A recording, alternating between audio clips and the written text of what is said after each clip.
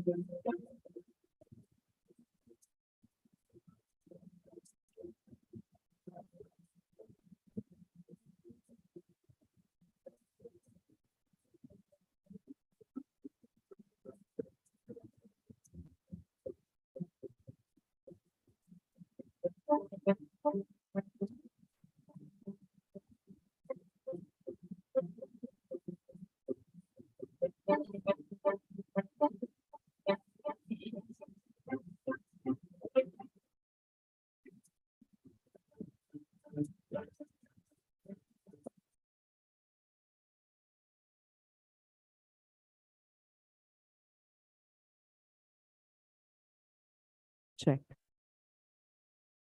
मत पूछ मुझसे कि मेरा कारोबार क्या है, मत पूछ मुझसे कि मेरा कारोबार क्या है, मोहब्बत की दुकान है नफरत के इस बाजार में।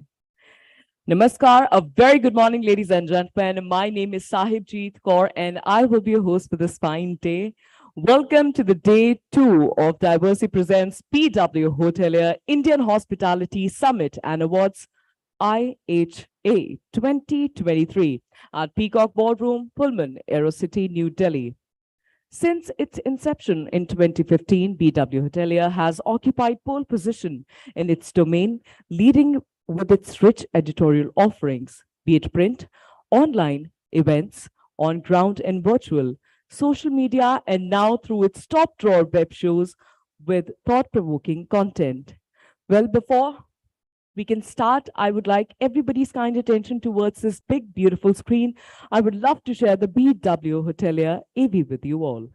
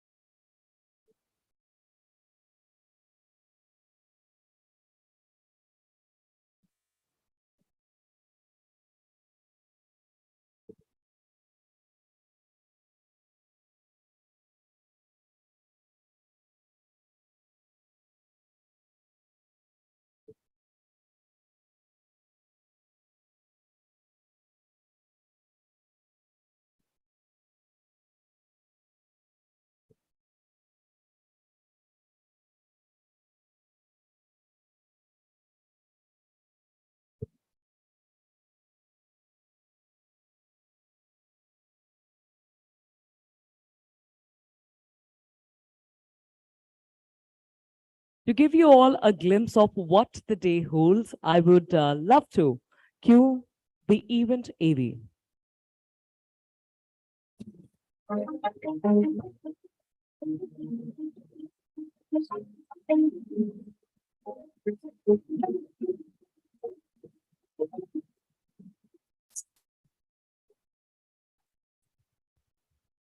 Cultures are not built because I came in 2017. The cultures are built by more than a century of doing things the right way. Yes, we all tend to make mistakes, but in general, did we conduct ourselves well? Did we do the right things? Did we serve the community as the most important stakeholder? Were we innovative? India particularly is an exceptional market with huge domestic base, emerging middle class that continues to acquire wealth, that continues to aspire to travel. You clearly need to have a full repertoire of business skills. Sure. Correct. Then you need to know your hoteliering skills. Sure. So I'm confident that looking up with the prospects of the early revival, certain more developments such as our impending presidency of the G20, which India will take on the mantle on the 1st of December from Indonesia. And this will result in a large number of meetings and events in the country, which will highlight and showcase the country's destinations to the globe. ये वो industry है जो देश को बहुत बड़ा support देती है. अगर हम इन टर्म्स ऑफ एम्प्लॉयमेंट की बात करें तो यही इंडस्ट्री है जो लगभग 300 से ज्यादा मिलियन लोगों को इन्होंने अलग अलग तरीके से इंडस्ट्री से जोड़ा है। हॉस्पिटैलिटी, ट्रैवल एंड टूरिज्म और F&B इंडस्ट्री एक ऐसा सेक्टर है जो आज देश को एक नए मैदान पर लेके जा रहा है। I want to thank my industry colleagues for giving me so much love and affection. When I saw this AV, I just couldn't hold my tears. I also want to thank the entire BW team for supporting the selection of all the awardees who have actually worked on the ground and made it possible to keep the industry flag high.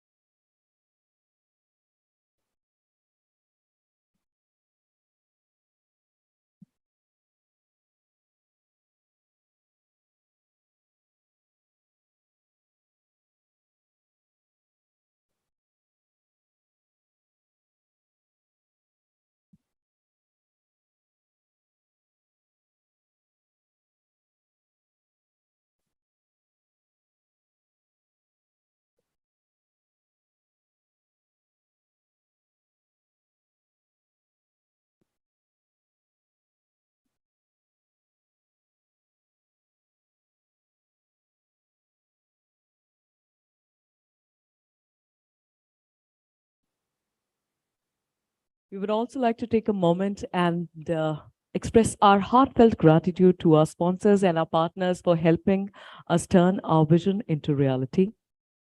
Presenting partner, Diversity, powered by partner RMS, co-partner Daikin, consulting partner Wang Hospitality Equipment Private Limited, lighting partner Highbeck, coffee partner Beanley, mobility partner Tata Ace EV, Platinum Hospitality Partners, Accor, Radisson Hotel Group, and Hilton.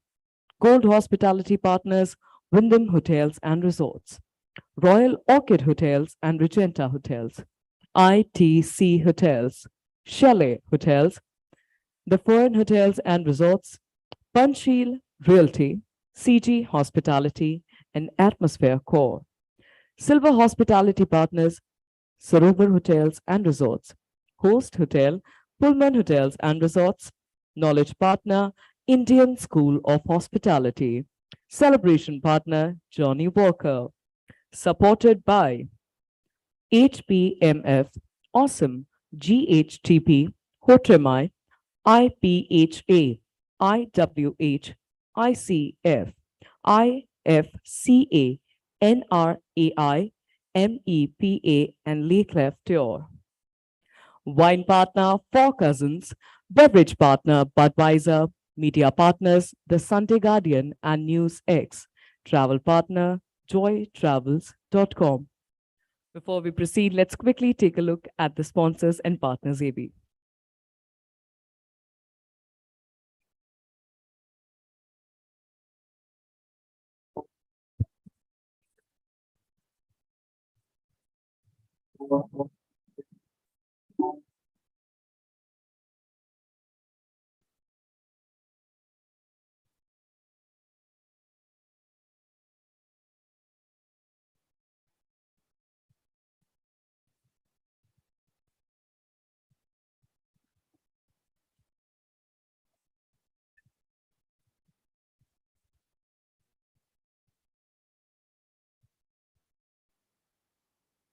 To maximize your business potential, you need smart hospitality software. RMS is an innovative property management solution tailored to your business strategy that lets you customize the right tools to effectively manage your business, including contactless guest-facing features. Our revenue-generating tools and built-in channel manager allow you to integrate with online travel agents, enable direct online bookings, and maximize your business profit. RMS can increase efficiency by automating day-to-day operations, giving you more time to focus on your guests and enhance their on-site experience with safe, convenient, and contactless options. Our mobile-friendly application is great for boosting staff productivity on the go. And to top it all off, we make the transition to RMS easy with guided training sessions, online resources, and 24/7 global support. Committed to supporting you in the new normal and beyond, RMS continue to innovate to meet your rapidly changing needs. Join us at the forefront of hospitality technology.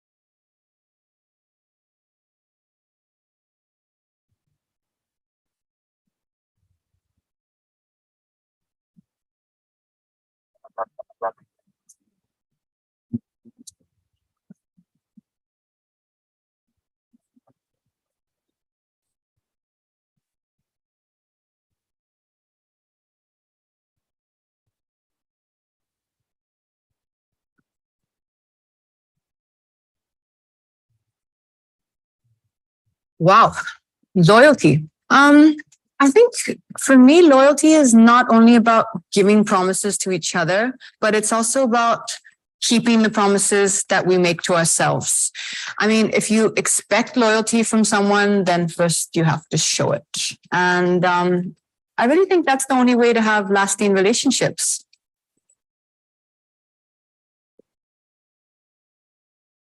Oh, okay, I see. But you know what? My answer actually doesn't change because to me, the Accor Live Limitless program, it makes me feel the exact same way. I mean, always keeps its promises to its members and it delivers.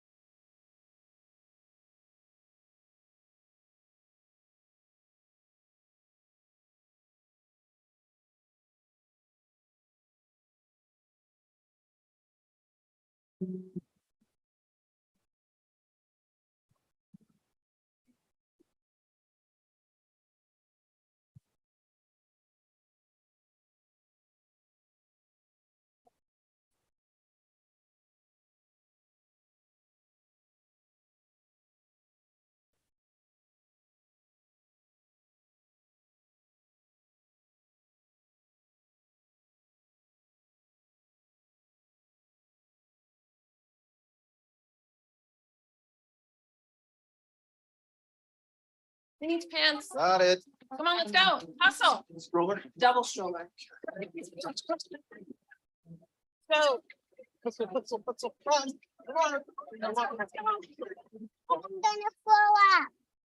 When you're traveling with 3 kids and pretty much everything they own, Hi, guys. Welcome. it matters where you stay. Hilton for the stay.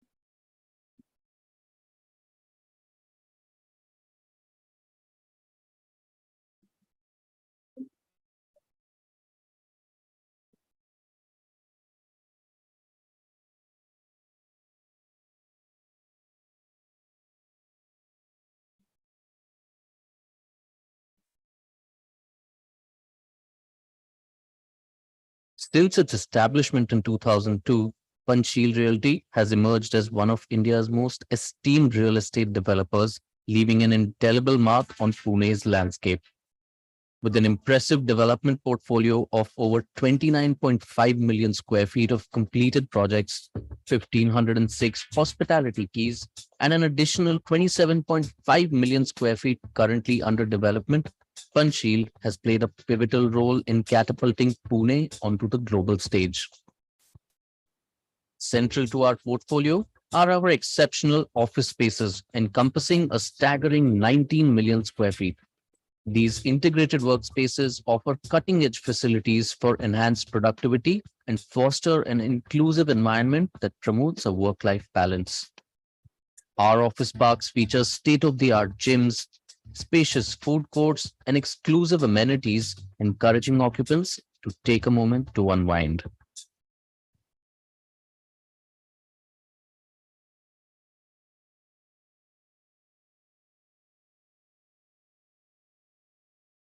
Well, as I said yesterday, it is important to start the day on a positive note. How about we bring up a very enthusiastic cheer for everyone who's present here in the room?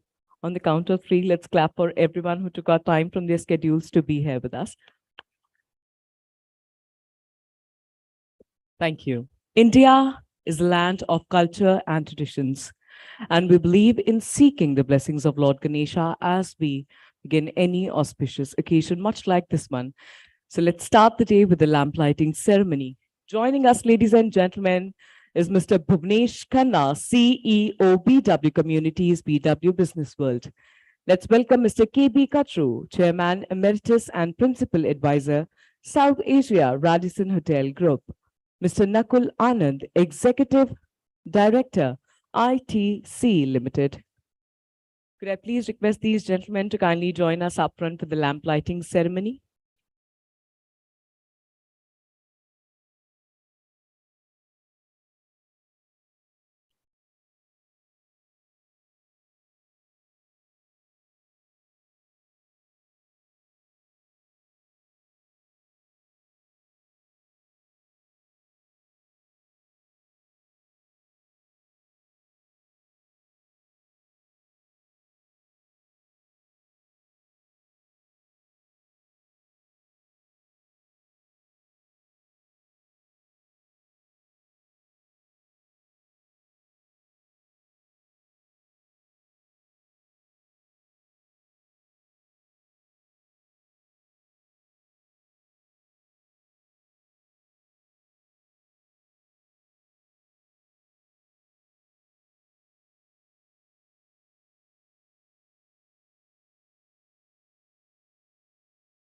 Requesting Dr. Jain, Mr. Lamba, Mr. Kaul to kindly join us for the lamp lighting ceremony.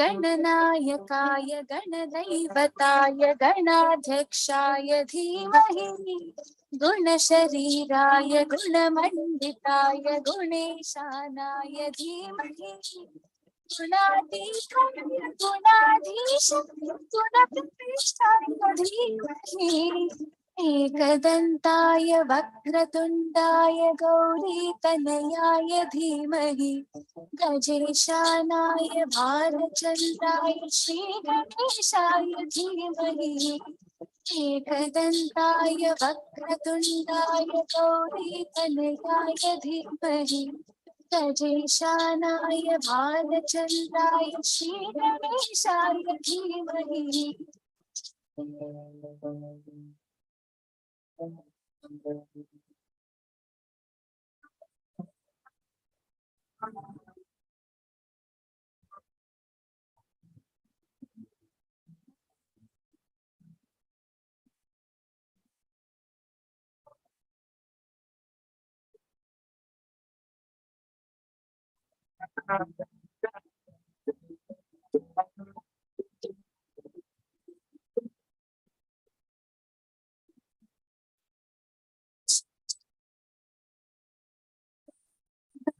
चतुराय गानाय गानान्तरात्मने गानोत्सुकाय गानमन्त्राय गानोत्सुकमनसि गुरुपूजिताय And now that everyone's here, let's begin with the lamp lighting ceremony.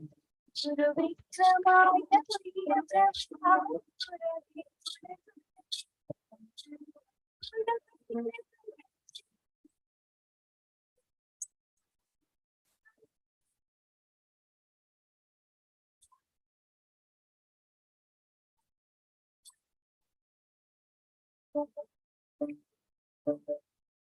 गीतसाराय गीततत्त्वाय गीतगोत्राय धीमहि गूढगुल्फाय गन्धमस्ताय गोचयप्रदाय धीमहि गुणाधीश धीमहि एकदन्ताय वक्रतुण्डाय गौरीतनयाय धीमहि गजेशानाय भालचन्द्राय श्रीगणेशाय धीमहि एकदन्ताय वक्रतुण्डाय गौरीतनयाय धीमहि गजेशानाय भालचन्द्राय श्रीगणेशाय धीमहि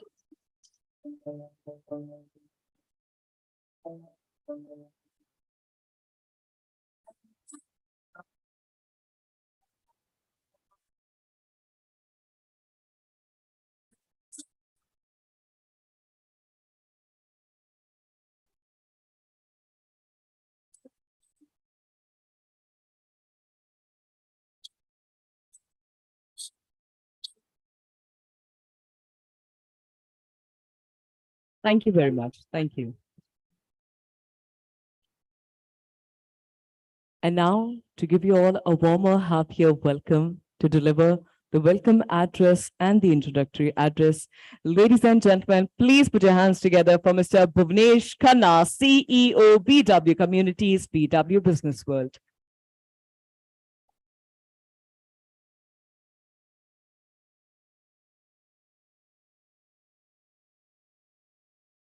Namaskar, good morning.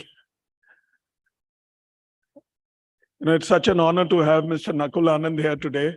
Mr. Anand, thank you for being over. All of you, day 2 of this momentous Indian Hospitality Summit and Awards. Imagine me like the father of the girl who's getting married. First day is over, the second day is on, right? So, this IHA has been extremely important. We've been graced by the who's who of the industry, be it Mr. Anand here today, Mr. Chitwal yesterday, Raj Menon, Dean Jain, KB Kachru, Ratan, Rahul, anybody who's in my site, Rajiv, Veer, Mandeep, Farhat, yesterday Jaideep, Zubin, all of you, right? I'm not taking all the names. We've had a lot of support. And when I look back at our journey over the last 10 years, it'll be on the 28th of April next year, when I just joined in and I didn't even have a name, right? I just moved on from Reliance Retail, and Anurag and me, we got chatting on a flight. I used to come back for years every Saturday to Delhi and go back every Monday to Mumbai. And I was up to my ears traveling and I'd fallen sick. And he said, yaar, kuch karna hai, BW Hotel khareed rahe hain, Khanna sahab, tusi mere naal aa jao. So I said, are you mad? And this call was at 12 at night. I said, are you drunk? I said, this man doesn't drink. He says, मैं झूठ नहीं बोलांगा, मैं एक गिलास wine पीता, मैं थोड़ी चढ़ गई है. मैं क्या फिर की करना है? He said, तुसी नाल आ जाओ. I want to start something. And this is how the idea was born. And we didn't have a name and we were struggling, but we had a partner, Hotelier International, right? And I just hope you've got Jyotsna Suri's cover over here, because she was complaining to Sarya da lata mera nahi laya. Orya. So I said, मैं तो यार photo खींच के भेज दो उन्होंने. Sorry, I keep slipping into Punjabi, which is my medium of education at Modern School, Barakhamba Road. Right? So, well, that's how it goes. But long and short of it, we've come fast. Within the first year, Hotelier International made us an offer to buy them out. We said, thank you very much. That's a kind offer, makes us feel good, but we are not interested. So we flew with BW Hotelier, and this is where we are. This is our 7th IHA, and we're doing fairly well. Hi, Raki. So we're doing extremely well. The one thing that we haven't done as yet is never look at competition, because we consider ourselves to be the only competition that we have. We look outside at ourselves to keep raising the bar and keep moving on and keep trying different things. More than anything else, for my motley team of BW over here, be it my shadow, Ajit, Amit, Saurabh, Nilesh, Priyanshu, Tanvi, Shweta, Kartike, all of you, right? So we work at a different level, but we enjoy our work. We don't bother about anything else. So having said that, we were blessed to have the Honorable Urban Affairs and Minister, and he's also heads the Ministry of Petroleum, Hardeep Singh Ji. He was here yesterday. He blessed us. He's also tweeted, if you will see, right? And today, the Honorable Governor of Kerala, Shri Arif Mohammed Khan, he's flying in from Trivandrum, and he'll fly back after the event. So be here at 7 o'clock sharp, because he will leave at 8:28. He has a flight to catch back. And also, I have one request. You're all hoteliers. You're known for your punctuality, but kindly show it over here. It needs to be displayed, be it the tea breaks or the lunch breaks or your getaways, networking. Networking will happen.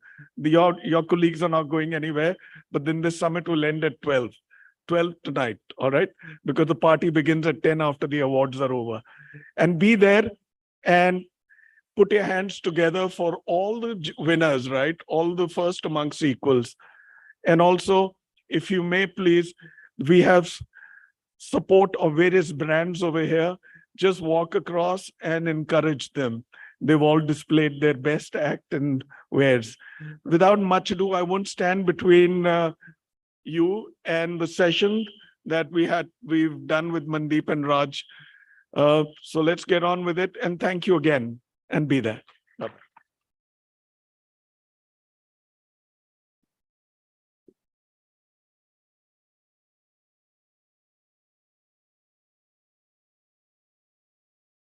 Thank you, Mr. Khanna. Ladies and gentlemen, today's digital broadcast is being streamed live across all BW Hotelier platforms, including our social media channels and also on www.bwhotelier.com. And in case if you're tweeting about it or posting any pictures or videos or comments across any of your social media platforms, please do not forget to use the hashtag IHA. So without any further ado, let's begin with the day two's proceedings with the virtual global leadership interaction on Asia Pacific Hospitality Outlook with Mr. Rajiv Menon, President, Asia Pacific, excluding Greater China, Marriott International Inc. With Mr. Mandeep Lamba, President, South Asia, HVS Anurag, virtually.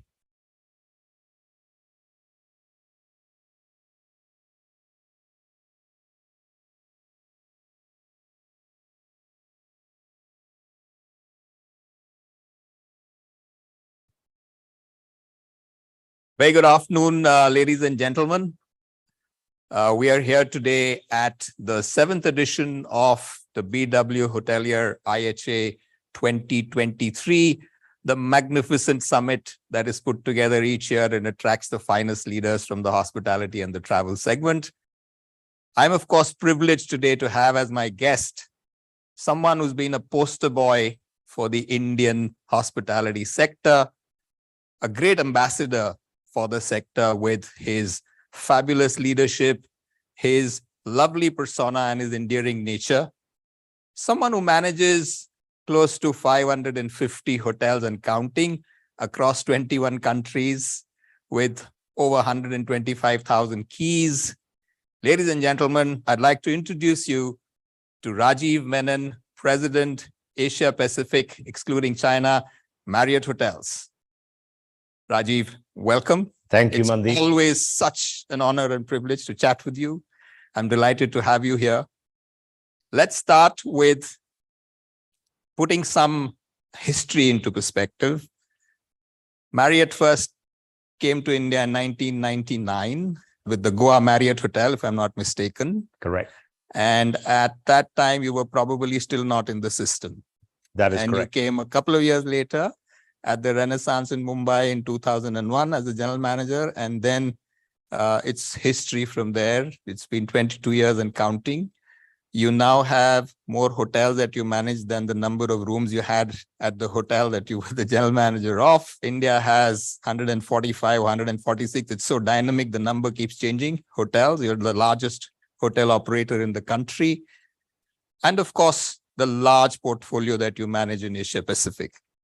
Tell us a little about this journey, this really exciting, interesting journey. First and foremost, it's a pleasure to join you. And as always, you are very kind. It has been an honor and a privilege to work alongside some incredibly talented people at Marriott over last 22 years or so. I remember coming on board from Sydney to join the Renaissance. And initially I had thought that, I was going to Mumbai to one of the hotels that was going to be somewhere in the city. I remember in the morning waking up and opening the curtains and finding a lake around the property, and only to be told later on that, this is where many Mumbaikars would come and picnic for years. So what started as a hotel that was an urban resort today is now pretty much part of the peripheral business district of Mumbai. And from there on, the journey has been truly, humbling, exciting, and an incredible learning experience for me.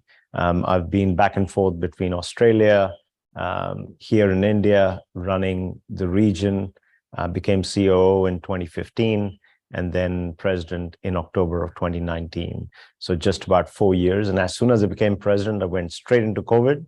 So there was no better learning experience than what we all went through over the last 2 or 3 years. But today, as we look back, I continue to say that you almost have to pinch yourself to see where we were 24 months ago and how many of us had thought our industry had changed forever, to today, when we seem to be breaking every record that there is in the history of Asia Pacific. So it has truly been a remarkable journey, and I'm just so thrilled and proud to be part of a great team. I'm going to take up that comment that you made about breaking all records. And I think that's happening in most parts of the globe. And a lot of people were writing the obituary of this sector when COVID had hit us. And a lot of us actually in the initial stages didn't really know where we were heading and what a comeback it's been. We're witnessing in many parts of the world, and thankfully in India as well, a sort of pricing power that the industry has seemingly got now, which is something that was the bane for this sector. At least I know that in India, one of our biggest problems was we were just not getting the rates. And that now seems to be turned around. We keep having this debate, we keep having this discussion internally and with various leaders. Is this something that's here to stay? And I'm going to ask you this question with your vision and the kind of portfolio that you manage and the exposure that you have for the sector. So I have a firm belief that COVID has reaffirmed the power of travel. When humanity at large was locked up in their respective homes and had all the time to think, they figured out that nothing was more important than their freedom, the ability to travel, spend time with family and friends. And that's about what we've seen as soon as borders have opened in any country around the world. People have come out and they have a willingness today to pay for experiences. They are willing to pay a premium for experiences. And I believe this is here to stay. When you look at the recovery pretty much across the world, even markets that had come out of COVID quite early, be it United States or Middle East for that matter, rates are holding and only moving upwards in those markets. So I remain fairly optimistic as far as Asia Pacific is concerned. You got to keep in mind, Asia was first into the pandemic and almost the last to come out, right? While China was truly the last to come out in my world, it was Japan that opened its borders in November of last year. So we've seen varied recovery across Asia Pacific, but it's a very similar trend that as soon as borders open up, the domestic folks start to travel first. It's driven by leisure, and then you start to see international travel. Interestingly, Asia, as you mentioned, and we witnessed, was amongst the slowest to sort of recover from the impact of COVID.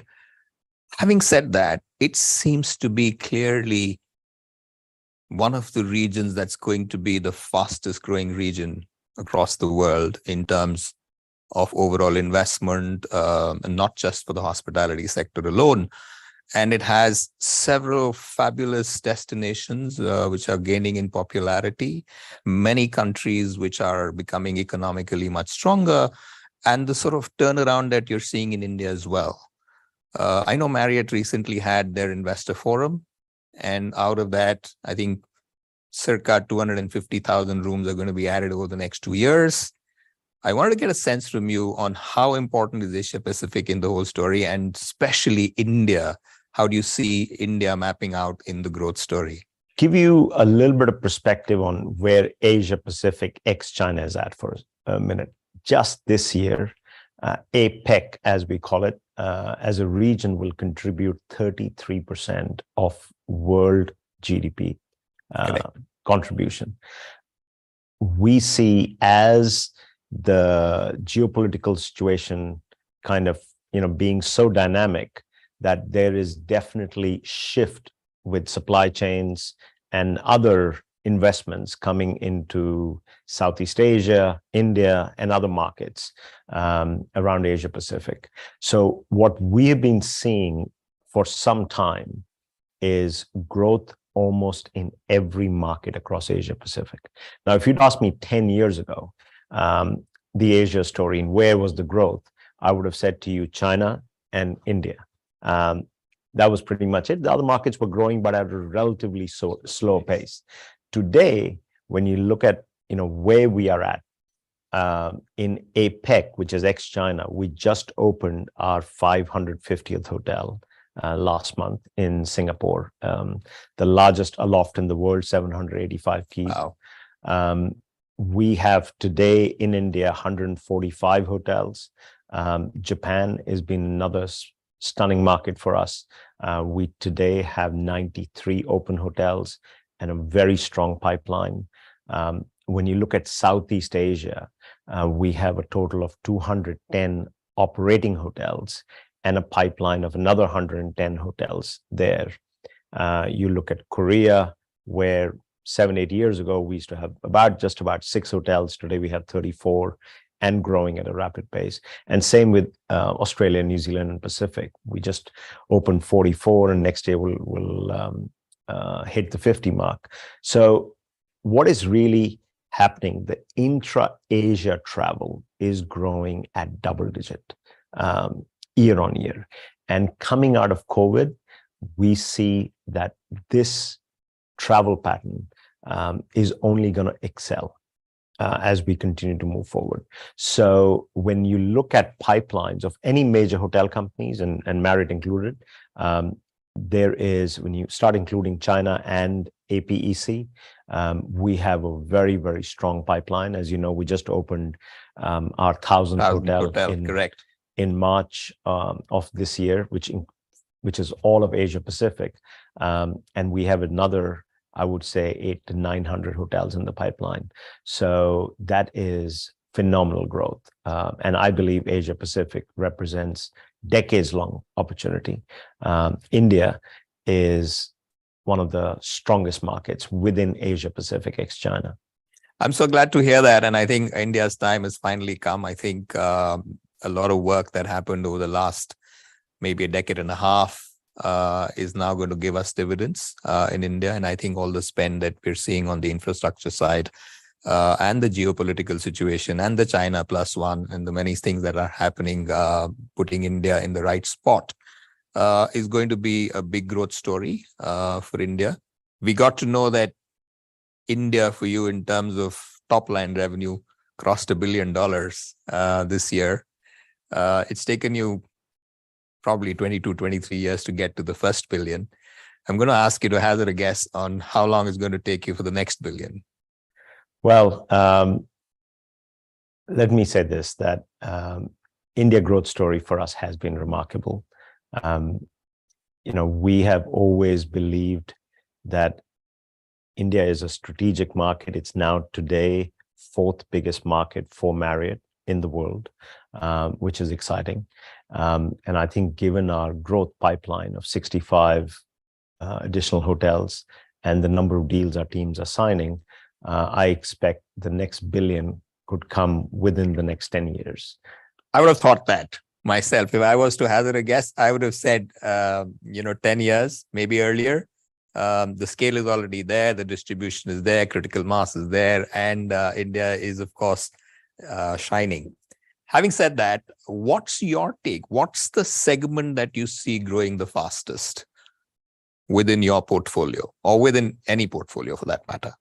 So when you look at various lodging segments, obviously given the population base of Asia Pacific, the demographics, growth is very strong in secondary and tertiary markets, right, which means that typically select service hotels, Courtyard by Marriott, Four Point Sheraton, Fairfield by Marriott, Moxie as brands are growing at a very, very strong pace.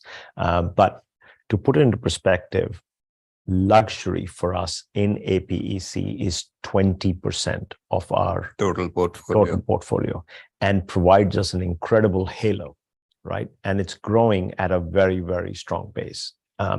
But you can only put so many luxury hotels in key resort markets and key gateway cities. So when you start to move beyond, when you look at the India story today, we have hotels in 49 cities across India. We have 16 brands, 27,000 rooms. And as you see growth, it's predominantly coming in secondary and tertiary markets and resort locations. So that's where we see a strong growth opportunity for the select service brands particularly. So secondary and tertiary markets, like you said, would be more the mid-scale select service, and the resort locations would probably be more luxury. Correct. So when you think about, JW Marriott as a brand, it's done exceptionally well. We now have 10 open, another 8 in the pipeline, and the way we are going, we'll be signing a few more shortly. So I remain pretty, positive on the luxury space within India. Now, India has always had an incredible legacy of luxury hotels. I've been part of that growth story, started my career with ITC, and I have huge respect for all Indian hospitality companies because they created this legacy. But when you look at below luxury, 15, 20 years ago, that's where there was an incredible opportunity for growth. And I think we are seeing a lot of that as what I've been very, very proud of from somebody who's seen India from the outside and inside is how the infrastructure development is taking place now as we speak. If you compare to what happened in China some 25, 30 years ago, it was really that infrastructure that came first, and then people, made it so much easier for people to move about. And we are seeing the government being very active in this infrastructure investments. And as a result, you see our industry, you see hotels popping up on the outskirts of major gateway cities, Sona, a Courtyard or Ravli, for that matter, or, you look at outside Mumbai or Kurg and other locations where we've been opening hotels, which are all in that driving distance, 3 to 4 hour time frame. And that's where you will see some incredible growth. I am very bullish overall on leisure travel, and at the same time, just the consumer is asking for, as in many parts of the world, people are still working from home. There is a lot more focus on doing meetings, small meetings, getaways with teams, and so on and so forth. So meetings, leisure travel is definitely where we see incredible opportunity. I couldn't agree more. I think that's the segment that is seeing a great amount of growth. We're seeing a lot of that in the work that we do in terms of areas where new developments are taking place, and the feasibilities and market studies, etc., that we're doing. There seems to be, and the operator searches, there seems to be a big surge. Of course, leisure is now much on the radar after COVID. We were also grossly sort of inadequate in our leisure infrastructure, in as much as both the infrastructure and the hospitality infrastructure is concerned. And I think a lot of that is getting settled, getting improved because of new roads, new connectivity, new airports, new railway stations, etc. So a lot of that is certainly going to boom. And of course, with the tier 2, tier 3 cities and the aspirations of the population that live in those cities, as they as their personal incomes grow, are going to need a lot of new hotels in those cities. And I think there's a huge market given the size and the population of India. 31 brands, I think, is what you have globally. That is correct. That keeps changing as well. Sometimes you add brands, but in 16 in India. So are we going to see a few more coming? Is Definitely. the market ready? Before the end of this year, early next year, we're bringing Moxie to India, which Yes. I'm very bullish about as a brand. It's one of our fastest growing lifestyle brand. We are very open to bringing more brands into the country. But one thing, Mandeep, we've always done whenever we bring a brand to any market is a whole lot of research on the consumer expectation, because there are nuances, right? Just case in point, when we bought Fairfield by Marriott to India, we had spent millions of dollars researching what the Indian consumer wanted. And it was clear that it wasn't the traditional Fairfield in the US, right? With very limited food and beverage offering. The customer here was looking for some kind of a delivery to the room, right? In terms of food and beverage, they wanted a little bit of F&B. So we built all of that in. And as a result, we've seen great success with the brand in terms of its growth.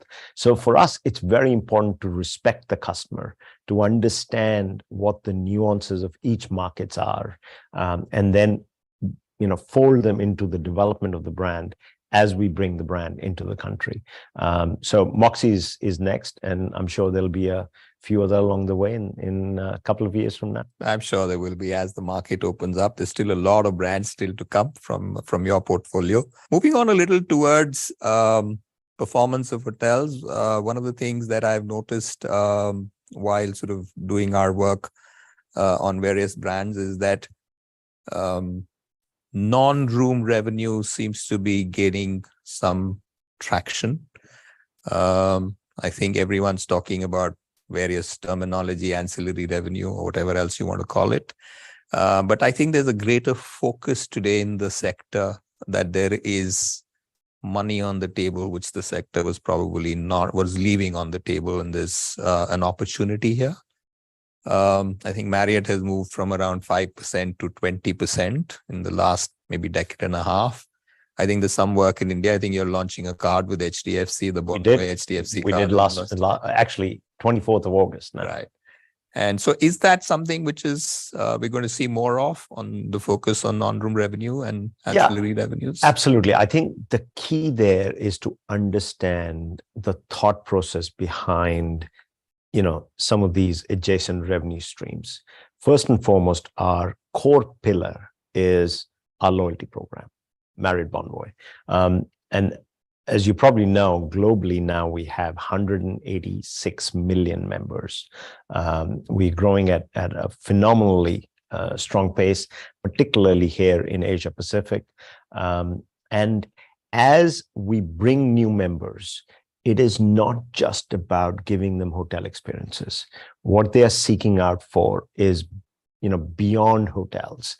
What we found is 1 out of every 5 bookings a few years ago, at least in US and Europe, people, as they were traveling with families, they were looking for bigger accommodation. And that's when you saw Marriott introduce Marriott Homes and Villas, for that matter. In the US, for years, we've had very strong co-branded credit cards, be it with American Express or JP Morgan Chase. They've been highly successful. And as far as I'm concerned, that is the best form of loyalty to any brand when somebody carries a co-branded credit card in their wallet. We launched these cards in Japan. We have today 2 in Japan. They are, I just met with the American Express team, and they're, according to them, it's by far the best-selling co-brand card in the country. We launched Korea a couple of years ago, and then obviously we launched India August this year.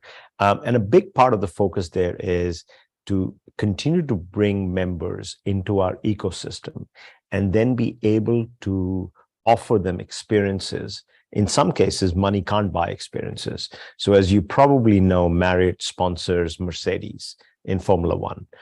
So if you were in Singapore at the Singapore Grand Prix, our members burnt some 18.5 million points to come and spend time in the Mercedes suite, hanging out with, Hamilton or George Russell, or going into the garage. And those are money can't buy experiences. Right. We sponsor Manchester United, Australian Open in Australia. And, I was there earlier this year, again, close to 10 million points burned by our members. So it's really about continuing to build out an ecosystem where we can offer our members a place beyond just hotels.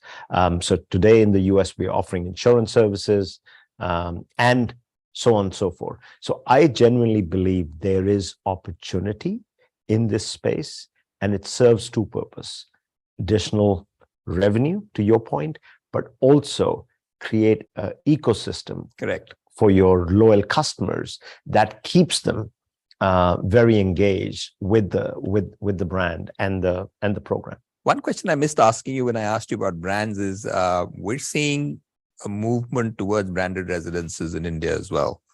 And we've done a project with you where we've signed some branded residences along with the JW Marriott Hotel. Is that something you see gaining traction? We are. In fact, Asia Pacific branded residences is now one of the strongest growth areas. Now, if you know, Marriott is globally the biggest residential, branded residences operator. Asia Pacific was pretty much the last market to take off. But at least in the last 2 years, coming out of COVID, we've really seen a lot of demand, to the point we actually brought in a regional director specifically focused on residential. I'm aware. Yeah. I'm aware. I've interacted as well. Correct. So we see a real opportunity as people acquire wealth. You get this upper middle class and upper echelons of society. There's a real desire. Aspirational living. Correct. and to be associated with the brand, because it almost guarantees you certain standards. And that's where we see some great opportunities. And this is true across Asia Pacific today.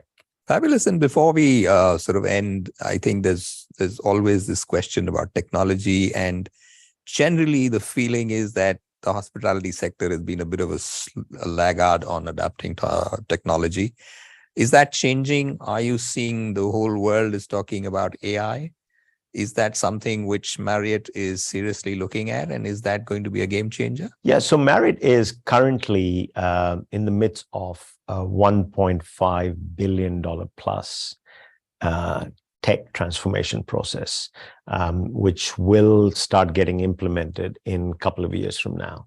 And that includes new reservation platform, new upgraded loyalty platform, and so on and so forth. Our view, even pre-pandemic, was that we wanted to be on the front end of particularly digital. So what you've seen coming out of COVID is that there's really been this shift, and almost consumers have leapfrogged in the way reservations were being made previously.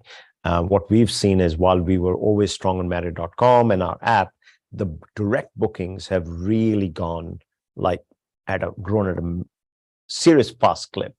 And that trend is continuing. There are some other digital pieces that we all thought, QR code for menus that'll stay, have disappeared. But the digital transformation is here to stay. When we talk about AI, we are a firm believer that it'll help improve processes and really, create seamless operations for us to be able to deliver incredible experiences to our customers. So we are very engaged. We strongly believe to be on the front end of technology. Given our size and scale, it does take a little bit of time to get through those 8,500 hotels and almost, hotels that we're opening every day. But I remain very confident that the tech piece will truly be an enabler for us to deliver these incredible experiences and personalized experiences as we think about the future. I think so too. I think AI will be a game changer, and I think the industry is sort of waking up to that. There's a lot of stuff happening, not just on AI, but a lot of other tech transformation, as you're mentioning. And I'm glad Marriott is taking the leadership position. That's a lot of money, $1.5 billion, which being invested in tech. Tell me, Raj, 21 countries, 22 working days in a month. How does Rajiv Menon manage the life that you have? Tell me a little about work-life balance, and what does Rajiv Menon do to sort of de-stress? So first and foremost, I am blessed with an incredible team around me. And one of the things we did coming out of the Starwood acquisition was really put our resources closest to the market. So today, when you look at my world of 21 countries, pre-Starwood, we probably had 3 offices across APEC, APEC. Today, we have a full setup in Japan, led by an area vice president, development team, lawyers, global design, and so on and so forth, that are based in Tokyo. So for example, in Japan during COVID, because 2020 was the Olympics, right? We opened some 35 hotels. Now, in the past, we would send people there every day. We couldn't literally couldn't send one person there. Thank God that we had the team on the ground. They managed, and they did exceptionally well. Similarly, we have, incredible team running Australia, New Zealand, Pacific, sitting out of Sydney, team sitting in Jakarta, team sitting in Bangkok. In India, we have 3 offices, obviously led by Ranju in Mumbai. So as I said, I'm blessed with an incredible team around me. As far as work-life balance, I do travel a fair bit, but I make a commitment to myself to exercise whenever I get an opportunity, which is not that often, but particularly on the weekends. Given that I have a young family, I try and get home on a Friday and not leave till late Sunday night once everybody's in bed, or ideally Monday morning, which means that over the weekend, my rule is one day I will not touch my computer. I do sneak peek on my iPhone to see if there's any urgent messages, but I try and stay away from the computer for that one day, and then really spend time with the family. When you're at home, with the kids, we play a lot of tennis, we run around, wife and I go for great walks. So that's the way you kind of just disconnect. And as a family, we've always taken a couple of holidays a year where it's just us, and you just find a way to disconnect, because I think that work-life balance is critical. Now, I have not mastered it. I am probably not a good example of it, but at least from my family perspective and my perspective, it works. I'm a believer that each individual has to figure out what their perfect work-life balance means to them, and then work around it. Last question. What's the cuisine that you really enjoy? Is it Indian, or you're not a great Indian food fan? No, I have a very simple rule in life, that anywhere I travel, I will only eat local food. Right. More often than less, I will not eat breakfast because of the lifestyle we all live. So, try and cut at least half a meal, if not a meal. But then for the rest, you try and, my belief is you just, that's the best way to connect with people, understand the cultural nuances of the market you are in by experiencing their local cuisine. So I was in Japan, and that's all I did over the last couple of days. Raj Menon, always a pleasure. Ladies and gentlemen, Raj Menon, thank you so much. Thank you, Mandeep. Always.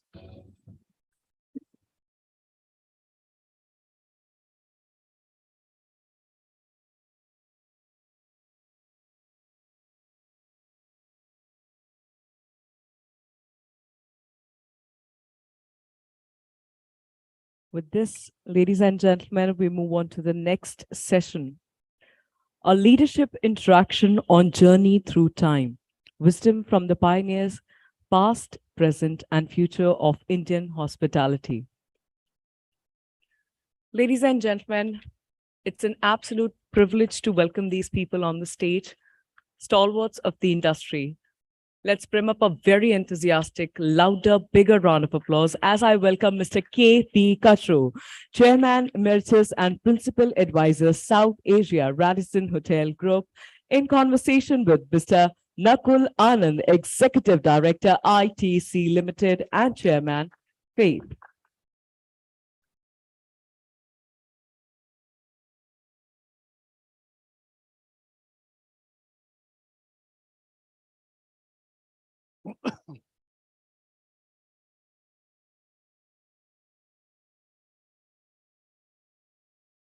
One question each, or you ask one and I ask one? Nakul, I think we should try and make it a little lighter. And I think we got a real good dose from Mandeep and Raj about what's happening in our industry and what we're doing. Some of my colleagues said, why don't you make it a little fun and tell us about each other, what we are, what we wanted to be, and what do we want? So you want to go first? Firstly, it's an honor to be sitting with Mr. Kachru. I always call him Mr. Kachru, but I gave him the first opportunity. But I'd just like to say that a couple of days back at the Radisson, he launched his book, one of the most brilliant books that you can see about his lifestyle, his career, what he did, his humility, his agility, etc. But I left very disappointed. I've never been so disappointed in my life, Mr. Kachru. Till he was on stage, and it was mentioned in the book that he was general manager of the Ashoka at 28 of a 560-room hotel. I had crowned myself as the youngest GM at 30 of a 140-room hotel. So he dethroned me literally in a matter of 5 minutes. And a title I had held which I had held for myself for about 25, 30 years, went up in smoke. But ladies and gentlemen, what I was very glad about it was that the title was with a man who deserved it even more than I did. And that's Mr. K.V. Kachru. Thank you. Thank you. Over to you, sir. Thanks for the heavy-duty introduction. And I think we both have literally grown together. You know, the difference is I dye my hair and you don't. We, yes, it was great to be a general manager of a hotel. In fact, I started my first posting as general manager at the age of 23. At Aurangabad Hotel, and one of your senior colleagues. You made my title even more distinct now. One of your senior colleagues who was with ITC, he was heading your hotel operations, Habib Rahman. In fact, he taught me to drink. He taught a lot of us. I had my first drink when I was 23, and after having worked and trained in Germany, I still had my first drink with Major Rahman in Aurangabad, which was rum and coke. I mean, that's what I started from. It has been an incredible journey, and I'm happy. We don't really plan everything. Life happens, and I got this opportunity, and I think I did what I could. Nakul, you have had a wonderful journey, and I think it's a lesson for generations to come. A person who actually started as a management trainee, and in the same company, he not only headed the hotels division, but also became director on the board of the entire ITC. I would like to know, did you do something differently? And how did you achieve this? Thanks, Mr. Kachru. No, I don't. Call me KB. I can never do that. So I think that one of the things that if I look back at my own career, etc., and I think somewhere in life I had read that anyone who has achieved success has been unreasonable. You have to be unreasonable to a lot of questions, to a world that does not exist as yet. You've got to see a world that does not exist. And as we had discussed, I was just trying to put down a few points. If I was to say what were the big five, or what were the big five that were sort of my success points and can be the force, my hindsight can become somebody's foresight, was first, I think Mr. Deveshwar told me at a very early age, when I was still a night manager, that set aside 1 hour every day for reading. And believe me, life never stops teaching, so never stop learning. And it was Isaac Newton who said that reading or learning is the 8th wonder of the world because it compounds, right? And there is nothing better than compounding, because compounding is really the 8th wonder of the world.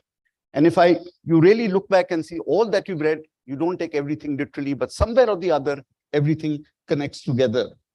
Number two, I think I was told, one of the things that I became a general manager, not as young as him, but I'd only been from the front office stream and I'd become a general manager. Little did I know about food and beverage. There were words, there were questions everywhere that maybe he's the chairman's favorite or that's why he's become, etc. I had to prove myself. And therefore, I began to question fearlessly. I questioned everything. Nothing was given. Why should this be there? Why should the fruit be in this form? Why should chefing dishes be put in this form, etc., etc.? As they say, question fearlessly, and you will find answers that you never asked for before. And that really helped me. And I think in this industry, we were very rigid about certain things. We would not question it and we could not alter it. But when you began to change it, so I think the second tenet that I leave beyond is question fearlessly. Third, I've always said it is excellence. One of my favorite books has been Good is the Good to Great. And why did I like the book? Because the first sentence itself caught me and it says, good is the enemy of great. And very often when you are good, right? You don't become great, etc. The difference between ordinary and extraordinary is only those 5 little words extra. Otherwise, you remain ordinary. Early in life, I learned, we created the motto, what we did for ITC Hotels, a wow at every moment of truth. The team began to ask at every important event, what is the wow? In this document that you're presenting me, what is the wow? In this banquet you're doing for Mandeep Lamba or Rajiv Kaul, what is the wow? Everywhere we began. So it was all about excellence. And excellence is really a culmination of 1,000 details executed perfectly. It's not anything that is so large or so big, etc. Can I ask you a question? Sorry to interrupt. Some of your team members who work with us, I was a little intrigued, wanted to know a little bit more about you. I said, you know, what is there in Nakul when he actually briefs his EC? And what does he expect? What does he ask? They said one thing he consistently told all of us, you have to be odd. Do odd things if you want to be number one. Absolutely. And exactly the point that I was making, that to be number one, you have to be odd. You have to stand out with the crowd. If you do what everybody else did, you won't be there. You're absolutely right. Lastly, the last 2 points before I come back to you. One is planning. I think always look ahead, plan yourself. Rightly said by somebody, I dream my painting, then I paint my dream. Lastly, and often have I seen leaders, I've worked with bosses, I've worked with general managers, I've worked with directors, I worked with 2 chairmen of ITC or 3 chairmen with ITC. And then I often look back and see what was the success between A, B, C, D, or what was the different styles of management. And something that stood out to me, and then when I researched further and read other books, was all about focus. Those who are able to focus and not get distracted on the subject that is there will always succeed. Those who are able to identify the focus areas, the A in the ABC, will always succeed. So if you're able to identify your focus, and if you're able to focus, right, that is one reason you've got to train yourself that how to distract, not get distracted, and how to starve your distraction and feed your focus. Mr. Kachu, enough about me. A question about you. As a hotelier by choice, your initial journey, dreams, walking down memory lane, lots of lovely stories we heard that day. Could you tell us some of them? You know, I'm a hotelier by accident. I actually accept that I come from the state of Jammu and Kashmir, which has a pull factor for tourism, a little more than some of the neighboring areas. I, like any middle-class family, your parents expect you to be a doctor or an engineer or go to civil services. I joined, I did my pre-medical, and somehow I thought I'm not actually going to make it, because the first dissection I did was of a frog and then an earthworm. And I said, you know, that's not me. I just can't do it.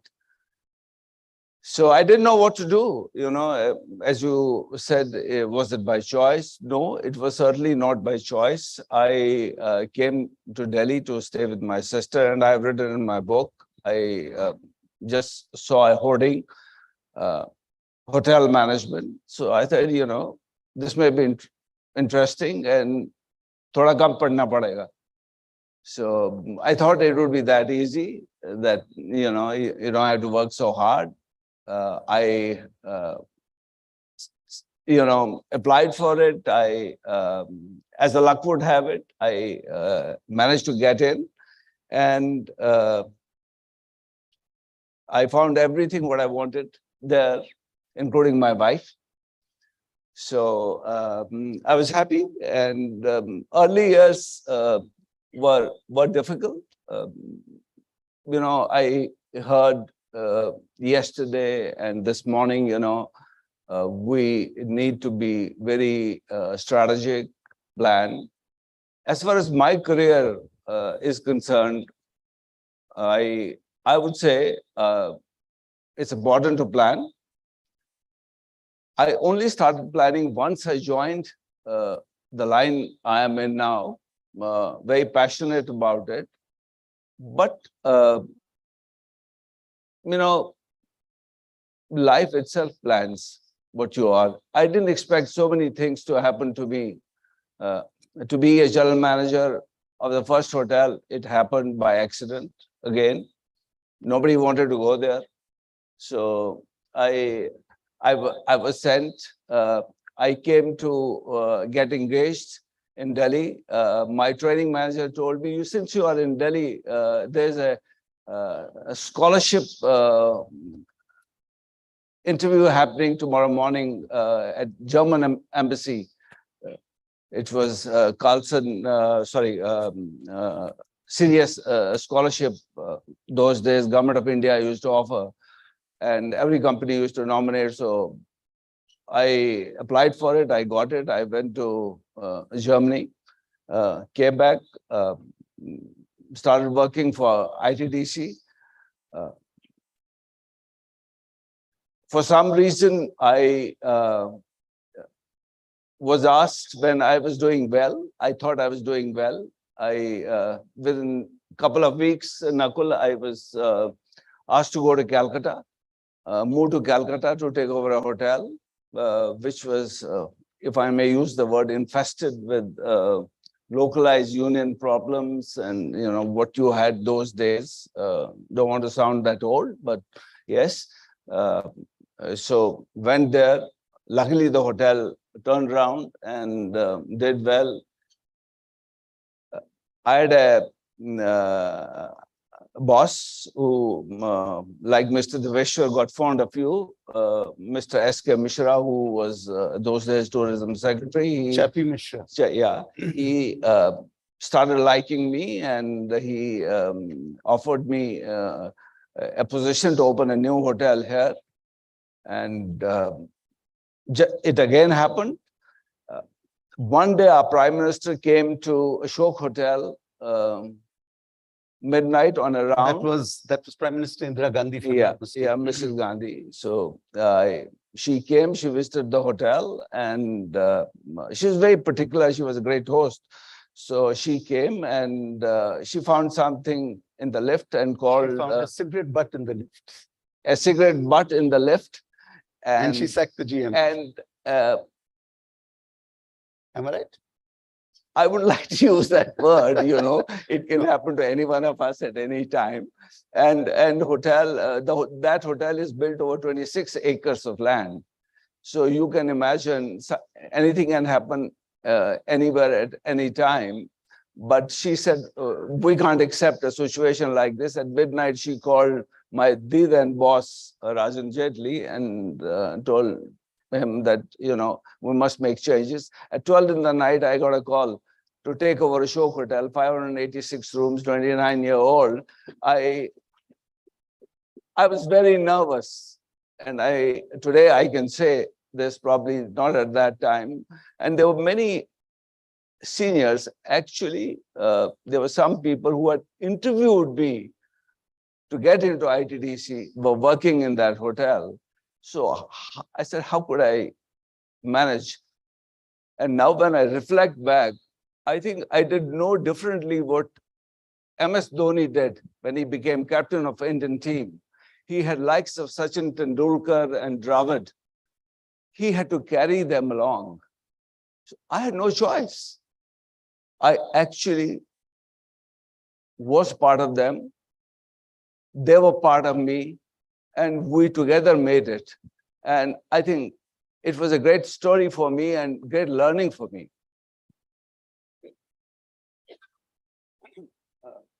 I think we could add value to this session by each of us telling in my 45 years to tailoring, what would I consider that one secret? My mic's not working. Is it working? Is it working? No. So very often I've been asked this question, and I'll give you my answer, and I'm sure the answer, each one of us has had a different experience. That if one was to say that, how do you determine the success of a service organization? And what makes a service organization successful? What would your answer to that be? I'll answer first, and then I'll request Mr. KBK to give his answer, etc. I'll give you a little story of a real incident that happens with me. And I shared this with my team the other day. I was in a neighboring country. I was staying in a hotel. People knew that I was a hotelier. I was chairman of Faith and so on and so forth. I'd been upgraded to a suite. So it's not that nobody knew me.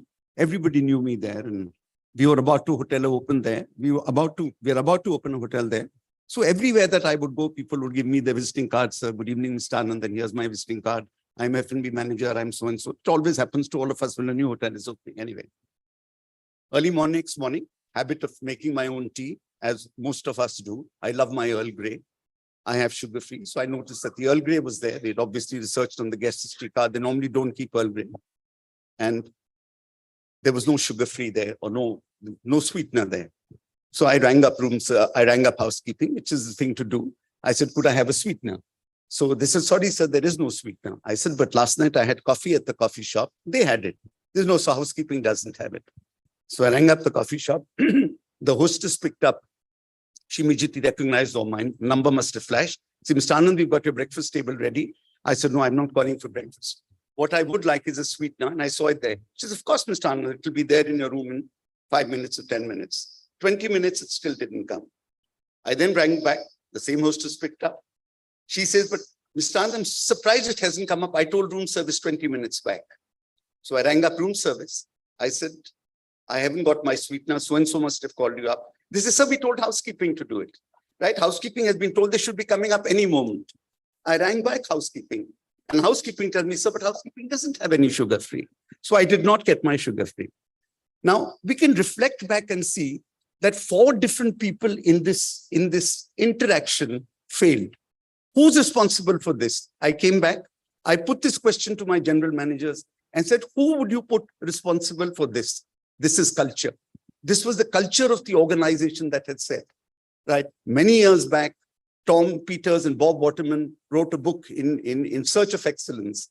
And to find what was the mantra of success in many organizations, right? In all the Fortune 500. They came to the conclusion that these organizations that are successful have a very strong culture. It may be different, but people know what to do, where to do, how to do. And in culture, everything communicates. How you walk, how you talk, what you clean, how you tend to a complaint, etc. Drucker rightly said that culture eats strategy for breakfast, right? And if you really look at it, there is an input and there is an output, right?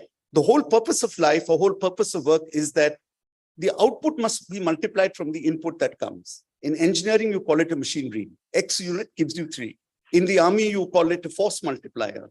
In chemistry, you call it a catalyst. In the service business, you call it culture. It's the culture that multiplies, right? The input to the output. Thank you, sir. So in my opinion, we are the caretakers, we are the custodians of culture. And culture is the most important thing in an organization that will make or break a service organization. Mr. Kachru, over to you. I don't think I can argue on what you are saying. But, there is a difference between processes and culture as such. I think culture, you don't build overnight. I think it's brick by brick. It is a combination of processes and trust, delivery. I think when they are combined, and there has to be accountability. The other day, somebody asked me, what would you like to be remembered as, And I'm going to ask you this question also. But I personally feel, there are lots of people amongst us who are just focused on the bottom line. Yesterday, I was here, one of the speakers really gave a fantastic answer that it's just not the bottom line. We are pushing ourselves, getting things done at the cost of something which will damage us in future. We should be remembered as driven for accountability, as you said, whether the sugar sachet or, whatever is to be delivered. There must be accountability at all levels. But for leaders, I feel there are few things which should not be compromised. I was telling Dean Jain just a little while back, I said, if God has helped us, somebody has opened doors for us, we as leaders must ensure that we open doors for others. We need to be humane. We need to be compassionate. We should value our teams. Individuals are not higher or better than institutions. Institutions will remain. People will come and go. Processes, what Nakul said, you cannot again argue, because if you don't have a process, you don't have accountability, nothing will fall. Everything will fall apart. So I agree totally with you. We need to have very clear processes to identify who is accountable for what, but at the same time, create that humane and compassionate positioning as leaders. I'm sure you have a little gyan to give us what you think is workable before we come to lighter moments of our life. No, I think I'll answer one question of yours you asked some time back, that what would I like to be remembered by, right? I'd like to be remembered by being a professional hotelier. And let me tell you why I say that. All throughout, I have believed that, okay, let me put this in another way. When you are at a social party, you meet somebody and you ask him, what do you do? If he's a doctor, he'll say, I'm a doctor. If he's an engineer, he'll say, I'm an engineer. If he's a chartered accountant, in all probability, he'll say he's a chartered accountant. You ask a hotelier, right? Very rarely would he say that he's a hotelier, right? I work for Leela, I work for ITC, I work for Taj, I work for maybe whatever it is, etc. But hoteliering is no smaller profession. We are hoteliers first, and we work for ITC, Taj, Oberoi, Leela second. So all along, and I spoke this at Dilip Puri's ISB also I mentioned, we must all remember, and one thing that I've always tried to promote is the cause in every industry forum, non-hoteliering also, that hoteliering is no less a profession than any other. And therefore, I would like to be remembered as a proud hotelier.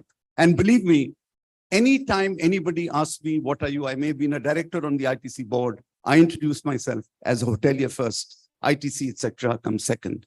So promote the cause of hoteliering, give pride in the fact that hoteliering is one of the greatest professions which it is. That's what I would like to say. Absolutely. Nakul, can you, again, on a lighter side, do you remember anything funny or incidents happened in your life which you would like to share with all of us here? It was an eye opener, and I can never forget. My first job was a night manager. It's a very notorious term today. After two versions of night manager have come, but believe me, we were no different, right? Although we didn't indulge in many of those things, but till the movie came up, I would always proudly say that I started my career as a night manager. I now say I started as a lobby manager. In any case, that time I was a night manager. And my predecessor from whom I was 7 days into night manager, he told me that this is a very cushy life. You come this was in Chennai, we call it now Chinna Chola, the smaller Chola, 100-room hotel. You're the only person at night, etc. Come in at 10 o'clock, the last flight came in at 7, so there's not a single check-in to do. You sign a few folios because lobby manager has to authorize all the folios. You sign a few folios, wait for the F&B guys to finish your colleagues, have dinner with them. They go off at 12, go and sleep in the locker room till 4 o'clock or 5 o'clock, come down at 6, see a few checkouts and go home at 6, 6:30, have a cup of tea or something. That was the night manager's job that time. So it's very different from what you all believe we used to do in the magazine. But anyway, we were so accustomed to this routine that, and those of you who remember the old system, the greatest sort of priority that was given to a lobby manager was that he had the grand master key of the hotel. Right? Shift to shift, we would have the grand master key of the hotel. And that was the greatest trust that you could put on a lobby manager. Now, with what I had learned from my predecessor, I'm going to sleep for 3 hours. So I was going up for my 3-hour snooze to the locker room. I gave my grandmaster key to a senior, to one of the bellboys, and I went to sleep, etc. Till I was woken up by him later for some anyway. One guest went up to his room, early days of the hotel, etc. This guy got locked in his toilet. The inside lever got free. Now, he kept, those days, the bathroom phones, if you remember, were only a one-way phone, right? You could receive, you couldn't dial a phone, etc. So this guy sat on the WC and kept tapping. He finally got through to room service. Room service connected him to bell desk. Here's this young enthusiastic guy who had the grandmaster key, who didn't decide, he thought he didn't want to wake me up, rushed up, opened the room door, opened the bathroom door and said, "Sir, I'll tell you how to use this door." Shut the door. Both were locked inside because the door was free from inside. For the next 2 hours, both of them were taking turns on the WC, tapping to see that where they could get through. Right? So that was one of the incidents that made me realize, and I woke up, that's the time I realized that, no, you can't give your master key, you can't do this, etc. I repositioned my job from a night manager to a night general manager. I said, I'm not the night manager, I'm a night general manager. I have to stay awake, I redesignated myself. Even then I began to go and look at the number of units of electricity that was used. Can I cut that down? Number of there were no tea kettles in room. Room service used to be a nightmare. 55 orders at 7:35. Each guy is vacant. All of us who've been through that generation remember, I'd go, none of my business. But because I'd called myself a night general manager or a general manager, I would be in room service at 6 o'clock in the morning, making sure the trays were set and so on and so forth. But some of the incidents but you may like to repeat. Mr. Kachu, I think that we're out of time, but it would be the incident of you receiving a head of state twice is, I think, even a funnier incident than what I went through. So if you could repeat that. I think, professionally, they all need to know what a night manager or a growing leader has to go through. And I think very good example. And, we are today because of our teams. People, we all think we made it. No, it's the team which actually does everything for you. You are just the face. Now, coming back on the memorable experiences, I would stay away from preaching and, giving you jargons. We have so many of you here who probably know better. I just want to share 2 incidents. One is, I was lucky, first of all, to have 107 heads of states under one roof for one event. NAM and Chogam, about 107 head of states. Many incidents happened, and some are written in my book. I've written because there are quite a few, so I can't take Bhuvnesh's time here. And some personal experiences. I'll start with a very small snippet of a personal experience. I was an assistant manager wanting to get married, and at a very short notice, it was decided that we'll get married because both parents were not wanting us to get married. So we were just given 6-7 days, and I didn't have any attire to wear on the Shadi day. I went to my general manager. I said, "Sir, I have a problem. I need to go to Delhi. Yahan koi banayega nahi." So he says, "No, I can't give you chutti, but I'll arrange for your attire." The next day he came. He says, "I've organized it, but just try if it fits you." So he gave it to me. I was fortunate to have the attires. I asked him, I said, sir, ye aap kahan se laaye ho? He said, I bought it from the treasury. Maharaja Hari Singh got married in this. I wore that. It's in a museum today.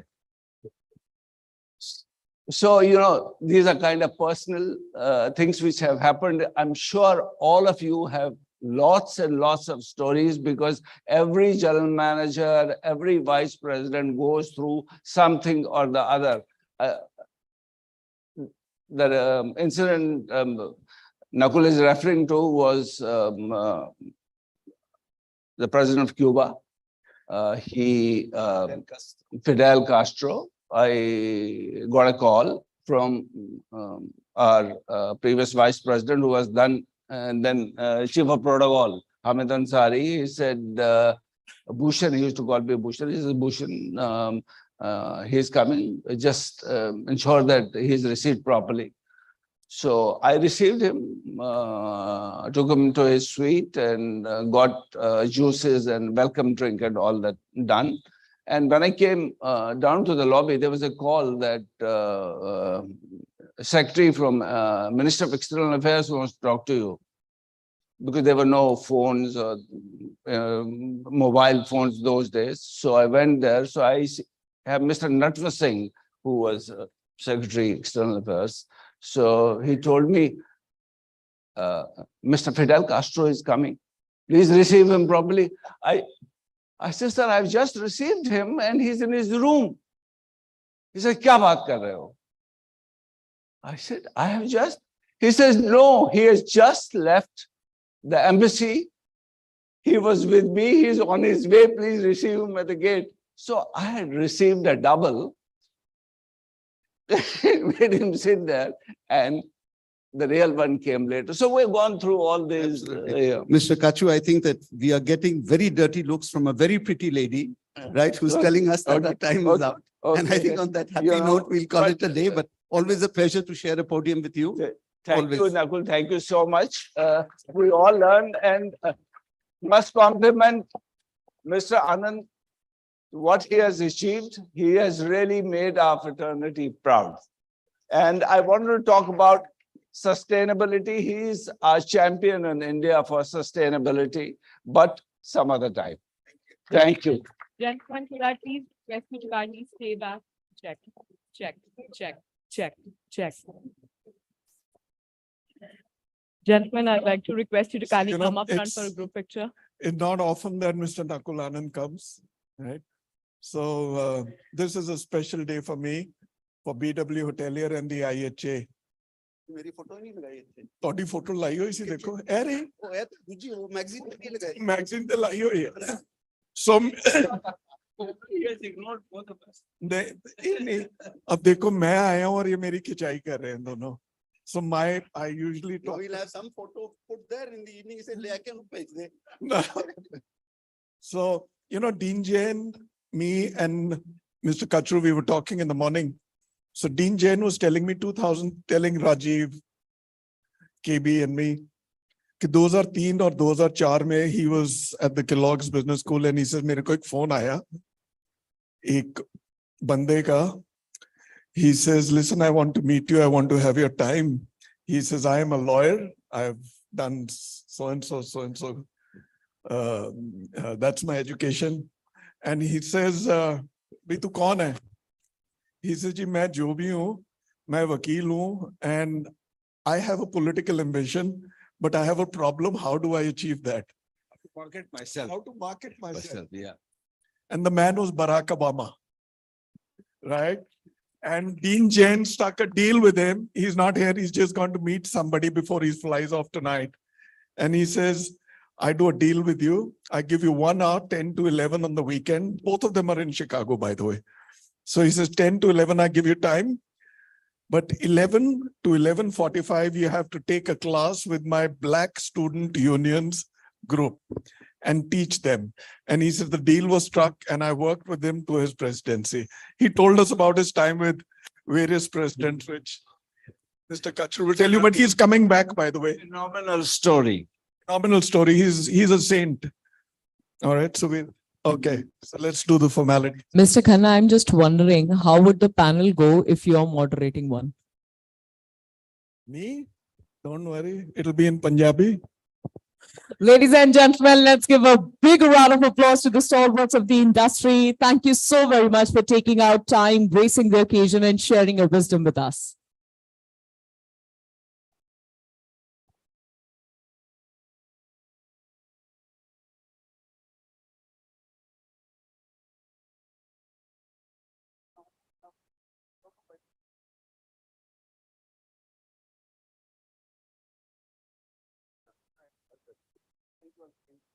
Thank you, gentlemen. Thank you. What an amazing start to an amazing day. With this, we move on to our next session. Ladies and gentlemen, for the presentation, please put your hands together for Mr. Vivek Gangi Shetty, Head of Sales, India and South Asia, RMS. And before I take your leave for now, I must request all our panelists, moderators, and presenters to kindly strictly adhere to the timeline as we are at the paucity of time.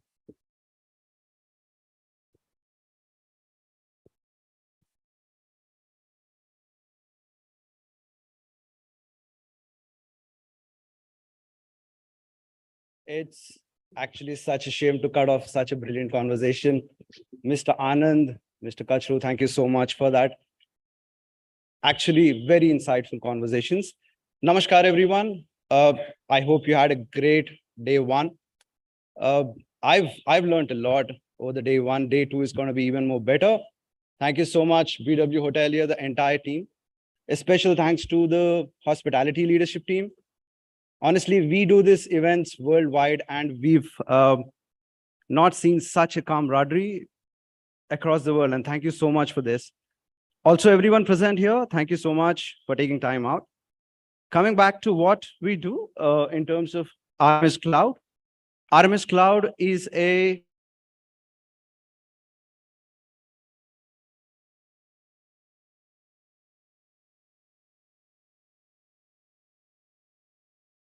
are headquartered in Melbourne. We've got our offices in Melbourne, Sydney, Gold Coast, Singapore, Shanghai, India, London, UAE, and the US.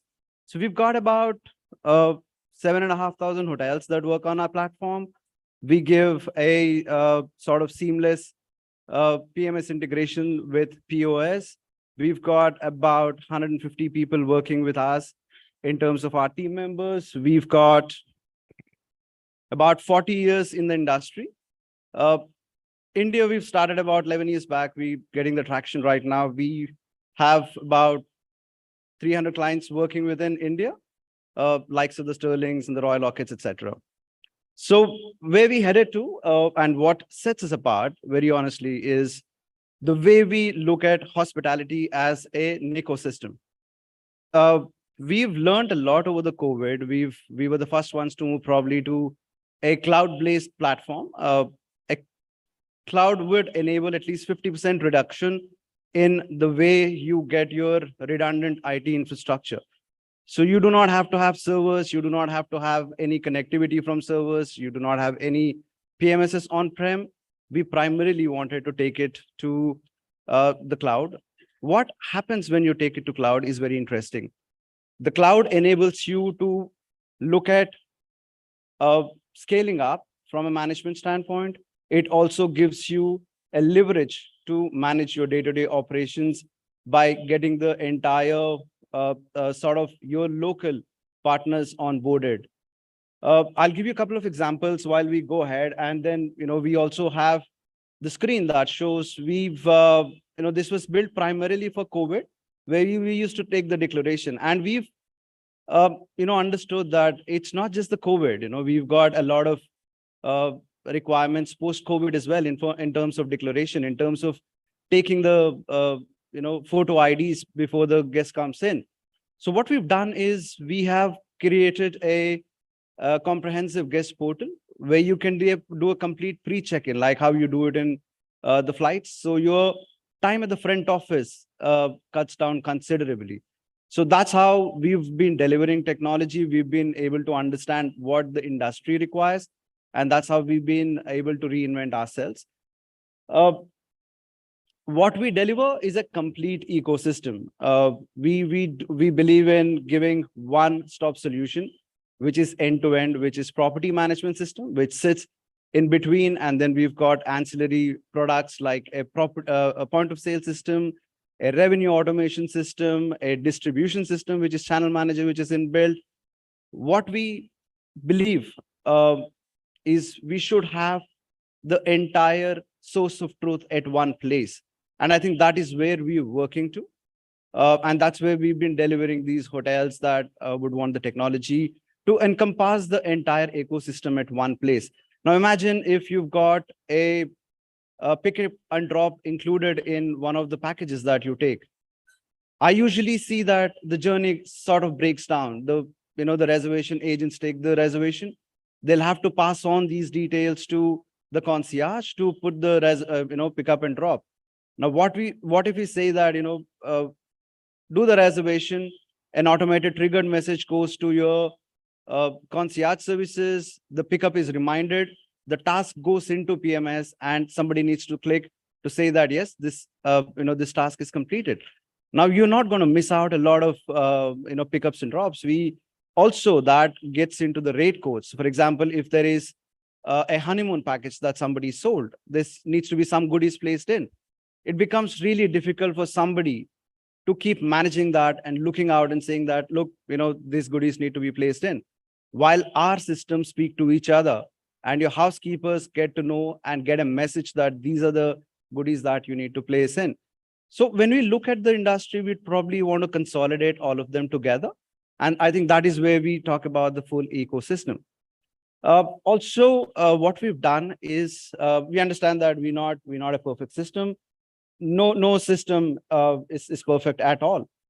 What we've done is we've kind of opened up our APIs. Now, what does that mean technically? Is you might have preferred partners into each one of them. You might have had a AI and ML based revenue management or a revenue automation tool that you'd want to get onto your APIs in move into the PMS. Now, those intelligence need to come back. That needs to be actioned. How do you action that? Is through an API. And it becomes even more easy for you to interface with your preferred partners.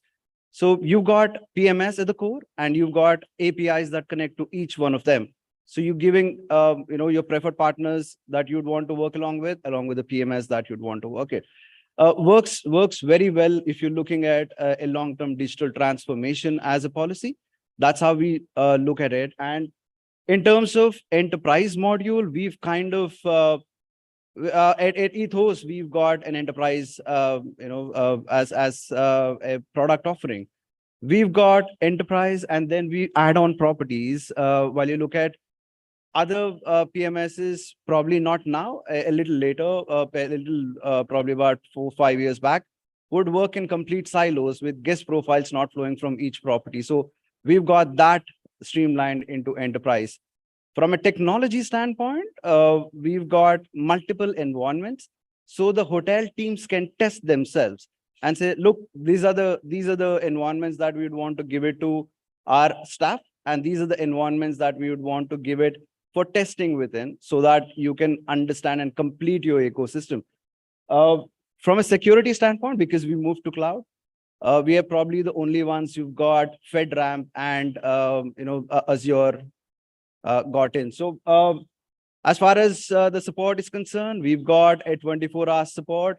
We've made transitions easy by giving you RMS University, where the teams can go self-certify and come back and say, look, I've certified myself to be in the front office, housekeeping, F&B, and that's how the university gives you the certification. From an enterprise standpoint, it makes much more easier for you to understand, get the certifications done online.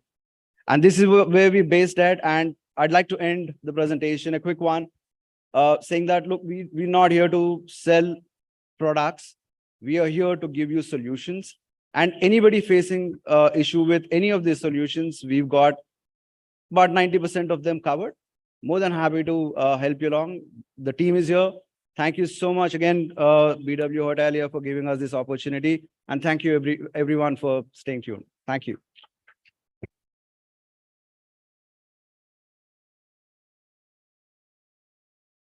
Thank you very much, Mr. Gangi Shetty, for this very crisp presentation. I now welcome Mr. Amit Bhasin, Senior General Manager, BW Business World, to present a small token of appreciation to the gentleman.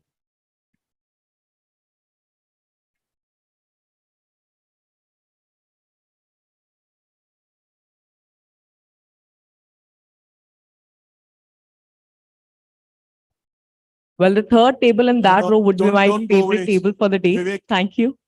Stephen, will you come here? Stephen, come. Now, something about this company, RMS, they're from Australia, right?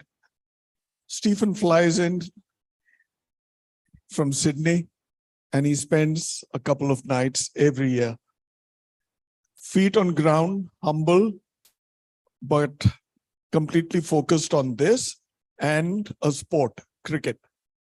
So we have our own matches between us, right, on scores and how it is going. You know, RMS is a great brand. They're doing great work in India. And in their domain, they're clearly breaking the ceiling. And I want a lot of support from the industry for RMS. Zubin, Sundar, RMS, you have to all support. You have to support all the brands here, right? These guys come and support us. They stand by us through thick and thin because they want to be seen and considered by all of you across brands and across industries. So please, if they support us, we've got to return the favor. Yeah. Stephen, do you want to say a few words? Okay. Sure. He's shy. He never comes Yeah, here, very shy. but just go ahead. I agree with what he said. And I'll be here for the entire day and the evening as well. So if you do want to discuss what you've seen Vivek talking about, come and introduce yourself.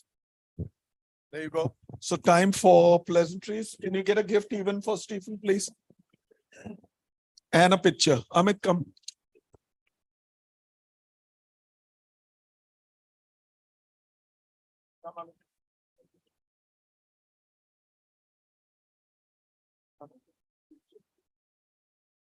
It takes two to tango, and perfect.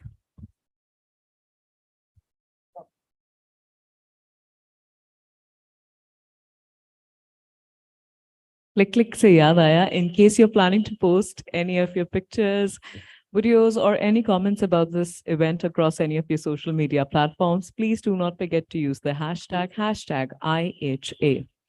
With this, we are moving on to our next session, the leadership interaction, to talk about strategies for future-ready infrastructure amidst tourism resurgence.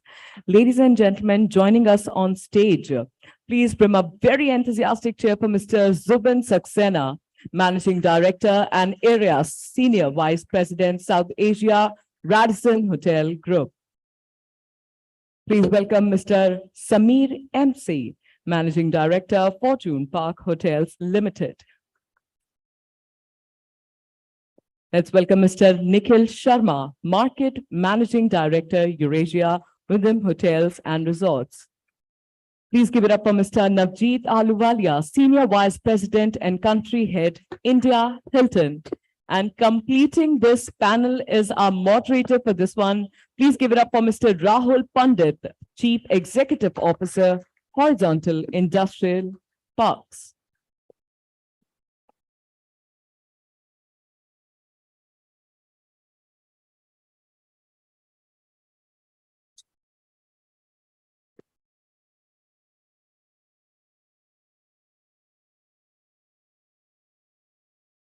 Good afternoon, ladies and gentlemen. It's a pleasure to be here in this fraternity. And I must thank Bhuvnesh and BW for creating this platform for the fraternity to exchange our learnings and also to recognize some top talent in the industry. And I'm delighted to be here amongst very distinguished hospitality leaders and friends. And I'm looking forward to their insights because between this panel, they represent 247 hotels operating in the country, over 25,000 rooms, and 28,000 people. And today, we are at a very interesting inflection point in India's journey. IMF says the world is going to grow at 3% this year and 2.9% next year. India is slated to grow 6.3% this year and next year. And I was reading JP Morgan's annual forecast, which says India will be $7 trillion in 2030. And if you read Booking's forecast for India, which came out earlier this week, Booking's estimate is that in India, FY19, we did $150 billion of tourism earnings. And in 2030, this is going to become $410 billion. And if we see our adjacent space, which is airlines, India is set to absorb 1,400 new aircraft over the next 5 years.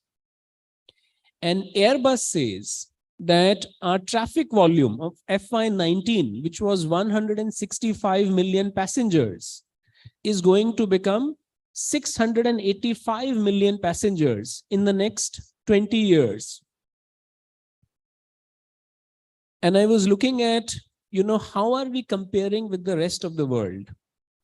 So Paris, which is considered the bellwether for global tourism, last year had 44 million visitors, and Varanasi had 72 million Indian and domestic visitors. So if we look at the total fulcrum being provided by these economic forces and see what's happening in our country today,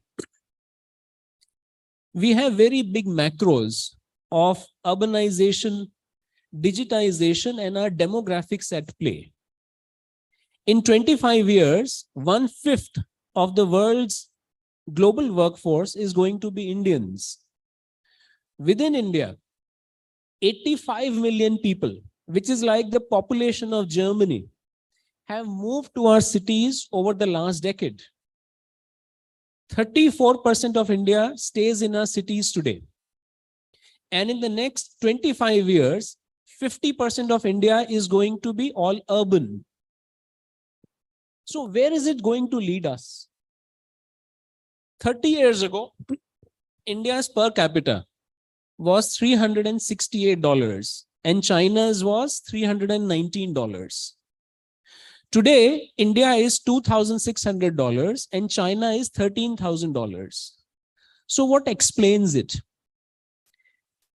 What explains it is actually the big push on infrastructure by those economies and the governments. So if we see the foremost economic power, the United States today, 1968 to 1985, US really plugged in capital and resourcing in its infrastructure, which led to development of hotels, motels, office states, and manufacturing.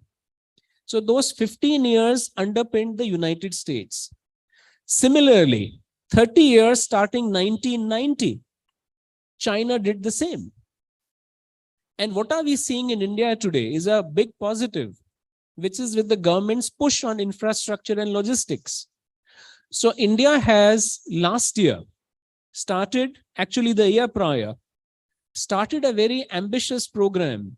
And most of us would know this. It's the Gati Shakti, $1.2 trillion on a rolling basis, getting invested in improving our logistics and our infrastructure.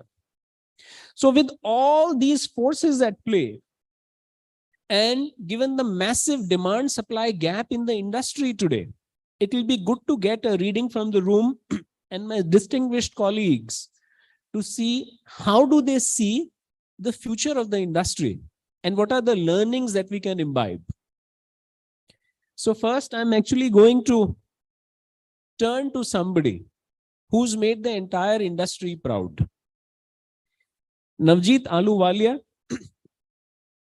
at Hilton, for the first time ever, in the Great Places to Work ranking, there is a hotel company which is leading the pack. So, Great Places to Work, #1 employer in India today is Hilton. And I must congratulate you, Navjeet. And this augurs very well for the sector because it's for the first time that the hospitality sector is leading the pack. And while you represent Hilton, I must also say that Hilton US is #2 and India is #1, so which is brilliant.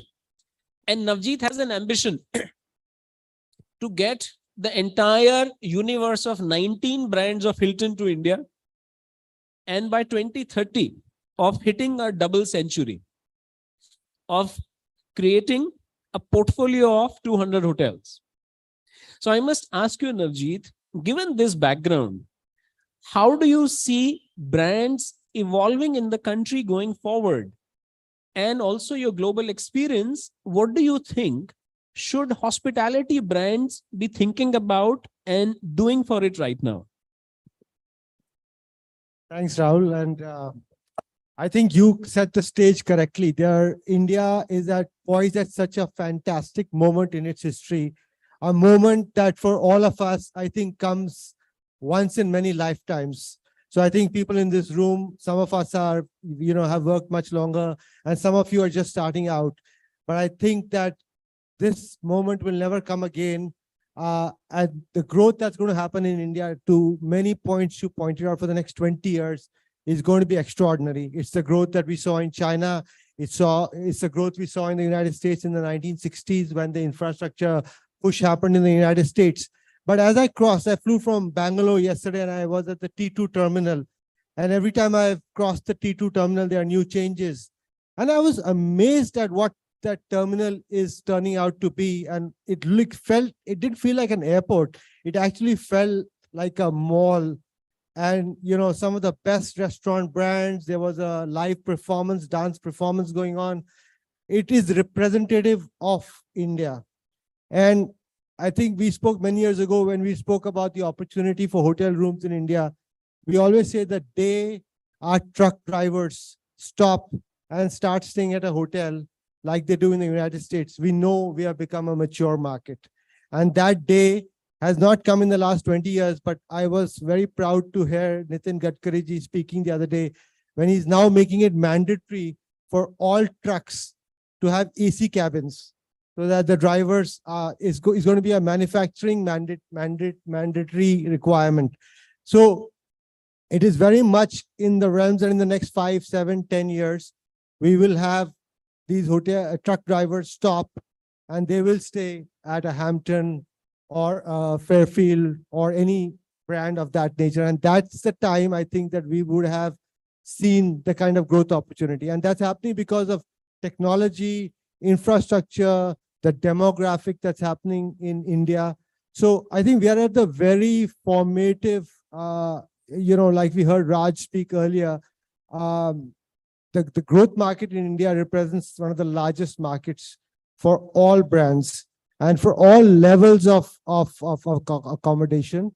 And we have to be flexible, not just in hotel accommodation, but also about residences. We are seeing other forms of accommodation like yachts and similar flexible spaces that are coming up, homes being converted and used as accommodation options.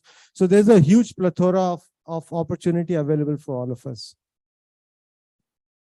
Brilliant, Navjeet, to say there is a huge plethora of opportunities. And interestingly, he's nudged us to think of residences and alternate accommodation and underpinning it on not only demographics, but also manufacturing.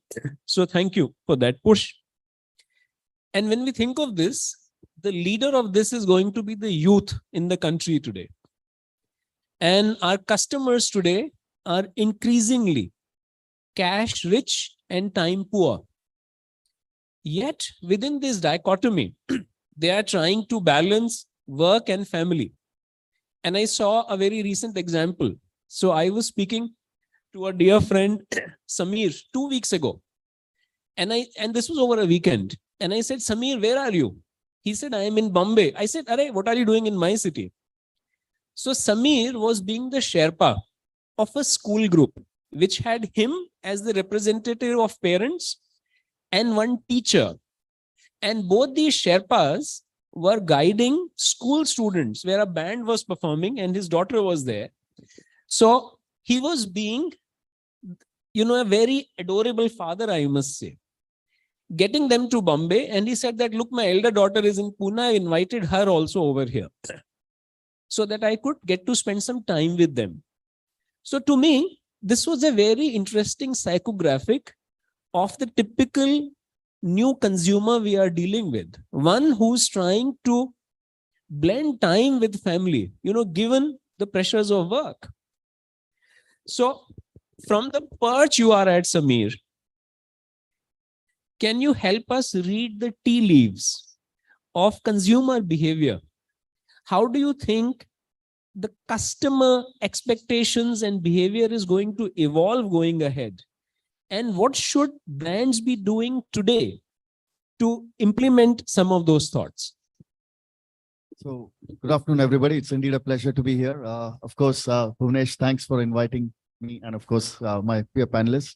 Rahul, thanks for bringing that nice story in. It was a wonderful experience going over that weekend.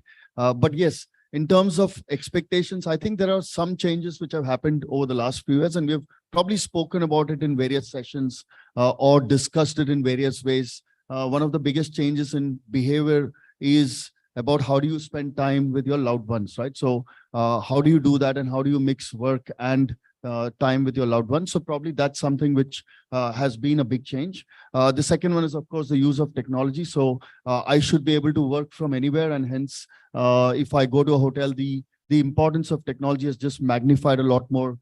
Basic premise of, say, high-speed internet is definitely a minimum expectation, but it's just not that. It's about how do you bring in technology to enable me to be a lot more comfortable and get things done without having to call people, but yet not forgetting that while tech is important, touch is absolutely indispensable. So there has to be that very nice interplay between tech and touch. And that's something which we can't sort of ignore.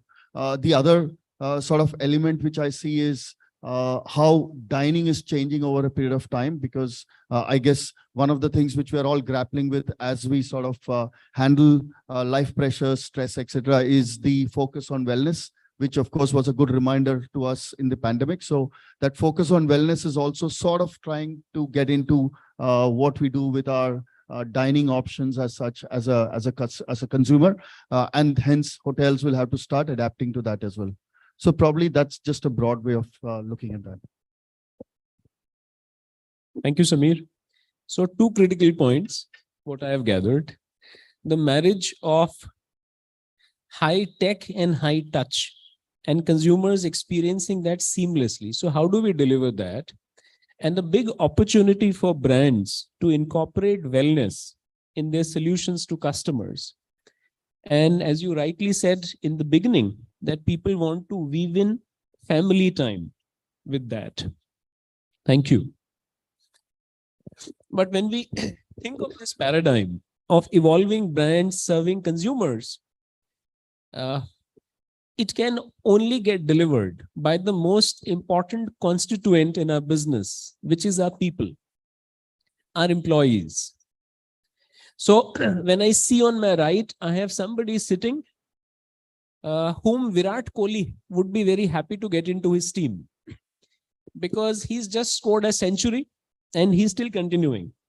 So Radisson Hotels, 115 hotels operating, another 65 in play right now, 14,000 people, 4,000 crores and ticking. So at this pace, I think Radisson will be a double century very fast. And I can confidently say in the next couple of years is going to be 300 very soon. So when you see this huge 360 canvas of brands, Zubin, and expectations of asset owners, evolution of brands, but customers will get served only by employees. But having said that, what Samir alluded to prior, that actually the labor arbitrage that we have enjoyed in India, actually there's been effectively no labor arbitrage because our labor costs have been so low. While as if we look at more mature economies, labor costs today are 50, 54, 55% of the top line. So Zubin, how do you see this paradigm change for our sector? And what are the learnings that you think we should be mindful of today? And how do we play this man-machine story now? Thank you, Mr. Pandit. Good afternoon, everyone. I want to take a contrarian view. I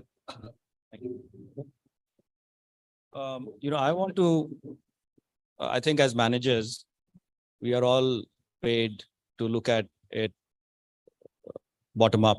So I think I'd like to dissect a very important problem. Of course, the India growth story, the India infrastructure story, India shining, Amrit Kal, is all very real.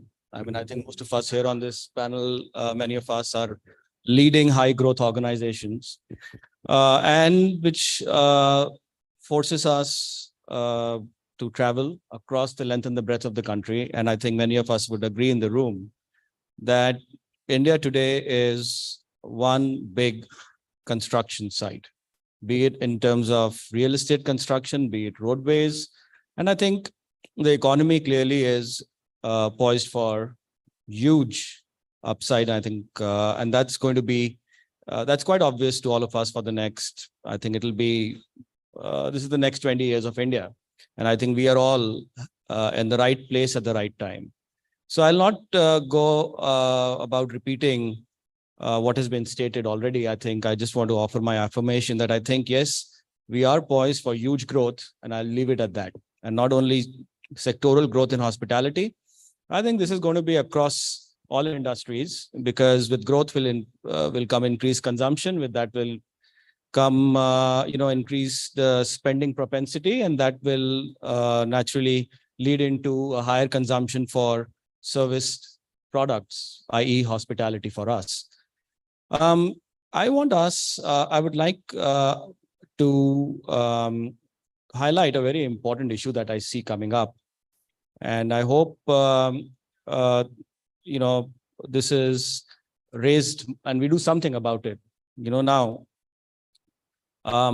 we have been opening now for the last 5 years, maybe more, anywhere between 10 and 12 hotels a year. 50% of that pipe is in tier 2 and tier 3 markets. Every time we open a hotel, there is just a huge talent crunch that somehow just grows and grows and grows. At some point, of course, all of us are reaching into each other's,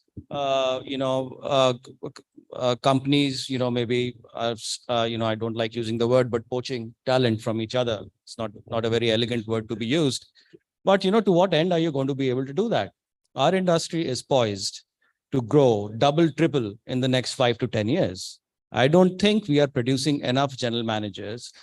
Forget general managers. Every hotel room has an impact. One hotel room has an impact of 16 employments, direct or indirect, be it the housekeepers, be it the suppliers, the vendors. So, that's the economic impact of a hotel. What that means to us is that we are not, for 50,000 hotel rooms, you will need 16 times, right? So that's about 800,000 people. Do we have that employee strength emerging in the hospitality industry? I don't think so. So my point here is that I think we better do something about it, because it's a serious problem. I think all of us know about it, talk about it. but I think we are not moving fast enough. And I'll be honest, I don't think we have the ability to move fast enough on this particular subject, right? Where are we going to get the people who are going to run our hotels? So what that means is, and now the answer to your question, I think we are, whether we like it or not, are most definitely going to have to adopt technology as a second option, and how we do it is going to be the big question, and I'll tell you, this is going to impact sectoral ROIs, right? I think we all agree that we will not have robots serving guests.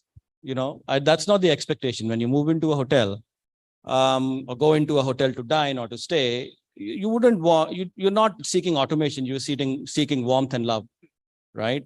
And that's what we as Indian hoteliers, more so than anywhere else in the world, pride ourselves upon, right? How are we going to be able to deliver that? Now, we all know that luxury is perhaps a product, perhaps an experience, perhaps an emotion, right? We will not be able to drive our average rates up the way we have. And I'm glad that the sector has moved up 50% in the last years or so in terms of ADR pricing. That's not going to be sustainable if you lower your levels of customer service, right? So I think automation is going to come into play. That to me is a given, in a big way, right? And we're already talking predictive softwares, talking revenue forecasting models, things like that. That's one side of the business, which is great, right?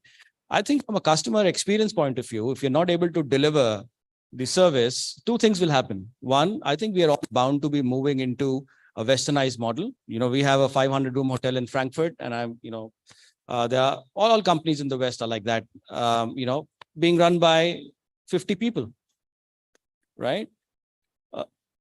The level of customer service, and India being an 85% domestically driven market, right? So our customer by default is used to a very high level of customer service. I mean, the same guest who is going to pay 5,000 rupees and walk into one of our hotels demand somebody to pick his bags and a chai pakora coming to his room, and he's going to pay 300 euros and go to a Paris or a London or wherever else, and he's going to pick his own bags up. So I think that tendency is not changing. So I think this is a big question for all of us. I think the senior leaders in the room, we all need to do something about it. And I think either of the realities is not changing. Our industry is poised for growth, whether we like it or not. We have an increasingly bigger gap emerging in terms of manpower. And by the way, when I talk manpower, it's about also skilling of that manpower. It's about how, what the quality is of that. And, you invest so much in training and development, and then there's a high degree of movement across the brands, because people obviously, and it's naturally right for them to be able to pursue career opportunities. So this is a dilemma. I think it requires a much larger discussion. I've eaten up a lot of time. I would love to talk about it even more, but I think that's where I leave it. Yeah, thank you. So Zubin, thank you for having us pause our thoughts and say, while the macros are good, we actually have a very big challenge around talent and employability in the sector. So the nudge I got from Zubin was, how are we actually going to start considering CapEx as an arbitrage to OpEx? Because for very long, we've enjoyed the very low labor arbitrage of the sector, but that's going to go away. And if you are not wise to it today, then tomorrow the rug may be pulled under our feet. Because as he also rightly said, that while we may expect lots of talent, but the talent is not getting churned out at the same rate. And while we do it, another important reality, Zubin, thank you for highlighting that even though 85% of our top line is domestic, this same consumer who for $60 in India expects the bags to be delivered to the room for $300 in another geography is going to carry his or her bags up herself. So how do you satisfy that? So that's something very rightly, Zubin, that you pointed out for the industry to say, hey, that's something I think that the leaders will have to start working on today. And those who invest in the requisite technology and the solutions today to start to defray their labor OPEX are going to enjoy the advantages in times to come. Now, shifting gears, I want to move to another friend who represents the world's largest hotel franchising platform, Wyndham Hotels, with close to 1 million rooms globally. And I must say that, I've seen Wyndham accelerate its pace. 60 hotels operating today, another 3 dozen in the pipeline. So with this and your global network and your intellect, and the reason I say intellect, some of you would know, Nikhil used good use of the pandemic times to actually pen an Amazon bestseller. It was imagining the journey of Kabir and Rumi, that if they come to contemporary times, how would they share their learnings? So given the internal churn that you do and the fact that you are plugged in to the world's largest franchising platform, Nikhil, how do you see brands evolve today, especially different models, whether it be Airbnb or homestays? And along with that, my question is, what other models do you see come up? And the third, related to this, that when you see all these brands evolve, what's critical for India is food. Indians think of food actually like entertainment. It's not only nutrific value. So across all these brands that you think will evolve, will get impacted, where would F&B fit into all of this? Thank you, Mr. Pandit. Good afternoon, everyone. I'll start with the F&B piece first, because I think Bhuvnesh has and the Pullman Hotel have taken extra care in the last 2 days to make sure that the F&B experience here is fantastic. I truly believe that in the mid-market, upscale, and of course the luxury segment, food continues to be a major component because of the socials, of the MICE, and like you said, food is entertainment for Indians, and it's a huge part when it comes to socials and deciding a location. So food is going to continue to play a role. We're actually seeing a lot of customers, ordering online, and a lot of hotel companies actually don't allow the Swiggies and the Zomatos to deliver, which I think is only a matter of time. And customers, it's a customer requirement today. So customers are going to order from Swiggy and Zomato if they don't like what you have on the menu, and it's fine. You have to give them the choice. On your question on how do we see brands moving, and something that actually Dimitris wrote about last week was, and we're not using lifestyle as a name, but we're saying stylish hotels, because you could be in any segment, right? Everyone wants to feel nice when they go into a hotel, and it could be stylish. An example is you could be wearing a Zara and feel stylish, or you could be wearing a Gucci and still feel stylish. So stylish hotels, and I think a lot of us are making that effort to make our hotels look stylish and more relevant. So I think you will see a new age of hotels across, and I can speak for our brands that we are infusing a lot of, for lack of a better word, stylish and youthfulness in our brands, and that's something that you will see across as brands grow. On your first question on Airbnb, homestays, and hotels, I think there is space for all of them. You will see growth of homestays. You are going to see growth of aggregators and so on and so forth. But I also see hotels getting into the business. Most hotel companies are already doing this across the world. A major hotel company in India announced homes and villas and so on and so forth. So you're going to see hotel companies across the spectrum from luxury to homestays. And I believe that's the future for this country. Thank you. So your nudge is to say, hey, get ready for lifestyle brands, because that's what will appeal to customers. And horizontally, different hotel brands across price points will have to start catering to the massive demand for homestays in the alternate accommodation. An interesting food for thought that F&B has to be open architecture. If customers want choice, then sooner or later, hotels will have to open gates. Now, I know we don't have too much time, but probably 2 minutes quick, I'm going to ask everybody. So first, Navjeet, to you. Hilton's also been on the forefront of many interesting tech initiatives, but typically our industry has, in a very orthodox fashion, been laggards. How do you see tech evolving right now? And is there anything that we should be doing today? So I think, as you rightly said, Hilton has been at the forefront of technology, and technologies on both sides, at the enterprise level and at the customer level.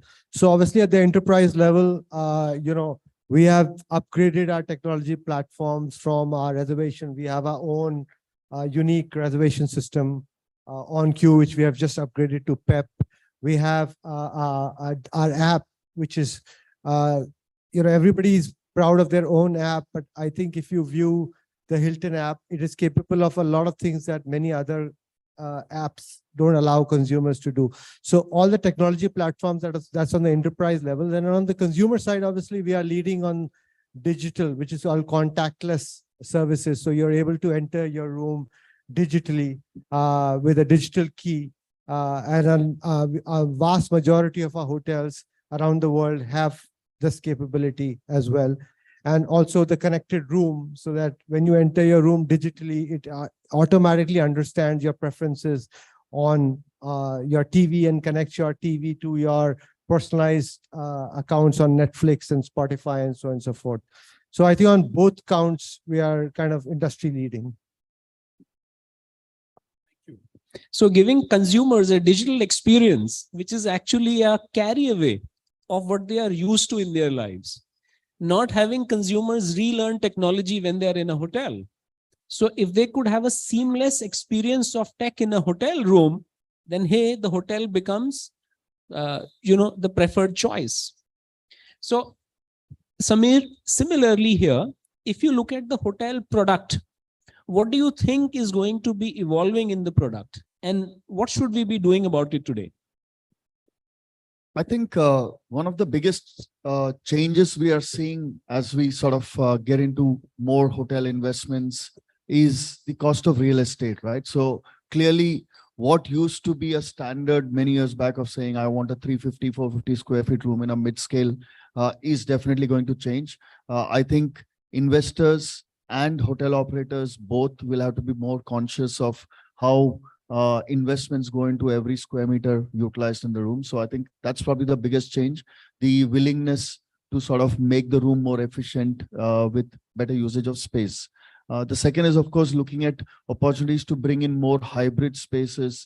Is there an opportunity to bring in co-working? Is there an opportunity to bring in creative dining options?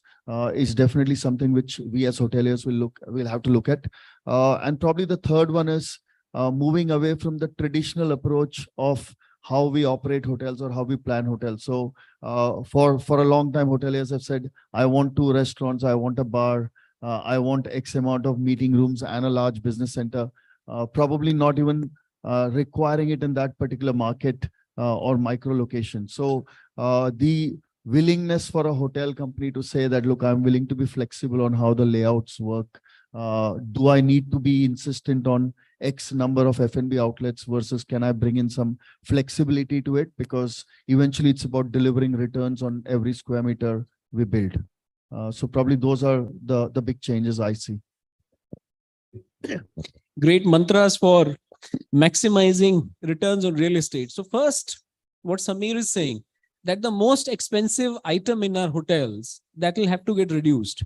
So the most expensive is actually the cost of our embedded real estate. So how do rooms become more efficient? And you can't have one standard template fit all, whether it be outlets or dining options. They'll have to be curated by geography. And third, you said if you are planning massing of development, what other hybrid options do we look at? Whether it is co-working, as you said, or F&B or even offices. so that we actually create the right social cohort for that place.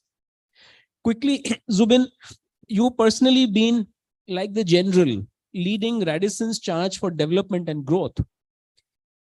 So when you see the market today, what do you think is going to change in the hotel development formats? And what should hotel leadership be doing about it today? Mr. Pandit, what will change in hotel development formats? I think we'll become a lot more practical about how we are building. Can you? Okay. I think we'll become a lot more practical. I think return per square foot will be very important. What that means is that mixed-use development formats will become more popular. What that means is hotels on top of malls is the way to go. Branded residences, service apartments, outsourcing F&B, and keeping in-house rooms and rooms related, because I've been tying into my earlier point, we'll not have enough people to serve F&B. I think homestays is going to grow. We don't have enough capacity that will grow in line with market consumption. I think predictive softwares around business forecasting, as we get more and more data is bound to happen. So I think those are some of the things which I see changing. I think the market has matured. We do get into a lot of development conversations now where, so there is earlier in the year, I said something on one of the panels. I said it's ROI versus ROI. The first ROI meaning return on imagination, and the second one being return on investment. So I think the first is becoming the second now. Investors are becoming more cautious and mature about, ROI, which one I'm talking about. So that's how I see it changing a little bit. Thank you. Thank you. Brilliant. So as a development professional, Zubin is saying that hoteliers have to take the lead in actually looking at returns per square foot. So it doesn't mean independent development of a hotel. It means what's the best use case for that development? If that be hybrid, for example. And as he rightly alluded to, if you're going to be doing hotels on top of a mall where rentals decrease when you go up, maybe that's a good place to put up a hotel. And how do you arbitrage other services? So this means successful development professionals will actually start becoming consultants, even in doing layout planning, saying the secret of my hotel is not just the success of the facility, it's the success of the entire development which is getting planned. Nikhil, last on to you. We looked at the big gap and challenges in attracting and retaining talent for the industry and skilling for the sector. What are your views? What should we be doing to surmount this huge skilling challenge? Mr. Pandit, just one more addition. You will see rise of branded residences in this country as we move along in the next 5 years. You're going to see a lot of brands on branded residences. So that's the next big piece, other than homestays that Zubin was speaking of. And I think he mentioned branded residences as well. Well, on very quickly on skilling, all of us are adding hotels. I believe organizations, and I don't know if Natwar's in the room, but organizations like Job Plus that are actually skilling students in the Northeast. And the onus is really on brands like us to try and partner with them. We at Wyndham Hotels have partnered with them, and we are trying to get these students in cities like Bareilly and Indore and tier 2, tier 3, tier 4 cities with good jobs and good paying salaries. And I think we need many more skilling centers. THSC and Job Plus are doing a great job, but the answer today is in the skilling centers and not in the hotel management schools.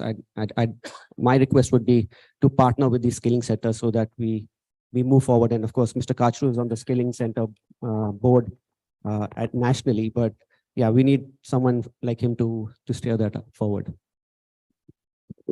Thank you. So last words we got from Nikhil was that if we have to look at talent, the industry has to become more involved in skilling. Whether it be looking at geographies hitherto ignored, whether it be Northeast or Kashmir, what could we do in those geographies? or horizontally, what can we do at talent pools that we didn't focus on? Because Nikhil rightly said, talent is not just going to be hotel schools. Talent is going to be, for example, what can we do with war widows? What can we do with people with disabilities?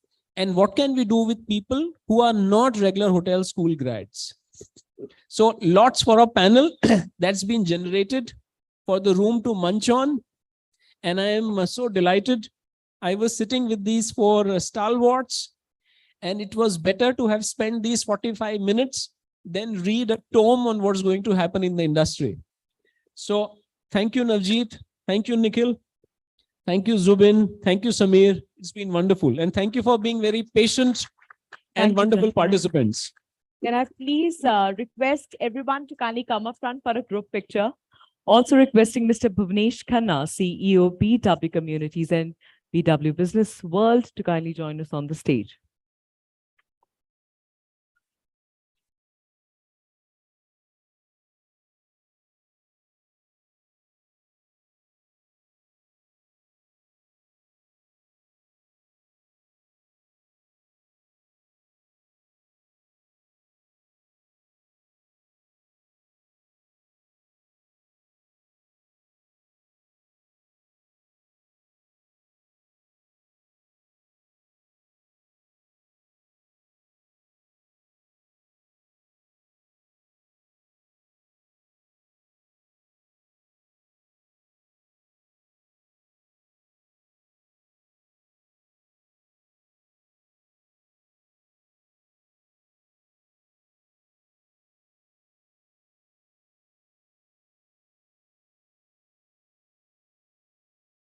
Thank you, gentlemen. Thank you very much. Thank you.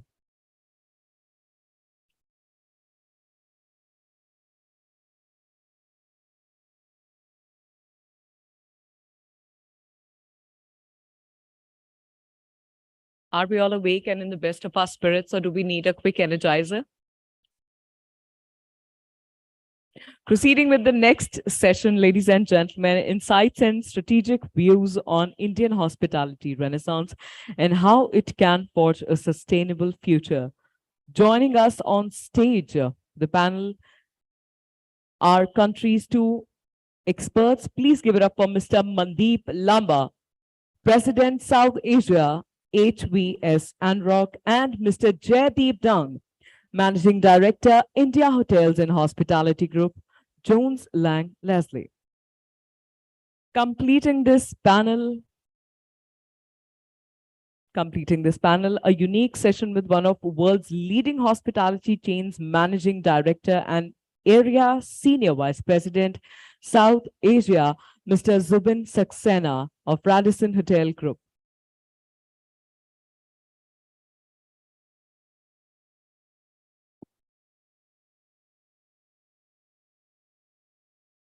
इस show के बारे में पता क्या हुआ था कि एक बड़ा शैतान ख्याल था कि ये कंसल्टेंट ही सबके साथ पंगे लेते हैं।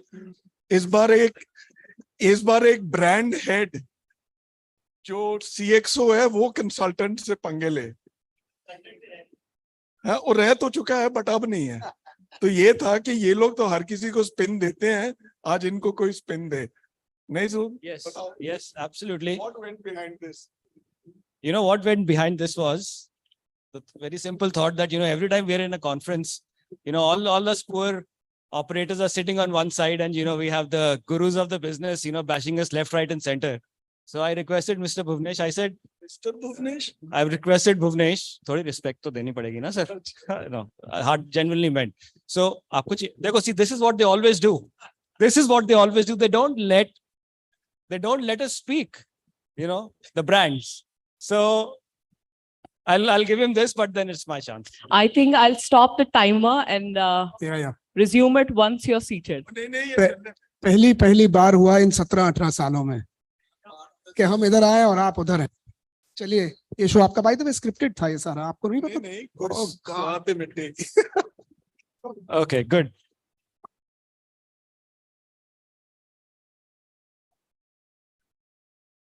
You like to say something? Always the final word with you, sir. Okay, good. Thank you. Okay, we have 20 minutes on this. We'll keep it fun and light, right? I mean, I did prepare some notes, but I. You said you're not preparing it. No, these are the notes which you already know the questions for. So I'm keeping it easy for you. Just so that I can see. Huh? नहीं आप रखो अपने notes. Okay, no, this is just to keep my thoughts organized actually more than anything else. So we shall start. Ladies and gentlemen, good afternoon. I think we have 20 minutes, like I said, 17 left now. Formal introductions, Mr. Mandeep Lamba, President South Asia at HPS Anarok, and Mr. Jaideep Dang, Managing Director, India Hotels and Hospitality Group, Jones Lang LaSalle, India. Two of the finest consulting heads in the country, people who have been involved with various facets of the business, which go all the way from the real estate side to the market consulting side to the brands and operations side. I think we have collectively between the two gentlemen, nearly 50 years of experience sitting here. And then I'm the humble student who's going to ask them a few questions. So, before we kind of start, I'm going to ask you quickly a question which I wanted to ask you in the end, but I'm going to ask you up front. So what keeps you up at night, Mr. Lamba? Netflix, actually. Okay, good. And Jaideep, and then we'll come to the professional side.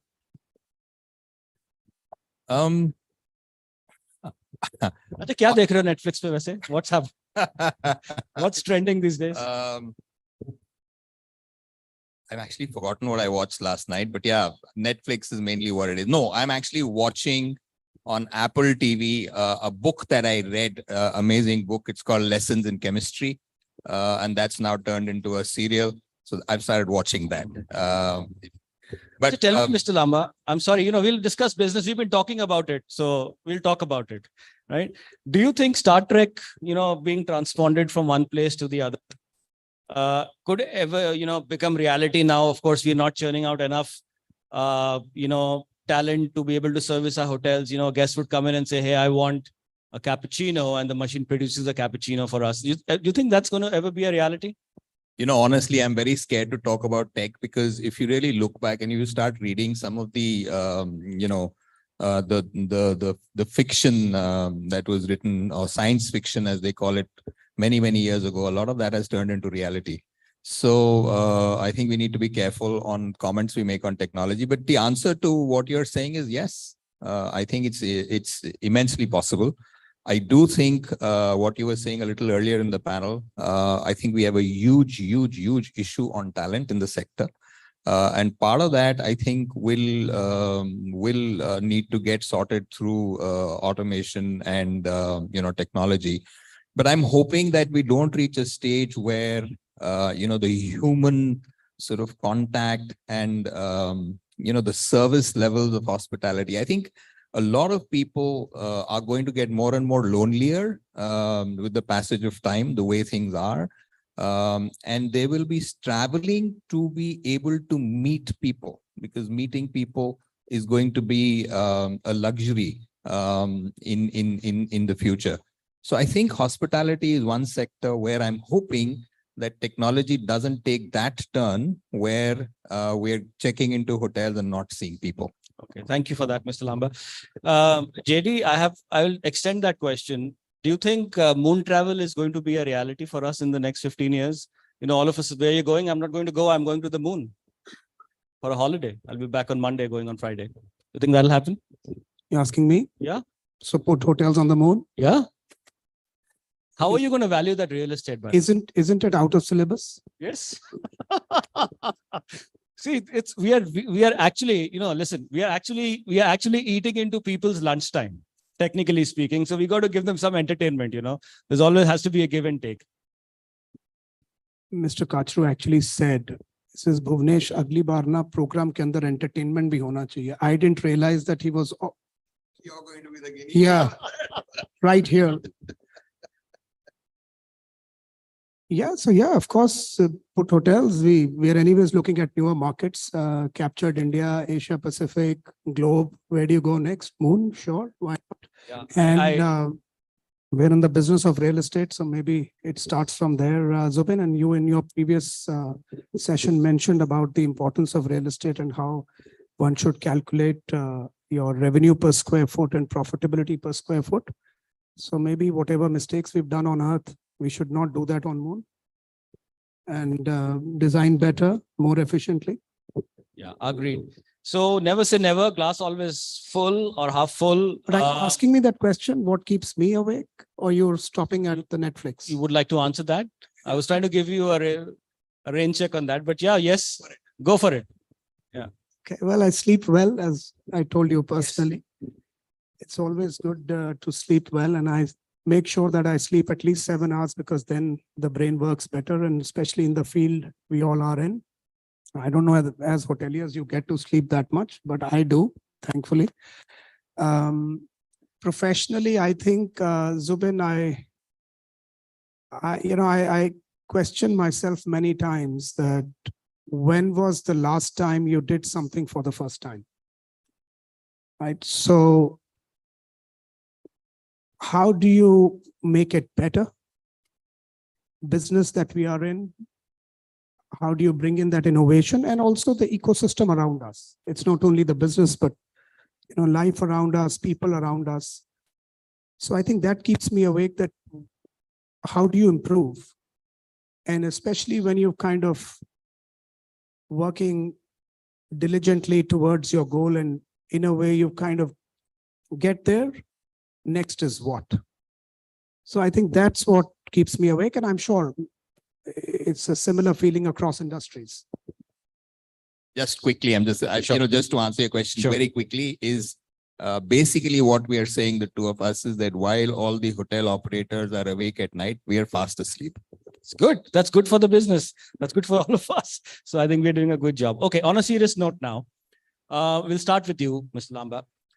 Please tell us about, let's do some crystal ball gazing, right? And we'll try to keep it fairly efficient, but quite impactful, and I guess give some key thoughts from you to the audience. We've spoken about COVID enough. We've spoken about COVID recovery. We all know that the long-term outlook for India Inc. looks positive, right? So we are not even going to go there.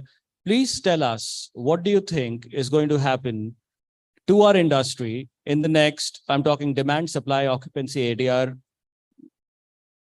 RevPAR, what is going to happen, estate investment transactions, what will happen in the next 12 to 36 months?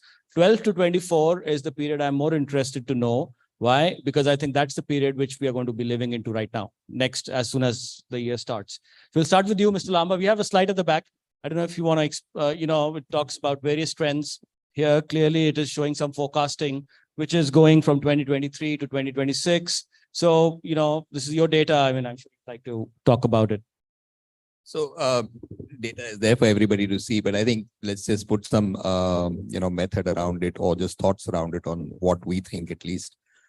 I think we've seen some amazing growth post-COVID. I think this year over last year, more than 20%. And it's been phenomenal over the last 2 years. And we've talked on the panels on how all records have been broken by almost everybody. We've seen valuations go over the roof. We've seen market capitalization go over the roof. And there is a fabulous sense of positivity in the sector going forward. My take on this is that over the next at least 12 months, we're not going to grow at perhaps the level that we've been growing. I think there is going to be a slowdown. We are pegging. So it's difficult to do a very granular, every year has different circumstances. We think that if we extrapolate over a 5-year period, I think it's about, I'd peg it at about 8%. But I think that in the next year, we're going to slow down, and there are a few factors around that, which I think will slow us down a little. One is, of course, that you can't keep the same rate of growth over a consistent period. I think we have an election year coming. That's going to impact travel as it does wherever there are elections. I think there is some uncertainty around the IPL as well. It may get shifted outside the country again due to the impact of the election. I think international travel is still not ready for its revival. And I don't think we'll see it coming back to a great extent next year. That's also because of the headwinds we have, in our source markets. The US, the UK, Europe are facing headwinds. There's also the global conflict in two parts of the world, which seemingly could take a turn for the worse. So if you look at, all of these factors, I do think that there will be some slowdown, and we're pegging, that you can see the rates and the occupancy on the chart behind me. But there will be a gradual pickup, and over the next 24 to 36 months, we will touch that 70% mark, where occupancy and rate will grow. I think beyond the 12 months, in the 24 to 36 months, I see a reasonable growth coming back again. This is again on the basis of the fact that the election year will be behind us. I think international travel will start reviving much quicker in the 24 to 36 month period. I think two of our big new airports, which are coming in, both in in Delhi NCR and in the Mumbai MMR region, would have opened up. I think the new demand coming in from the three large, MICE centers that we now have, which are now stabilizing, two in Delhi and one in Mumbai, the Geo Center, and the two that we have here in Pragati Maidan and the Yashobhumi in Dwarka, would have started creating demand in the next 24 to 36 months from the development that has happened.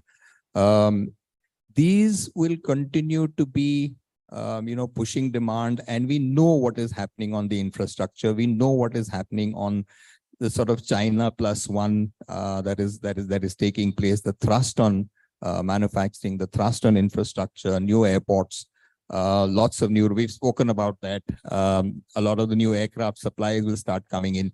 The aircraft, so many of the aircraft which are grounded today, which have increased the cost of travel because of non-availability of, as you know, as the silicon chips, there is a problem that the world is facing. That should start getting resolved. So there'll be more airlines and more aircrafts available, and cost of travel will come down. One of the factors which also we think international travel will take a little longer is the cost of travel, which is being a little prohibitive at this moment in time.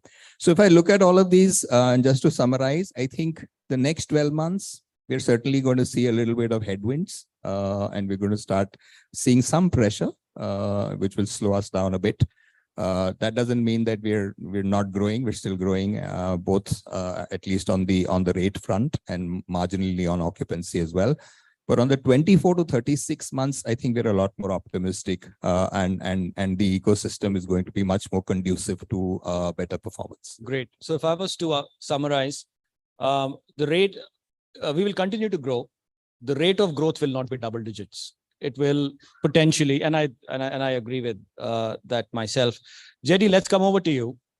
And, we have some hospitality investment trends that I would want you to speak about, having worked on many transactions, knowing that side of the business extremely well. So why don't you talk to us about what's happening on the investment side of the hospitality business? What are the recent trends you are seeing, and what do you see going again? Our horizon is 12 to 36 months, short term, right? So over to you. Yeah, thanks, Zubin. So what you see here is on the hotel investments, and the reason why this investment trend is growing. You want to use this? Maybe I can Okay, question. Yeah. So, well, that's what I do when I'm the moderator. Yes. So, payback time. Okay, thank you. So what we realized, Zubin, is that the investment trend and the growth that you see, why is that happening? Because of what the operators and the hotel operations and the performances have done to this country, right? Look at the yields that you as hotel operators are providing to your owners. So therefore, you are basically compelling them to do more, to build more, to buy more, to put capital back into this asset class. And that's what's happening. And if I go by the data that Rahul Pandit just put in front of you, which was very articulate and done so well, Rahul, all of that put together, it's good news. Whether you call it 12 months or 24 months, it's good news. The reason is, yes, we are in a dynamic world. There is war. Whatever I was thinking last week, I'm not thinking the same. But broadly speaking, if I break the market in two parts, Mr. Lamba gave the overall view, but if I slice that in two parts, business and leisure for our business. Leisure, you will see the growth tapering down because seasonality is coming back, is already back, and it's may go to firm up further, right? But business markets, this potential to grow. Look at the office buildings in our country vis-a-vis many other countries. We are 80% back to work. And at JLL, we do most of the leasing. We also manage occupiers, so we know that data real time. The compulsion or intention to go back to office is huge, and we have a direct relativity of office occupancy building to hotel occupancy. Bangalore is the only market which is still struggling under 60% because of its nature. So Bangalore still has a potential to grow. So therefore, if I slice the data in two parts, office markets will grow, office travel will happen. Similarly, MICE business, which is related to office travel, will grow. So therefore, there is growth coming in the next 12 months on that sector. Okay, that leads me to my next question, JD. And I can come to the deals whenever you like to. Yes, go ahead. Sure. So now, because of this data and because of what's happening around in the market, we have seen a lot of growth in hotel investment. The biggest year for India where money had really come into this asset class was 2019, when Brookfield bought Leela. Leaving that year aside, last year, 2022, was the highest capital inflow into this asset class ever. And this year, so just for the sake of data, we were $73 million in worth investment happened in hotel asset class last year, when assets changed hands, funds buying, high net worth individuals buying. And this year, that number, Zubin, from $73 million has come to $250 million by the end of this year, which is money coming into this sector. And I must tell you, by the way, there's a trivia. All three people sitting here are all in some way or the other JLL, right? In different types, different times, different. So whatever data I'm saying, you know, you've read it, you've seen it, you're also part of that data. And the only people who've actually done transactions in this country in this asset class are these. So therefore, whatever we are telling you is the picture that we are seeing. Every hotel, every dollar. Okay, so I'll take a slight digression and then come back right to the point. My history a little bit. I am ex-HVS, ex-JLL. So I've had the privilege to work with two fantastic consulting houses who really put an incredible amount of quality into their work. So JD, coming back, who's driving transactions? Is it HNIs? Is it FIIs, overseas capital, REITs, IPOs? Quickly tell us, where's the money? Who's the money? See, certainly it's not the private equity and the institutional capital. There's a lot of talk, but that they want size, they want a scale, they want portfolios. But what you see today are all assets being sold. So we're kind of maturing and we're coming to that point. So we see a lot of investment coming in from high net worth individuals and family offices who are putting money, who have one asset, are growing, or if they have made money in other businesses, particularly financial markets, pharma, manufacturing, warehousing, etc. They are coming and putting money in this asset class. So if you see the pie, I mean, it's the real estate developer who's back, by the way. They were there, but now they're coming back. And the high net worth individuals and businessmen who are putting money, they are more than, I would say, 60% of money coming in. And private equity or funds are still less than 25%. So is distressed a real story for India? Not really. Whatever we have sold, and we've sold about 6 assets in the last 12 months, none distress, none. There's only 2 transactions which actually matured through insolvency, which is a Renaissance Bangalore and something in Amritsar. Apart from that, there is really no stress. We're getting fair value, I would say. It's not over the top, but we're getting what the owners want. Thank you. You know, they cut our 30-minute session down to 20 minutes. And now they keep on ringing the buzzer. That's not fair.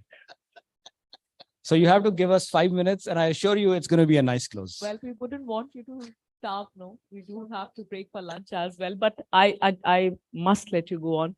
Please. You want us to go out? No, please Go on. go on. Go on with the final remarks. Serve lunch here. Okay, yeah, no. We'll keep it. Hey, you made us work so hard for this. Okay, no, I'm just kidding. Okay, quickly now. A few questions, quick answers, right? Because I don't think we have much time. We get this all the time, right? And you had operators fight on this, and there are a few in the room.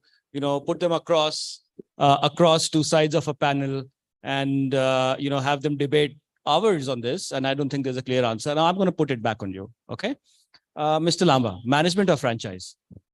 Franchise. Okay. Management. Okay, so I think we have to do another one for this, but thank you. The house is equally divided. For the record, Radisson does both, and we have a 50-50 mix between the two. And personally, I'm equally bullish, so I am exactly in the middle on that.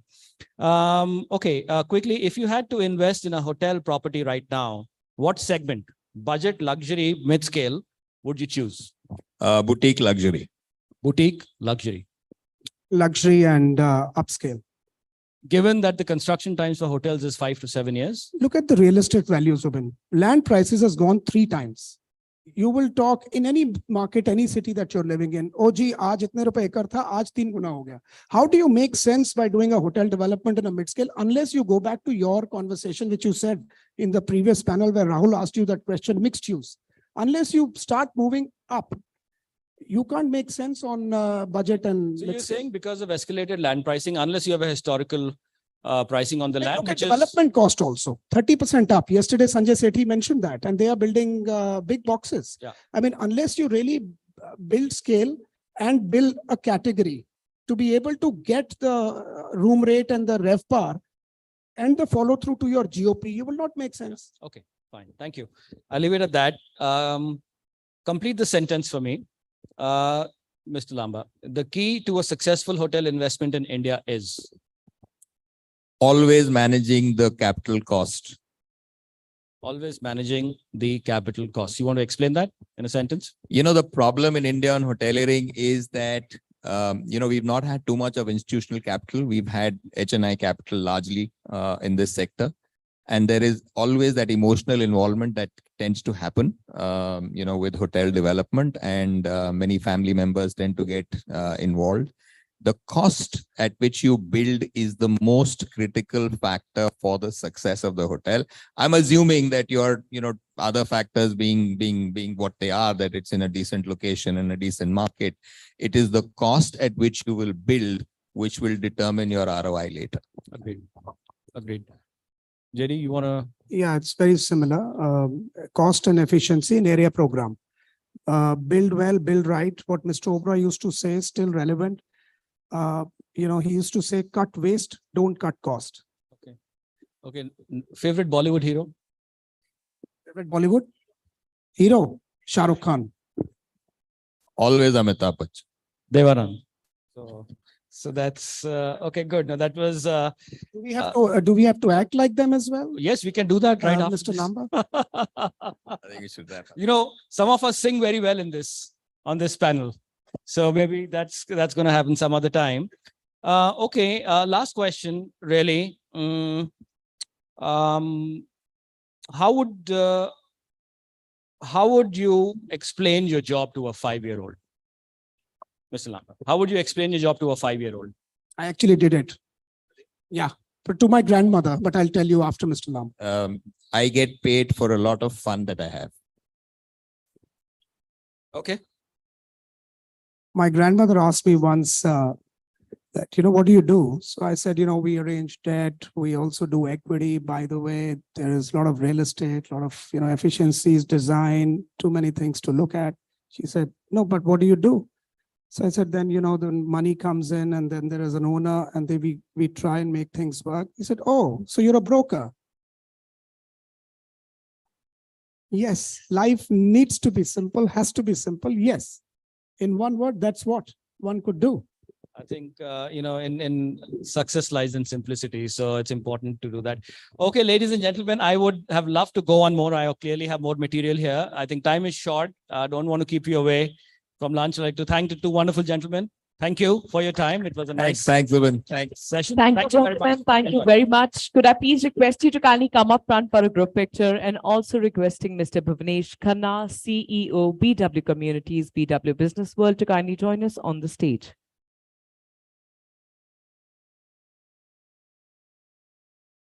Let's welcome Mr. Dimitri.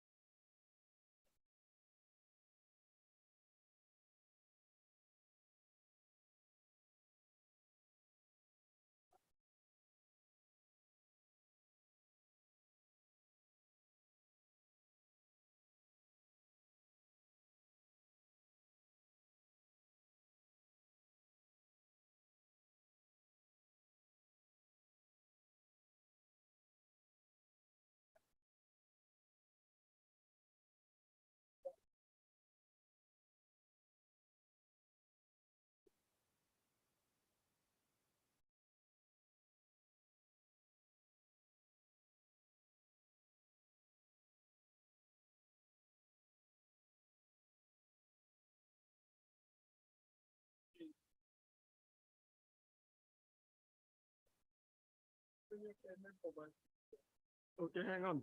So we guys are a little stretched for time. We're going to do the session. We'll do the lunch after that. Does that work with us? You're not too hungry? We have a session happening. Let's finish that. Okay, let's get on with it. We'll shave some time off. Over to you. And ladies and gentlemen, why don't you put your hands together for Sahibjeet Kaur? I think she's doing a phenomenal job. All right. She's one brave girl. Well, Mr. Khanna mentioned कि बेटी की शादी वाला feeling आता है. Day 1 हो गया, day 2. I certainly feel कि मैं वो बेटी हूँ. Moving ahead, sincerest apologies as we are running a little bit behind schedule. We'd love to break for lunch, but for now we are moving on with the next session. To talk about an informative session on asset investment, ladies and gentlemen, please welcome on stage Mr. Gaurav Sharma, Vice President, Development, Real Estate and Development, IHCL. Let's welcome the gentleman with a big round of applause. Favorite table.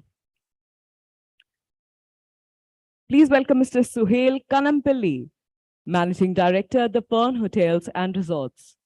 Please give it up for Mr. Cyrus Madan, Senior Vice President, Business Development, India, Nepal, Bhutan, and Sri Lanka, Atmosphere Core. Please give it up for Mr. Anirudh Kumar, Vice President, Development, India and South Asia, Accor. Give it up. Lovely.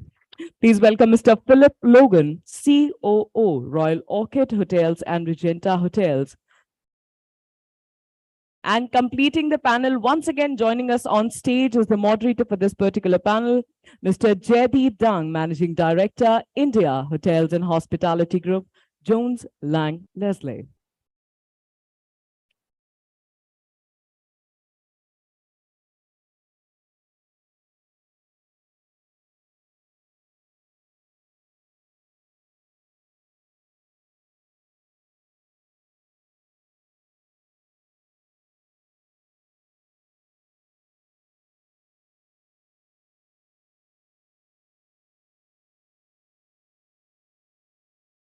Check. So it's Jones Lang LaSalle, JLL. It's a tongue twister, but nevertheless.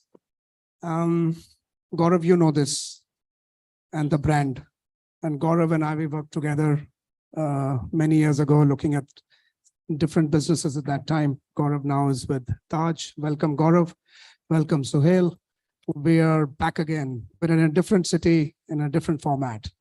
Good to have you. Cyrus, Sahab, from Maldives to India. Sahab hoa? वैसे थोड़ी.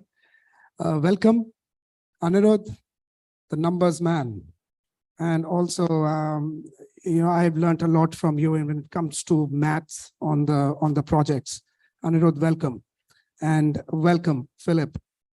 We haven't met, but it's always a great place to meet this wonderful stage. Okay, ladies and gentlemen, I'm back doing what I generally do, and which is moderating a panel. So it's easier to ask questions apart from all the investment deals and the data, etc., that we keep doing and the boring stuff behind it. This is the interesting stuff. And thank you very much, all of you gentlemen, for joining me. I will kind of keep it crisp and divide this conversation in three parts, which is property, people, and performance.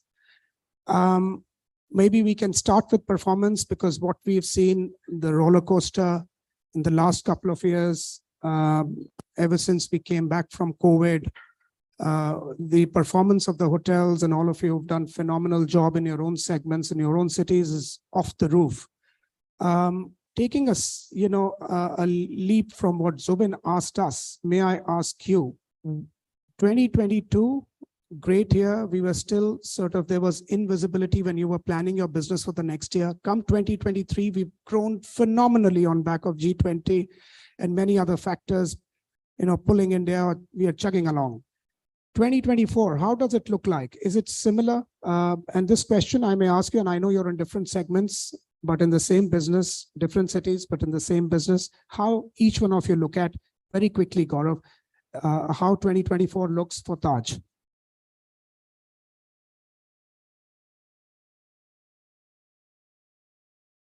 Hello. Yeah, hi. I'll not specifically talk about IHCL. Actually, we are in a silent period, right? But what I'll do is I'll spend some time explaining how I feel the industry will be. Interesting thing is that I've spent majority of my time actually on the capital side of the business, right? So what I'll also try and do is I'll also try and explain how capital actually looks at this industry. So to give you a short answer is, forget 2024. From my perspective, next decade will be a hospitality decade, right? And why would that be? Simple economics, demand, supply.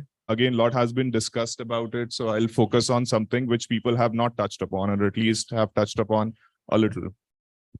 So from demand side, if you start comparing India, and let's say one of the examples that we can take is that for mature economy of Singapore, right? India is about 4,000 times bigger than Singapore, about 10 times bigger than Singapore in terms of GDP, right? Actually more.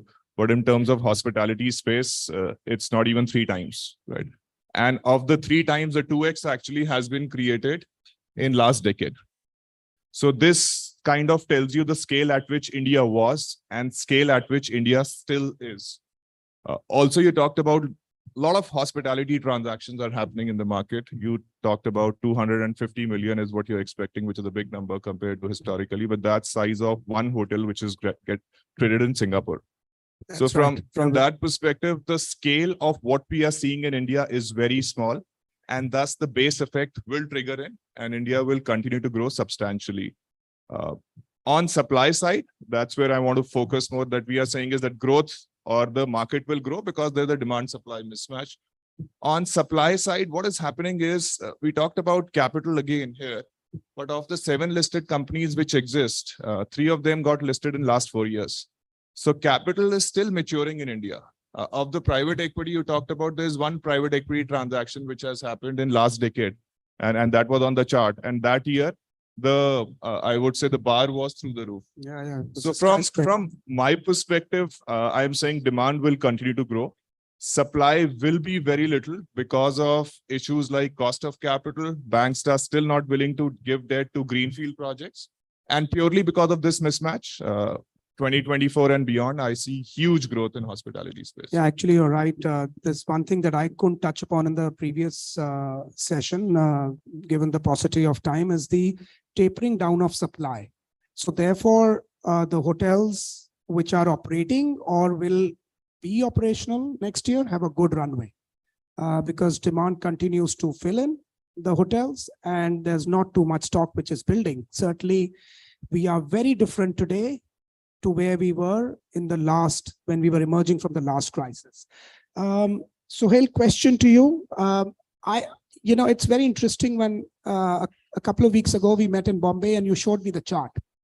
I've always known of your brand and I've also had the privilege to stay in the Gir property I told you, which was phenomenal experience. But the way I see your growth, if you take the India map, you're mostly on the left-hand side, which is the west, southwest, and central, and that part of India is still sort of pending. What do you think? Why is that happened?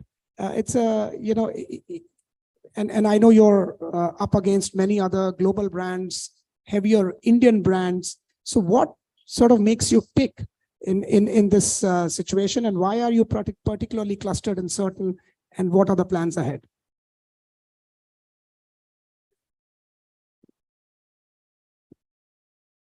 So we're also passing the mic. Yeah. Yeah. Okay, so before I get to our regional presence per se, I just wanted to be a little more specific in terms of the performance and where I see the Indian market per se. From our perspective, the company, I see a minimum 30% growth year on year, at least for the next 5 years. And there's a very strong reason behind this. It's a double engine growth, right? We've got expansion in terms of new hotels coming in, and we've got same store growth. Why the same store growth? Because look, a lot of metrics have been discussed, but one metrics, we're a gut feel company. And normally with every gut feel, there's always one or two metrics that will reaffirm that or the other way around.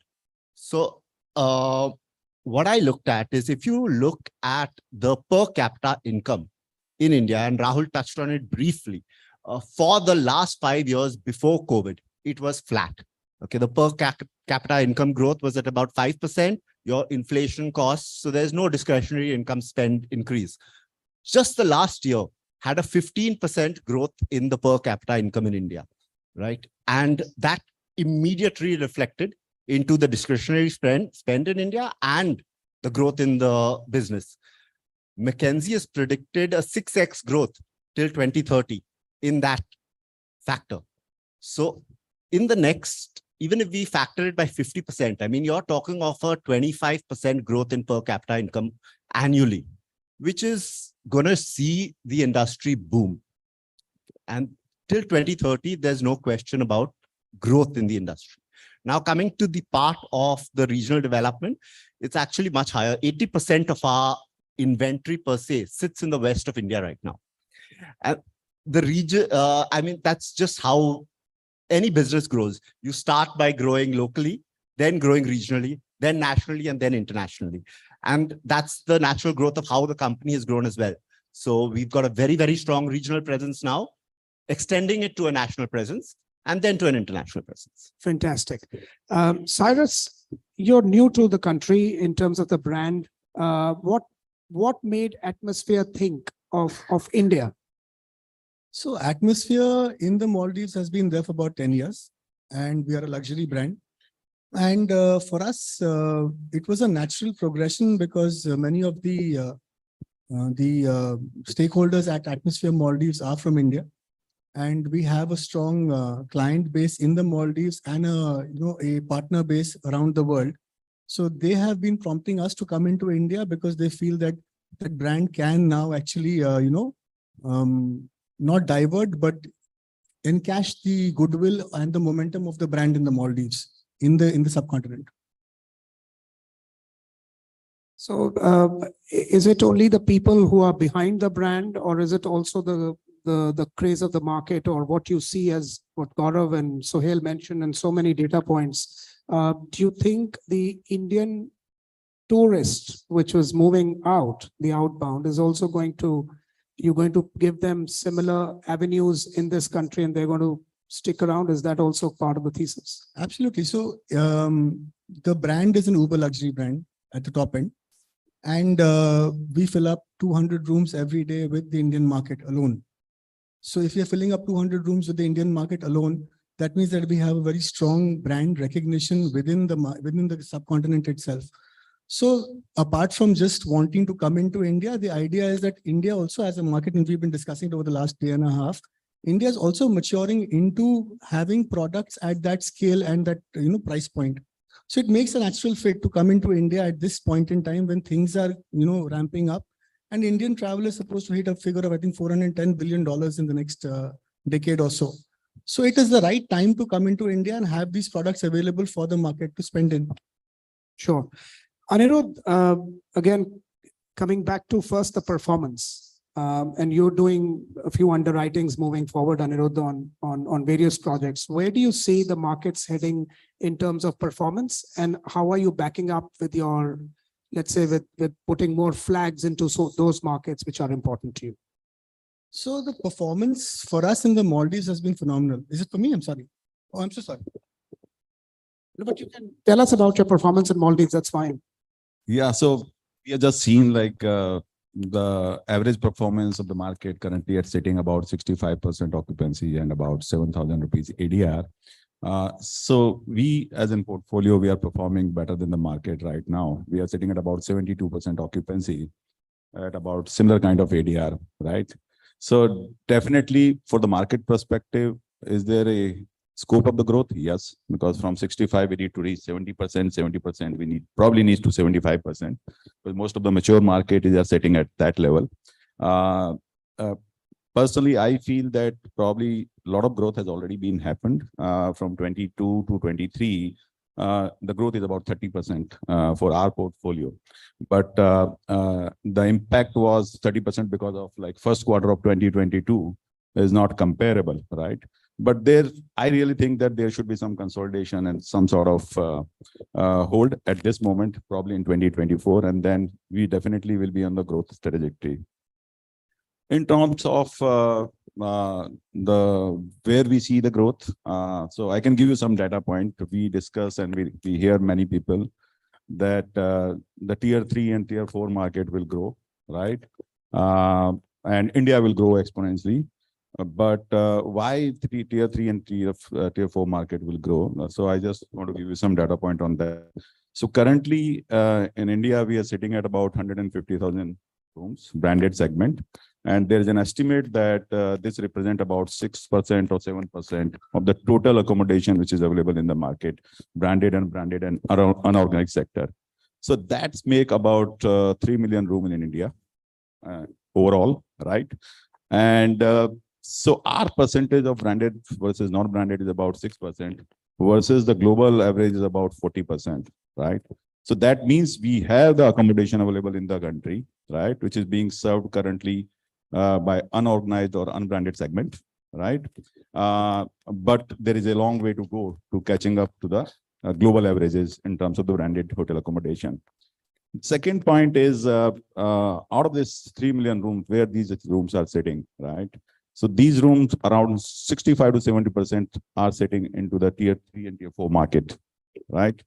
So that represents a huge opportunity for all of us to look at it, right? That definitely there is a demand.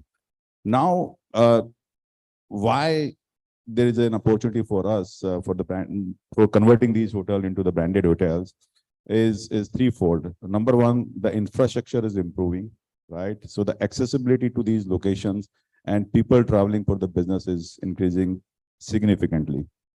Number two, the per capita income is increasing. That is why the size of the wallet of the people has been increasing. They are ready to pay more. The third thing is because of COVID, the customer preference has changed. So now they want to stay in safe and hygiene environment and the branded environment. So people are more willing to go into these market and stay into the branded hotel, right?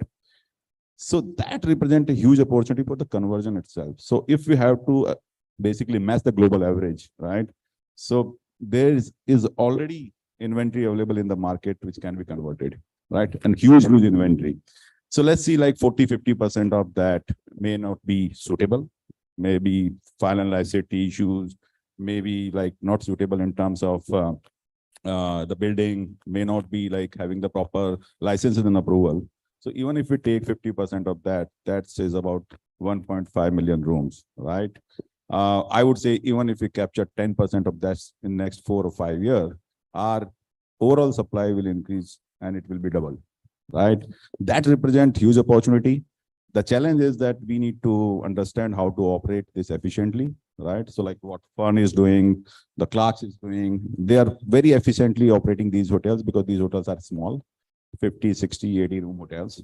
So we need to figure out that. For us as an international brands, we need to basically reduce the cost of affiliation significantly, be it the IT cost, be it providing the local solutions for the operating supplies, right? And we need to have a efficient model to run these hotels because these hotels can't be run the way we are running the hotel of 200 room hotel in a tier 1 city.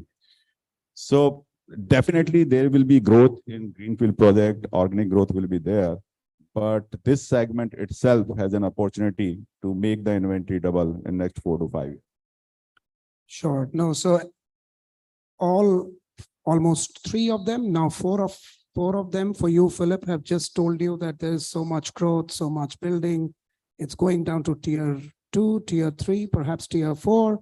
And that's really the story. That's what even data says. And even, you know, in terms of segments, people once asked me that luxury is going away or upper upscale or upscale hotels are going away and more budget hotels are building. But actually 25% of the stock, which is now being promised in various stages of development, actually another 50,000 out of 50,000 keys is basically in luxury. So there's lot building, lot more converting. So Philip, where do you get the people from? How do you address this issue? What do you think if this is going to be the case? Then how are we going to skill our people and how are we going to serve our guests? What do you think? I actually disagree entirely with some of the things I've heard today. The first thing in the room, I notice, I've just come back from Australia. My wife's Indian. I've been out of the country for 7 years. I lived in the country for 13. And I remember hearing the same story in 2006 about the deficit of people. And I looked around and I found that really quite funny. So in the room, I think there's probably 5% female. So if you want to know where people will come from, I think you're a male-dominated industry in India, and the answer is the female fraternity will stand up. Engineers in India, the smartest ones are actually female. The scientists in India, in ISRO, if you see today, they're female. Some of my best managers have been female, not that some of the males haven't been. So I think there's a female deficit in the way we manage in India, and that needs to change. Girls aren't just there for pretty. Girls aren't just there for standing on the side in the lobby. We in the West talk about workforce planning guide. We don't talk about manning guide. So workforce planning guide requires diversity of age. Hats off to Lemon Tree for what they're doing in relation to disabled and from paraplegic to blind to amazing stuff that Lemon Tree are doing. So I think the answer is India will just work it out. You know, we're sitting in a building. These hotels weren't here when I was here in 2006, and we've got 14 of them, I think. I can't remember, and there's another couple being built. And a little town called Hyderabad that I lived in, it had about 4 hotels or 5 hotels, and I see Viru down here, and he ran the Taj Group, and he was the only guy in town until I came along. But the reality is that Hyderabad today's probably got 35 hotels, and the financial district didn't exist. So I think India's growth path, even on organic number, is 2x. The capital markets are nascent. So the scary, and the question was asked this morning about why aren't the people coming?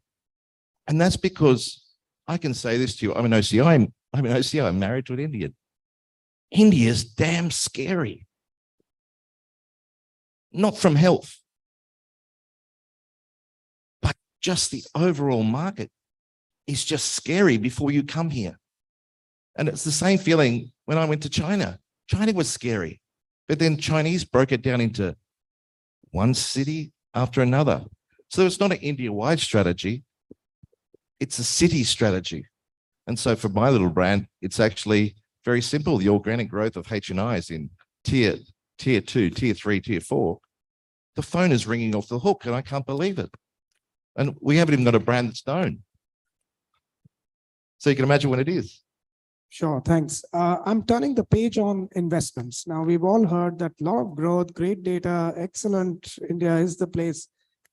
Does it also mean, Gaurav, for the group to start investing again in terms of real estate and assets the way you had grown it previously? And I know last 20 years have been management contract heavy, right? Or asset light, but given where India is in terms of its tipping point, and you see the growth, and all of you are also championing the same growth, does that mean to putting back the capital that you've earned into this asset class, whether in India or overseas? Is that the plan moving forward? Look, India is a huge market. And if one has to grow, and also from scale perspective, we have also I only mentioned it, that the number of assets which exist are also small. So would we end up creating asset? Our answer is yes. We will deploy our capital in creating asset. As we speak, there are about 6 assets which are under construction, including 2 in Lakshadweep. So IHCL is known for creating destinations, and we will continue to do that. That's part of the integral strategy, that whatever capital we have, we will start putting into destination and creating new destinations. But the bigger part of the strategy is to grow asset light. Right? As we said, opportunity set is too large to miss out, and we just can't wait for our capital to be deployed in creating all assets. And we have announced this multiple times to our shareholder groups that we will continue to expand asset light as well as deploy capital in unique destinations where we can create unique opportunities. Internationally, we don't intend to deploy any capital, right? Over there, we would want to grow asset light. And then that's the company's strategy for now. For you, Sohail, I know you've also been growing on management contracts, but are you looking at more innovative structures or looking at acquisitions? So like I mentioned, capital is always limited. So it has to be deployed very, very wisely. And if there was ever an opportunity to deploy the capital, it's today. So we decided to get into asset acquisition, and we decided to utilize the capital in terms of revenue share. There are a lot of assets available in India today that need a refurbishment, need a rebranding, and the top side of that is almost 50%. So you can turn that asset around and shoot the numbers up quite significantly. And we've seen that as a management company, where we've taken on assets, where we've renovated the asset. And as a management company, we've been able to more than double their numbers. So it's a very good opportunity for us to do that even in the revenue share space. So that's what we're looking at right now as well. Sure, that's being innovative.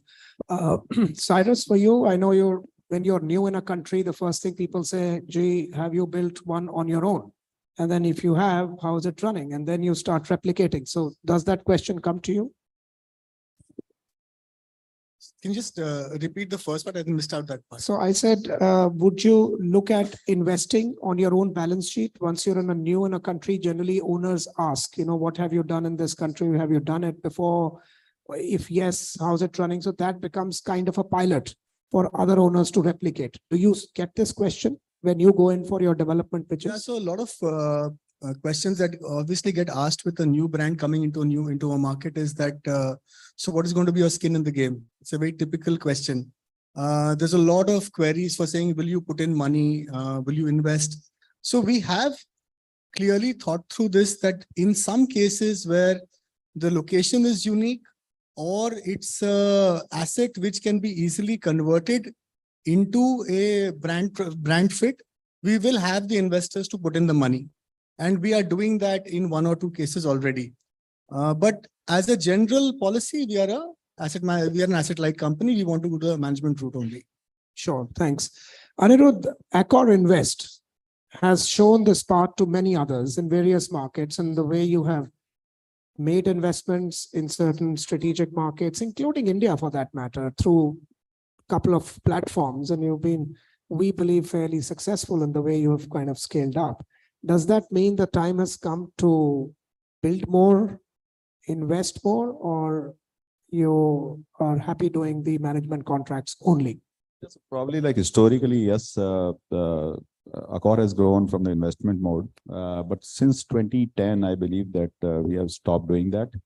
The current mandate is to be asset light. And currently we have 3 platforms in India. Tribuna is there, IGS there, and one more joint venture for Sofitel Bombay. So we have these 3 platforms, but we don't want to create any new platform. And we are happy with the asset light strategy. Sure. Thanks.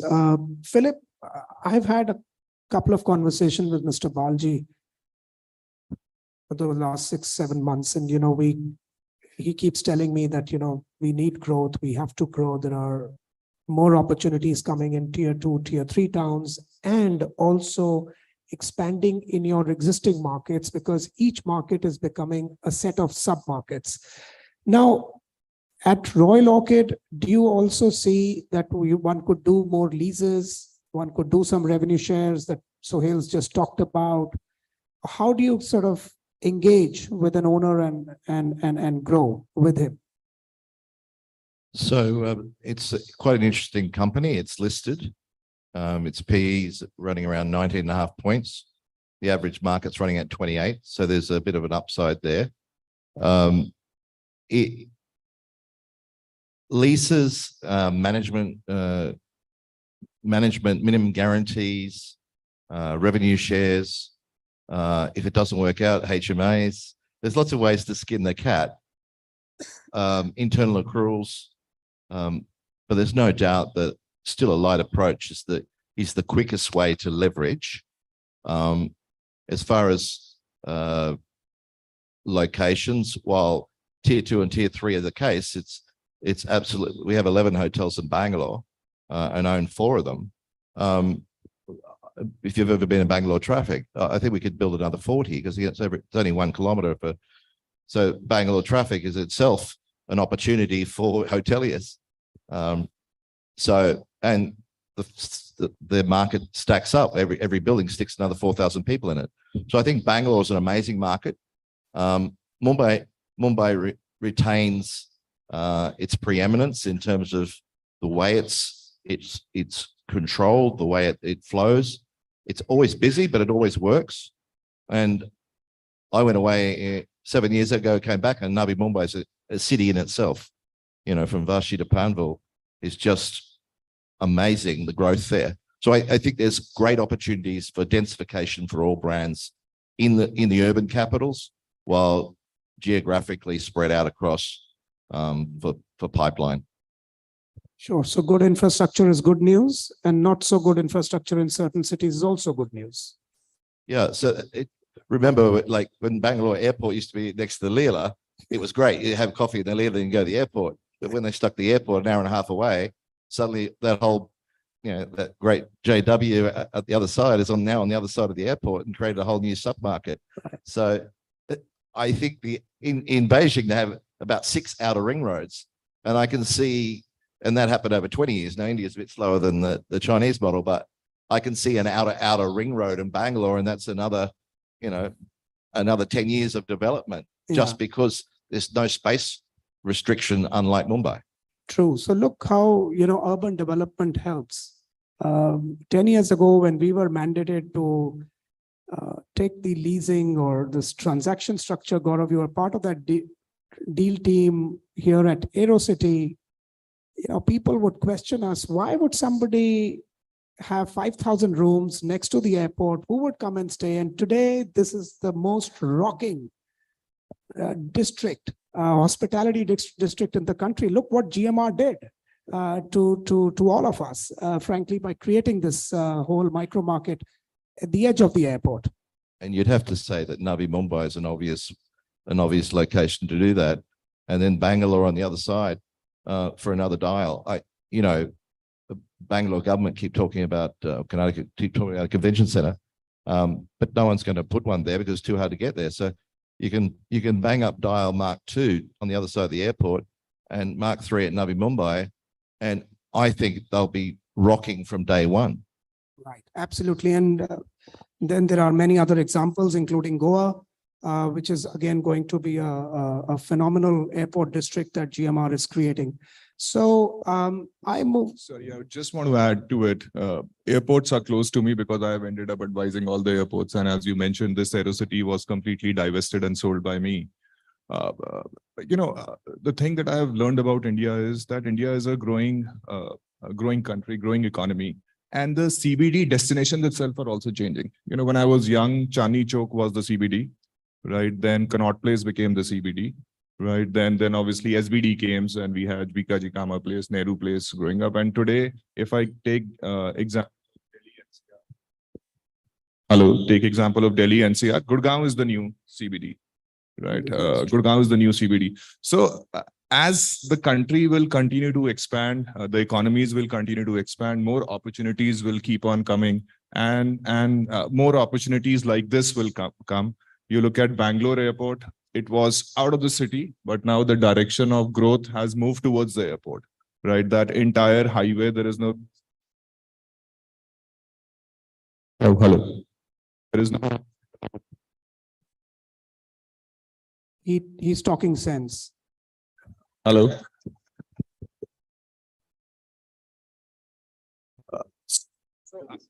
Yeah. So I believe this trend will continue, and there are more districts like this which we will end up seeing, more successful districts, and from that perspective, there's a big opportunity out there for all of us. Sure, great.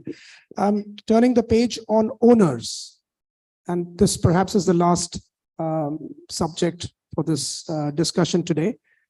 Owners have become more informed. We realize this because we are like in many ways infantry soldiers. When a project and somebody envisages that we need to build something, they call us, ask us for many things, many metrics. And I think the way we were advising owners 10 years ago to what we are doing today is a world of a difference. So owners are very informed, which is good news. That means the market is maturing, which means that we will have better set of people running the show and building the show. Do you see that conversation evolving? How are you dealing with those owners? Or if I may put it this way, what is this one important thing that you tell your owners so that the project and your hotel and the operation becomes sustainable? I wish there was one thing that I could advise them. But in my previous avatar, I did end up buying hotels, right? Close to 25, 26 hotels I bought.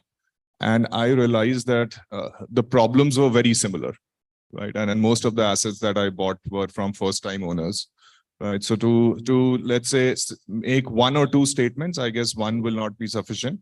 Is first of all, I would advise them to understand the business well. It's not a passive real estate play, which most of the hotel owner thinks, right? So it's not passive. They should spend time with people like you and also with people who manage hotel well to first understand the nature of animal they are getting into. That is one, because if they don't understand the business, right, they can't expect operators to do the best thing for them, because sometimes they end up creating something which an operator cannot correct. So that is one. Second is, which Mandeep mentioned, is to have the right capital structure. This is a business which has a J curve in terms of yield that it gets. Cost of capital in India is expensive.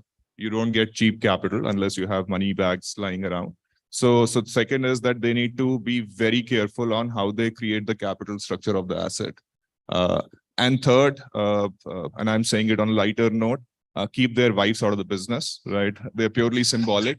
That once a product is built and designed on paper, So hire professional interior designers. absolutely, let them do their job. Don't touch it unless you have to, right? So make a plan and stick to the plan. Okay, great. For you, Sohail, you're dealing with many of them. How do you, what one advice do you give? And I must also tell you, all of you, that Sohail's business also has, same owner building second hotel, third hotel, fourth hotel with you, which is a great validation of what you do. So what do you tell them that they are basically doing more business with you? So I think one thing that we do is we avoid giving unsolicited advices. Yeah. So we don't really give them unsolicited advice.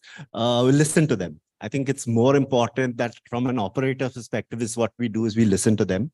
And advice is actually more towards the operators, where we need to look at future-proofing our business. We need to look at how we can reinvent our business. So today, just as an example, our back of the house areas are huge. We've got over 10,000 square feet of back of the house areas in almost any hotel.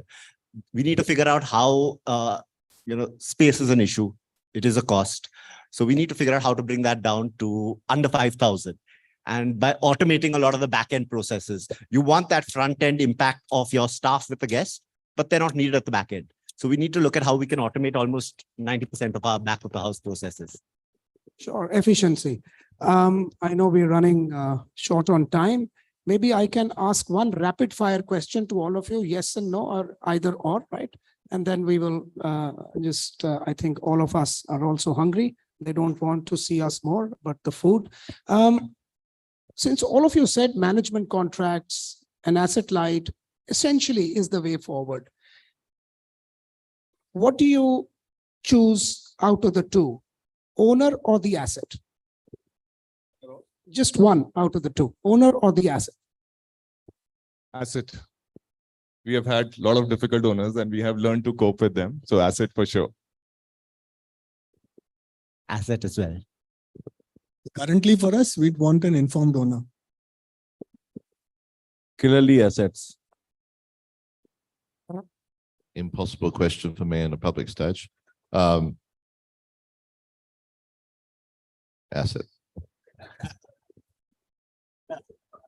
I thought if you get a good owner, you will naturally get a good asset, isn't it?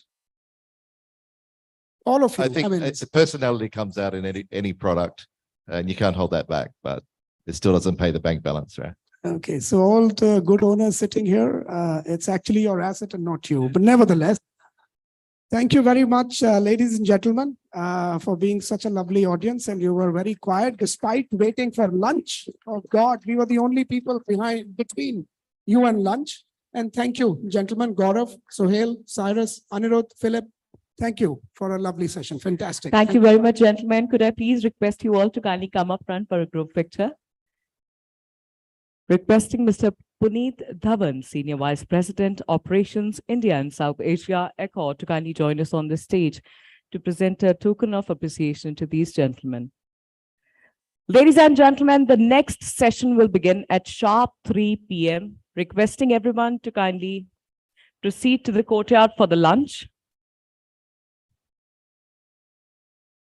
Please enjoy the special Indian hospitality menu and the F&B experienced by the Pullman. Considering the participation of VVIP guests and security reasons, we need to stick to our schedule. So requesting everyone to kindly join us back in this hall at sharp 3 p.m. for the next session. Please enjoy the lunch.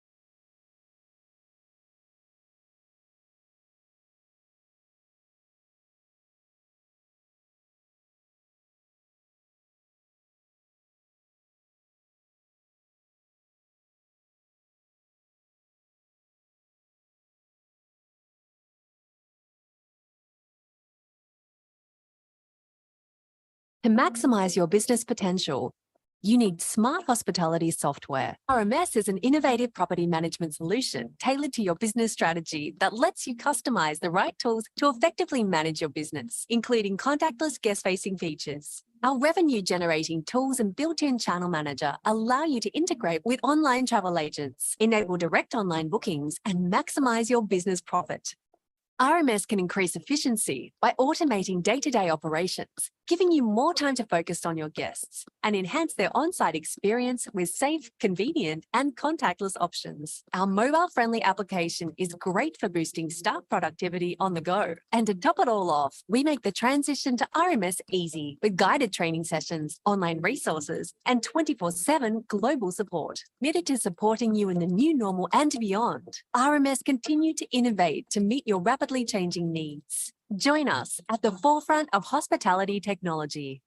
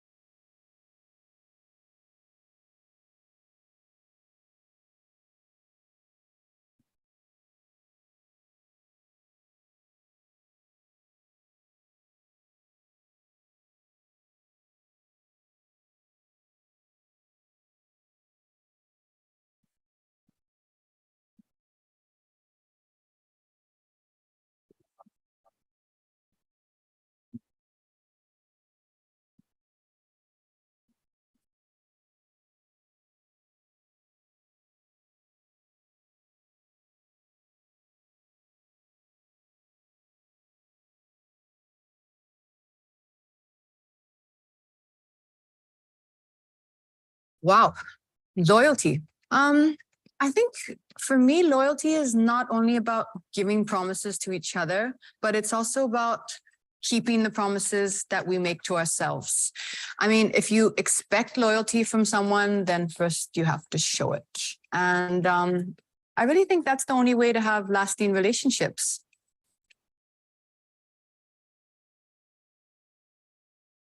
Oh, okay, I see. But you know what? My answer actually doesn't change because to me, the Accor Live Limitless program, it makes me feel the exact same way. I mean, always keeps its promises to its members and it delivers.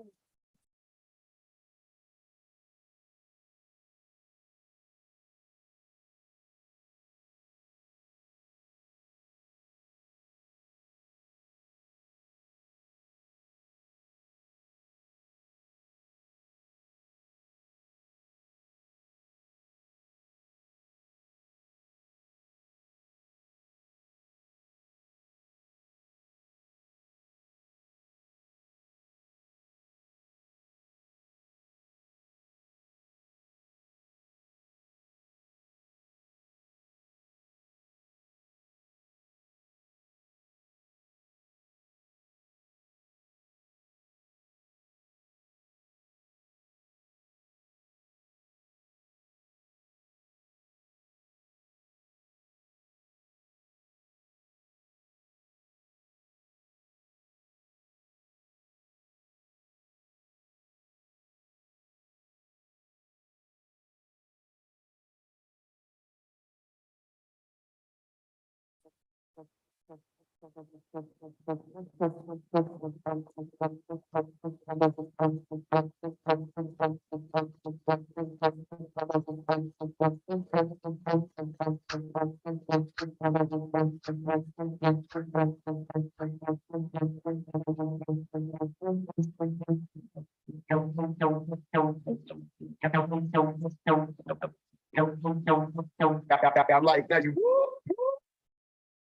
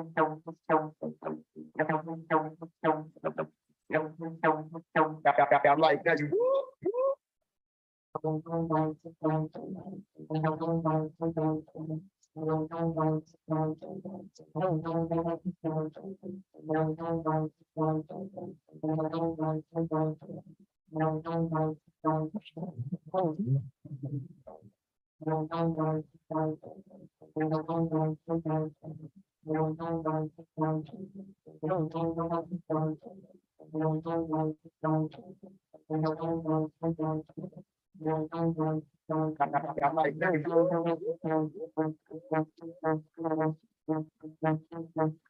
I'm like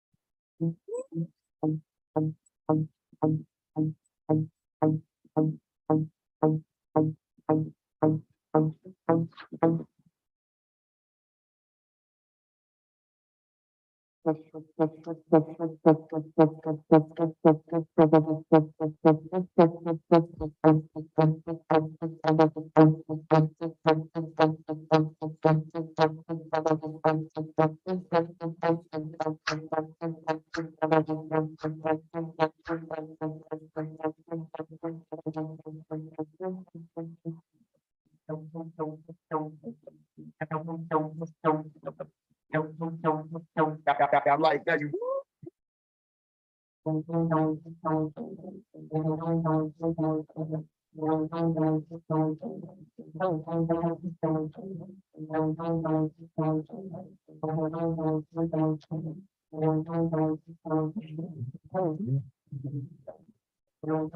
that.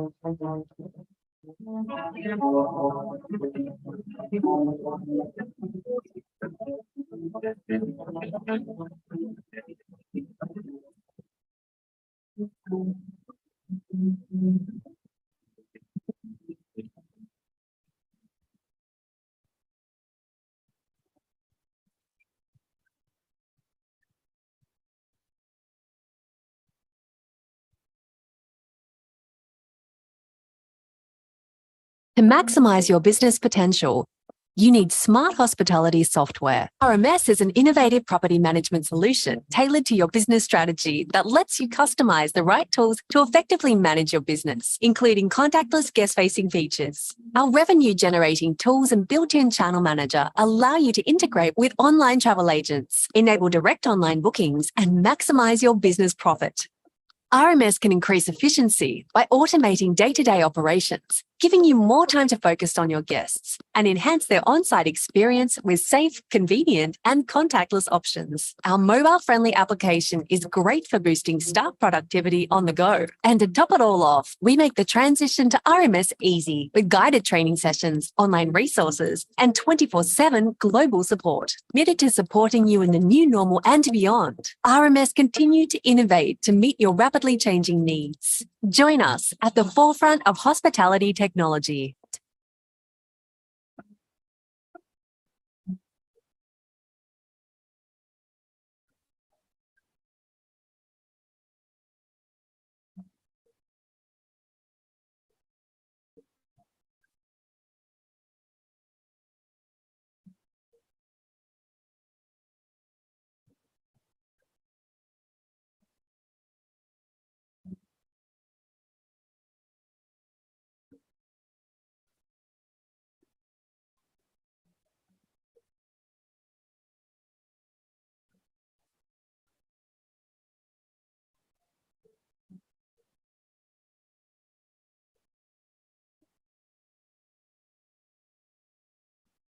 Hello.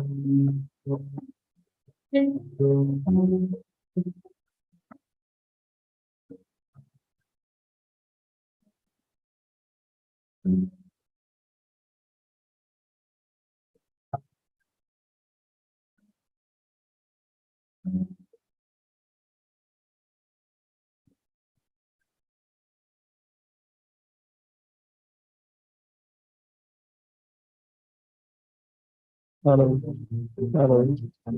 Hello. Hello. Hello. Hello.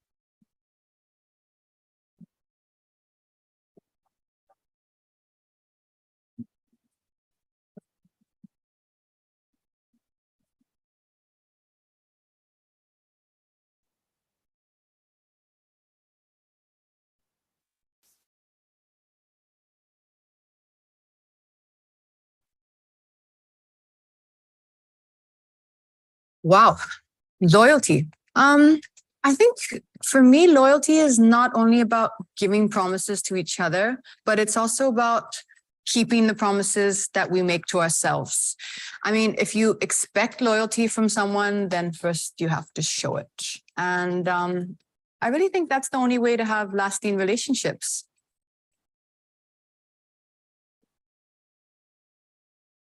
Oh, okay, I see. But you know what? My answer actually doesn't change because to me, the Accor Live Limitless program, it makes me feel the exact same way. I mean, always keeps its promises to its members and it delivers.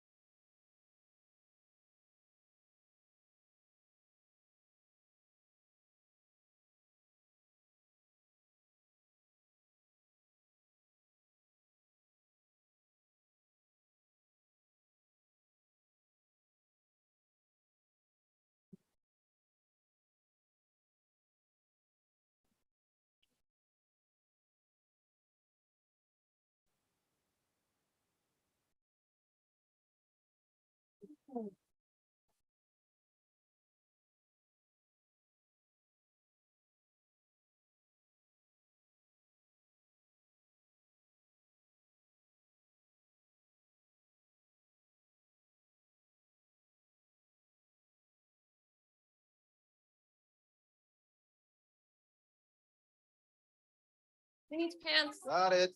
Come on, let's go. Hustle. Stroller. Double stroller. Go.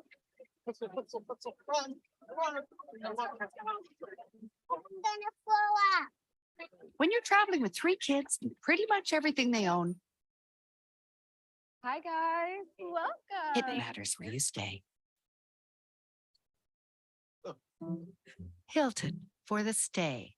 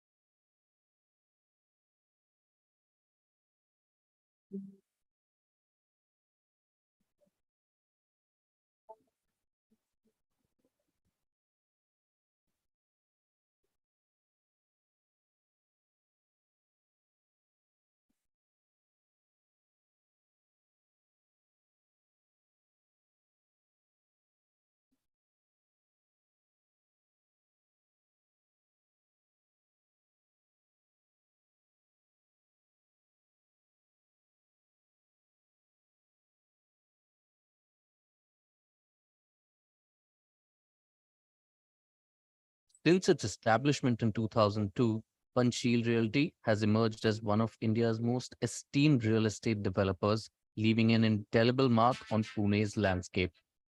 with an impressive development portfolio of over 29.5 million square feet of completed projects, 1,506 hospitality keys, and an additional 27.5 million square feet currently under development, Panchsheel has played a pivotal role in catapulting Pune onto the global stage.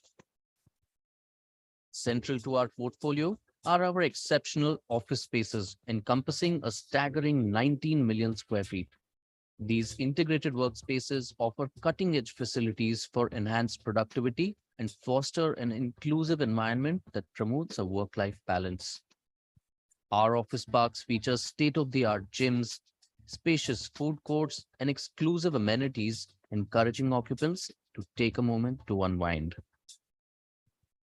Driven by our unwavering commitment to excellence, we prioritize safety and sustainability within our ecosystem. Our efforts have been rewarded with top ratings from the British Safety Council, as well as prestigious Gold LEED certifications for several of our office parks. While our commercial portfolio serves as the crown jewel of Panchsheel, our residential offerings are equally exceptional.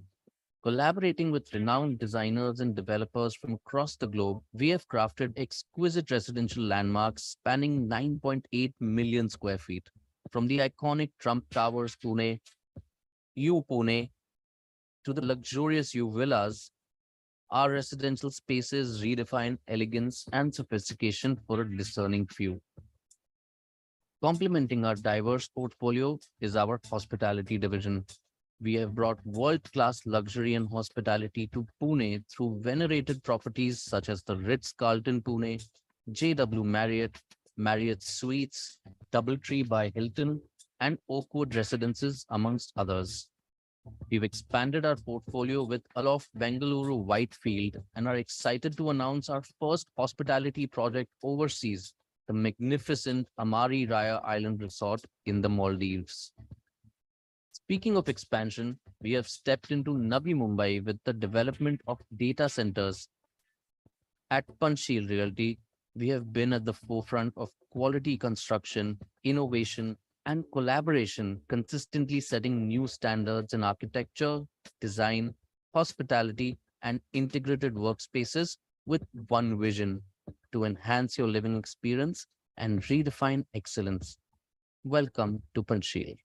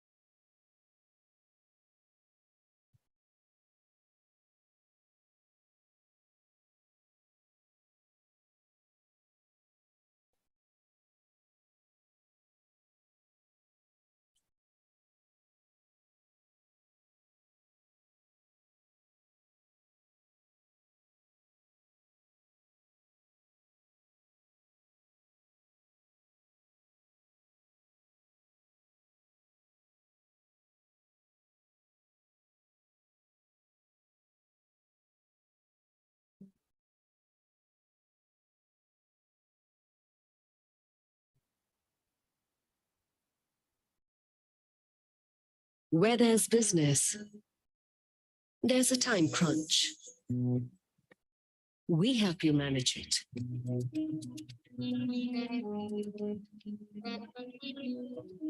There's pressure. We help you relieve it.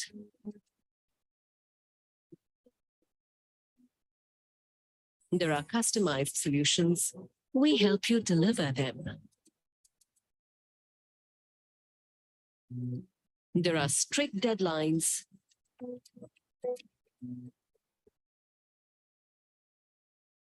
We help you meet them. When business is on your mind, you are on our mind. Discover happiness at Sarovar. Sarovar Hotels and Resorts.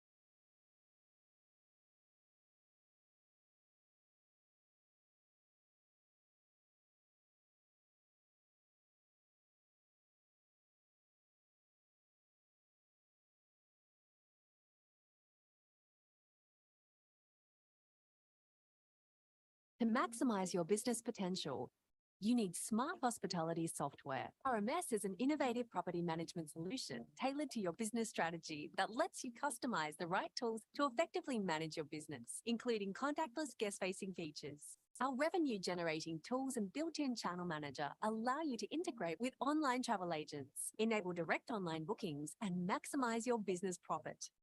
RMS can increase efficiency by automating day-to-day operations, giving you more time to focus on your guests and enhance their on-site experience with safe, convenient, and contactless options. Our mobile-friendly application is great for boosting staff productivity on the go. And to top it all off, we make the transition to RMS easy with guided training sessions, online resources, and 24/7 global support, committed to supporting you in the new normal and beyond. RMS continue to innovate to meet your rapidly changing needs. Join us at the forefront of hospitality technology.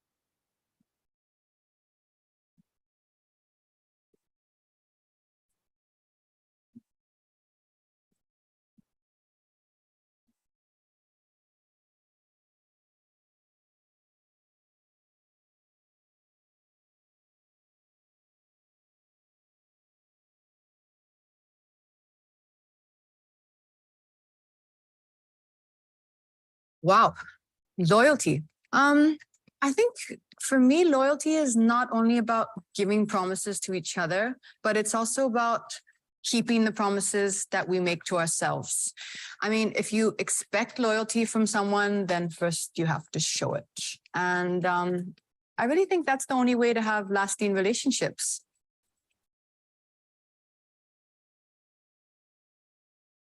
Oh, okay, I see. But you know what? My answer actually doesn't change because to me, the Accor Live Limitless program, it makes me feel the exact same way. I mean, always keeps its promises to its members and it delivers.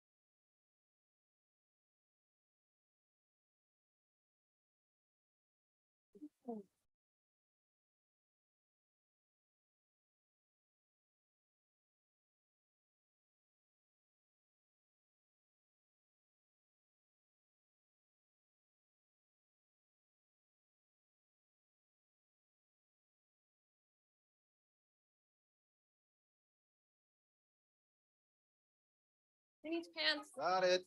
Come on, let's go. Hustle. Double stroller. Go.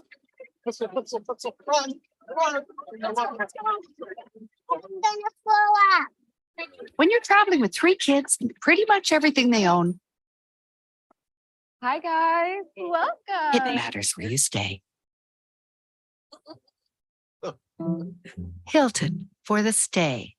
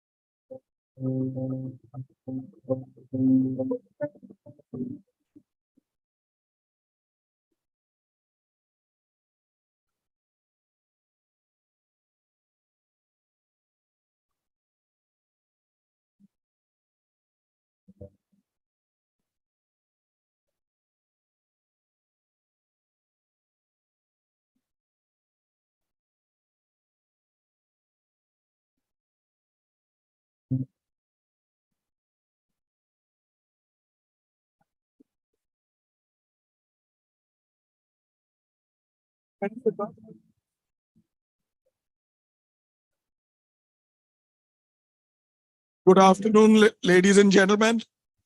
Can I request you all to be seated? All hoteliers, आप लोगों की इज्जत दाव पे है punctuality के लिहाज से। ये सारे क्या अखौर वाले हैं? आप भी अखौर से हो तो मेरे को तो मिलो, हंसो मत। ये क्या बात है, क्या नाम बड़ा लंबा है? अच्छा अच्छा अच्छा, चलो आ जाओ। तू भी तो कौर से है, तू इधर आ। अच्छा सॉरी। हाँ ओह oh, so genuinely, where is Vineet Mishra? खड़ा हो जाओ, इत्थे आ, इधर आ। I want you all to put your hands together for Vineet Mishra, for Sandeep Kalra. I think they've been the most amazing hosts, superbly efficient, food to die for, and amazing detailing, right? You can't ask for more. What does a hotelier live on? Hotelier lives on some bit of appreciation, right? And I'm sure you guys will do more than your quota of appreciation. You must thank each one of them on the floor, each one of them on the kitchen. They've been such gracious hosts. Last but not the least, I'm going to ask this gentleman to stand up, Puneet Dhawan. Khada ho jaye yaar, meri marzi. So, Puneet and me, we met on the 22nd of July, right? So we discussed and he said, "Ke yaar, aithe hi karna," right? So, and I also want to make an important announcement. The next BW Hotelier IHA-2024 will officially be in Punjabi. All right. It's going to be here. Yeah, but it's going to be here. All right, it's going to be here and it's going to be in Punjabi. So me and Puneet have just had a chat while we were walking up. No. Don't worry. I'll do more than, I'm from Modern. I'm a Punjabi. I'm a Delhiite. I do more than dollops of Punjabi. All right, Neeti, welcome. That is Neeti Batra and Prasann. Prasann is, Anurag and Neeti's son. Neeti is our chairman's wife and also a sister to be. All right, so welcome Neeti, welcome Prasann. The chairman is not here, but the chair is. All right, but good going. Thank you again, Vineet. Sandeep को बुला के भी celebrate करेंगे. और आप सब लोग जितने भी लोग हैं जो service कर रहे हैं, please shake their hand. Say a big thank you to all of them. Whenever you meet them, wherever you meet them. ओ किथे गई मेरी MC? साहिबजीत कौर किथे है? शुरू करें अंताक्षरी? चलाओ video. All right. So the lady is just coming.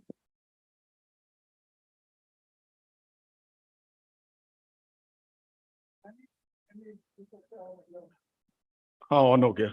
ठीक है. Acha, now let's begin with the next session. Post lunch is never easy. There I see a lot of people missing over here, but I found them downstairs, but I'm sure they'll come up. So the first session now is somebody who I really admire. Stand up, you know who you are. Reema Diwan. She's going to lead the session. Reema Diwan, ladies and gentlemen, is the Vice President, Design and Technical Services, India and South Asia for Accor. Like I do with everybody I meet for the first time, I hit off with her long ago. Thank you for leading this, Reema. All right, next in, another lady I admire, like my sister, right? My paternal grandmother was also a Dhawan and she's already stood up. Vandana Dhawan Saxena. Vandana is the design principal for Studio 6 Designs. Aja Vandana. Oh, Studio 4, sorry. I'm slightly dyslexic. All right, koi gal nahi. Next in is somebody who comes in from Germany, Klaus. You'll pronounce your second name yourself. Keinzler, he is the studio design head for Height Design Services. Klaus. All right. Next one is somebody who's accidentally an architect who should have been a film star and given Shah Rukh Khan a run for his money. Bobby Mukherjee. All right. Star nonetheless. He's the chairman of Bobby Mukherjee and Associates. Lamba hai, but theek hai. Chalega. Next in is architect Reza Kabul, flies in from Mumbai like Bobby does, president of ARK Reza Kabul Architect. Welcome, Reza. Anybody who knows Farsi can converse with him. Next in is Rohit Wanganu. Are you there, Rohit? Minus your headphones. Aaja phir. He is the executive director and head projects for Wang Hospitality Equipment. All right, that makes the session. The session is pretty interesting. Baith jao, apna hi kar samjho.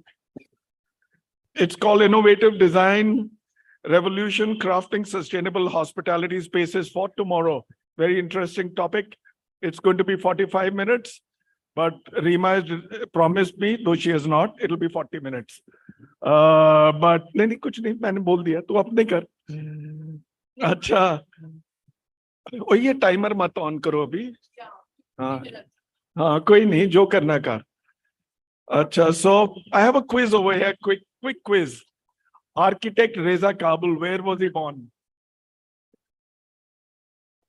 जल्दी बताओ जीतने वाला को ये नौकरी देंगे हाँ है यार ये मैं पूछ तो बता ना एक ये हार गया तो आउट है बताओ जल्दी बोलो where was he born नहीं हार गया आगे बोलो काबुल काबुल नहीं हार गए Tehran all right so That's over good to to you know. God bless you I make a good MC yeah this one is not in Punjabi by the way. So good afternoon, everyone. So we are here to discuss a very interesting topic and topic which is very close to my heart.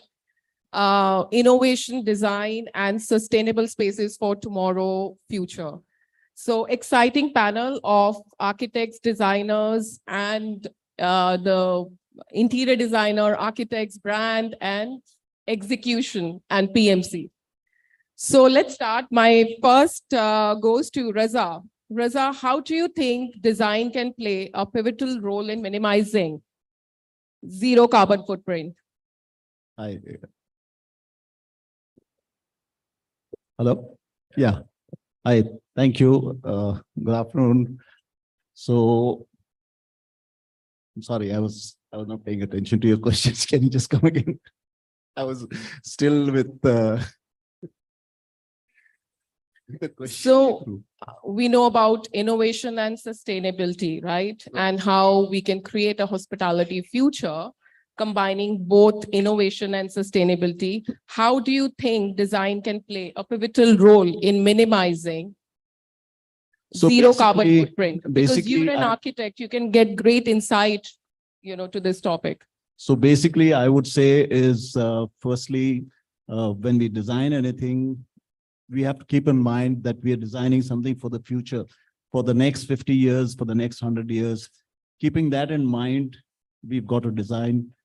I would say you design something that could be, today you do it as a hotel, maybe tomorrow you want to convert it into a hospital, you want to convert it into a commercial building.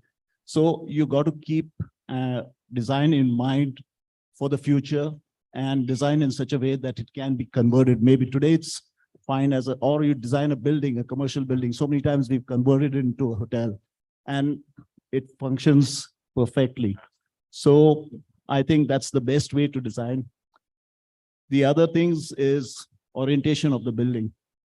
That's very important. And build with the surroundings. Don't just build something, because you like it from XYZ place. You just pick it up and you put it on the side and that's it. You have to design with the context. That's it. So that's actually a good one, Reza, that designing with the context of it and making it sustainable, right? So now coming to Bobby, like having innovation and sustainability sometimes, is very complex to achieve. What is your approach to this and what are the strategies which one can adopt to have a good balance of both? I think it starts with, being as Indian as possible. It starts with having your designer consultant being Indian and not a Gora from outside. There are many brands that think that only they can do a better job. We being Indians, I think we should help our own kind. You know, we talk about racism and all that stuff, right? It starts in our own backyard here. There are enough great designers doing work in India. It starts with that because they come with the entire ecosystem. Indians know the materials that you get in the backyard. They understand the weather. They understand the geography. They understand the geology. They understand the horticulture of that place. We understand the limitations that goes into making a good project, getting the best out of, you know, Indian artisans. I think, you know, to be sustainable, I think the best way to do is being everything as much as possible, being locally made from your backyard. And India has grown in leaps and bounds in the last 20 years in terms of quality products that is coming out from our Indian factories itself. When I started my career 30 years ago, and my first hospitality projects was probably 22 years ago, there was a big dearth in quality products being available in India. You know, we were forced to depend on, you know, foreign, you know, products and stuff. And all that is greatly, you know, adds to the carbon footprint in a big way. Now, you know, great quality tiles, woodwork, carpets, you know, lighting, you know, amazing technical lights at par with the best of the world is available here. So as much as possible, go totally Indian in every way. Even flying down, designers from Paris, because एक और बोल रहा हूँ आपको, हम उनसे कम नहीं है. So getting people from US, Bangkok, Singapore, उनको प्लेन में business class में उड़ा के लेके आओ उधर. You know, you're adding to the carbon footprint. You know, we guys are here in the backyard. Praise us here. I'm there. There are many others. She's here, right here. We at a drop of a call, we come back. Opportunity to the community. Exactly. So we come back, and it's not just us; it's our whole team. You know, everyone's doing good work. And we do a lot of hand holding also. We are able to speak in Hindi and their language that they want to hear, and you know, we are there in the whole journey from beginning to end. That process is what helps in great minimization and a whole lot of, you know, resources consumption. And the other thing is that, you know, what I have learned through time, you know, earlier used to do things which were very trendy, hip, happening. Realize that all this is short-lived. In 10 years' time, you want to renovate it. Try and create a product which is so timeless that's going to be there, as Reza mentioned, also for the next 50 years. All you want to do is do some tweaking to, you know, do a soft refurbishment, but your basic design, bone, shell is all so good. And not for that moment. That is the way I think, because it is not just for that time being that you're thinking about being, you know, sustainable. Think for the next 100 years that your hotel building is going to be there in the environment. So Bobby, Rima, that's in fact, actually if I may add on to something that Bobby just mentioned. It's actually quite intriguing and interesting. And if we actually would ever want to ask ourselves, why is that we would like to go to Europe perhaps? Because we get quality. That's an impression or a perception perhaps. And why would we want to go to China? I guess price. Now, what Bobby said about adopting to what, let's say, is available locally in India to kind of support the sustainability initiatives. There's a very intriguing, I would say, model which is known in the industry, which goes by the name of the Morbi model. Now, there's a small town in the state of Gujarat, which has a lot of small tile manufacturers. Well, a couple of years ago, or maybe 5-8 years ago, this town would be doing a few thousand crores worth of business. And today their tagline is better than Italy, cheaper than China. And they've actually positioned themselves as premium tile manufacturing town. And you'll be surprised if you ever, and I really encourage and urge people over here, especially the hoteliers, to visit this town, and you would be amazed to see a lot of European companies positioning themselves because they want to collaborate with these manufacturers, and a lot of Chinese who want to see their equipments being used by the Morbi business people to manufacture these tiles. So I agree with you, Bobby, over there. Ever since Morbi happened, our entire thing has changed, and clients are so happy because we're able to give such high quality Italian quality products at 1/4 the cost. So everyone's happy. Better than It also makes business sense. Yeah, that's actually a very good point. In India, we were always sustainable. Do you agree? Like what you said, that, we have to be more surrounded with our location and be sensitive to the society. But if you think about India, a couple of years ago, we always used to have those newspaper bags, right? Now the world is talking about it, right? That newspaper being sustainable, but India always had. How we lost the contact of that and then tried to modernize us and just left it. And now again, going back to the sustainability. So my next one actually is for you, Vandana, because you do lot of hospitality and lot of interior spaces work around that.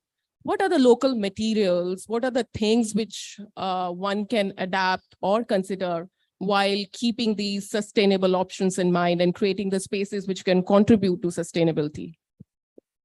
Thanks, Rima, and hi, everybody. It's a pleasure being here.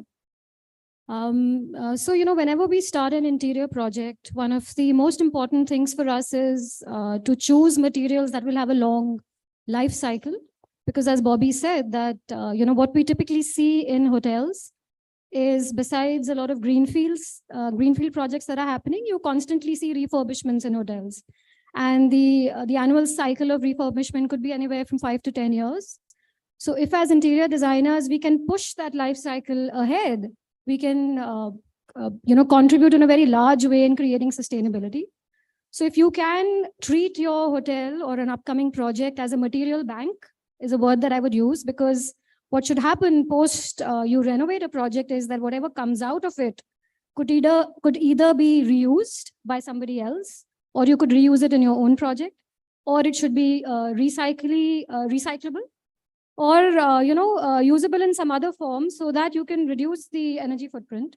So that is something that we are consciously trying to do. And in a lot of hotels, we're actually, when we step in, even for a full refurbishment, we try and question what is there on the floor, what can we conserve, what can we reshape. So if we can do that consciously in a project, we can save the owner a lot of money, and we can do the environment a lot of good. Besides that, I feel that less is more in today's time, and efficiency is key in creating a sustainable project. So within your public spaces, if you can create multifunctionality, you can use one space where you're spending so much and give it, multifold meaning. You'll be able to create a lot of efficiency, spend less, reduce the capex, and again, increase sustainability. So if we can follow the 4 Rs, and we can be very, very mindful of how we use every square inch of space as designers, and choose our materials in a way that they have, over their life cycle, have a net zero impact, because the life cycle means everything. It means when you're extracting the material, when you're manufacturing it, when you're transporting it, and in the end, when you're using it. So in every stage, there is a carbon footprint that is getting added to it. So you have to be mindful of everything. And as Bobby rightly says, use Indian designers. We've been bred here. We completely understand the geography. We understand the culture. We understand what works here in terms of climate. Who better than us? And yeah, I'm pitching to you, Rima. I'll add something. I'd like to add something here. Rima, I'd like to add something here. I think using Indian designers, you're more sustainable because you reduce carbon footprints flying down into the country. Absolutely. That's the first thing, and that's the first. Very generous of you, if I may say. That's the first step. So now, actually coming to Klaus, you're from the brand, right? And for sustainability, innovation, eco-design, whatever we say, holistic approach is required, right? From architecture to design to materiality to execution, and also the programming of these spaces and what all the initiatives which brand can do, right, to make things sustainable, not just for that time, but also for a long term, right? So what is your take on that? What are the mission, as a brand to create a sustainable product and to encourage sustainability? What is the mission? Good afternoon. Greetings from Germany. Talking to the footprint. A brand has to evolve every time. Clause, it's not very clear. Yeah, the mic is on, but just be a little louder. A brand has to evolve every time. A brand cannot be for forever. It has to change. It has to reflect. It has to note what's going on a market. For example, at the moment, we heard that yesterday, that there are more senior people traveling. There are more couples traveling. This will have impact on hotels, on hotel design, on brands. This generation who has the money, who can spend the money, they will explore the world. They will go to France, they will go to South America. They want to live and explore the other cultures, which means that guest rooms, hotels, they have to answer what the demand is from this clientele. My mother, she would go to a 5-star hotel. My daughter, she would go to a 3-star hotel because it's more hip, it's more action-driven. So both categories, both brands have to be taken care of. And let's say the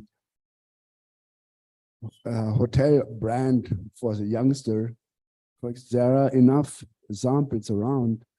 When you come to the lobby, we just heard it.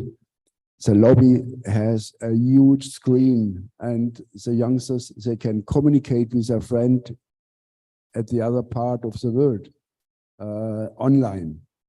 They communicate through their phones and their gadgets, and they immediately get a response from their friends in LA or wherever. So this means the lobby has to change. The brand has to give answers to the demand of this clientele. The next thing is adding to Bobby, local workmanship. I was in a happy position to look after a hotel in Jaipur. Workmanship there was so excellent. You couldn't even get it in Europe anywhere. So workmanship is here. It has to be brought up. It has to be supported. It has to be, well, paid, of course, as well. So the local market is ready for this to take it. The next step will be in a hotel sector, the prefabrication, not only on tiles, but prefabrication of entire hotel rooms. There are samples in Europe where you build a 150-room hotel in 12, 15 months, completely ready, 150 rooms. Everything is prefabricated somewhere in a factory. Quality is good. It is assembled on site. I wouldn't say like IKEA when you buy a shelf and you can dismantle, well, not dismantle, but putting it together. So this will be a market for different demand, not for the 5-star segment, but certainly for a segment which needs fast, good quality hotel rooms. And also creating spaces for eco-conscious traveler, right? By recreating it, creating spaces and hotels for eco-conscious traveler, right? So next one actually is to Raza. You would agree that facade, right, and the orientation of a building, of a hotel building, can contribute 30 to 40%, of the overall sustainable measures. So which means combining form and functionality together, right, and creating something which is more innovative and eco-friendly design. So how this can be like a well-integrated thing where your form and functionality meets to create an eco-friendly design?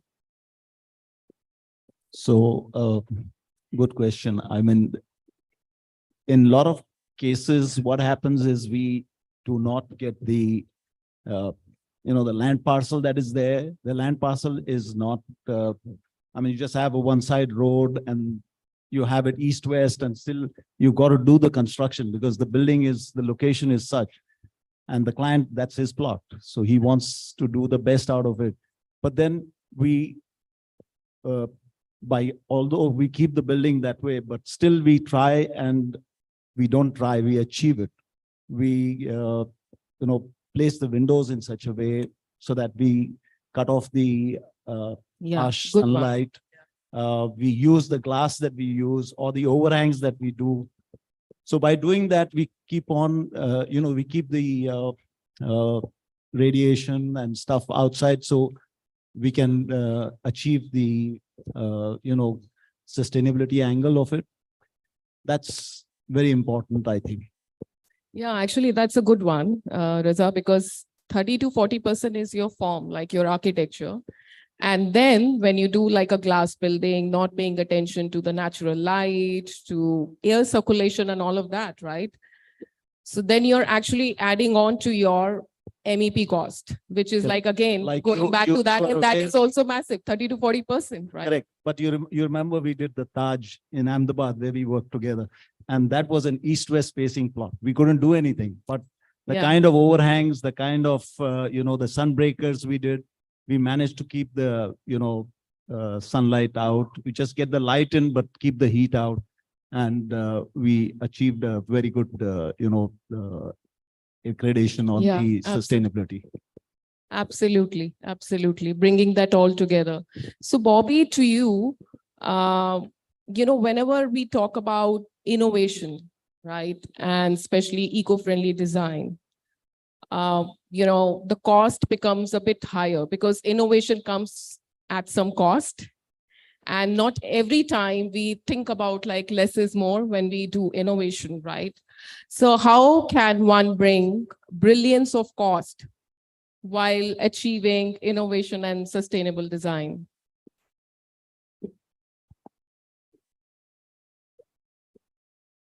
I think in the last few projects, we've seen that what you're saying is not true. That it's not necessary that being sustainable means it's going to cost you more. I would like to be proven wrong here. Yeah, because there were times a little while ago when by using those kind of materials and technology and stuff used to be expensive, but year by year, the prices of all those things are falling down a lot.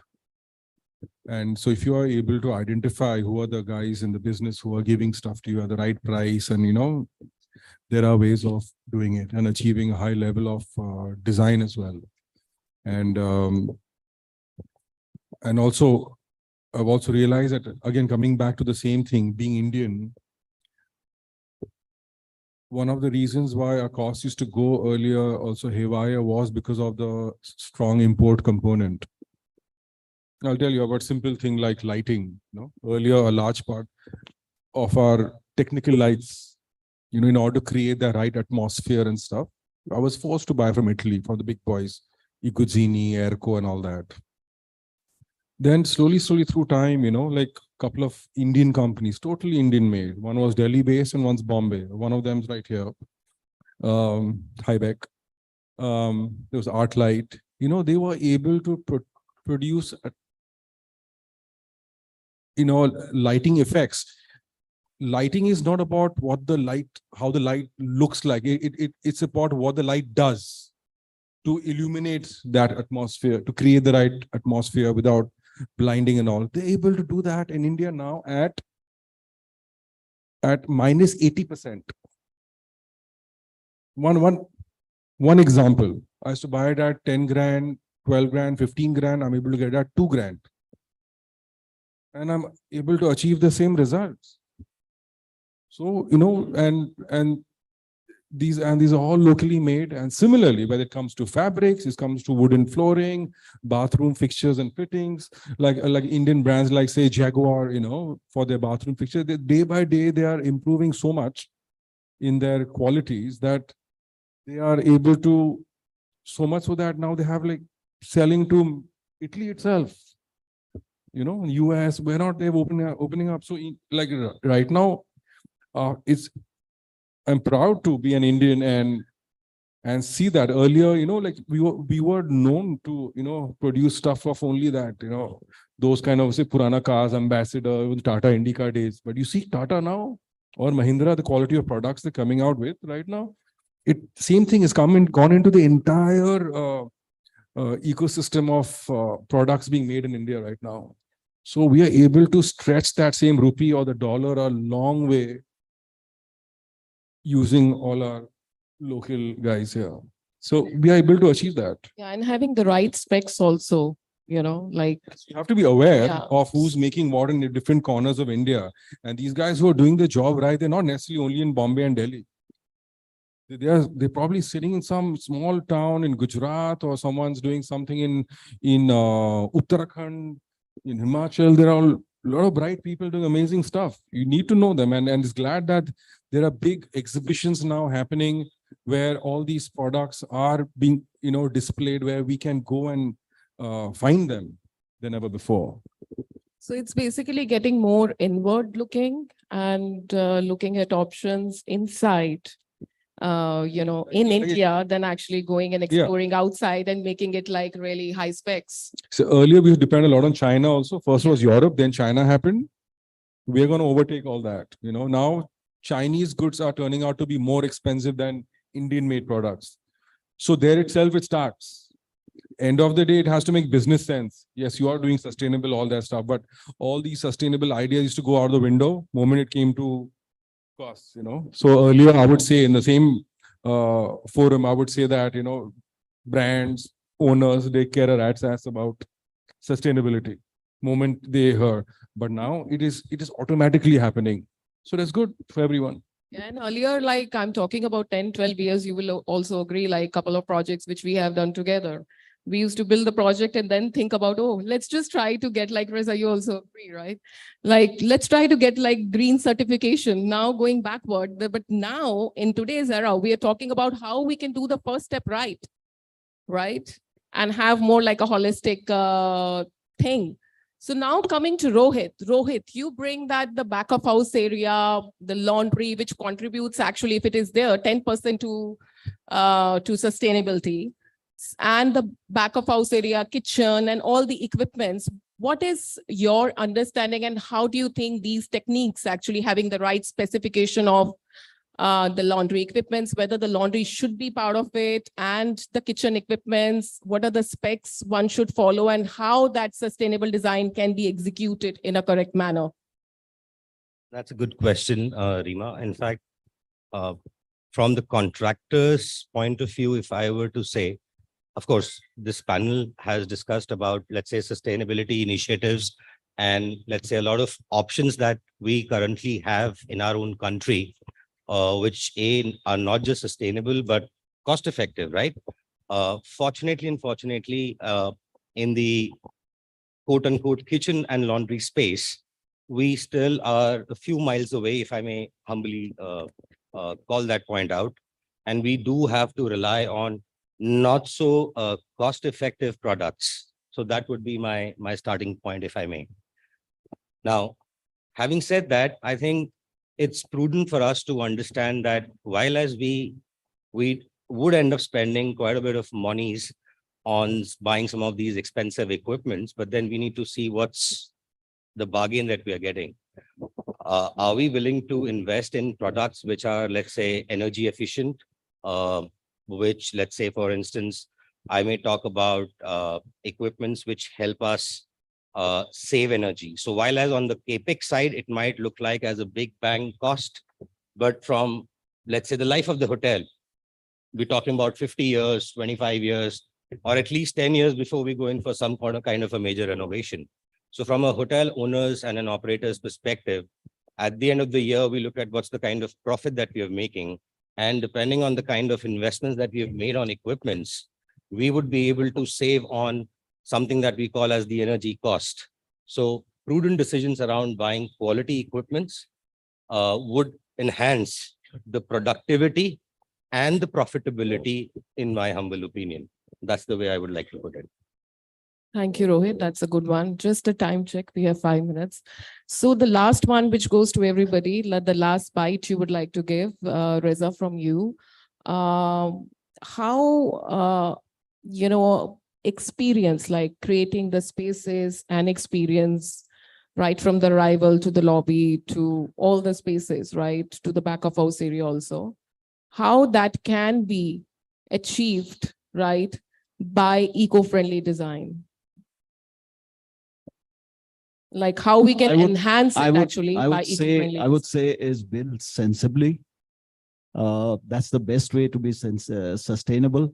And I think that's the best way to do it. If you build sensibly, you've got it. It's not that you've got to, strive for something to get it, but you just build sensibly. You have all your services, everything in order, functionally. I think that's the best way to do it. Yeah, because eco-friendly design is about what you feel, you touch, how you source, and how you experience. It's a combination of all of that. Now coming to Klaus, what is your last bit of it, which you like to add? A big question will be waste.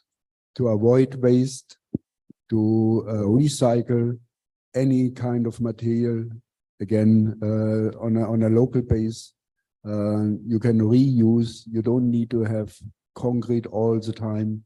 There's substitutes for concrete. You can reassemble existing wood structures. So there's a wide field of reuse of materials, and recycling is a big issue. If I remember, some hotels changed. They started to avoid plastic straws. I mean, what is plastic straws in a hotel? This is 200 rooms, 400 rooms. Okay, it's a start, but today we are far more advanced. We get rid of plastic. We look in the laundry, what kind of material is being used. Is it environmental friendly? And all these subjects are coming into the hotel world as well. So another subject, especially here for India, will be food waste. This is a very sensitive subject, but it will come. Yeah, food waste is another thing which should be considered. So quickly, without losing much time, Bobby, to you, how we can create spaces with eco-friendly design. I think there's lots to be learned from the Scandinavian countries, many European countries, even the US, India, Asia, which include China, Thailand, also Middle East. There is no concept of simplicity and understated elegance. Those words I learned from you only, layering and all that. You're unnecessarily complicating designs. In the thing, it's become a trend, that the more layers of things you put in, the more colors, the more materials, it's not luxurious enough. I love your brand, Park Hyatt. Beauty in simplicity. And there is a huge discerning, sophisticated audience for that. It is our duty as designers and brands to also influence our nation and our surroundings. We don't blame them. We are reinventing ourselves. We've been subjugated under all these people who've occupied us for hundreds of years. We were a highly advanced, sophisticated, intelligent nation at one time. We learn also very quickly. So if the idea of luxury is to see, stuff like what you see in, say, JW Marriott and stuff like, there's so much stuff. Ritz-Carlton and Park Hyatt perhaps get the same ARR. But the way Park Hyatt does the same project, it's so elegant. And the people who've experienced it or in that city, in that country, they are slowly are adapting to realize that, there's beauty in this also. There's a high level of beauty. You don't have to overdo things. Yeah, even the luxury can be achieved without Exactly. layering Or a nice Indian materials, the way you put it together without using hundreds of things and metal screens and 10 types of light, chandeliers, like this ballroom has been planned pretty intelligently, I would say. There's beauty and simplicity over here too. There's minimal lighting, there's not excessive chandeliers and the whole process of making it and also maintaining all that. Right now, it's understood that you can't have a big grand ballroom without all those million crystal things hanging on your ceiling. Otherwise, shaadi karne layak hai nahi. Okay. Ye to garib hall hai. Sorry, Bobby, I have to cut you. Time is up, but now quickly. I'd like to talk about two materials that I'm following very closely these days. One is bamboo. It's revolutionized how we build today. A very interesting example is the T2 airport in Bangalore. I think someone spoke about it earlier in one of the panels. It's largely built of bamboo. It's very interesting because it's a highly sustainable material. It has great tensile strength. It can do a lot. And the second material I'm closely following is mass timber, which is basically your glue laminated timber. It has the potential to replace concrete today. Concrete is highly unsustainable. And I'm waiting for someone like Reza to build the first timber hotel. And I've given an opportunity. I'd like to do the same because it can go back in the environment. It can be, reused. So yeah, these two materials are exciting me today. I'll leave it to that. And Rohit, to you, just the last. Okay, I'll be real quick. I'll try my best.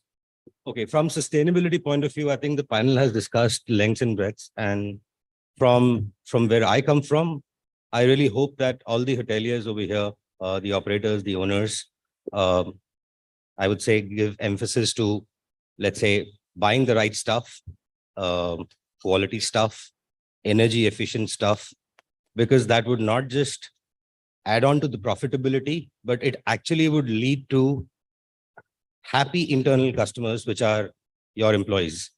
A happy employee means a happy guest at the end of the day. That would be it from my side.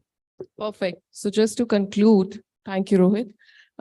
Just to conclude, sustainability and innovation is not a choice. It's not a trend, but it's the way forward. Thank you. Thank you.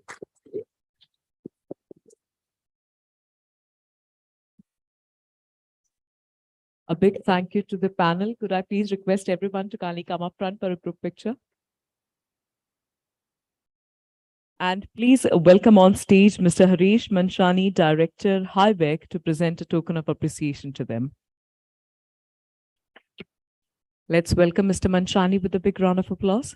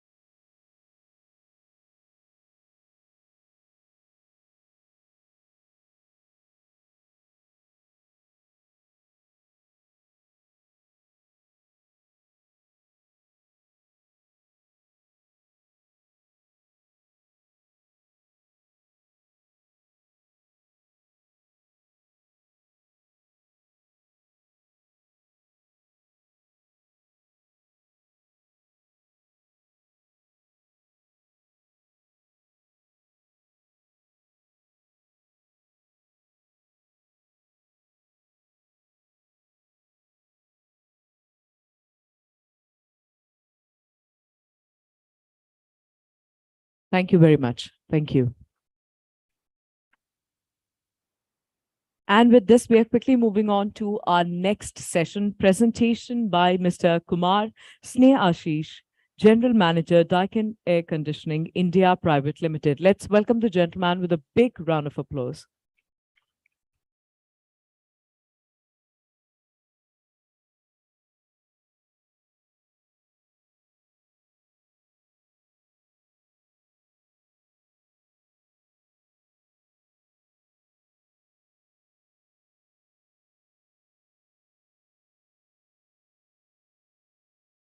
Good afternoon, ladies and gentlemen. I would like to thank organizers for giving Daikin this opportunity to be part of this prestigious event. Right now, we are discussing about sustainability. Daikin also has pledged to be net zero company by 2050, ahead of Indian government by 20 years.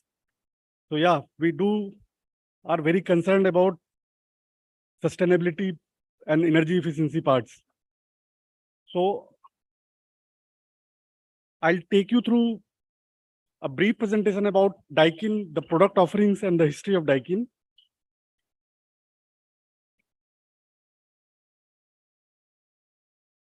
So Daikin is almost $30 billion company with a presence in more than 160 countries. And we make compressors, refrigerant, and PCBs. So entire product is made by Daikin, right from the compressor to PCBs. We were basically an air conditioning company, but now we have entered into refrigeration business as well. We have acquired global leaders for refrigeration like J&D Hall and Janoti. Between them, they are more than 100 years company. Daikin also would be completing 100 years by next year. We have acquired American Air Filter and Citizen in India. So our focus is to drive sustainable and energy efficient solutions for air conditioning and refrigeration business. In India, we have 2 factories. Now we are going to open our 3rd factory at Sri City. This will be perhaps biggest factory in Southeastern Asian countries and maybe in Asia.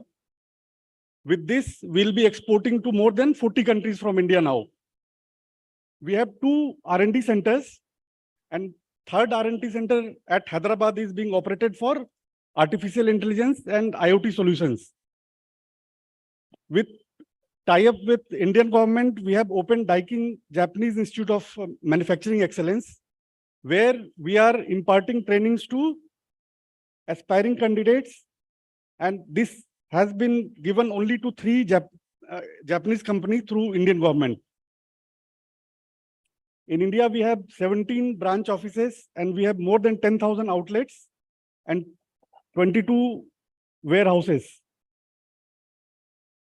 As I discussed in the beginning, we have now started offering refrigeration business also. So we can provide air conditioning and refrigeration to home, businesses and industry across.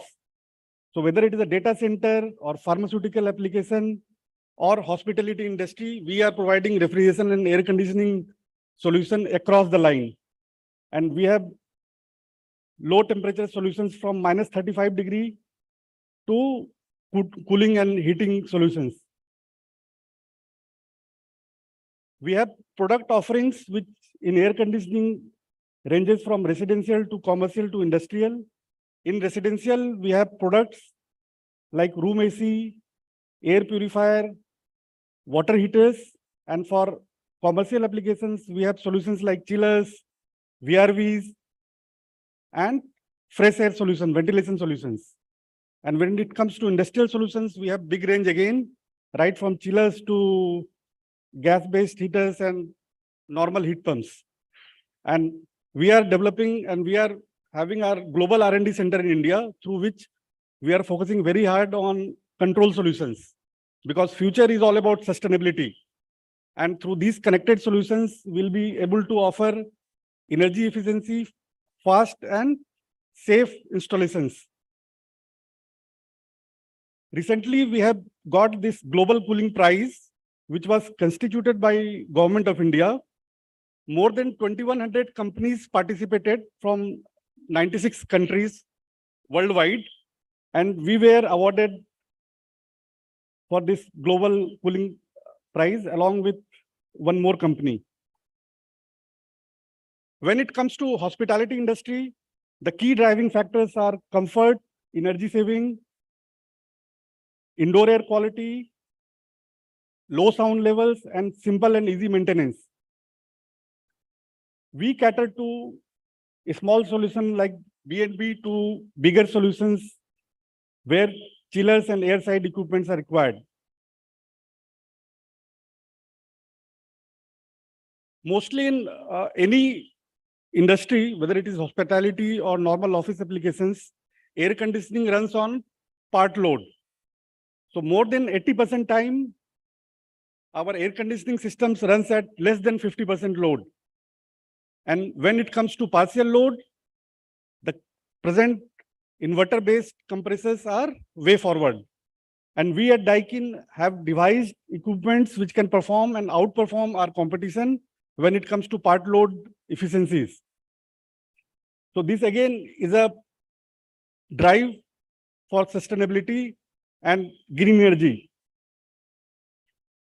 Now I'll talk specific about VRV products, which is in fact world-class and very high energy efficient products.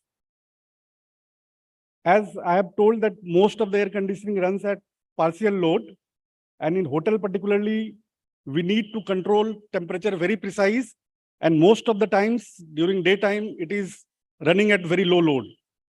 And when it comes to low load, efficiencies for VRV machines goes as high as 0.5 kilowatt per tons.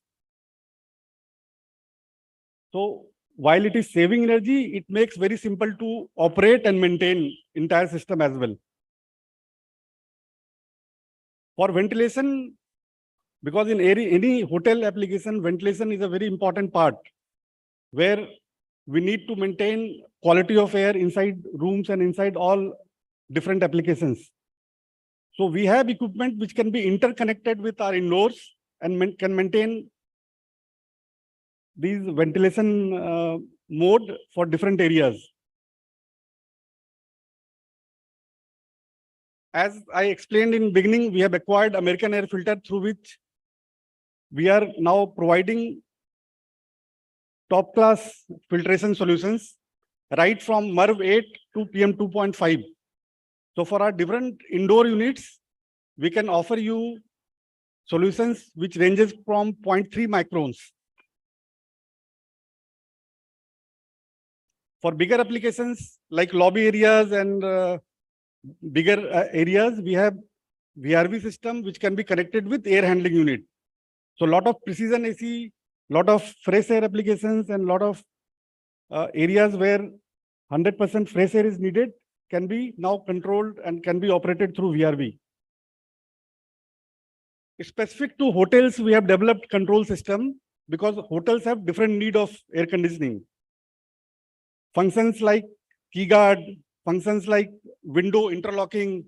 Suppose your window is open, then your AC should not run, fresh air should run. All those interlockings are possible.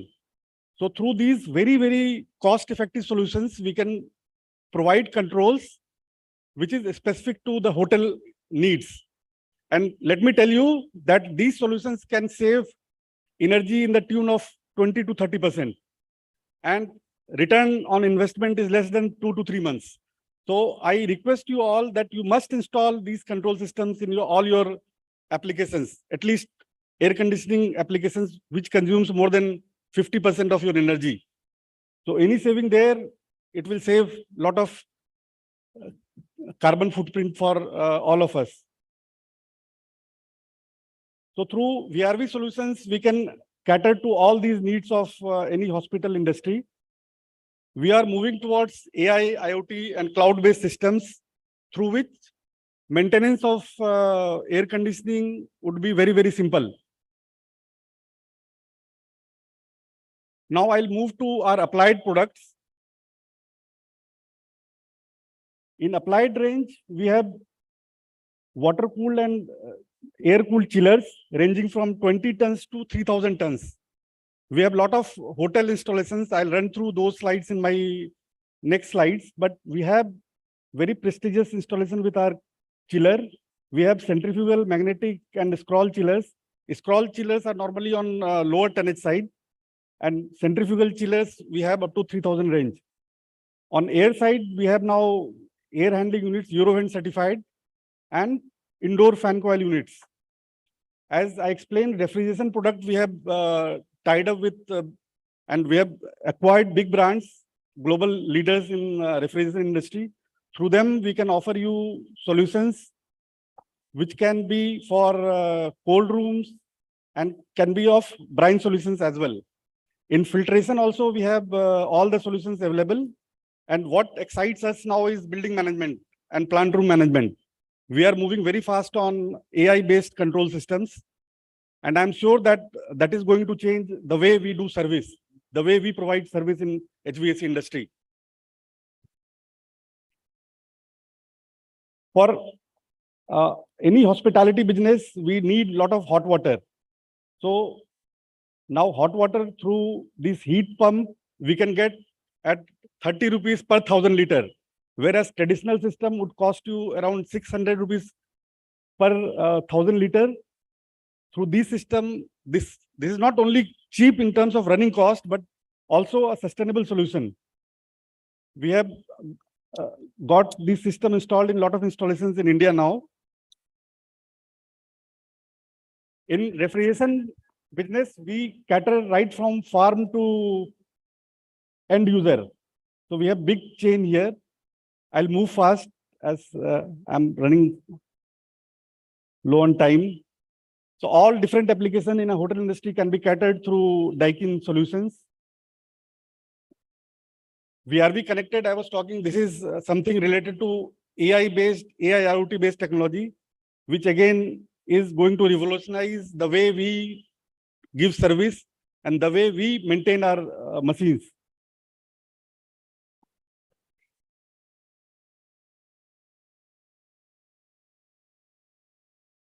I think this video is not running here, so I'll move. I'll quickly take you through. Achha.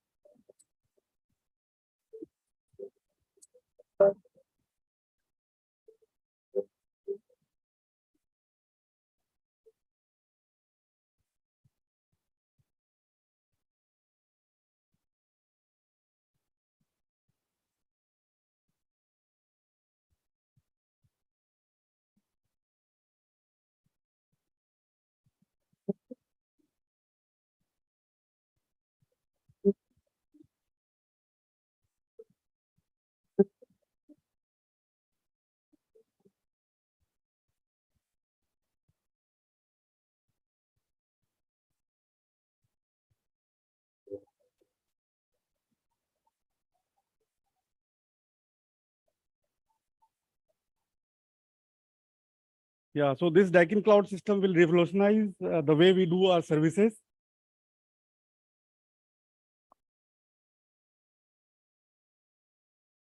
So I'll just run through a few of our prestigious installations. We have done more than 3 lakh tons of installation in hospitality industry, like Taj Group, ITC, lot of places through our VRV and chiller systems.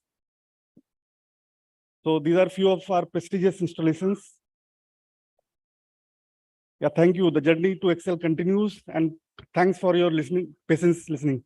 Thank you.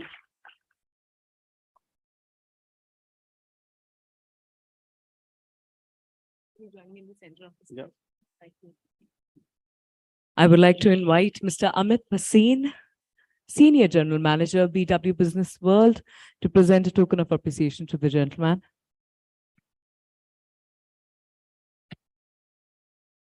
I believe Mr. Bhasin was waiting for an applause, so.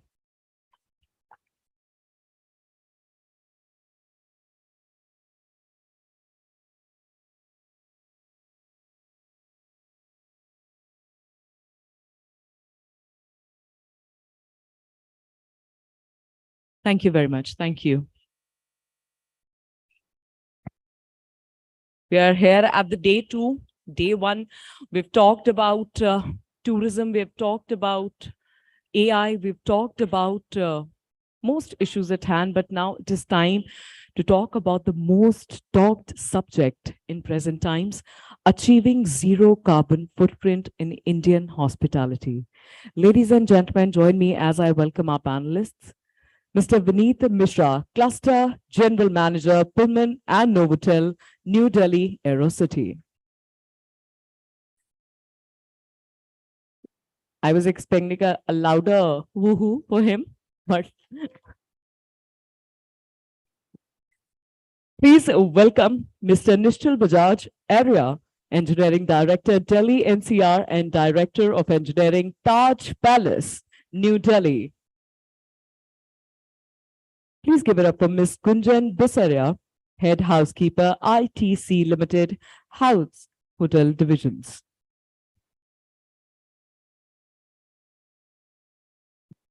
Please give it up for Mr. Ozip Francis, Vice President, Materials, Oberoi Hotels and Resorts. And completing the panel is our moderator for this particular one.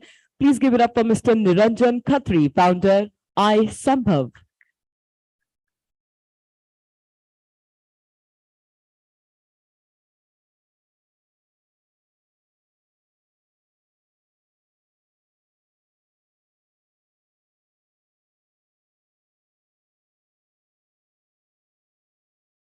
Two observations.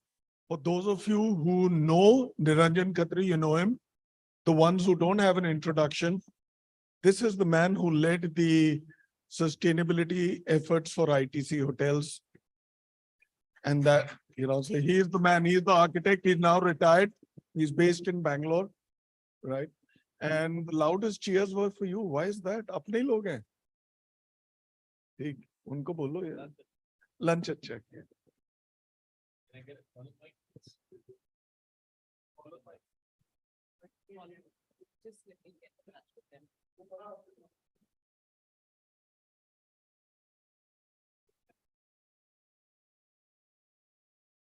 Namaste to all. I have a lurking feeling that Bhuvan doesn't like us because he has given us the difficult task of sharing 40 years experience in 40 minutes. It's like sucking a football through a 50-feet hose pipe. And therefore, we'll stick to the timeline that you have given us. And before I start, I'd like to give a broad overview and a little bit about myself and how I started my journey. I was posted in Port Blair in 1988, and I did not know the spelling of environment those days. And I got 2 calls from the Commander-in-Chief of Navy and from the Conservator of Forest. And they told me, please fix your tourists, they are messing up the islands. And foolish person that I am, without thinking, I said, yes, sir, I'll do something about it. I did nothing for 2.5 months. And then I started feeling guilty. And my first initiative was to address and start Swachh Bharat Abhiyan in a very nano way. During those days, we eliminated a lot of waste from a hotel. And I realized how hotels are designed for waste and eliminated all that waste. The story is very long. And we also worked very deeply in water management because our water supply was cut at 1 day's notice from 10,000 liters per day to 2,000 liters per day. So I saw bright stars on a bright sunny day. And then there again, we got deeply into demand side management as opposed to supply side management. To cut the story short, coming to the present, we all know that climate change is a multi-layered challenge. It's going to impact us in our lifestyle and our agriculture, availability of water, etc., etc. And according to United Nations, IPCC, International Panel for Climate Change, the world is allowed to emit 2,900 gigatons of CO2 from pre-industrial age till the end of 21st century. Till 2011, the world had already emitted 1,900 gigatons. Approximately 1,000 gigatons remains to be used from the beginning of 2011 to 2,100 to stay under 2 degrees Celsius. We are, ladies and gentlemen, we are skating on very thin ice. And all the incremental ideas that we have been hearing and that I have been hearing in many conferences will not do, because our population has grown to already 8 billion and is likely to be 10 billion, depending on the procreative freedom that we enjoy. And common sense mathematics says that when the denominator is dynamic and the numerator is finite, that is the resources, the math doesn't work out. And therefore, our industry is very resource intensive, right from mining phase to use phase. And we have to cut down all our resources, which is right under our nose. So I'm going to, and therefore, certain principles that I learned in Port Blair, like circular economy, the words I didn't know, I must admit. We got into circular economy there, we got into life cycle analysis, life cycle cost, without knowing the terminology. And on a very measly turnover, we saved 10% without any KPMG or ENY. And today they charge you arm and a leg for doing that. So having given you this brief backdrop, I'm going to start first with Vineet. Vineet, nice talking to you this morning. It's all mine.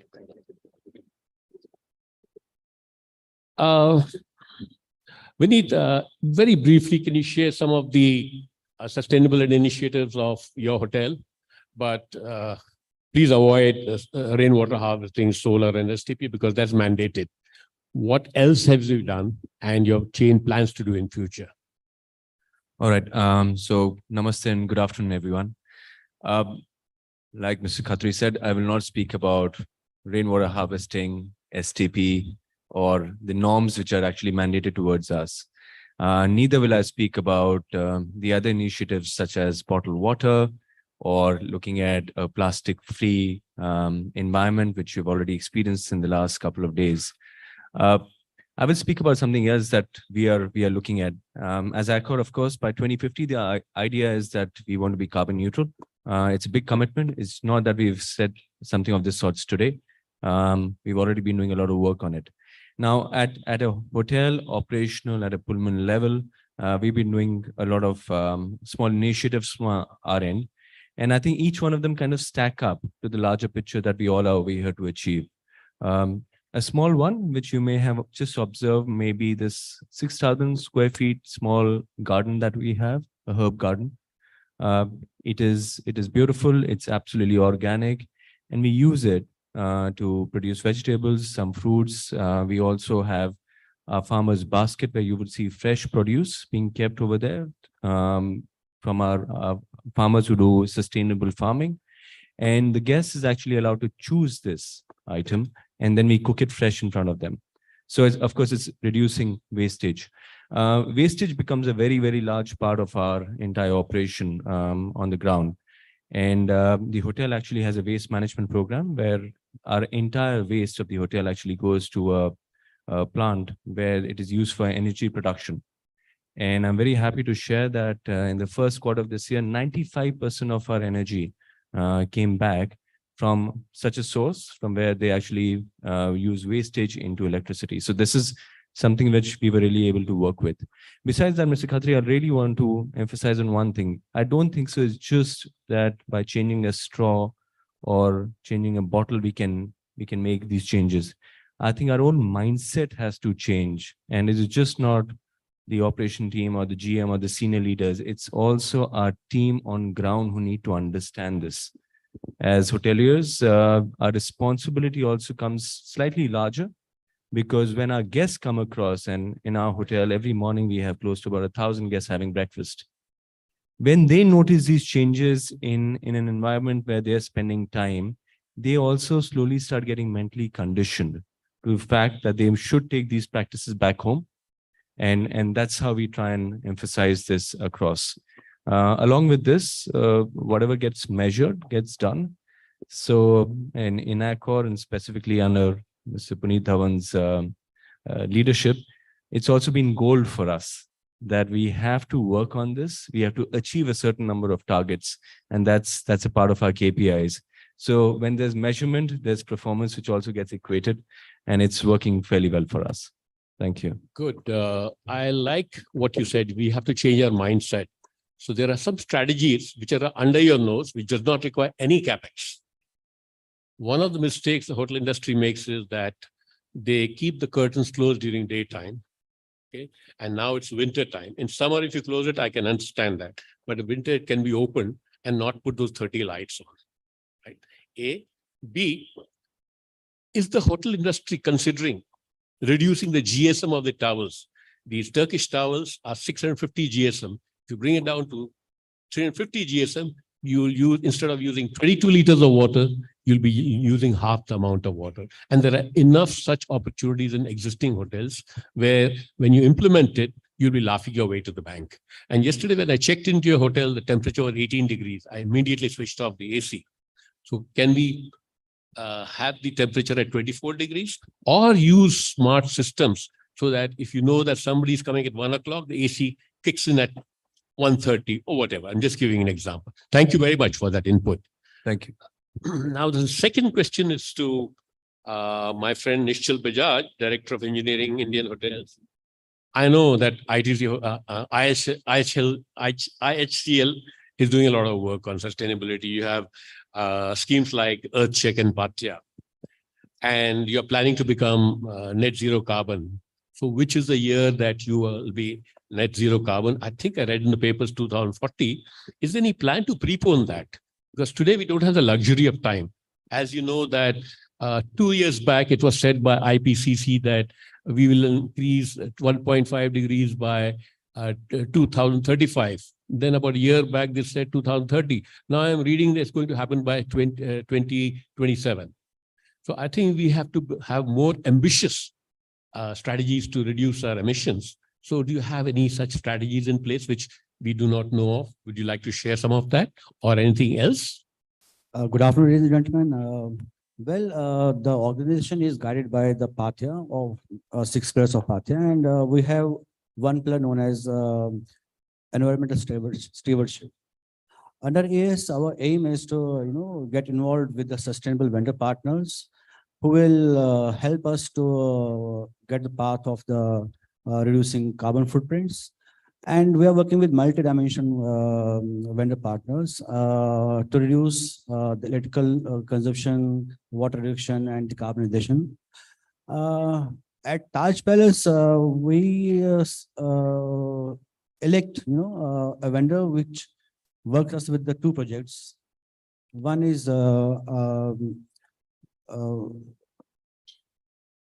which help us to IEC IoT project with the sustainable cooling system.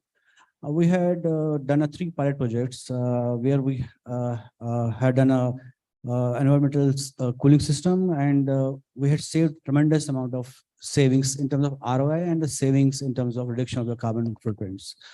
Number 2 is fossil fuel laundries.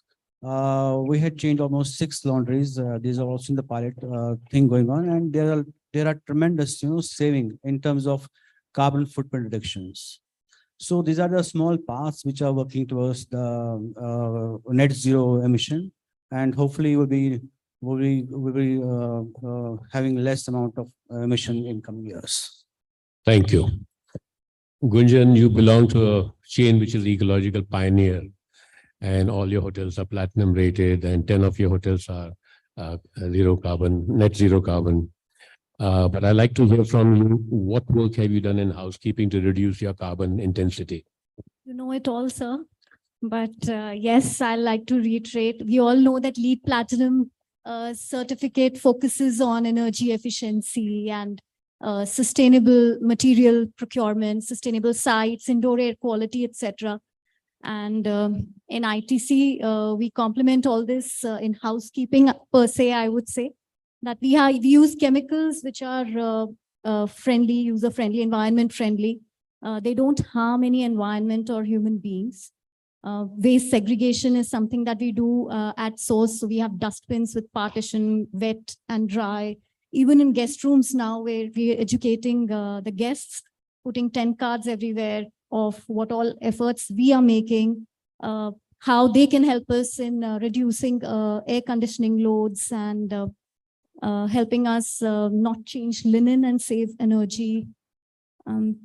The equipments in the laundry are all, installed in such a way that they help us save water and other energies. And of course, in horticulture also, we have, we promote plants which are native to the place, and we have all drip irrigation in place so that there's less consumption of water. And Mr. Mishra mentioned about the plastic bottles. Yes, we have done away with a lot of plastic, all plastic bottles. We have in-house bottling plant. We call it Shunya Aqua. And that helps us go away with 95% of plastic garbage from the hotels. Besides, every hotel is now moved to plastic-free amenities.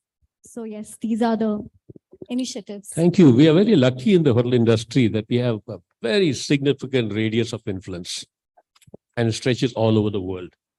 So one of the simple ideas that you can perhaps implement, since you take a lot of these initiatives proactively, is to perhaps create a triangular separation system in the existing dustbin and put signages, dry waste, wet waste, and batteries, etc. I don't want to increase your cost. Be innovative, be resource efficient, and enter the perceptual arena of the guest mindset. Because by and large, our guests couldn't care less about these things. They'll mix everything. And then some guy down the line, he or she is messing up with our waste. I think we should be empathetic to the need of the last person who's handling that waste. So, sir, to that, I'll also add that apart from the initiative and education that we are giving to the guests are equally conscious and they want to, look for things like this. Besides that, what we do is that our garbage is collected by an authorized vendor who knows how to dispose of items accordingly. I'm saying something else, whereby if I'm a guest, I segregate and give you the waste. It becomes easier on your operation. Okay. Thank you, Gunjan. And now may I come to Francis. Francis, your job is a very important job. And my question to you is that, are you looking at sustainability perspective of your suppliers? And what kind of criteria have you set for them if I am your supplier to shake my hands with a velvet glove and an iron fist and bring about changes? Good afternoon, everybody. And thank you for having me here. I think as an organization, we have done a lot. But if you look at it in its holistic manner, it's probably a drop in the ocean. There is so much more that we can do. And as leaders in this kind of a space, all of us, we have the extended supply chain that we are talking about. And while we have done a lot at our end and we continue to do, we are also engaging with a lot of suppliers. First is to bring awareness about this. And in the process of bringing awareness, first is to start measuring it in some reasonable way, which tell us and others as to how we are progressing, what we are doing, what are the targets we are taking, what is the stretch that we want to achieve in this, and educate our partners as to how they can also do the same thing in their areas. Obviously, there are certain suppliers where you have much higher level of influence than others. So typically we would start with somebody who is there or somebody who is getting introduced newly. We have this criteria as to the framework that one would use to evaluate. It was always quality, cost, efficiency, but now we have also introduced parameters which relate to things like, for example, the way of working over there, what kind of environmental initiatives they have taken, what is their share of, let's say, solar energy in their total processing. How are they delivering their goods, for example? I mean, does everything necessarily needs to be packed into plastic, or can it be in some other methodology that we can do? So we are driving these kind of changes into the supply chain. We are started to insist that these be respected and is now an important criteria to do business with us. So that are some of the things that we are definitely doing. I definitely believe that within the industry, there's a lot much more that we can do. We have all replaced the plastic toothbrush with the wooden toothbrush. We have replaced the plastic bottle with the glass bottle. But I look towards a time, for example, today, when a guest comes into our hotel, if he or she wants to use the Wi-Fi, it is intensely protected. You know, there is a password. You can use 4 devices at a time. If you want more, you have to buy some package, etc. But the same guest can go into the bathroom and, you know, have a shower or a tub wasting 100 liters of water. We don't charge for the water. So I look forward to a time where, for example, we might give the Wi-Fi free of cost and we start charging for the water that is being used. What is the energy that is being used? For example, you made a point about the temperature being at 18 degrees. Okay, are we going to incentivize somebody if he or she decides to keep the temperature at 24 degrees? Unless we look at that from a behavioral change point and start incentivizing or start making people aware that this is what can be done, I don't think that change in the mindset that Vineet spoke about some time back at the start is possible. Sometimes I wonder, a conference like this, is it really sustainable? I mean, we had probably, what, 500 people traveling across, coming over here, how many vendors, etc. Is it really a sustainable way to teach sustainability? Could this have been done better? I mean, what if the whole thing was taken on an online conference? I don't know. Sometimes I think about that. And I think that for everything that we do, we need to first filter it through the lens of sustainability. Otherwise, a lot of time it will just be a lot of preaching and no action. Thank you. Thank you, Francis. I want to give you 2 virtual hugs because the sound bites I picked up from your reply. One, you said, we have made a very humble beginning. We have a long way to go. You're very candid. I like it because people can see through greenwashing. So I respect you for that. And the fact that you raised the point on water, very important to dwell on. And now I go back to Vineet. Vineet, your next question is, are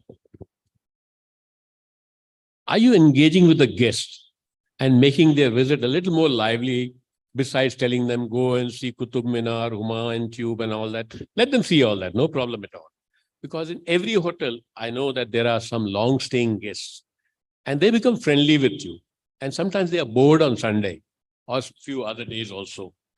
You are in a very beautiful location that about 30 kilometers from here, there's a Terry Center on the Faridabad Road. Is India's first green building, because I saw the construction of that when I was in CII in 97. And they are using earth heating and cooling for that place.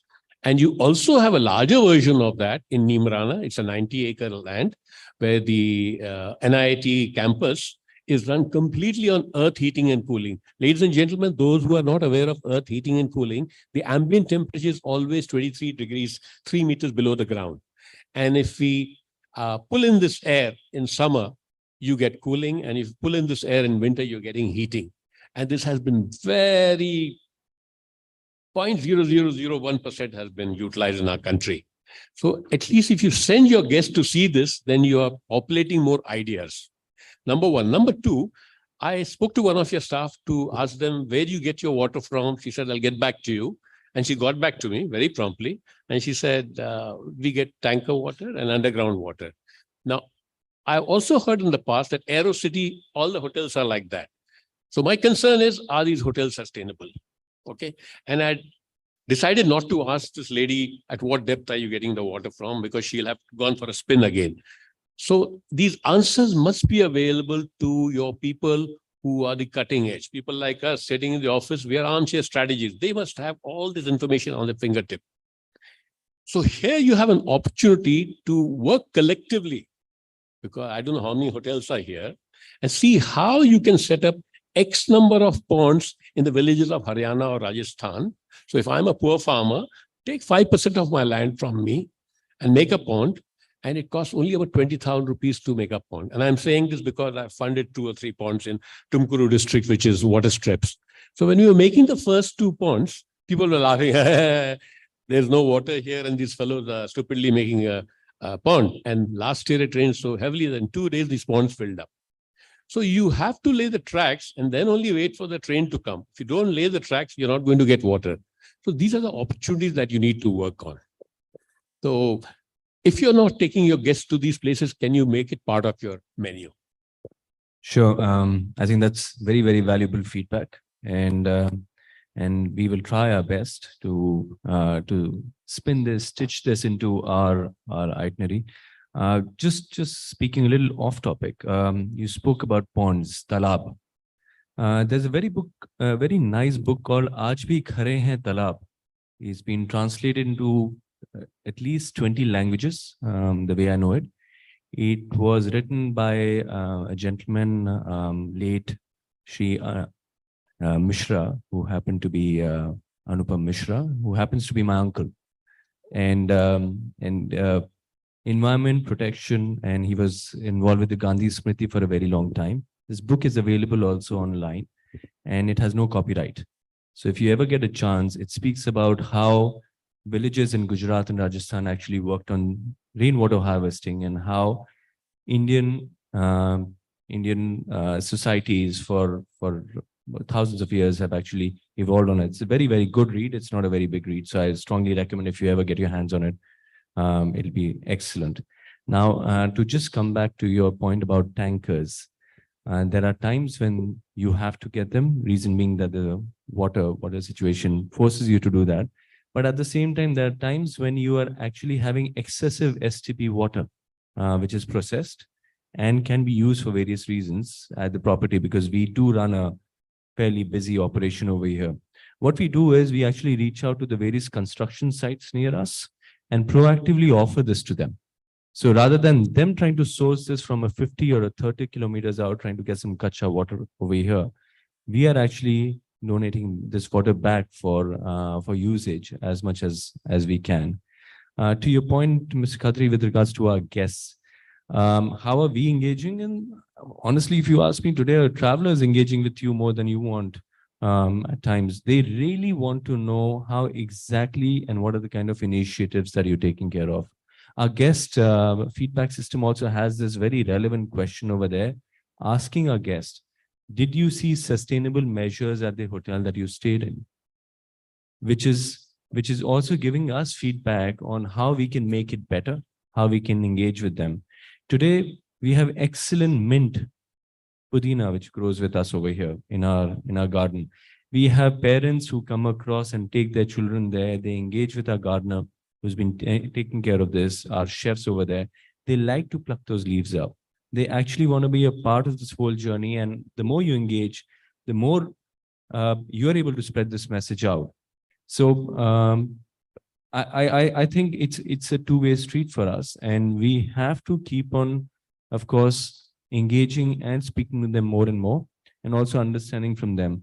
There was once a stand-up comedian who made this whole joke about certain hotel chains were known in every bathroom of the country, not knowing they were hotel chains because of the room amenities. I've been privy to discussions as a very young manager where we all used to be worried that if you put this soap dispenser, a hotel's positioning will go down. How will someone actually take the fact that he does not have this plethora of amenities? And I'm sure a lot of you can resonate to this, but we did it and it's worked so well. And the fact is that we are able to actually save. And it may be as we said, oont ke muh mein jeera, but amongst all of us, there is close to about 20,000 jeeras around over here, which if you add up will become at least a morsel, if nothing else. So one step at a time, I think we all should continue doing this. Thank you. Quick response to that. I was very happy to see those anars growing there and whatever vegetables they are growing. It's again a model of you reducing your carbon footprint of agriculture. It's again nano drop. Now, the rich kids eating it doesn't excite me, but it's good. At least you're educating them. I've started an initiative on nutrition in Tamil Nadu and Karnataka, which has been rolled out in about 265 villages. There's an NGO which teaches children education, poor children. I told him, Are Paritosh, please give these children experiential education. He said, what do you mean? I said, give them education. You're taking care of the nutrition of the mind, but also take care of the nutrition of the body, because 75% of people in this country are malnourished. And government of India cannot do everything.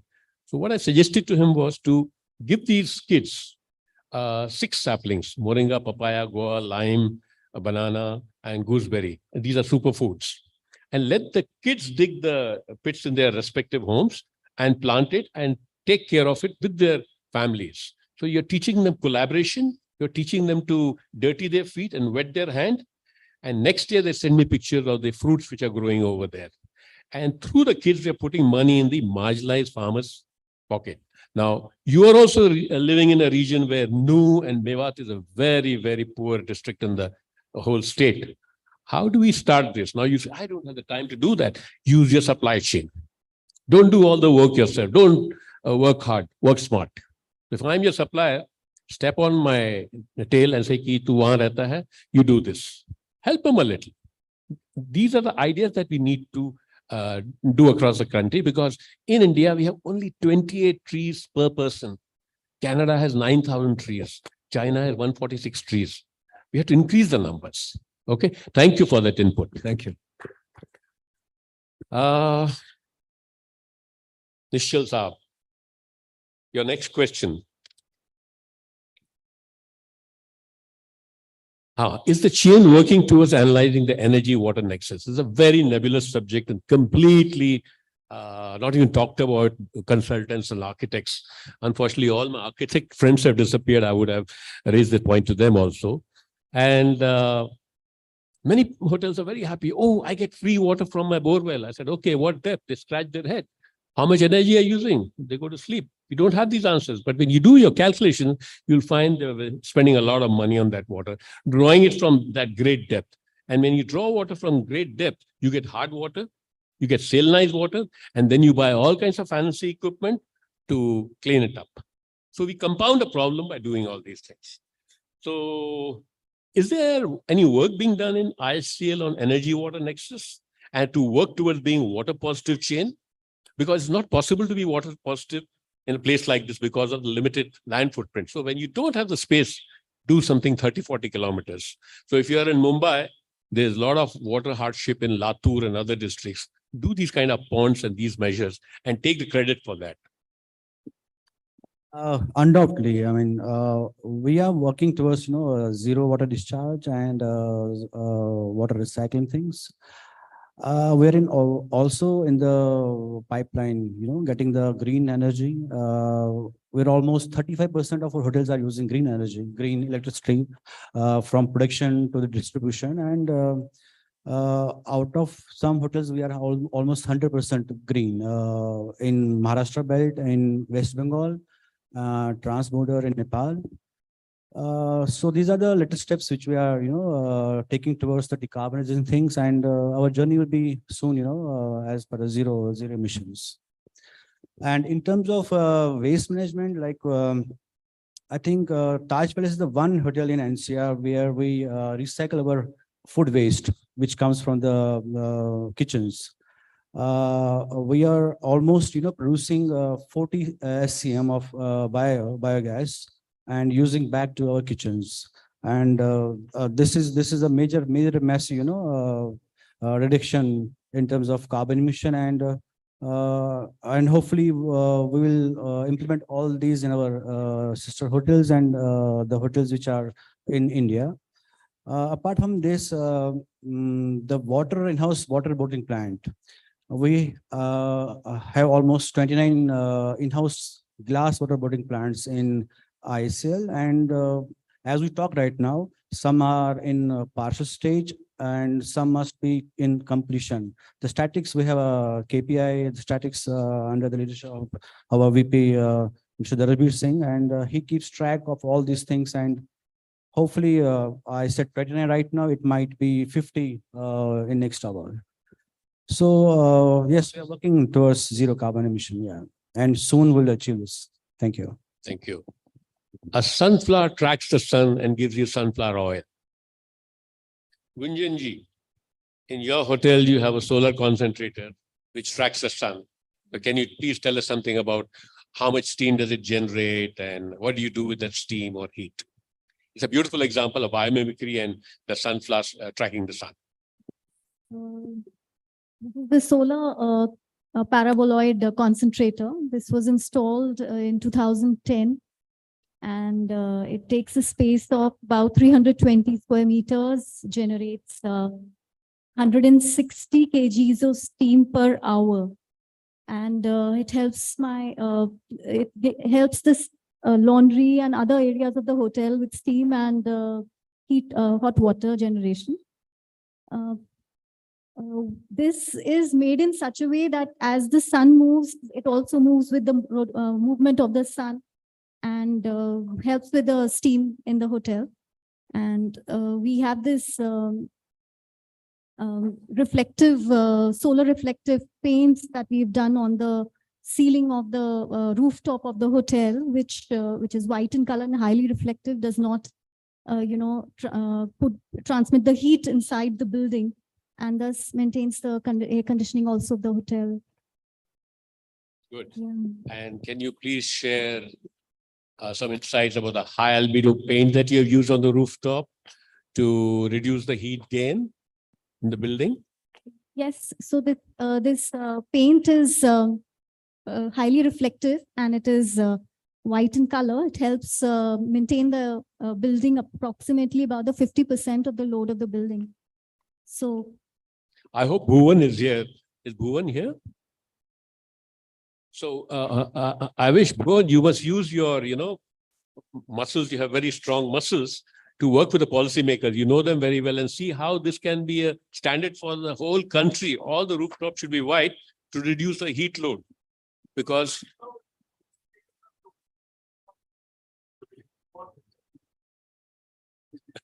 anyway, we'll have an offline conversation. The whole idea is that how do we scale up without using air conditioning? There was one architect, I think his name is Ashok Lal. I was hearing him about a year and a half back. He said that by 2030, we'll need 175 gigawatts of energy just for air conditioning.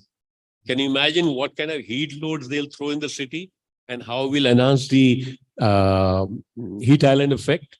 So we need to see how, without using technology, we cool our homes through very innovative, disruptive methods. Francis, my next question to you is that you must be aware of environmental social governance, which is gaining traction in the country. This is a new scheme which has been mandated for 1,000 corporates who earn more than 1,000 crores, something of that sort. There's a criteria. And in that, people are working on scope 1 and scope 2 of the emission very well. It's the scope 3 emission in the supply chain which is getting neglected. So has the engineering or has the greening of the supply chain commenced? I think you answered this question a little earlier, that we have made a very humble beginning, but let me just share a little bit of my own experience. I started this in 2000 when I came back to ITC Hotels, and I traveled all over the country, met 60 suppliers, and they became my friends in one day. And my engineers were very upset with me because they said, "Aap jayenge, you will give them 5-star ideas, they will not listen to you." I said, "No, I won't do that. You come with me and see what ideas I give them." I used to take a very casual walk. I used to find leaking taps, leaking overhead things. Lights are on when they don't need lights because they have access to daylight. In one place, I kind of took the duster and cleaned the glass. I said, if you clean the glass, then you don't need this light on. So those are the kind of inputs I gave them initially. But then I went to deeper aspects of the business. And once they realized that it was making money for them, they raised their standard. And some of them were filthy, dirty when I visited them in 2005. And by 2008, they were like 5-star hotels. So this is an area of opportunity where you first need to step out and see a few of them and then create a smart checklist. So if I'm your supplier, I give you all the details of what I am doing. And I'll bullshit also. That's human nature. Surprise checks also can be done, right? Go ahead.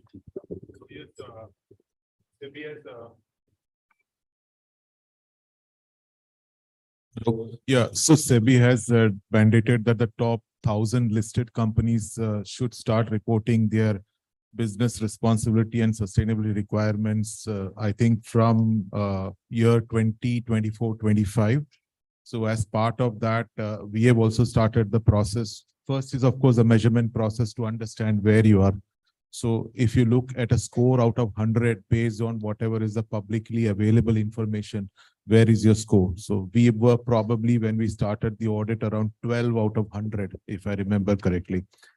We have engaged with partners across to understand how we can improve the score to at least 40 in the next 2 years. So the BRSR requirements talks about sustainability is one, but it talks about a lot of other requirements. For example, how do you engage with marginalized communities and self-help groups of women? How do you do procurement from those areas? How do you ensure that your supplier is also following his own BRSR guidelines? The new guidelines also has enhanced the scope. I think there are about 140 questions in different areas that the companies need to answer and present. Energy conservation, water conservation, all being part of it. We have started that journey. We are doing that report this year and next year in order to prepare ourselves. As far as the scope 3 emissions kind of go, yes, I think scope 1, which is basically what you do internally, we are probably good at it. Scope 2, basically to do with energy requirements, but which has to be done by your supplier, is also very much highlighted. Scope 3, which is, I think now I have to sprint. So scope 3, basically, which is external to you, which is upwards and downwards, that is where a lot of the work has to be done. It has started, and we are hopeful to make good progress, because now this is being evaluated not at a lower level, but at the very highest level. So the sustainability reports gets discussed at the board level, and there are important pointers that come from there, so that everybody up and down the chain is also aware. A lot of people up the chain are aware, but what we've also seen is that unless you can transmit this message right down to the last employee down the chain as to what you are doing, what he or she can do, and how to present it in your interactions with the guest, it is not going to be successful. Francis, the lady has already showed me the red flag, and I like to end this conversation by sharing a quote that I heard from late Dilip Biswas, chairman of CPCB in 1995. And this quote has stuck to my mind like a leech. He said, our Vedas said 5,000 years back, thou shalt not put even a rose petal in the river. What are we doing to our rivers today? They're in horrible condition. When I was in school, I used to drink water from the Subarna Rekha directly. My mother didn't give me a bottle.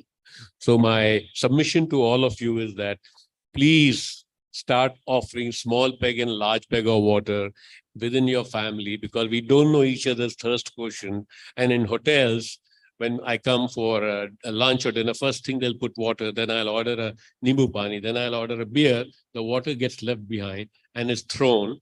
And if you do a back of the envelope calculation, we say water is important, but we waste 200 crore liters of water every day. And I'm taking a very conservative calculation. So on the happy note, I'd like to thank all of you, and thank you, the audience, for sitting here post-lunch. Thank you.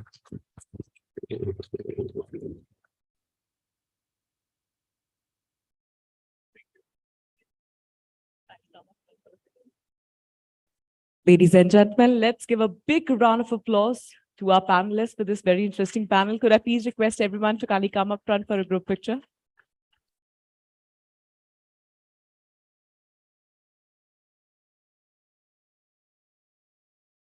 And I request Mr. J.B. Singh, President, Interglobe Hotels, to kindly join us on the stage to present the mementos.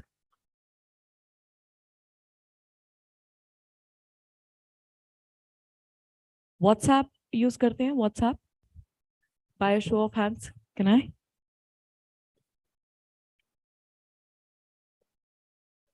WhatsApp. By a show of hands, how many of you use WhatsApp? Lovely, lovely, क्या बात है. अच्छा, WhatsApp पे एक बहुत funny चीज होती है जिसे हम कहते हैं family WhatsApp group. सबका है? Everybody has one? Right. What's the name of your family WhatsApp group, sir? Family. आपका sir? My family WhatsApp group's name. Yes, please, please. हमारे family WhatsApp group का नाम है Family 420. Now, I don't know why. And the funny thing about this family WhatsApp group is that it has weirdest of pictures. किसी reason से एक बकरी है, एक पेड़ है, उस पे एक लालटेन है, लालटेन में लिखा है सुप्रभात. एक चाय का कप है जिसमें फूल उगता है, आपका दिन मंगलमय हो. Well, Before I continue, could I please request everyone to bring up a very enthusiastic cheer for this panel? And turn up the volume, please. Volume. Now, the funny thing about these pictures is my Mamaji keeps sending me these pictures. And I called him one day, Mamaji, please stop sending ye bakri, ye chai ka cup or lalteen wali pictures. He said, sorry, beta. Sorry, I won't send these pictures anymore. But one fine day, he sends a picture. और उस picture में जो लिखा था वो मेरी आने वाली जिंदगी के हर दिन की शुरुआत का कारण बन गया. If you allow, I would like to share those words with you. Right? इजाजत है? वो कहते हैं कि जीत मिले ना मिले ये अलग बात है. जीत मिले ना मिले ये अलग बात है, पर मैं कोशिश भी ना करूं ये तो गलत बात है. Today, we celebrate contribution, hard work, and dedication. I do understand that this has been a long day, but I must encourage you all to offer your loudest cheer, your loudest round of applause, since each and every person, each and every individual in this room has worked really hard to be here. With this, we are now moving on to our next session on hospitality storytelling, crafting PR and corporate marketing. Excellence in India's hospitality industry. Ladies and gentlemen, I am very proud to introduce this panel. Let's give a huge round of applause for the panelist, Miss Nidhi Verma, Director of Marketing and Communications, India and South Asia, ACCO. Please welcome Miss Sonakshi Yajurvedi, Senior Area PR Manager, South Asia, Radisson Hotel Group. Please give it up for Miss Reema Singh, Director, Communications, India, Hilton. Let's welcome the ladies with a big round of applause. Please give it up for Miss Divya Agha, General Manager, Marketing, Fortune Park Hotels Limited. And completing the panel, ladies and gentlemen, is the lady who has behind her decades of experience in corporate marketing. The moderator for this session, please give it up for Ms. Rakhi Lalwani, founder, RLA, and consultant with IHCL.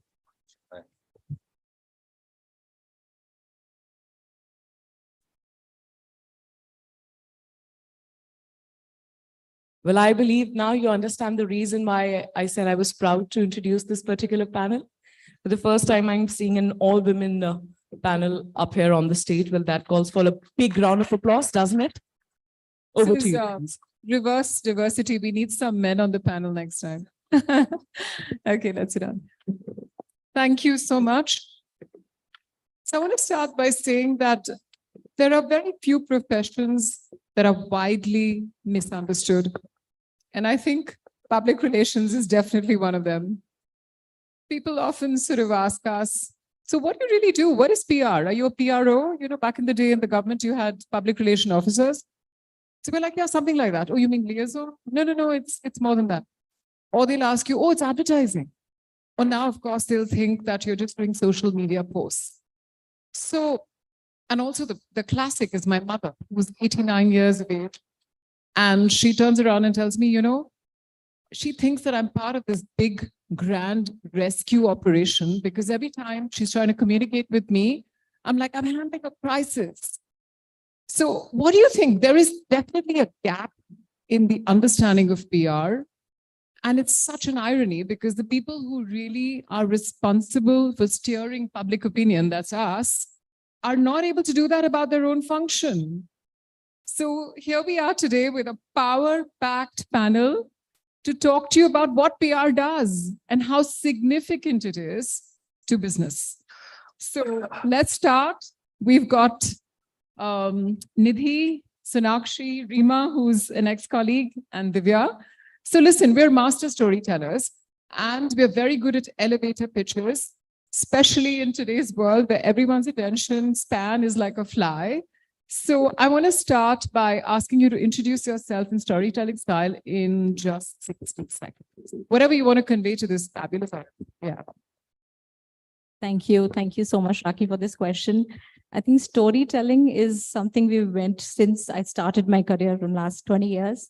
And when I stepped into PR, I was told with one of my PR gurus is PR starts internally first. You need to get into PR with your folks, then only you can go outside. So I think I start with my PR, making this industry. I think I'm sitting here keeping in mind around basically a hall full of 500 people, and I would know almost each one of them. So I have played my story well and built my PR internally first. Thank you. Hi, good evening, everyone. Thank you for having me here. I'll start very quickly. For me, PR, it all started because my mother wanted me to be a lawyer. And she's like, you do, reasonable dialogues with me. I think you can make a profession out of it. Then I realized lawyers just too much of studies. And this is something which really caught my attention because it's often thought that, if I go to the bare basic content or, talking or just the art of writing an email is an easy job. It's not. I've realized in like 12 years of profession, it's one of the most difficult things you can do. And when you know that you have a talent that can help organizations create, fairy tales around them and save them from a crisis, I think that gave me a bridge between the law part and the PR part, and here I am. Thank you, Rakhi. It's actually quite a privilege to be here because this lady sitting on my right is the one who introduced me to the whole business of hospitality. So thank you so much. It's like literally walking down the memory lane when I started in Taj. So I wouldn't tell, I don't think storytelling as a concept of something you can really define in 2-3 words or sentences. What I would say is that as the function, as business leaders, we've got you covered. We make you look good. We apologize when you're wrong. We draw the attention to the brand. So from crisis to comeback, we've really got you covered. And that's what storytelling for me is all about. Good evening, everyone, and thank you, Rakhi. It's lovely to share the stage with all of you. When we talk in terms of storytelling, I think to me it's an emotion. And I think when we talk brands are personifying emotions. And I think that's what PR does. I think somewhere down our journey, we were all very good with words. We were very good with how we interacted and engaged with people. And I think that's how we carried all of this and brought it forward in what we call as public relations today. Right? So storytelling, definitely. No emotion is complete unless there is a good story behind it. And however sustainable it may be, however data-driven may it be, but from the beginning to the end, I think if it is crafted well and presented well, I think the impact is much larger. So I think storytelling behind anything is really important. That's a very good point you made about emotion. That's what we're meant to do with our work, is to build that emotional connection. Thank you. Great. Thank you for that. So, Rima, and the question is actually common to all of you. How do you convince your internal stakeholders, especially general managers, management, that what you do really makes a difference to performance and really impacts business? Because that's the number one question PR folks are, asked. How are you aligned to business objectives? How do you do that? So with a global brand like Hilton, I have noticed a trend that there is an increasing acknowledgement that we are not functional leaders, we are business leaders, which means we actually teach and train and counsel on what kind of conversations people should have internally as well as externally, which becomes very important. Also, when it comes to the core foundation of laying, basically casting a mold on what people should say, what your internal, external people should say, I always tell them that, when it comes to stories, we will sell stories, we will tell stories, we are not going to sell products.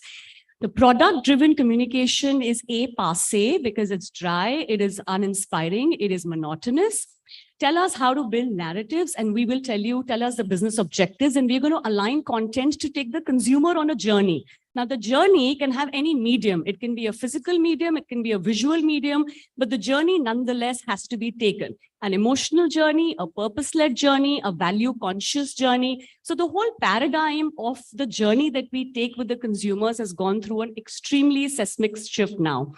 So it's not really difficult because they see a lot of value when they see the power of endorsement, the power of testimonial. It's like when people say that, okay, we see a lot of trust build-up happening. We see something positive when it comes to reportage happening. So the whole, the transition from a transactional function that PR used to be all about garnering coverages, good, bad, ugly, to now building trust and brand repetition has happened after COVID, because in COVID, we all know the rules of engagement and the tools of engagement changed. And nobody knows that better than us PR professionals, because we had a huge task in hand to communicate with an audience when all normal channels of communication had gone through a complete change. So there is an acknowledgement, and that becomes very simple as well, because then you foster a culture of collaboration internally. You are able to align different stakeholders as to talking a unified language, which has to be a unified story, a consistent message across channels. If I could add, please add, and I think, yes, I completely agree about, how PR has notably transformed, in the times today, and especially post-pandemic. I think, if you go back and look at things, I think what we considered, say, new age media back then is today now become mainstream. And I think the consciousness towards this function really has grown. So initially, I think there was extreme resistance because people did not understand the value of what public relations really brought to the table. But today, with the new age media opening up and everybody being an influencer, I think hotels, general managers, and everybody particularly around us understands the impact that we bring about. Add to it a dash of artificial intelligence, a throw-in of a ChatGPT and the data analytics now that we have, I think the entire gamut, the picture is really transformed. And I think, when there was a time when you had to pick up the phone and really explain to somebody to say why we were relevant and important, I think today flows very seamlessly. But yes, it's been a leap. And, so I completely agree that, we are in very interesting times now. And all good luck to all of us. Absolutely. So Nakshi, is I'll Radisson just convinced that you're adding business value and impact to performance? Absolutely, Rakhi. I think for anyone in PR, it becomes extremely important that I personally feel that stakeholder management is one of our biggest roles that we are bringing to the table. Not just external, but internal stakeholder management, expectation settings. In addition to that, they should understand the value you bring to the table, right? If plans are not communicated or if plans are not executed, they are just PPTs at the end of the day. I think where the PR person per se steps in for any companies when those plans and the execution plans are simplified for a person. For someone in hospitality, my consumer is an extremely important stakeholder, but so is my hotel owner. Do they understand that why a marketing campaign or what a marketing campaign is adding to their business? If I'm able to communicate that, I feel that's a job well done. Hence, it becomes very important to keep everyone on the same page. Excellent. I think to add internal stakeholders, whether Accor, I would say, or any brand, we're sitting 4 of us here, we all have different designations. However, but PR is our internal core. So we started our careers where PR was only a piece of paper, or I would say a print advertisement. However, our relationship goes long way. I still cherish those relationships I started 20 years back and I'm still there. So PR will never die down. And whether it's internal or external consumers, they realize the importance of PR. Everything, I think, especially with the hospitality industry, wherein touching the people's heart and soul, PR is a little part of it. We will never die down. Do you feel it's easier from when you started? It's not about easy. I think hospitality industry was growing that time. It's not about being easy, but we were welcomed with open heart. I would say I was very lucky to have best of the mentors. They were welcomed and they were ready to take us as an integral part of the society and to the industry.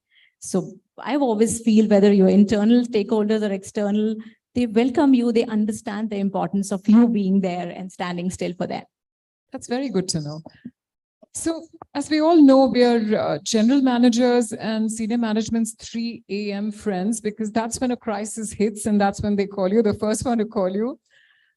You're also the first, to be called when there's a boiled egg festival. But in equal measure, when they do something interesting, like there's a new restaurant opening or a spa, it's the first people that they turn to is PR. You make news, you break news. You have the overview of the entire business context. You're really significant, but yet you will never find a PR person who's become a CEO or in the C-suite of the executive committee of the hotel. Why do you think that's happening? What's going wrong? What are we doing wrong? How do we change it? I think, Rakhi, it's not about what we or they are doing wrong. It's not about a we is to they situation. It is about the understanding of a particular sector. So in case PR becomes restricted to shaping narratives here, shaping conversations, building repetition and enhancing repetition. So when I speak internally, I am the master, I'm a wordsmith, I would like to say that.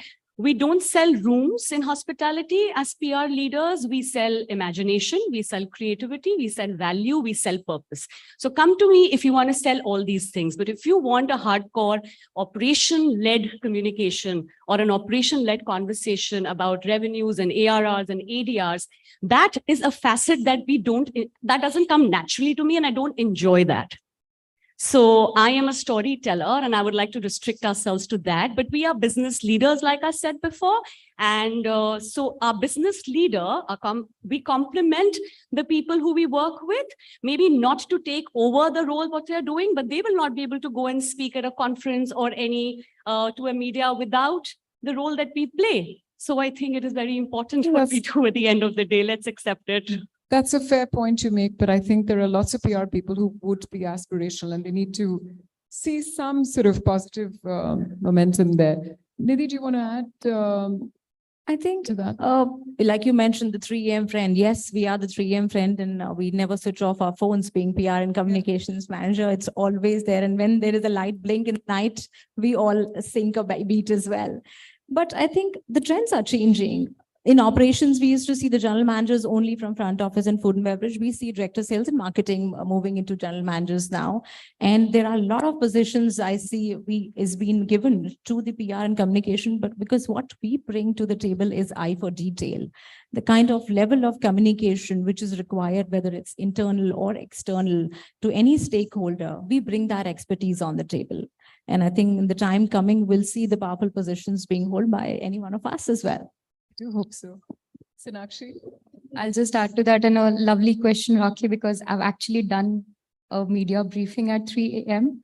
So I feel, one part of the job is definitely turning your leaders into storytellers, because what we cannot speak in front of the media, they are doing on our behalf, right? In addition to that, I also feel that, there's always that aspiration to do great. I do at the same time feel that, while the industry is evolving, PR is looked as a support function at this point in time, because operations and, the day-to-day running of a hotel or a company takes the first place, which it should be, because, that's how you're running the business. But in no way I'm saying or undermining, what we do in the background. That is extremely important. I think it is time now, with so many changes we have seen in the industry in the past 2-3 years. I think it is time that PR is integrated softly into that mainstream business functions, because it is important. It's where the buck stops. Yeah. So well put. Absolutely. I think it needs to be more at the forefront. You do find people from sales and marketing moving to operations and becoming general managers. It'll be really good if PR people also started doing that and getting that operational edge and understanding. Divya, do you want to have the last word on it? Yes, in fact, if I look at what we do, I think, all jobs have our own relevance. And, I like to think of us as image makers. So whether it's people, whether it's the brand or the product, I think, some jobs are meant to shadow. And I think we're the first ones who know what's happening in the organization, Yeah. right? So we may not necessarily need to be out there, but we are still out there. And, like Nidhi said, 24/7, round the clock. So I think, I do definitely feel that we're special. Yes. That we are. Great. Coming to technology, everyone's talking about AI, so we must talk about it too. Do you think ChatGPT and Chat AI is replacing the good old content creation that we as PR folks would spend a lot of time doing, and now it's like so simple to get anything on ChatGPT? And how do you think digital is sort of helping us? And that's a question we talked about earlier today. Is actually helping position brands, considering everything is now done like, in short format, and digital media has really become your go-to media for everything. So do you want to talk about first ChatGPT and is it replacing content? Absolutely, absolutely. So I think, there are some things that are meant to enable us. And I do, while there is this whole debate on about AI and ChatGPT and, the relevance of it and the authenticity of it, what's the level of plagiarism there and how do we really go about? So there is the pain and the boon side, both of it. But how I see it is, yes, it is a great tool. It helps enable us in, especially, we are handling crisis at most of the times. There are a lot of things that we're doing really. So it helps us in add a lot of efficiency. So of course, the primary job of all of this is content creation. But I think increasing efficiencies, bringing our conversations and communication to the targeted audiences. I think especially when you talk in terms of meta campaigns, etc. So whenever you're trying to, really feed through your lookalike audiences, or you're really trying to understand, what's the kind of audience mapping that you're doing in terms of the evolving customer that we are dealing with each day. I think these tools really come in handy, especially with the kind of insights that they provide. Of course, how do we use it? I think that is something that each of us have to adapt to. I think it's too new for all of us, so each one is experimenting at their own levels. But, I'd love to mention a couple of campaigns that I actually came across, which were using AI as a backbone of a PR campaign. And I think Coca-Cola is one fantastic example, where they went about doing a campaign to reach out to their audiences to understand, over social media. So it was social media conversations that they were trying to really tap, where they were trying to understand, what drink of theirs, what kind of emotion, to their, their TG. Right. And after which then they adapted into advertising. And I think it was fantastic. So if you talk about, how it's being, sort of interwoven into our, company objectives. And if you're able to really do that, I think it's fantastic, I think MasterCard has also done something similar where they've tried to, do some kind of a loyalty or a rewards activity where an AI chatbot was used, to try and understand what kind of rewards need to be thrown to their particular TG. So I think, these are wonderful technologies. I think it's really early for us to understand how do we, bring them into our day-to-day lives. I mean, just creating content, which is a copy paste of what ChatGPT throws to us, is not really what we need to do, but how do we personalize it and use it to our advantage is what we all need to learn today, I guess. Yeah. I have a different point of view here. I think AI, ChatGPT, they are meant to augment human creativity and not replace it. The ultimate power of creative vision and decision-making lies with us humans, because we are blessed with an emotional, sensitive, compassionate side. So it is with our imagination, or maybe you can call me old world, because I still rely on perception, on sensitizing and priming myself up as to spotting trends, observing the way the society is shaping, human behavior are shaping, to be able to craft that narrative, which eventually might need a separate tool to execute. but the creative vision is non-negotiable and cannot be compromised on. Also, there is so much more to PR than just content creation. There is crisis management, there is stakeholder relationships, there is storytelling, there is expertise in expertise, industry and sectoral expertise, which ChatGPT or AI actually cannot take over. So my dependence towards these tools are going to just lie as an enabler and not to replace imagination or compassion or empathy, which is where the master narratives come from. So I've grown in a world where I still feel that Surf Excel Daag Alche Hain, Maggie, the Amul mascot, these are one of the most legacy brands. They have stood the test of time. We still look up to them, and they did not need a tool. They just needed pure, plain behavioral understanding, human connect, of being able to relate to any consumer, whichever age, and responding to what is happening in the environment and society today. And that's my go-to campaigns when I look at, inspiration or inspiring campaigns, which have really been timeless. Excellent. How is Radisson using AI to augment your marketing communications? Definitely, Raki, with the hotel network of 115 operational hotels. It is an enabler, but I will absolutely echo the thoughts. ChatGPT replacing us, that will never happen. ChatGPT doesn't come with a heart and doesn't know how to storytell.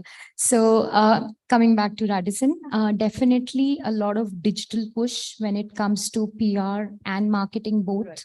At this point in time, I think all of us need to look beyond the typical billboards, right? For example, and Mr. Saxena, RMD, he calls us a big data company because we have that sort of data from people to understand what are the preferences like. For example, our post-COVID, we realized that people love taking quick distance drives where they can find a nice hotel, spend time with their family, have a nice staycation. You'll see one of our latest marketing campaigns is about drivable distances because there's a Radisson every 4 hours in India. So it just becomes a way that, that digital push helps us see how our stakeholders are operating, what are their requirements, what are their demands. And basically what we are doing is understanding those data trends, weaving our stories around that, and basically keeping that as our DNA whenever we are going out to our stakeholders. What does Accor do, and how do you sort of incorporate AI, data science, trends? See, what I feel is digital is an add-on to PR. We always believe the content is important and the content is king. ChatGPT or AI can't replace us. I completely agree with Sonakshi said. But at the end of the day, they are making us closer to our target audience. When we used to give an advertisements, we were very happy it's a full page advertisement in the front page, but we did not know whether it's actually reaching to the right target audience. So digital world today is giving us an opportunity to be closer to our target audience and the people we really want to be reached to. So it's an additional, I think, I would say a blessing for us, especially for the PR and communications people, wherein a digital world is giving us another opportunity to grow ourselves, create something different for our customers, because now we know them.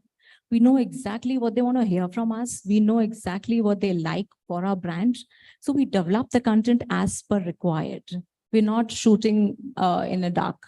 We're just making sure that our content is really reaching to the right audience. And that's what in Accor we are developing. We ensure that whatever content is developed is for our target audience, and we make sure that they have been reached well too. So it's a tool, it's an enabler, it's not the real deal. We are the real deal. Okay. So my last question, perhaps we can start with Divya, is what do you think is the future of PR? Because everyone will tell you that it's now all about digital media. Advertising is supposedly dead. People say it's dead because not many people are advertising. You don't see that much advertising. You see more digital first campaigns. It's all paid editorial, as we all know. Except for BW, hopefully it'll remain like that. But what do you think is the future of PR? So, honestly speaking, if you look at the entire journey, how traditional PR is now really merged with new age media and everything is. So today, when we look at the campaigns that we are running, they're always 360-degree, right? So it's not that one can be left behind without the other. I think each complements each other when we're talking in terms of advertising as well. So there are some times when an effective front page jacket in a newspaper is very impactful. It could perhaps have a trigger that is, sort of linking you back to a digital activation. So, I don't think that, so I think we've become more stronger with the way the world has opened up and the digital spaces have opened up for us. For instance, recently, if you look in terms of how Meta has evolved, so, there are certain AI tools that they've bought in, say, in an Instagram per se, but there are some things like broadcast channels that you can really create, right? So the same traditional press release that's going to my mainline media can also be thrown to my audiences. So I think earlier there was this concept of earned media versus, paid media. I think today, the keywords that we need to sort of frenzy around are earned media and the impact on ROI. So I think it's very linkable today. So I clearly feel that, we've become more mainstream. So communications have, everyone is speaking on this panel, become conversations and storytelling, but it's also become very smart, objective oriented, very measurable, very impactful. And I think we're only going stronger with the way the digital platforms have opened up. That's true. You're able to measure engagement far more effectively thanks to digital communication. That I absolutely agree with. So, Rima, what do you think the next normal is for PR? It's going to be three-pronged as far as I'm concerned. One is going to be authentic, genuine, relevant storytelling, which means that's one point. Data-backed pitching and socially conscious content. Brands would need to understand and believe that audiences, consumer is not a fool. They also want to tag along and hitch their wagon to a brand which walks the talk. So we've got to make sure that our PR exercise, our PR tools need to add on to what the consumer either knows or tell the consumer that they do not, something that they do not know. So it's pretty much these two things. Otherwise, we are simply adding on to the background noise in this, sea of ocean of information that we have. So it has to be value-based and insight-based. Otherwise, it's background noise. So the emphasis on storytelling and effective storytelling. What about you? What do you think the next normal looks like for Accor and for PR in general? I think digital is, of course, going to be the future. All of us, I think we started taking care of social media, I think, since inception as well. This is part of it. We always wear multiple hats, whether PR or marketing or digital.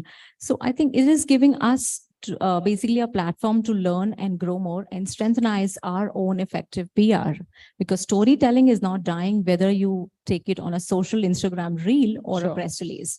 So digital is definitely going to stay and give us more platforms to enhance our skills. However, we have to continue enhancing ourselves as well, because we're going to be the content king and we will be there to utilize them as well. So actually the last word on is PR here to stay? Absolutely. I think for me, the future of PR is digital and data-driven. Future of PR is to be more integrated with the boardroom. Right. And, making PR an essential system. I hope all the stakeholders are listening. And third and the most important one, Rakhi, needs to be very honest and coming from the heart. I think that's what makes the difference. More authentic, more purpose-led, obviously with the whole storytelling sort of woven in. I agree with you all, and I think we're coming to a close. So obviously, whilst we're doing all of the things that you think we are, which is wining and dining journalists and influencers and writing press releases and managing crisis, but we're actually so much more. We are trusted advisors, we are counselors, we're actually a very serious discipline like lawyers, architects and accountants. And I don't know if you know, 30% of organizational value actually comes from reputation. And ladies and gentlemen, these are the custodians of reputation. Please put your hands together for the PR power of the industry.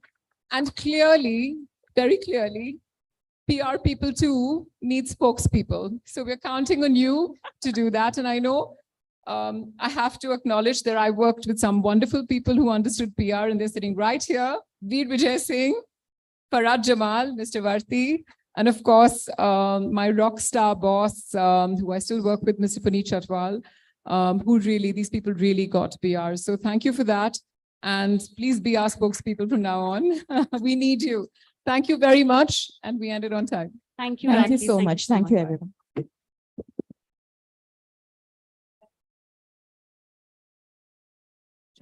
Check. Thank you. Requesting Ms. Reema Diwan, Vice President, Design and Technical Services, India and South Asia, Accor Hotels, to kindly join us on the stage to present token of appreciation.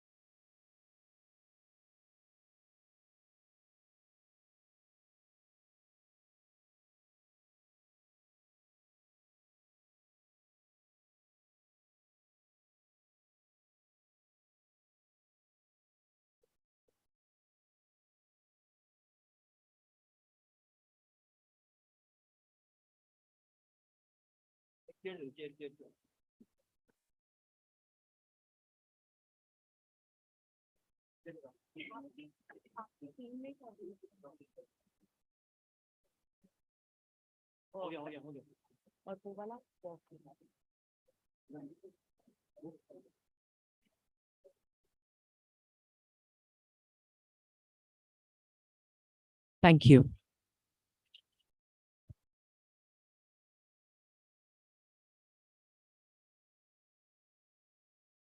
Ladies and gentlemen, we are now moving on to our next presentation.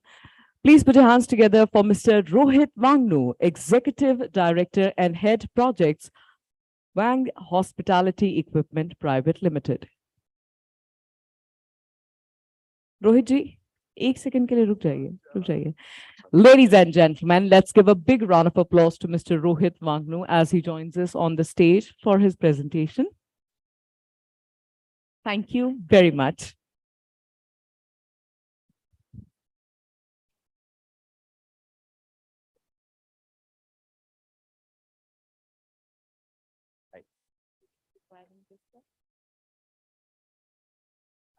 I think we have a presentation, but I'm not sure whether it is being linked.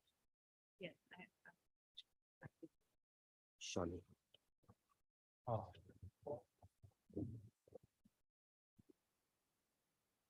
Hello. Am I audible?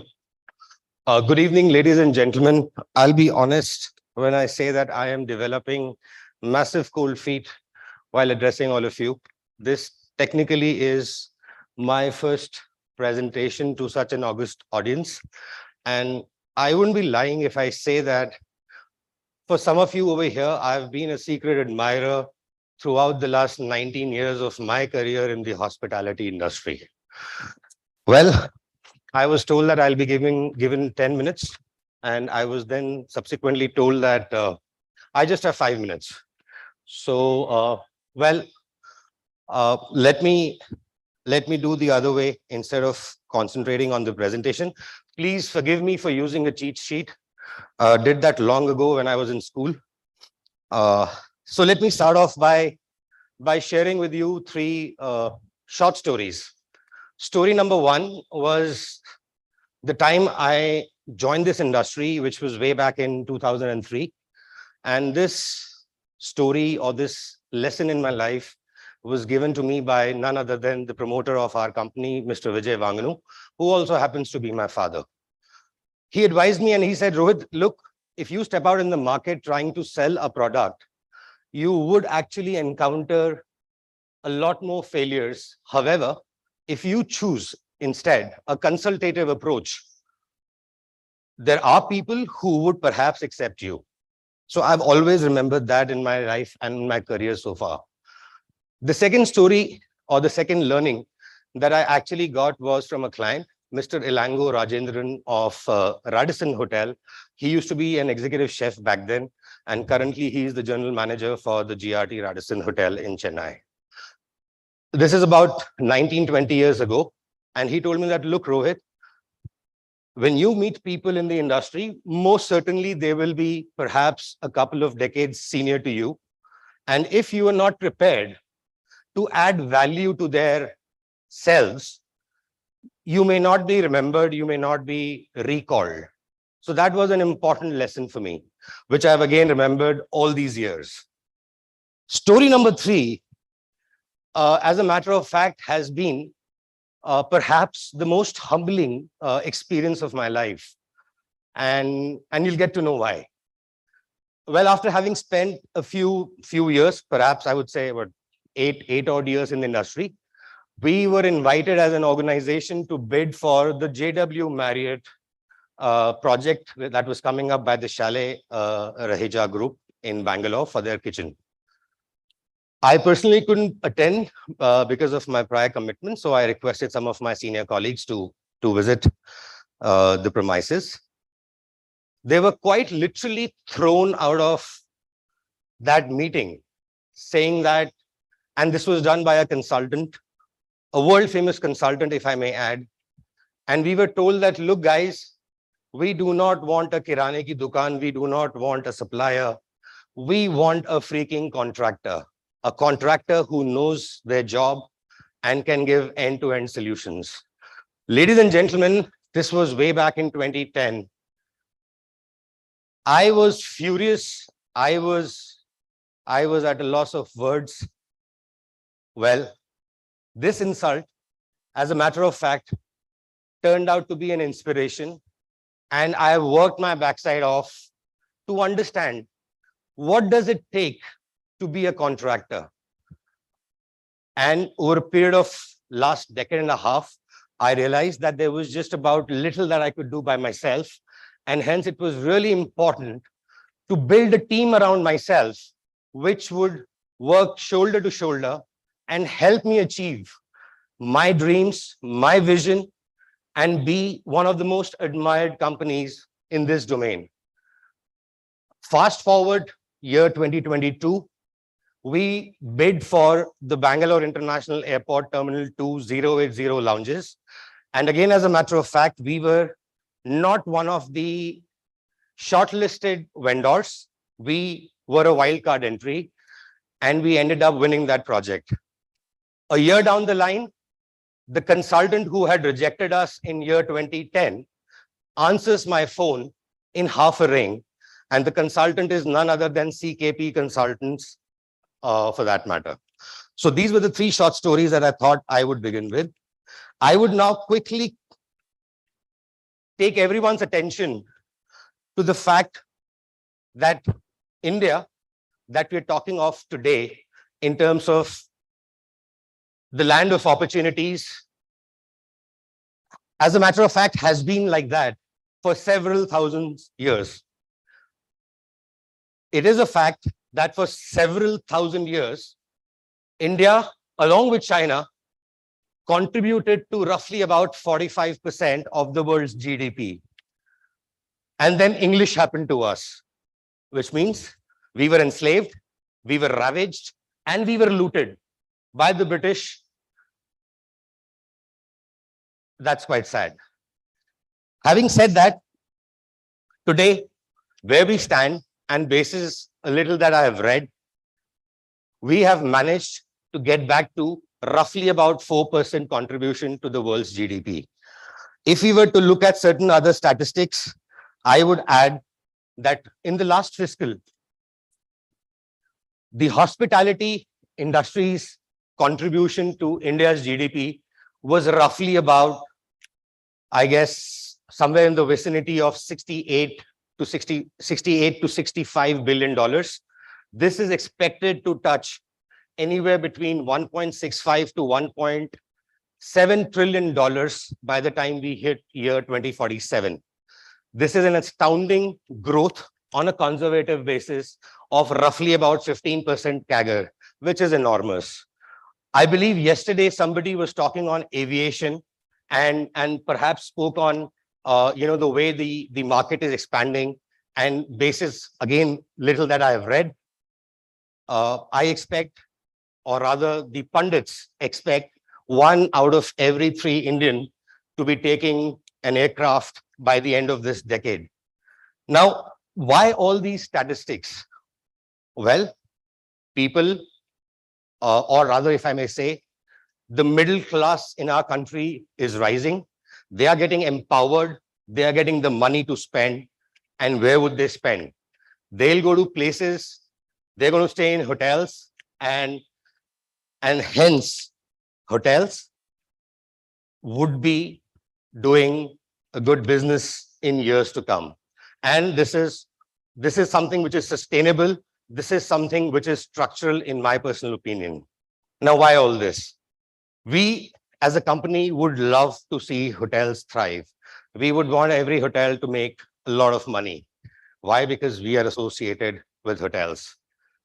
We set up commercial kitchens, commercial laundries, and we do that incredibly well.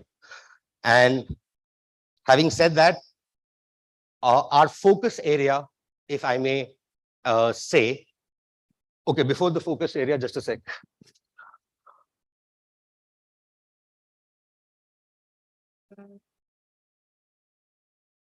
I think I've covered this already. Okay. A little bit about our company. Way back in year 2003, our promoter, Mr. Vijay Wangnu, decided to set up this organization, and I joined him in year 2004. At present, we are roughly about 40 or to 45 strong team spread pan-India, with our corporate office in New Delhi and regional office in Bangalore. That's how our organization structure looks like. Under Wang Hospitality, we focus primarily on 3 areas. One is the electronic door locks and safes. I feel privileged and honored to tell you that the hotel that we are part of right now also has our locks.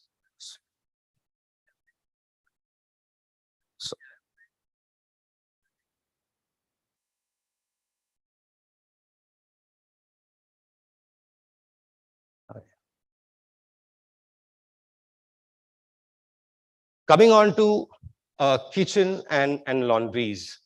Well, as I was saying, we have certain focus areas, and the first of them is to take 100% ownership and accountability of the work we do. We genuinely try to do things right the first time. We follow the rule of communication, documentation, and escalation to empower all stakeholders to take the most prudent decisions for themselves. And we also follow the 3P policy, which is passion, precision, and professionalism. Now, why did I stop at this slide? Now, some of you being hoteliers would at some point in time in your career come across equipments being manufactured and working drawings, shop drawings like these being presented for approvals. Now, you would be quite surprised, rather astonished to know that it's quite unfortunate that 90%, and I could be wrong by a few percentage points, forgive me for that, but approximately 90% of the people associated with this kind of work would not be in a position to even submit a shop drawing at this scale. To actually create a shop drawing at this scale, you got to be really good at your job. You got to be incorporating right tools, softwares, so on and so forth. To any professional who's able to evaluate these drawings, this drawing perhaps would be a wow. Ladies and gentlemen, please allow me to take your focus to the fact that for us, this is not just good enough. Why?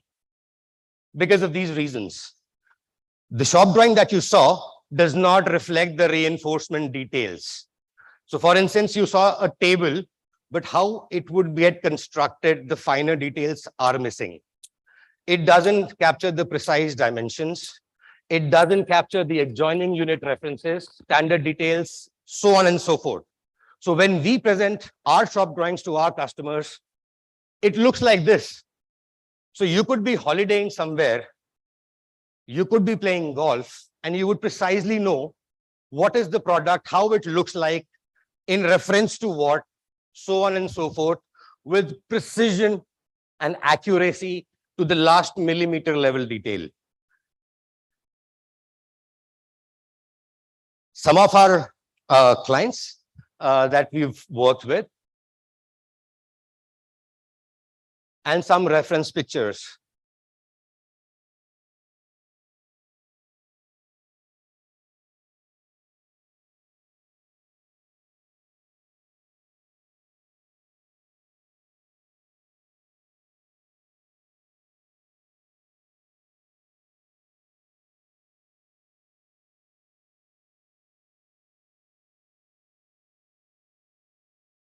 Okay, I'll just take a quick 1 minute, guys. I would like to conclude by actually calling out the fact that in our organization, we believe mistakes, as a matter of fact, is part of our lives. We do not stop people from making mistakes. However, at the same time, the policy that we follow in-house is, A, if mistake has happened, we call it out ourselves, we accept it, we rectify it, even if it be at our own cost. We learn from it, and we do not repeat. I would conclude by saying that I'm blessed with a great team, with an awesome team, which as a matter of fact makes me look good, which gives me the confidence here to face the world, to face the industry, and talk about my company.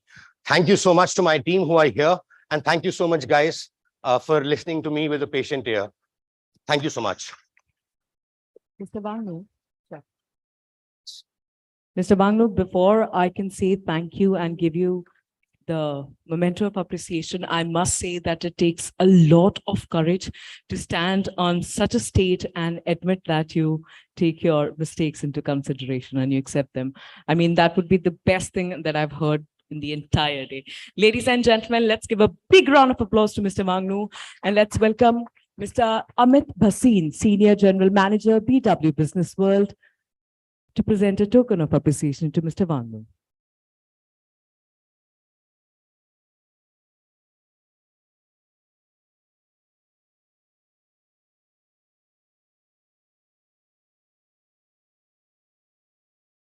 Thank you very much.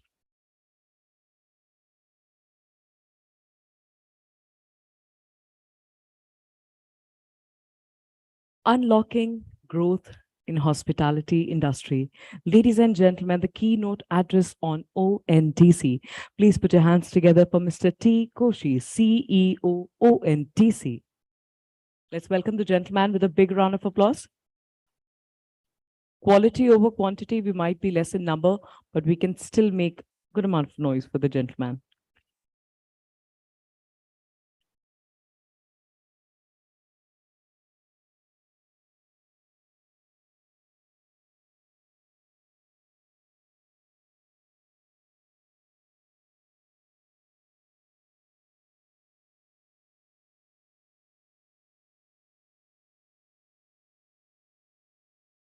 Good evening.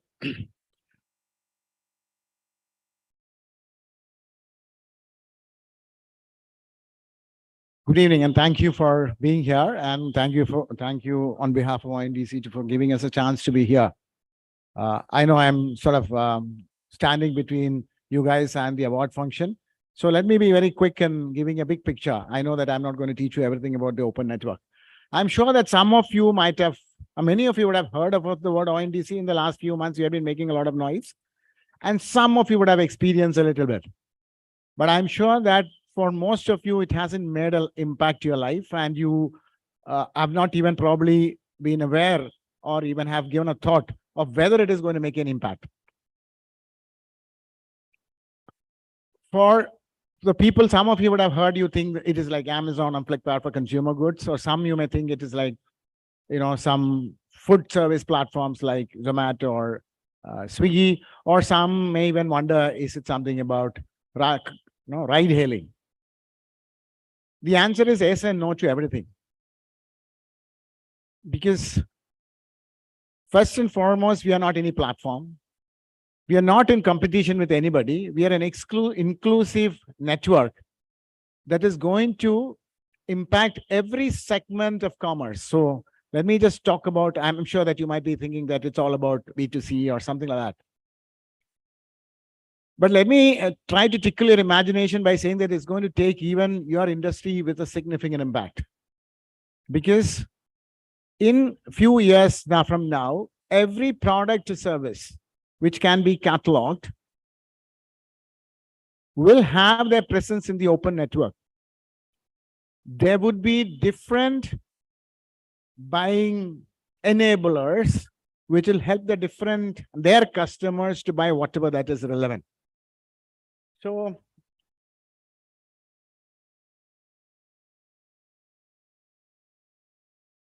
let me just put the thing a little context for you, because you're all familiar with platforms. In the platforms today, what does it mean? If you are a seller in one platform, you are visible only to the buyers in that platform. And if you are want to be in selling two platforms, you have to make technologically, process-wise, procedure-wise, legal-wise, everything to be integrated separately.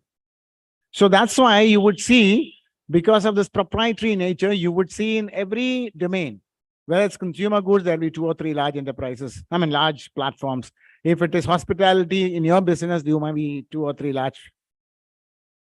And the very interesting thing is, while we are all heavy users of some platform up there, the penetration is really low. In the buying side, it's about 6 to 7%. In the selling side, it's 1 to 2%. Probably in your industry will be a slightly different statistic, but essentially very, very low.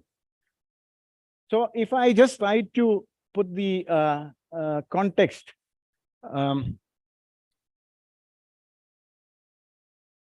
the industry that you're familiar, let's look at today somebody, a guy in Delhi get posted to Kerala for a few months assignment. What does he want? He wants to buy a suitcase because he's traveling. He was not a regular traveler, so he doesn't have one.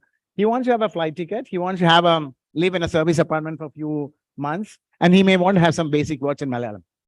So what does he do? Today's solution, he has a marketplace to go and buy a suitcase. He has a travel portal to buy a ticket.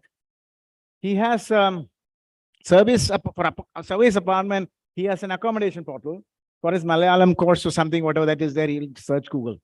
But imagine the world changing, because as I said, every product or service catalogable is there out in the network, and different buying applications would come and help their buyer to add everything that he wants into the cart. Imagine he can create one cart with a suitcase, with a flight ticket, which in a service apartment contract, with check-in dates done, as well as a language course, all done in his comfortable buying portal.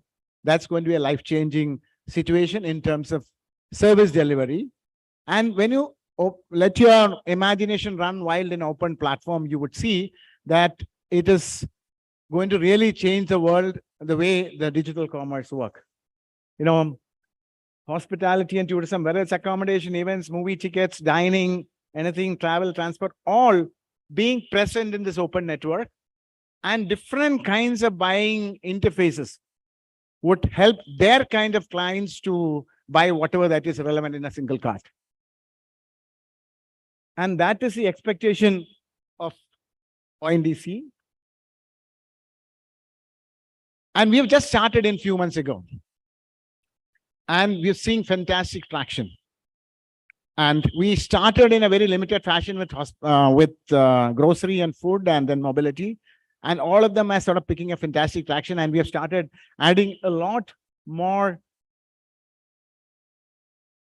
segments onto the network. And you would see that, you know, your industry is also going to be significantly impacted in the next few months' time. It could be impacting in the way the services are marketed and sold, or in the way you procure many of the input components, whether it's your day-to-day consumables, or whether it is for a kitchen, whether it is for your construction and anything and everything. So I'm just wanted to tickle your imagination. And if any of you are interested, there'll be a lot of public material that is available that will help you to get a little more idea. In the last few months, we have been able to make the impact on different industry. And that's why you would have seen the Honorable Prime Minister endorsing it with his confidence.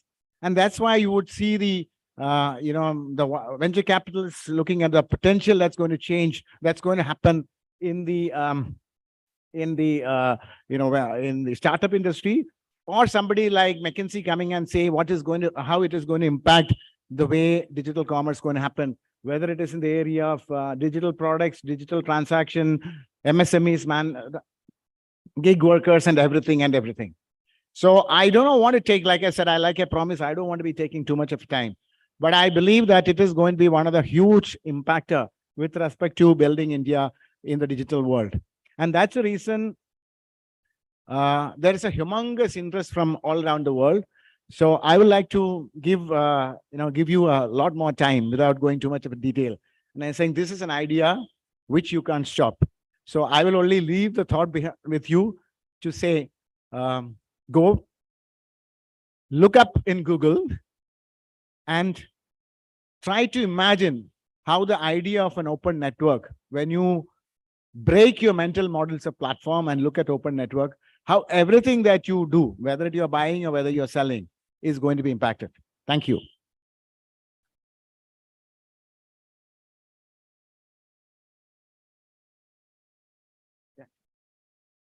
Thank you very much. I welcome Mr. Nilesh Argekar, Deputy General Manager, BW Business World, to present a token of appreciation to Mr. Koshi.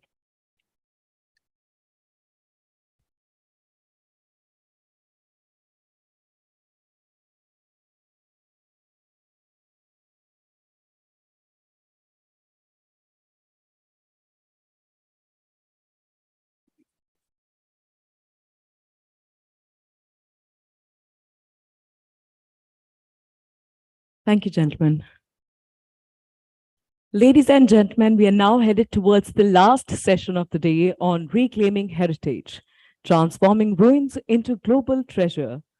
Please welcome the moderator for this session. Put your hands together for Mr. Aman Nath, Chairman, Neemrana Hotels. Let's welcome our panelist, Mr. Randhir Vikram Singh, Chairman and Managing Director, Castle Mandava Hotels. Please give it up for Mr. Veer Vijay Singh, CEO and Managing Director, Trans Hotels and Resorts. And joining us virtually for this session is Maharaja Gaj Singh of Jodhpur, President Emeritus, Indian Heritage Hotels Association.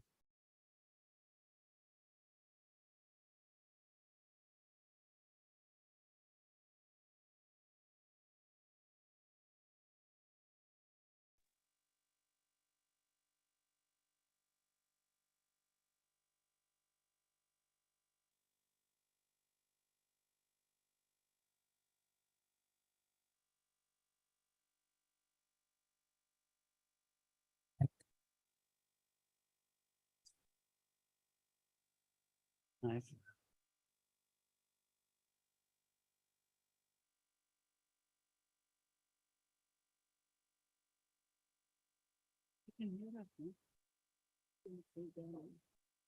Okay.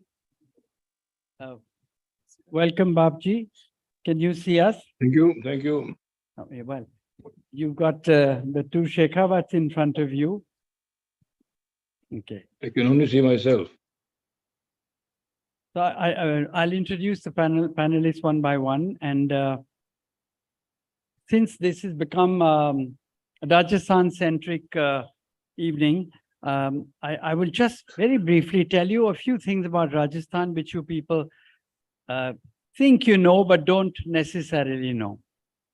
Rajasthan is roughly the shape of a diamond, if you look at the map of Rajasthan. And a diamond it really is. It was in 1949 that Rajasthan was formed after considering many names for it. There was Rajwada, the other name was, what is the other name? Rajputana. That was the original name. They decided, sorry? That was the original name. But that was too casteist. They didn't like that. Yeah. No, but there were other names. Raivada was also considered, I don't know, considering what all. But then eventually it settled for Rajasthan. It has a great romance around it. And the cliches of Rajasthan are that they always show a few sand dunes and camels. But Rajasthan is much more than that. And it is a place of great hardship. And the word Marusthal, which is land of death, because if you are, if you've seen Lawrence of Arabia, when you're dying of thirst and you can't find any water anywhere and you see an oasis and it is, it's actually not any water and so on, that the romance of it fades very fast. So what did happen was that many of the states were named with their traditional names, were with Maru in the beginning, from the desert. So you have Marwar, Mewar, Mard, which is Jaisalmer, Mewat, which is Alwar, and Merwada, which was the Principality of Ajmer. Now, even all of us Indians get confused about all these names. So the British were even more confused. So what they decided was that they should name all these states, these Rajwadas, after their capitals. So they started calling them Jaipur, Jodhpur, Udaipur, and so on. And when they corresponded with the rulers, they would often write Dear Bikaner, because the whole complexity of the name and who was the ruler at that point. And the other interesting thing is because genealogies are very important in Rajasthan. There are a few kinds of people. There are Suryavanshis who claim descent from the sun, the Chandravanshis who claim descent from the moon, and there are the Agnivanshis who claim descent from a fire pit. But there is also the Aryans, which are Bharatpur and Dholpur, which are the Jats. And there is one Afghan state, which is in these ruling states of the gun salute states, which was Tonk. And when you ask them of their ancestry, they said, we are Pindaris. But the word Pindari, curiously, came from Marathi, and the word Pendare meant looter. So because they set themselves up as looters, so they claim descent. But history has very short memory because the present layers over it. So what stays through a past history and through the present time is posterity. So this evening we have with us, three very good examples from Rajasthan of posterity and what will remain of heritage in the future. Let me begin with Maharaja Gat Singh Ji of Jodhpur. Aman, I can't see you. I can only see myself. Oh, you want to see me too? Yes. Oh, I don't know where the camera is. Okay. But as long as you hear me, it's all right, no? I can hear you, yes, but it's good to know. Okay. All right. To see the stage. I'd like to see the stage. It could have come in, yeah. Can you see Randhir? No, I can't see anybody. I've got a small picture. Anybody? Okay. No, I've got a small picture of myself and a big picture of myself. Okay. No. So you've got Veer Vijay and Randhir on the stage. Yeah, but I wanted that picture. They're trying, that will happen, yes. I had it before, but now it's gone. Okay, so now to you, Babji. Your lineage goes back to the 39th generation of Rao Siaji, which is absolutely formidable. And there was, the circumstances made you Maharaja at the age of 4 when you lost your father. And there's not many people who sit on the throne at 4 and are addressed as Bapji, meaning father of the whole region of Marwar. And there is a poem of Wordsworth which says, the child is father of man. So you, in that sense, represented that. And what the question to you is that when did this dawn on you that you were, a 4-year-old child doesn't realize this, that you were Maharaja and that you were father of Marwar, and did this in any way make you self-conscious? I think it really sort of gradually dawned on me, but if there's any specific time, I think it was the tutoring I got, the conditioning I received from my mother and my grandmother and other elders, just before I went to England, when I was aged 8. That because they all were very worried I will marry some Firang and not come back. And so I was tutored that I have a very big responsibility and a connection with the people of Marwar, with Marwar as a land. And that is something that must bind me to Marwar and Jodhpur and come back and play the role, the hereditary role, which was there for the Maharajas. But of course, there was no power. I still had it officially a title then. But on my return, happened to be just in the same time when the red carpet was pulled from our feet. So I returned in November 1970. 71, the amendment was passed. The Privy Purses went. Yes. Yeah, that's right. No, but when I was writing a book on the corporate history of the Tatas, and Mr. Ratan Tata said to me that he was burdened with the name Tata.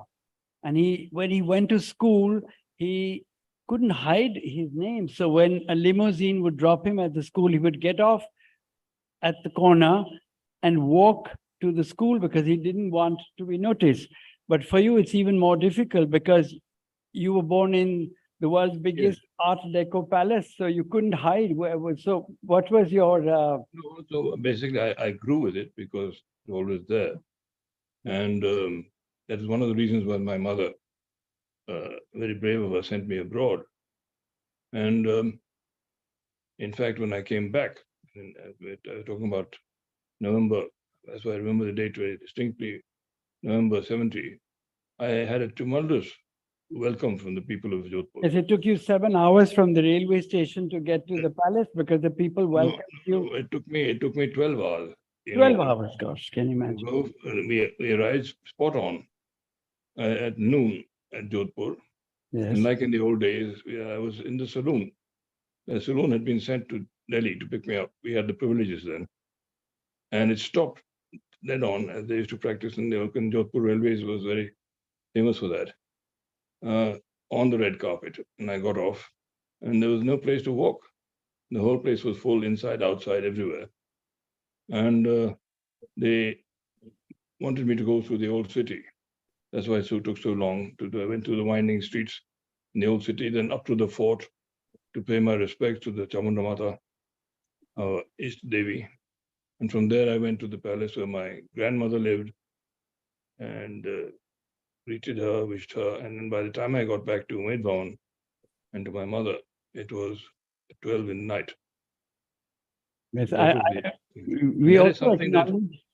Sorry? So no, that is something that was very awe-inspiring for me. I mean, it was, as you say, it was the moment, it was almost frightening to see that kind of outpouring.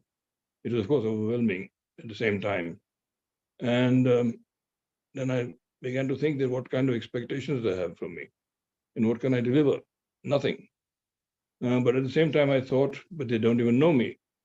They know the family. They know what my grandfather did for Jodhpur. They know what my father did, and he stood for that election and won overwhelmingly.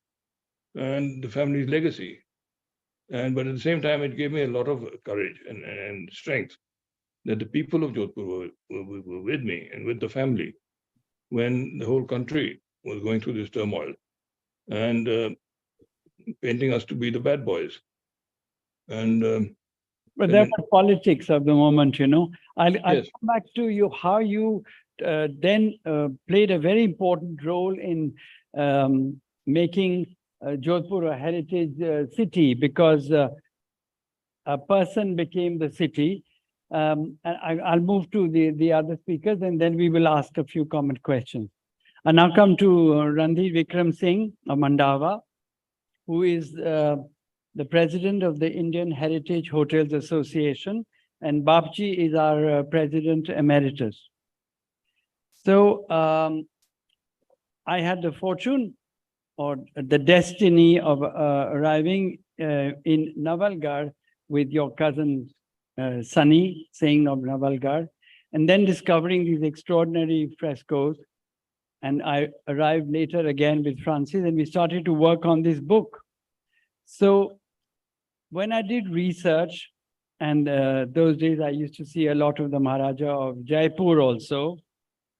So in the history books, the Shekhawats, of which both Vijay Singh of Dunlod and your grandfather Randhir Thakur Jai Singh ji said, you know, to us that you people come here so often, I think you are also Shekhawats.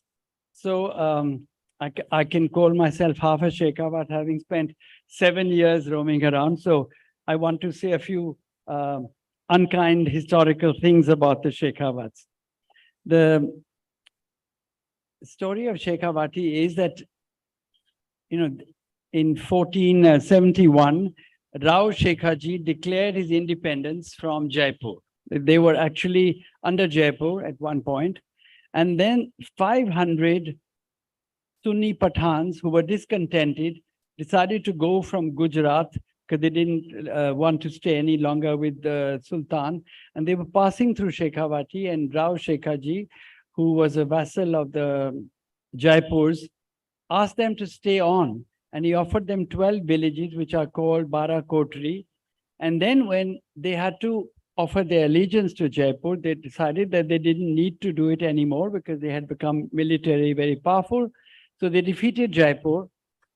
And Jaipur couldn't believe this. They said, how can the Shekhawats, you know, who are our country cousins or lesser cousins, defeat us? So they sent a second army and they lost a second time.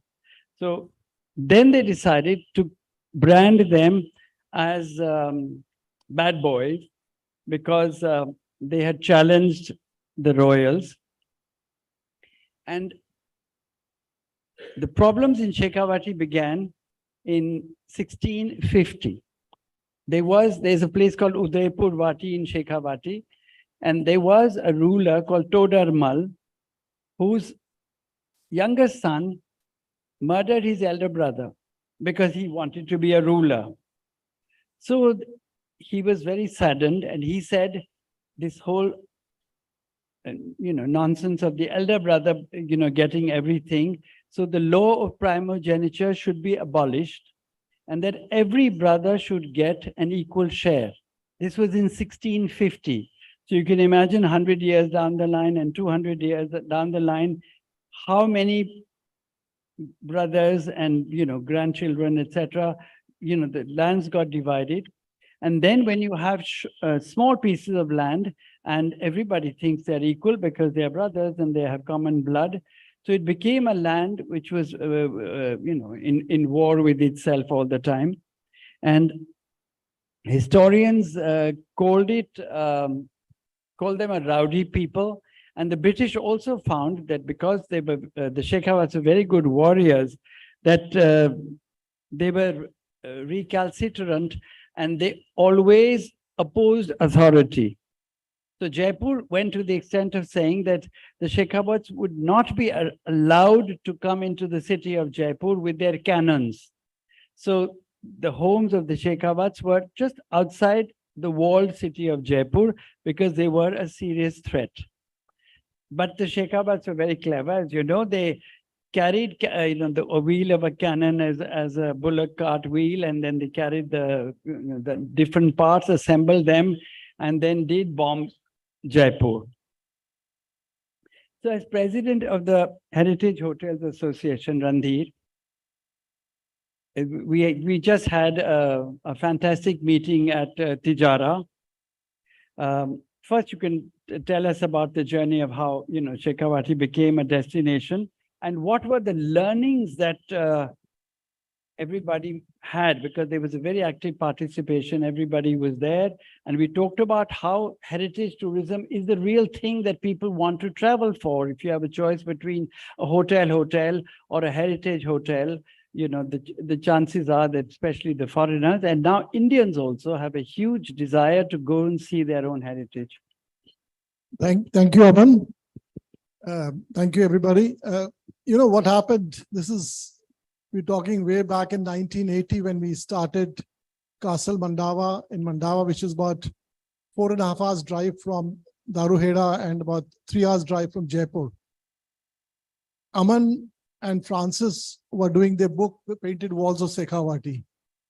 And before that, nobody knew about this rich cultural heritage which existed in this part of the world, because you have Naples and Pompeii and some other places where you have some villas which are painted. But in Shekhawati, there are over 35 towns, about 2,000 houses which are painted. And this is a unique example. And this was somewhere around 1890 to 1930, something like that, is the time when all these paintings were done. So they're not very important in India's history otherwise. But this is a very important historic thing, that you have paintings in this large scale. Instead of doing whitewash, they used to do paintings. So this is a unique example. And when Francis and Aman used to be there, so they used to come and stay with us, because that's why my younger brother had invited them. Why don't you come and stay here? Because those days you couldn't even get food in Shekhawati. There were no restaurants anywhere. There's nothing, you can't, there's only mithai or samosas or kachoris could be bought. No food was there. And in fact, so that was 1977, 78, 79. And with Francis and Aman's this thing, we did our first group in 1979, December, when Dominic Lepere had just finished his book, The Freedom at Midnight.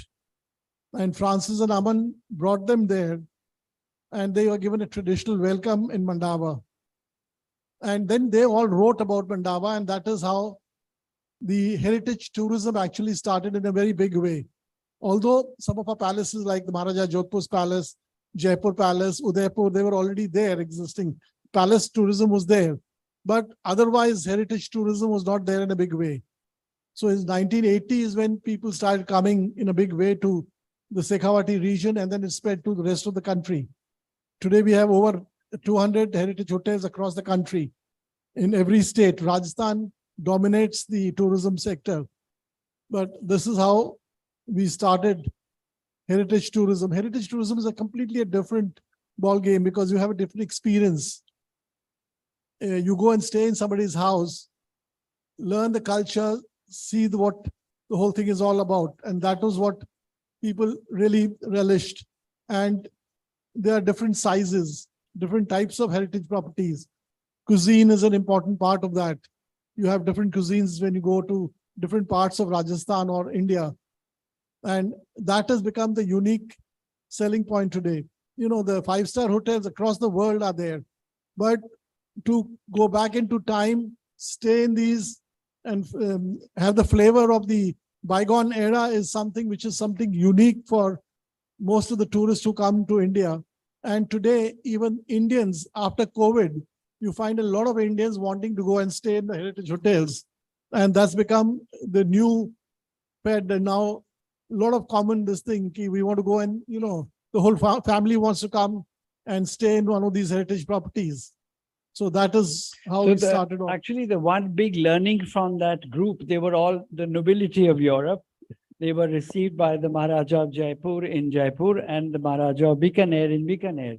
And Mandava comes in between. So they had only a lunch and a visit of the frescoes. And when they went back, and they said that the one strong memory that they had was of Shekhawati. So I was not in tourism at that point. I was only a writer of a book. That was my first book, and I went on to do 18 after that. So the learning was that people travel to see the difference. So even though most of you who are here, represent hotels, but the idea is not to make the standard boring hotel, that the interior should be different, the experience should be different, because that is what people remember. So when that lunch happened, the first lunch at Mandava, it was winter, it was after the beating of the retreat, they drove down, and on the terrace, they had put up a long table.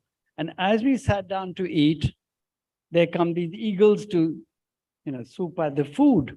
So they got their old retainers who were wearing these wonderful red bagal bandis, who stood behind us on both sides with waving these spears. So it was, like a staged medieval lunch, and people have such a strong memory of that. So they went back and said, Mandava. And I then met Mr. Vicky Oberoi at a dinner, and he said to me, what is this place, Mandava? Everybody I meet is either going there or coming back from there. So he went running to Mandava, and he negotiated a part of that, the fort, so to make it, but then realized that it was not for the traditional hoteliers to do what can be done by the people who are here, because, they have a connect, they have the wherewithal, the peculiarity, and even as palaces go, when you look at palaces in Europe, there is a little more standard. I want to interrupt. Can I interject? No, just to add to what Randir said, the origins of the Indian Heritage Hotel. Because when I converted Umaid Bhawan into a hotel, we started it ourselves. And I wasn't very happy with getting a 5-star categorization. Which year was that? That was in 72. Okay. And we formed the company then, and we gradually moved on from there on. So then I thought that we should have a separate categorization. And I kept writing to the government of India and didn't get much response. And over a period, we were able to upgrade Umaid Bhawan and get our 5-star classification, and later on 5-star grand. But there was still the aspect of heritage hotels. And so there were these like Mandava, Najit Bhawan, Khemsar, Samod, they were all the pioneers. And so we formed a small group of 10 people. Kanota was one of the early ones also. And there were 10, 12 people. And they made me the president.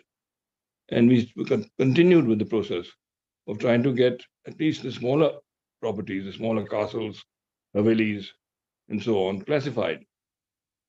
Because they, as you said earlier, as Randir said, they epitomize a kind of a lifestyle and heritage. And so finally, when Madhav Sindhya was the Minister of Tourism, he understood, and we got our classification, and we got the heritage hotels classified.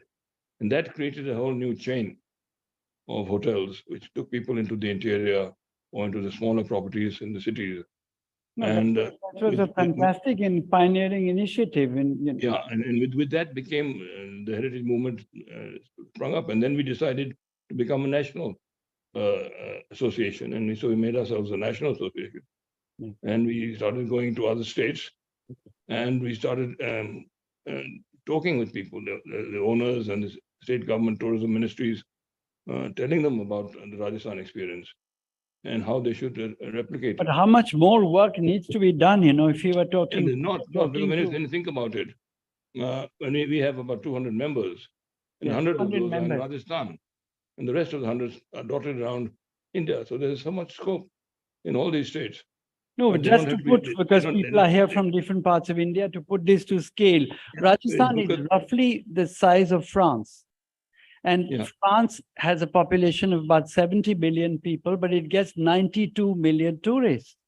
So actually, you know, the kind of targets which we're talking about, Rajasthan, if it got 92 million tourists, it would be unbelievable. And since we are talking Shekhawati, Shekhawati is the size of the Loire Valley in France, where they have all those chateaus, and you know, that's the more Rajput area of Rajasthan. They get 14 million tourists in the valley of the Loire in France. And we are talking of national figures of 4 and 6 or whatever. Before I forget, I should now come to Veer Vijay Singh, and then we talk about a few common points. Veer Vijay Singh is a unique individual. He is from the family of Dundlod in Shekhawati. They were actually the first to set up a hotel.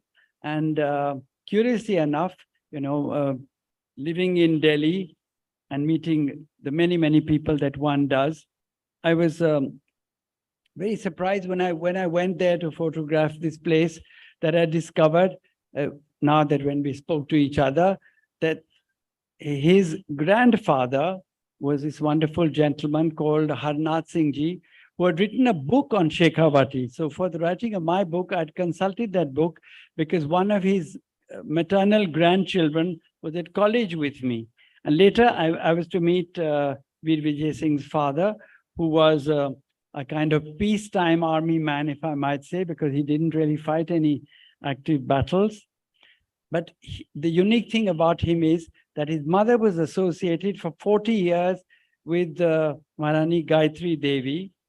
And in his lineage, there is a Marwar connection because his grandmother was the daughter of Sir P, who was so important for Jodhpur. He was thrice the Prime Minister of Jodhpur. And to his credit, are the Jodhpurs, which the Rajputs wear, you know, on their weddings and also for polo, because he had gone for the coronation in England and his bag had got lost. So they got Savile tailors to try and do, and all the ladies got together and they produced this wonderful Jodhpur, which has now become a fashion. So that is to your to Sir P's credit. I'd like you to, and besides that, Maharana Pratap had a younger brother, and Veer Vijay also descends from that. So he's Marwar, Mewar, and has a strong Jaipur connection because of his Shekhawat. Would you tell us some more about your lineage and then about Thank you Taj? so much, Amarnath Ji. I mean, you're a great historian. I think this is more of a storytelling session of ours than the PR Rakhi was doing. But that's what I think Amarnath Ji is a historian, and that's what he's the best about. Yes, I do wear 2 caps. So I do have a lineage, and I do have a fort in Dundlod, which was one of the first heritage hotels done by my uncle Rajveer Singh Ji. And but I, of course, while people were promoting heritage, I got into the corporate world, and I've been, after my studies, I've been nearly 50 years in this industry. Dundlod, of course, was one of the first because Rajveer Singh Ji, my uncle, was first travel agent of Rajasthan. And he started getting groups. And so he promoted Peacock Travels and Yes. Mayur Travels. Yes. Mayur Travels and Peacock Travels. And that's how I think we started first, but we, I think, did not do as well as Mandawa and many other places like Samod and other places. Yeah. But I think, yes, my if I may say so, my contribution went towards also some way in promoting heritage hotels. No, and much more than that, actually, because what would be interesting for people to know is, you know, how when Rambagh Palace was made into the first hotel in the 70s, Maharaja Man Singh, who was the husband of Gayatri Devi, he was actually ridiculed by the royal. They said, you're such a rich man. Why do you need to make your palace into a hotel? Because he had sent off a whole railway carriage full of gold coins and things to Bombay to be kept in the Reserve Bank. So he was a visionary. And Gayatri Devi ji told me that when they opened the hotel, of course, people said, oh, they made a hotel. It was like a scandal. And she said, she wanted to put up a good show. So she put onyx ashtrays. And she realized that within a month or so, they had all vanished. So they had to make the transition from, keeping a stylish home and saying this is Jaipur Palace to that commercial thing. Yes, so just to say that the Taj Group has played a very important role also in promotion of heritage. And, I don't forget the Taj. You can take me out of the Taj, but, you can't. I'm very much, the Taj is very much in me. So late His Highness Man Singh Ji of Jaipur moved from City Palace much earlier in 40s and came to Rambagh Palace. And then he decided that why should we live in such a large palace? And he moved to the Raj Mahal Palace, which was much smaller. And the Rambagh became a palace hotel in late 60s. Mr. Kirkar had taken Taj Bombay over in 60s, and it was known as a white elephant of the Tatas. And he built the towers in Bombay. And to market it, he asked Camellia Punjabi to go to America. That time you didn't have faxes and all that, so you had to go personally and meet. You had telexes and teleprinters. She went to America and she asked those tourists that why would you, and she asked the travel agents, why would you come to India? And they said that there are two things that really attract us to come to India. One is, of course, the beaches of India, because you had a large coastline. But second is that she said, I remember a picture of Jacqueline Kennedy being received by Maharani Gayatri Devi. Yeah. Two most beautiful women, very, very independent women, smart women, also in a polo match in Jaipur. Yeah. And they said, we would love to know about the royalties of Rajasthan and the royalties of India. And so when she came back and said that to Mr. Kirkar, Mr. J.R.D. Tata, Mr. Kirkar and Ms. Punjabi met the rulers. And that's how the Rambagh Palace was given in 70s to the Taj. Also, the Lake Palace came to the Taj. And already His Highness has mentioned Jodhpur was already running as a palace hotel. So these were properties which converted into heritage palace hotels. We ensured, Mrs. Kirkar ensured that they architecturally, anything that was added never was compromised. And we encouraged the local cuisine, the culture, the traditions, the music in all these palaces. And finally, of course, the Falaknuma Palace, which happened recently. No, that is your name is associated with the Falaknuma Palace, which was a kind of Parda Palace. It was closed and it was, so when he got involved with it, he tells about listing 6,000 items in the inventory. Yes, so when we took over the palaces in 1996, there were 5 palaces, Falaknuma, Chowmahalla, King Koti, Nazri Bagh, and Chiran Palace of the Nizam. And he wanted the Taj to take over these palaces. So I was there in Banjara, Hyderabad, and we took over these palaces on one night. And we did an inventory in Falaknuma, and there were more than 5,000-6,000 pieces. We got a Salar Jung director to come and do the inventory. And these were items which were all art and objects, which the Nizam himself had no idea about. So we photographed them, numbered them, and did a proper inventory. They're going to show a video, Babji, which you will see on your screen, because they had prepared some videos about Shekhawati and Falaknuma and so on. So you'll get to see it on a screen if you have it. But you know the properties anyway. Yes. Yes. Sorry. Go ahead. No, you can continue talking because that will be your background. So we save some time. Okay. So, I mean, yeah, we got a chance of doing that in Falaknuma. In 96, we were too early. I think in Hyderabad, no foreigners came in. And so we waited. Only sometime in 2008, we started, the Taj started restoring it with the help of Princess Ezra and she as the Nizam. And of course, it's a great story because today Falaknuma is a great property with an average room rate of more than 55,000 rupees. And I think they are now reaching 100 crores. Aman, we're losing the sound of Veer Vijay.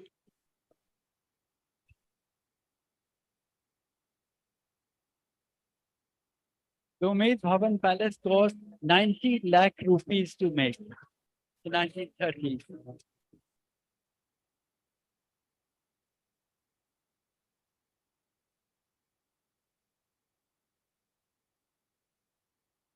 The residence of the richest man in the world at that time.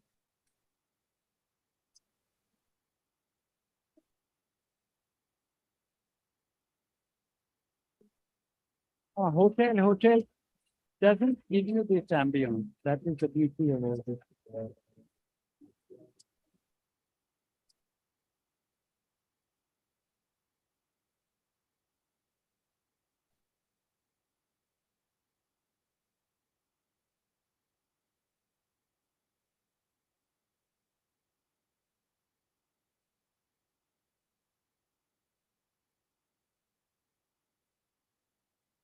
Thank you for that, for physically taking you on this little journey. Maybe we could arrange a conference in one of the heritage hotels so you get to sample the real thing. It would be nice to do it in good weather.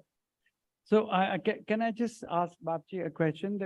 COVID was a big learning for everybody in the hotel industry. For you at Umaid Bhavan Palace, which used to see mainly foreigners at one point, what is the big learning? Actually, it began to happen already. We began to see more and more Indian tourists coming. And in COVID, it was the Indians who saved us and the entire tourism industry. Because as soon as they were able to travel, there was what they call this revenge tourism. And people just flocked in. And for Umaid Bhavan, there was a backlog of weddings. So there was they were on a smaller scale because of COVID regulations. But there was wedding on back-to-back weddings for the entire month of June or July. So this was a great learning for us. And also, a lot of people who traveled abroad were not able to travel abroad. And so they began to discover they began to discover India. And that was a new clientele. And we hope to retain those people in the heritage market. I think that Indian traveler also evolved because they used to, some hotels used to say we only want foreigners because Indians used to be very jungly and eat food on their beds and ask for too much attention. So I think the two things happened simultaneously, that when the Indians discovered India and their heritage hotels or hotels like these, they also learned a little bit more manners and style so that they were not awkward in these places and these places were not awkward for them. So it's very interesting how time goes in a full cycle, because the Umaid Bhavan Palace was made by Bapji's grandfather as a famine relief project. And then, there were a lot of upheavals and changes in history. And it is perhaps poetic justice that the palace goes back to the people, because otherwise it would have been a preserve which may have been out of sync with the times. That was wonderful for that. And for the Shekhawats, I think that it still remains such a unique place that we all should put our energies together. It's next to Delhi, and try and make it like the Loire Valley and get more tourists than the whole of India gets. And what is it, this is the question to all the three of you, that the attitudinal change of the government in dealing with the royals and nobles and to tourism. Do you see that some changes happen? Do they realize that that you're wanted as much for putting up a good front, like the Maharaja of Air India, what it did in the world? So what is your take today? Bapji, maybe you can answer first. Do you see any attitudinal change?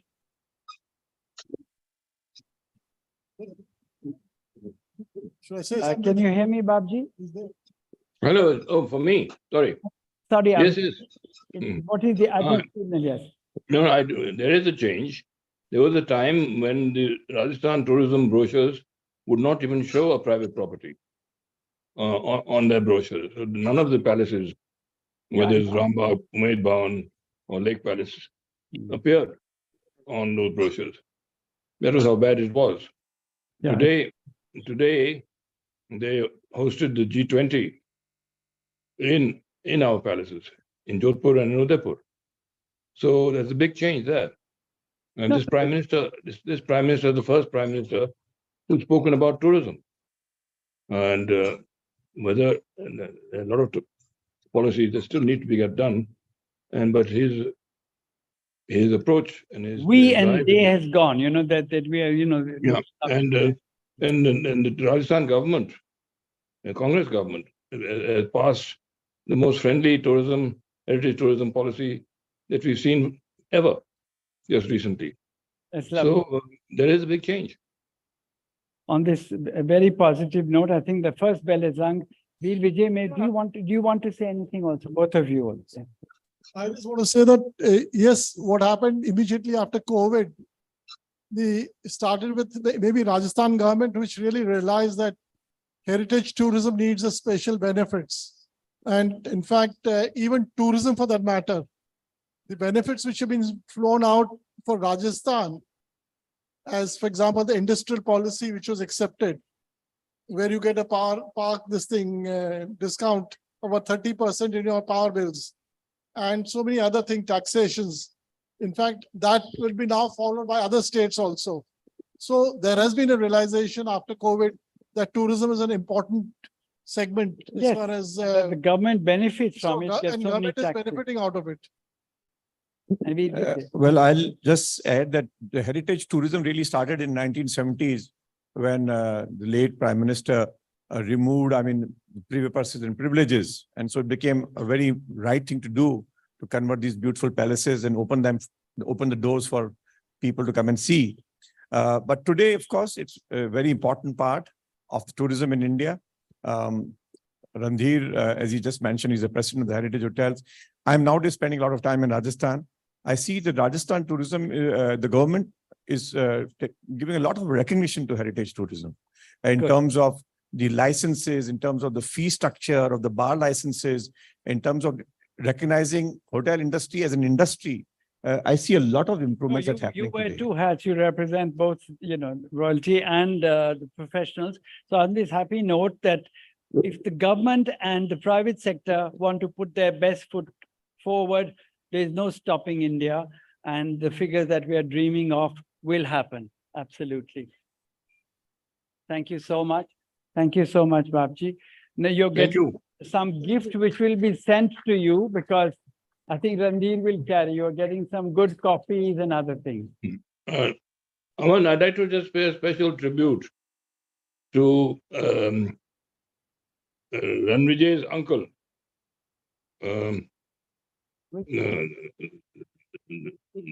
What's his name?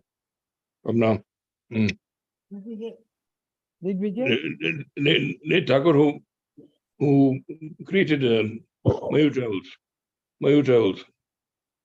We can't hear you. Let's meet this uncle. Who made Mayur Travels? Ranbir Singh? Rajbir. Sorry, I'm going gaga. Rajbir was the man actually who started these stores in Rajasthan of heritage stores. And he was the first person to do this. But then if you're talking about Shekhawat, there was Bhairav Singh Ji Shekhawat, who's also responsible, because, I had gone to see him once and he said, we don't have any money to pay our officers. So I said, but you've got so many properties, why don't you lease them or, auction them? And that's how this whole thing started with Tijara, because, 20. So Bhairav Singh Ji is also responsible because he was conscious of this fact that heritage tourism would play a part. Come, I think. Bhuvnesh? Well, I believe, thank you. With some confidence, I can say, and people would agree, that we are ending the day 2 of the summit on a royal note. Ladies and gentlemen, let's bring up a very enthusiastic chair for this very amazing panel. I would like to thank you all for taking our time and gracing the occasion, and would like to Papji, this is Bhuvnesh. Thank Hello. you for your time. Thank you. I'm really gratified you've taken your precious time out for this. Thanks to Aman and Veer, they've been coordinating, and Vikram. I look forward to seeing you in person, sir, soon. I look forward to. Thank you. I also request Mr. Ajit Kumar LR, Operations Controller, BW Business World, to kindly join us on the stage to present a small token of appreciation. Background. Yeah.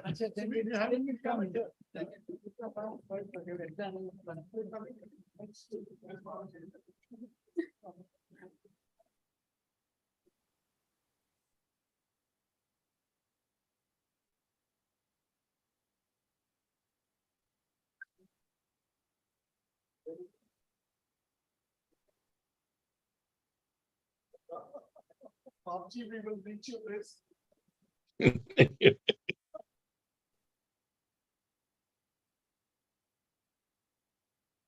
This will be a bigger package.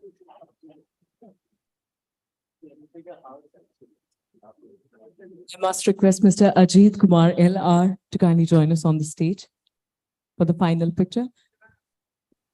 You know, Aman and I, we've been discussing this for the longest. We wanted to do this heritage show, right? And as luck would have it, Bapji has been busy because during Navratras, he does not travel out. So we then requested him. I said, can we get your time? He said, I'll come virtually. And he's been so gracious, right? So this is the coming together of a show that we planned for a while. And I call him Hukum. All right. I feel awkward calling him Veer, but well, life goes on, right? And I've known Randhir for not so very long. Yeah, but we're meeting for the first time. Life is a virtual world, so yeah. And also Aman and I, we go back to the same school. He's much my senior. I need to mention that both of us carry gray beards. Yeah. Yeah. All right. Thank you, gentlemen. Thank you. Like they said, thank you, Hukum. Thank you, Bapji. Once again. Really grateful, sir. Thank you so much. Pleasure, sir. Very nice. Thank you, sir. Well, I must request you to stay back. I shall. You know, can we give it up for Sahibjeet Kaur? She's been the most wonderful host. Come here with me, right? So she's done, what, 48 hours or whatever you call it. 2 days is 48 hours of amazing service for the BW Hotelier Indian Hospitality Summit and Awards 2023. You're coming back soon, right? So thank you very much. All right, I'd like to get a picture taken with you. Come here.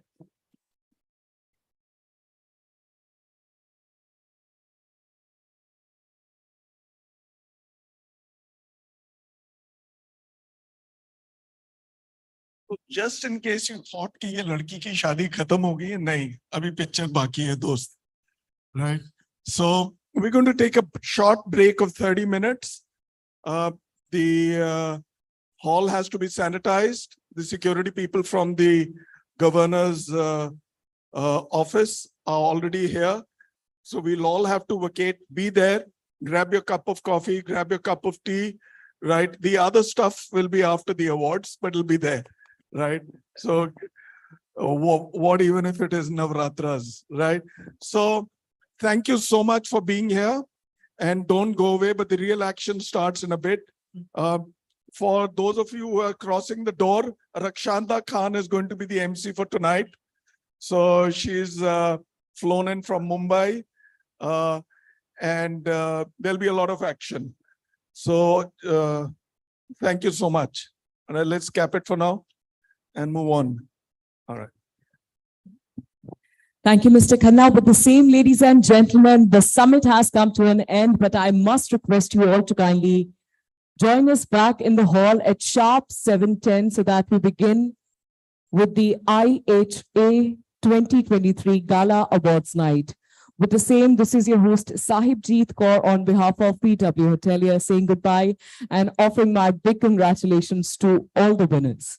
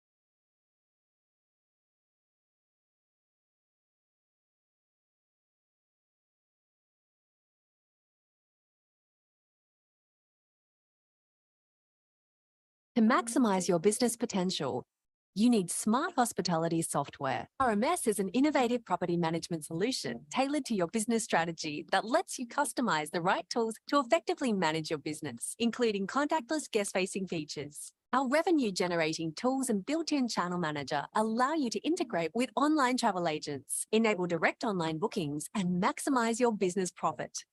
RMS can increase efficiency by automating day-to-day operations, giving you more time to focus on your guests and enhance their on-site experience with safe, convenient, and contactless options. Our mobile-friendly application is great for boosting staff productivity on the go. And to top it all off, we make the transition to RMS easy with guided training sessions, online resources, and 24/7 global support. Committed to supporting you in the new normal and beyond, RMS continue to innovate to meet your rapidly changing needs. Join us at the forefront of hospitality technology.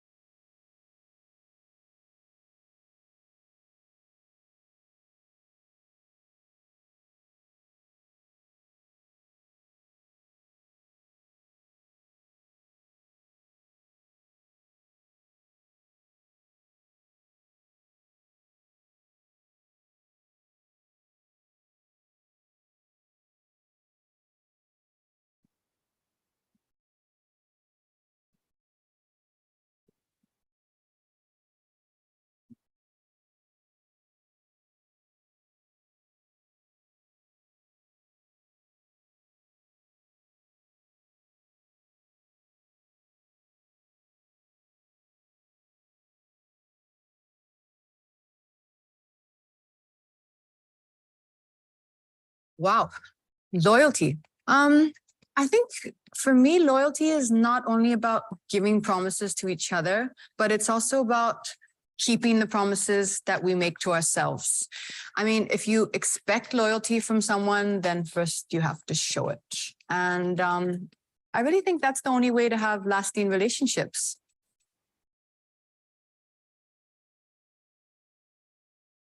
Oh, okay, I see. But you know what? My answer actually doesn't change, because to me, the Accor Live Limitless program, it makes me feel the exact same way. I mean, always keeps its promises to its members, and it delivers.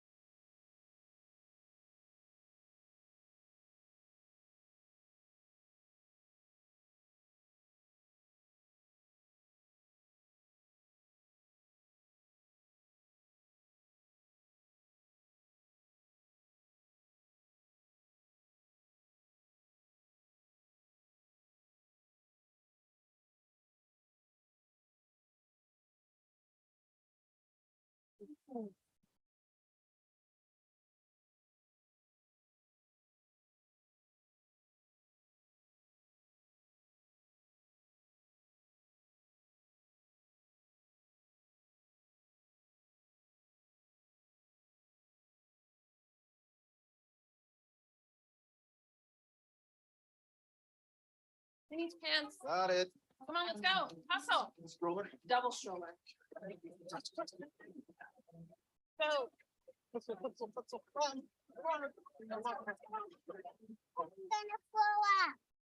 When you're traveling with 3 kids and pretty much everything they own, Hi, guys. Welcome. it matters where you stay.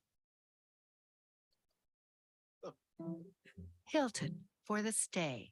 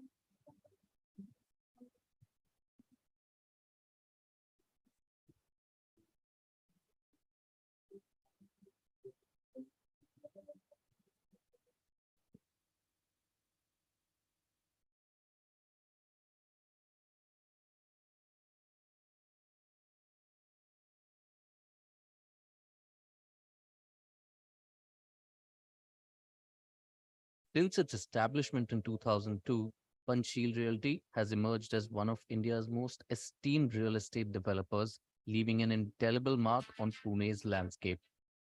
with an impressive development portfolio of over 29.5 million square feet of completed projects, 1,506 hospitality keys, and an additional 27.5 million square feet currently under development, Panchsheel has played a pivotal role in catapulting Pune onto the global stage. Central to our portfolio are our exceptional office spaces encompassing a staggering 19 million square feet. These integrated workspaces offer cutting-edge facilities for enhanced productivity and foster an inclusive environment that promotes a work-life balance. Our office parks feature state-of-the-art gyms, spacious food courts, and exclusive amenities, encouraging occupants to take a moment to unwind. Driven by our unwavering commitment to excellence, we prioritize safety and sustainability within our ecosystem. Our efforts have been rewarded with top ratings from the British Safety Council, as well as prestigious Gold LEED certifications for several of our office parks.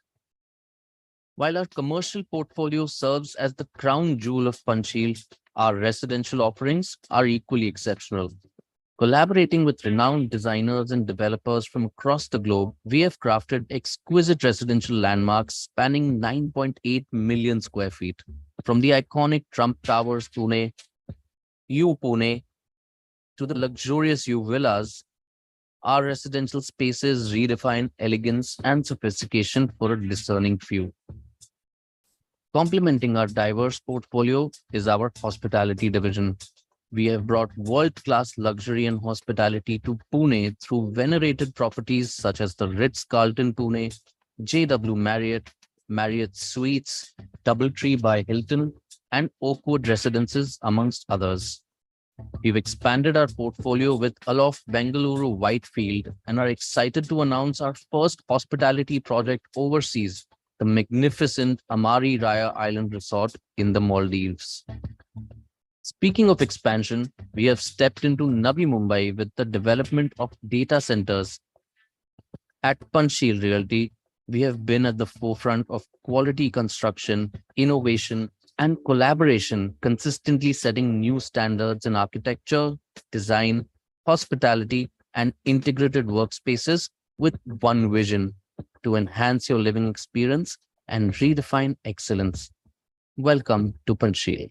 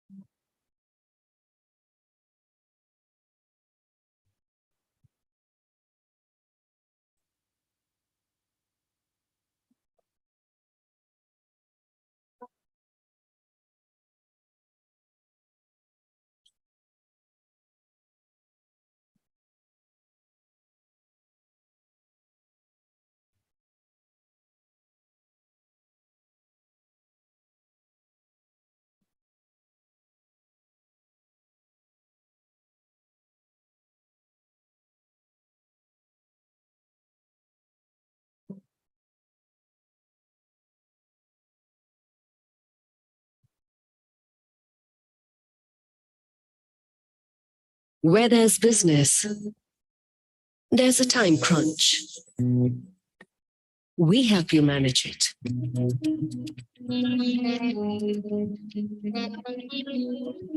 There's pressure. We help you relieve it.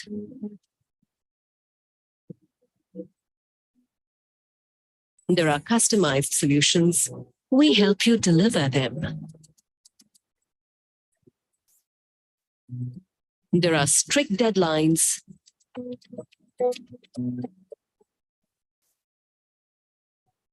We help you meet them.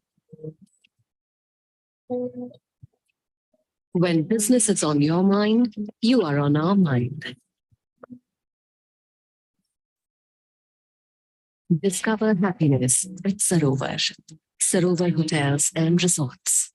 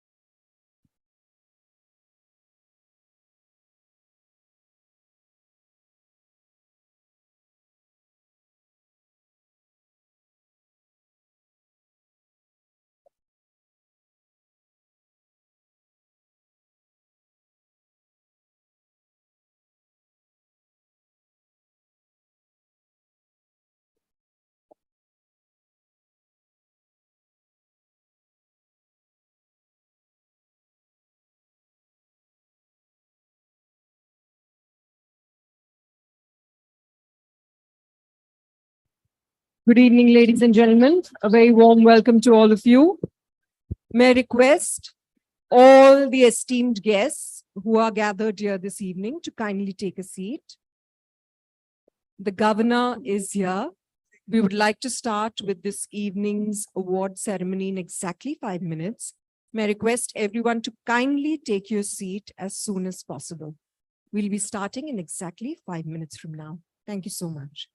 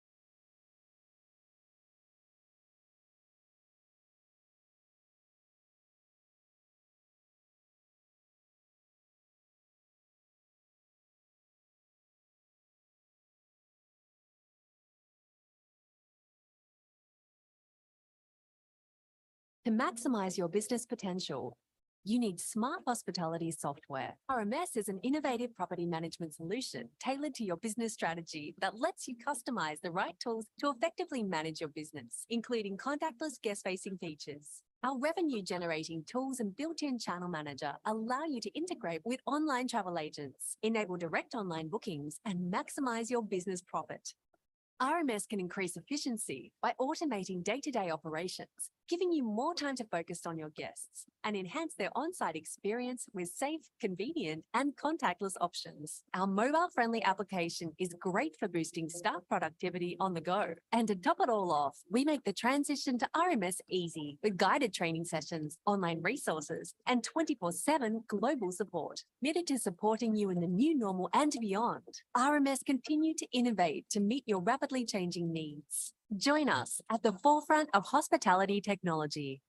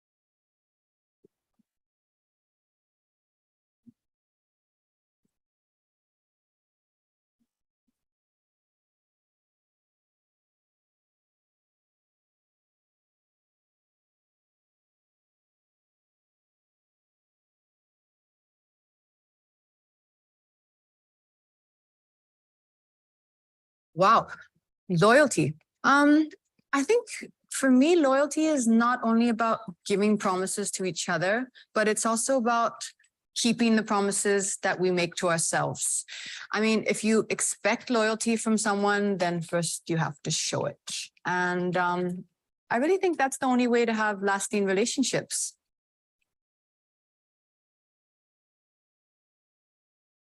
Oh, okay, I see. But you know what? My answer actually doesn't change because to me, the Accor Live Limitless program, it makes me feel the exact same way. I mean, always keeps its promises to its members and it delivers.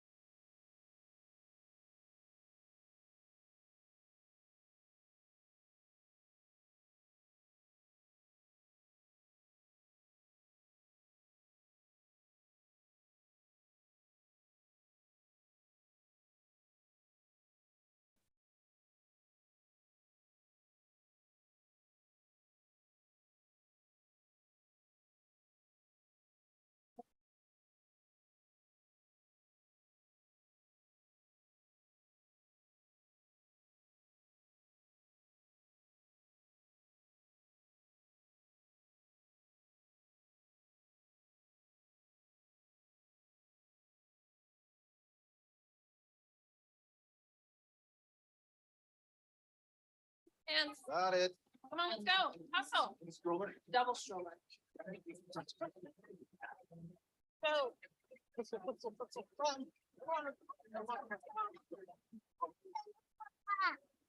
When you're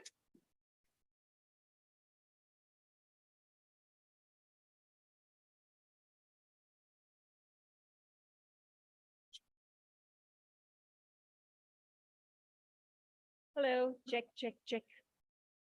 Can everyone hear me? All right, good evening, namaskar, adab, welcome. मैं रक्षंदा खान आप सबका तहे दिल से स्वागत करती हूँ. I welcome you to India's most premium annual hospitality awards, the 7th edition of the BW Hotelier Indian Hospitality Awards. Let's get a huge round of applause for ourselves because I believe all of us are from the hospitality industry. All I can say is all you people do an amazing job. I'm sure बहुत मुश्किल होता होगा. हमसे एक परिवार नहीं संभाला जाता.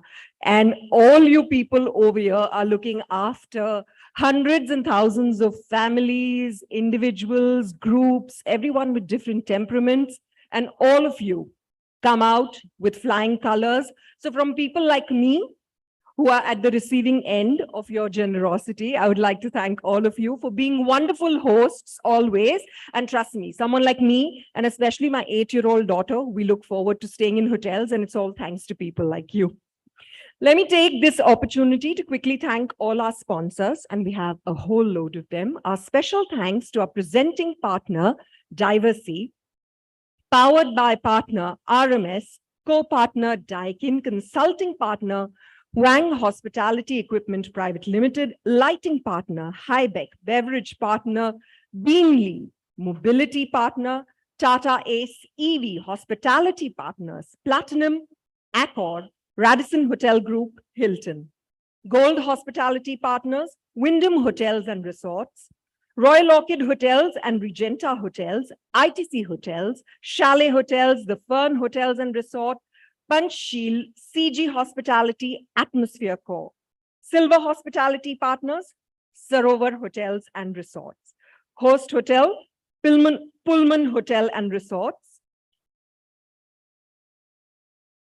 Knowledge Partner, Indian School of Hospitality, Celebration Partner, Johnny Walker, supported by HPMF, Awesome, GHTP, Hotremai, IPHA, IWH, ICF, IFCA, NRAI, MEPA, and Les Clef d'Or.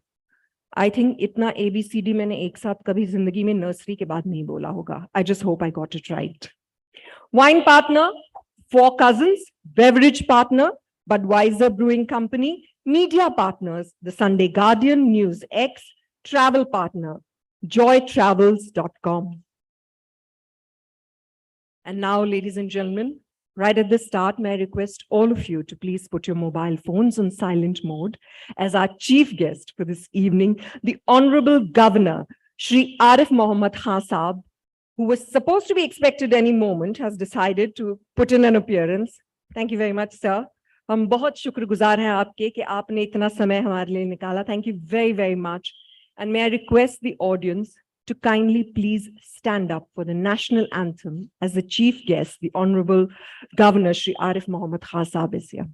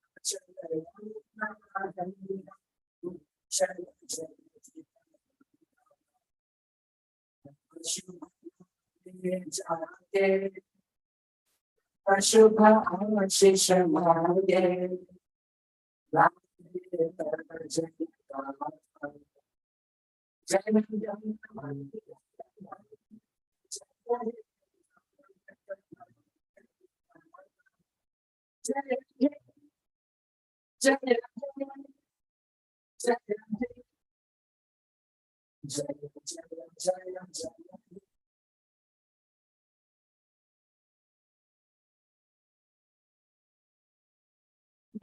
एक बार जोर से बोल दे उस धरती के लिए जिसने हमें ये सिखाया है कि अतिथि देवो भव। एक बार सब मिलके जोर से बोल दे जय Hind. Thank you. And may I now request Dr. Anurag Batra, Chairman and Editor-in-Chief, BW Business World and Founder, Exchange for Media, Mr. Bhuvanesh Khanna, the CEO, BW Communities, BW Business World, Mr. KB Kachru, Chairman Emeritus and Principal Advisor, South Asia, Radisson Hotel Group, to please come onto stage and to please welcome our Honorable Governor of Kerala, Shri Arif Mohammed Khan Sahab.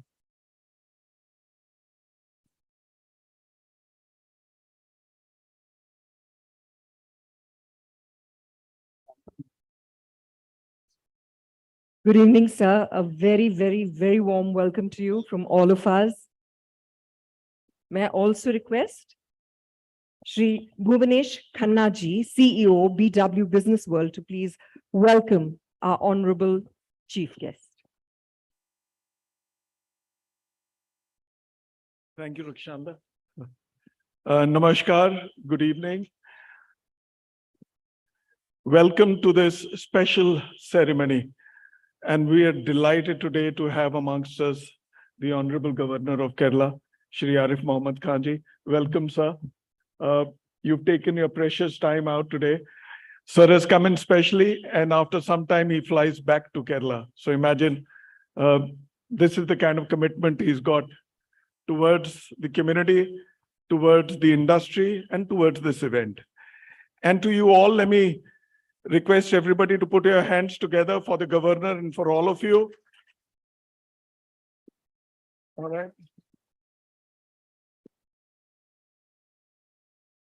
BW Hotelier is in its 10th year, and this is our 7th award. We've come a long distance since we started on the 28th of April 2014 when I joined, and the 12th of January 2015 when we were born. We didn't even have a name. All right, we now have name. We've also got some fame attached to us. Patu, don't give me that smile. Yeah, all right. So, all right, so and this is all thanks to you, your support, your blessings, and a lot of good effort that my colleagues have put into it.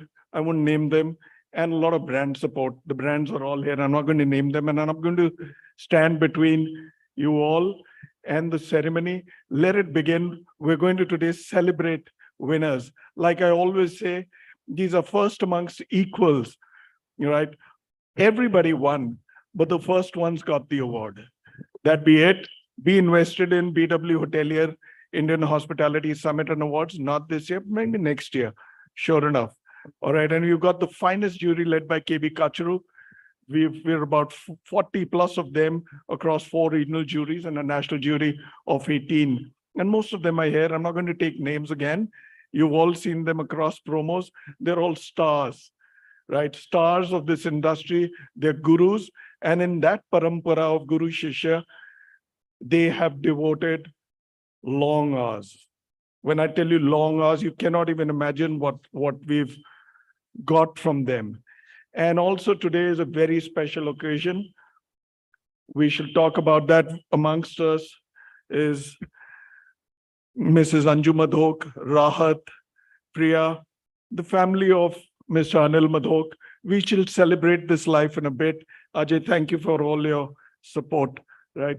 So without much ado, let's begin with it. Rakshanda, over to you. Thank you, Rakshanda. Thank you very much for that wonderful address, sir.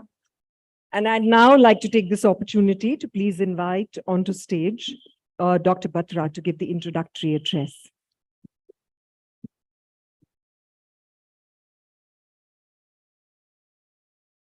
A lot of static.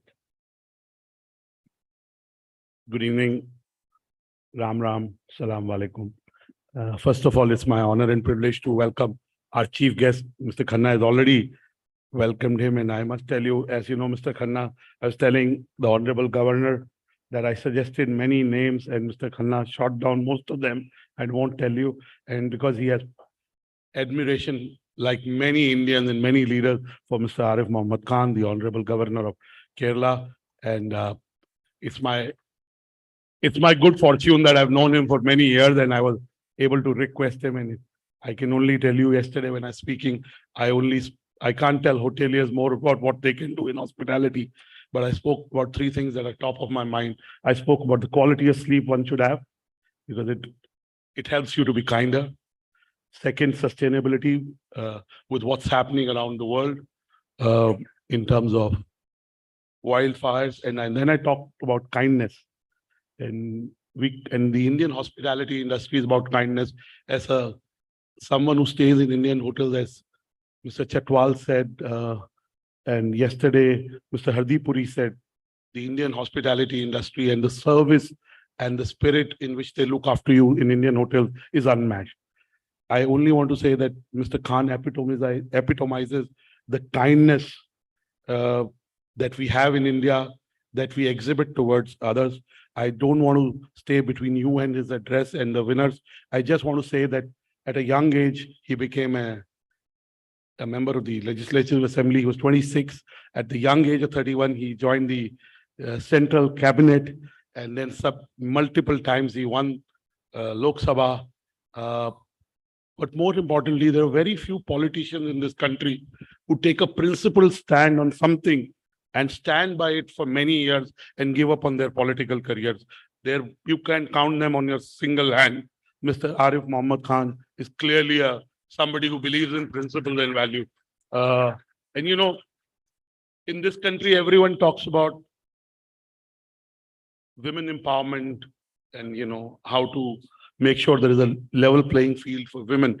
I think through his principal span in 1986, when he quit the Indian National Congress over his disagreement with the then Prime Minister over the Shah Bano case, and then finally, a couple of years back, getting the verdict in the triple talaq. And, you know, so he's really contributed to women empowerment more than anyone you can think in the last 30 years. So really, and I've had that good fortune of spending time with him. I learned so much every time I interact with him. And yesterday when I talked about the Indian ethos of, you know, our ethos is about accepting religions, faiths, beliefs, people as they are.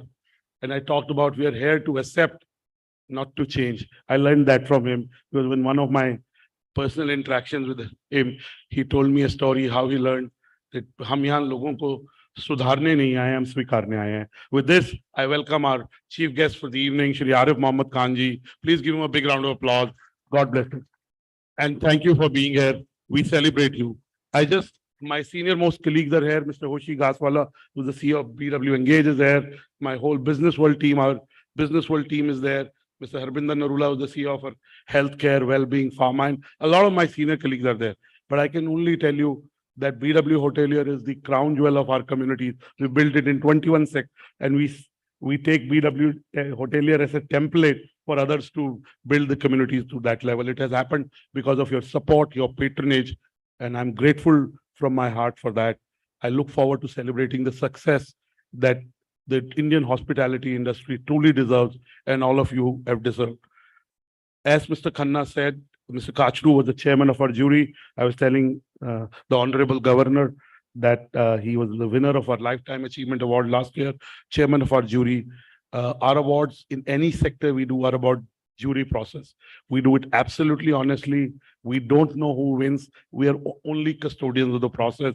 And the team that works with us on various initiatives knows it's not a spiel. It's something that is an integral part of DNA. So really gratitude to Mr. Kachru and everybody in the jury for putting in the level of involvement, engagement and time and the knowledge that it took to come to the award. As I keep saying, our awards are about how you play on that day. It's like cricket. Sometimes Sachin Tendulkar, Virat Kohli, Rohit Sharma also get out on lower scores. It doesn't mean they're not great cricketers. So as Mr. Khanna said, those of you who won, you played well that day. And hopefully next year, the ones who were shortlisted and didn't win will play well. Thank you. Good evening. God bless you.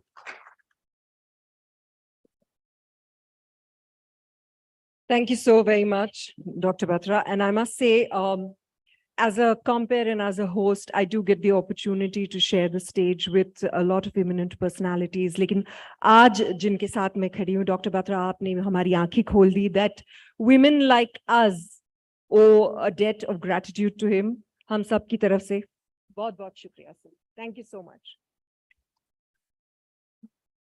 And now, ladies and gentlemen, it is my honor to invite our chief guest, the Honorable Governor of Kerala, Shri Arif Mohammed Khan Sahab, to light the ceremonial lamp. And along with him, may I request Dr. Batra, Mr. Khanna, Mr. Kachru, and Mr. Nakul Anand, Executive Director, ITC Limited.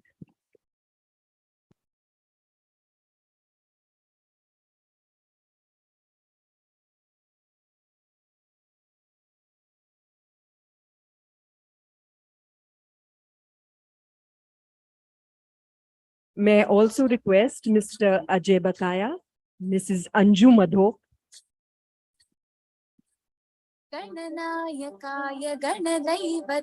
and may I also request Mr. Keswani to please join them, Mr. Patu Keswani to please join them. May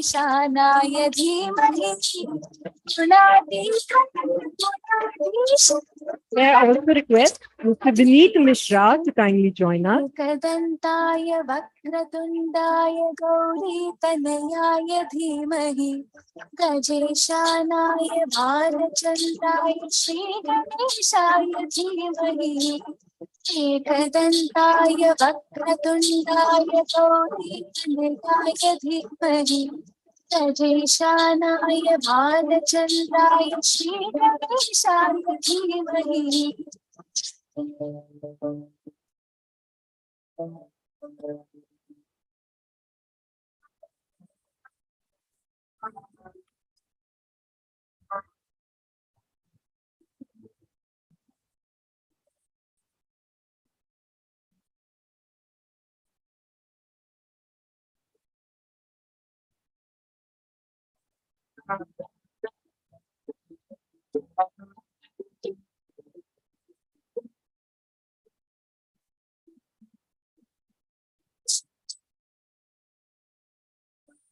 गानचतुराय गानाय गानान्तरात्मने.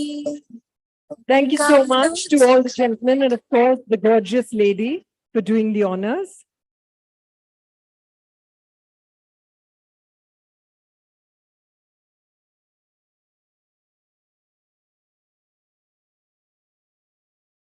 आप सबका बहुत-बहुत शुक्रिया.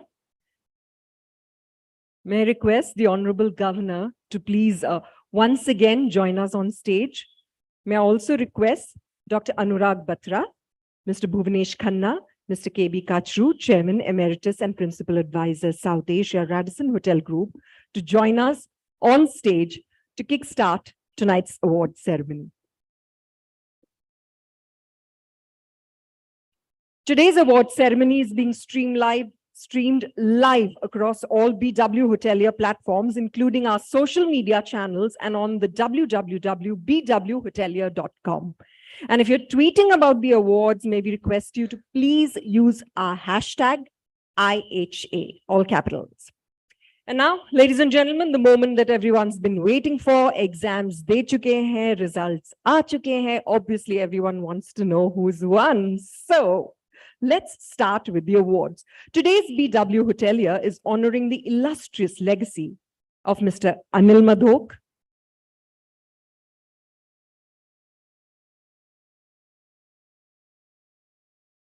sometimes it so happens that some of us get so excited with award ceremonies that they forget the most important part.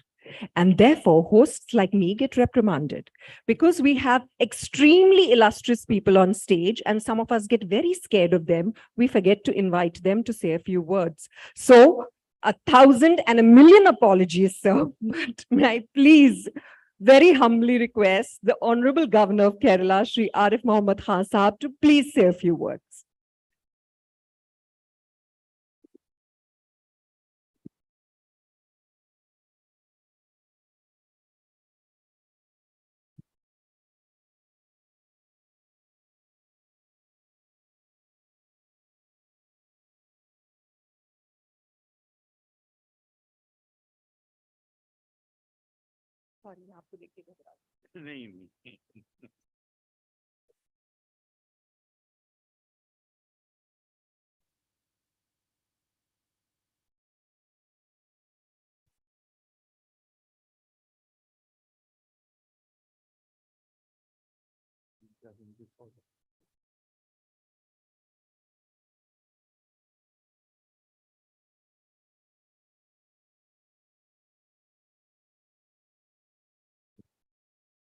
Dr. Anurag Batraji, Chairman and Editor-in-Chief, Business World.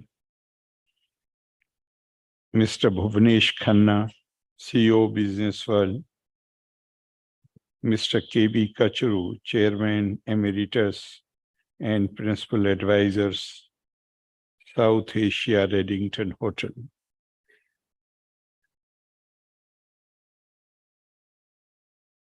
In Kerala, we say, Elavarkumende Vandanam. Greetings to you all.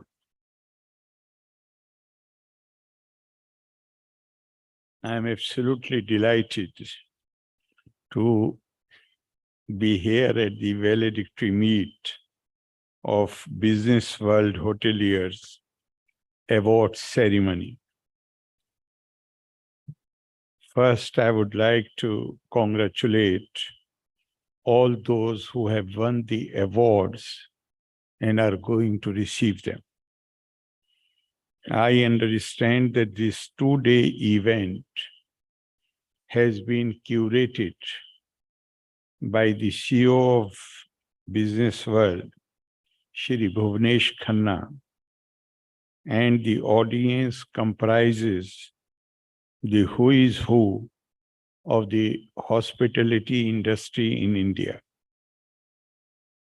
It is good to know that Business World has reached the 43rd year and is currently the most read business magazine in India, as well as an omni-channel media vehicle spreading over print, electronic, and online platforms.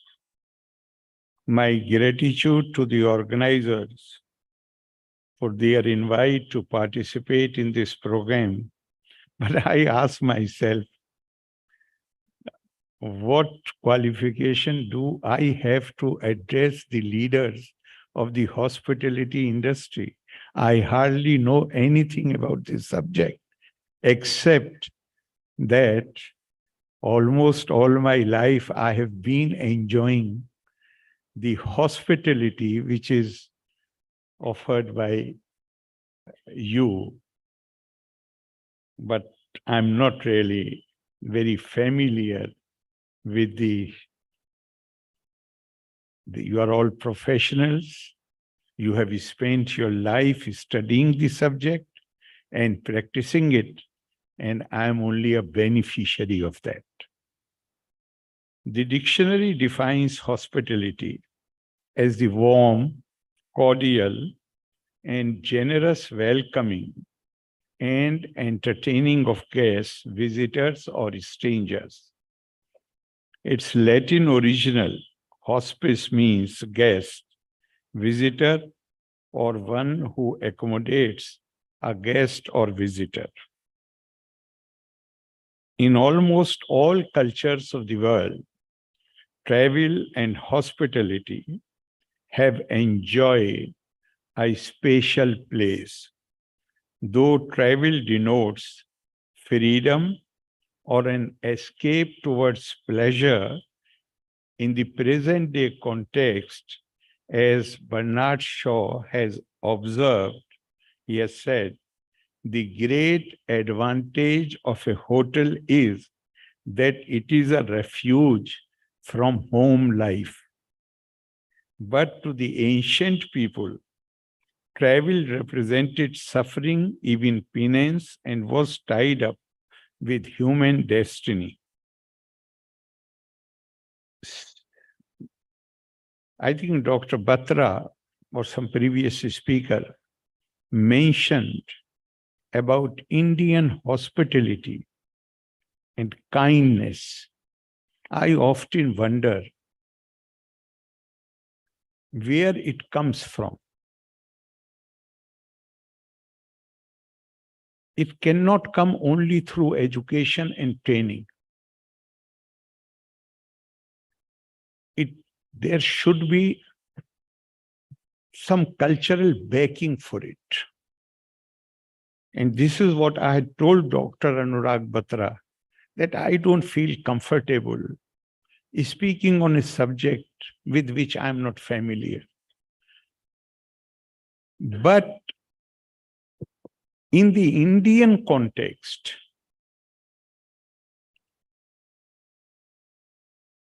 I may like to say few words about our ancient ethos, which promote this kindness and compassionate attitude.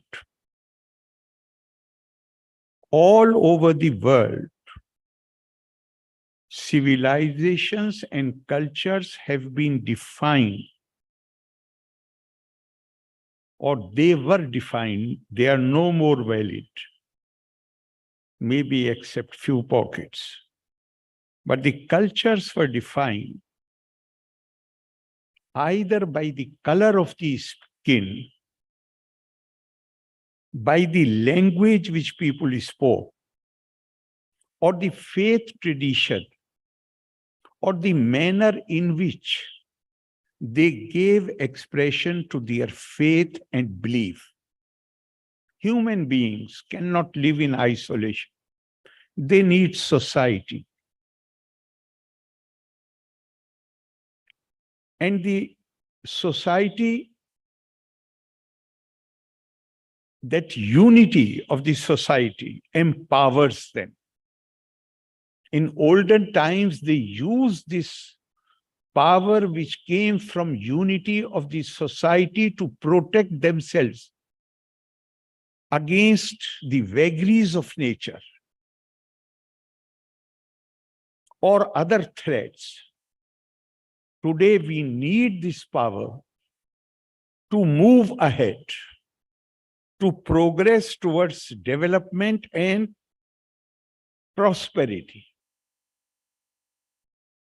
So the world over, there was need to build up these societies, civilizations, which, as I said earlier, were defined by race, language, faith tradition. But India, right from the beginning of its civilizational journey, has viewed an individual not in terms of the variable and alienable characteristics, which all these are. They are exclusive. They leave a lot many people outside the fold.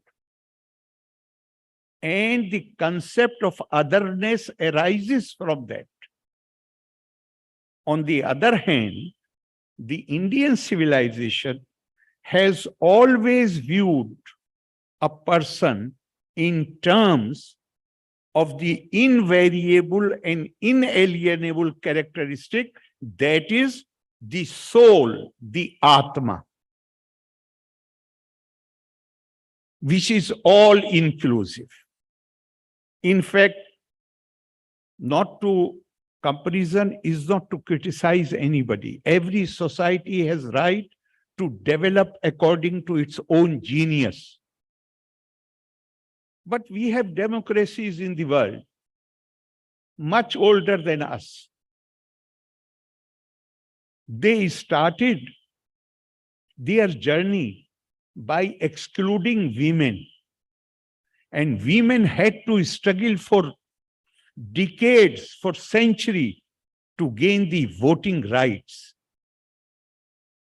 When we became free, the literacy was only about 17%.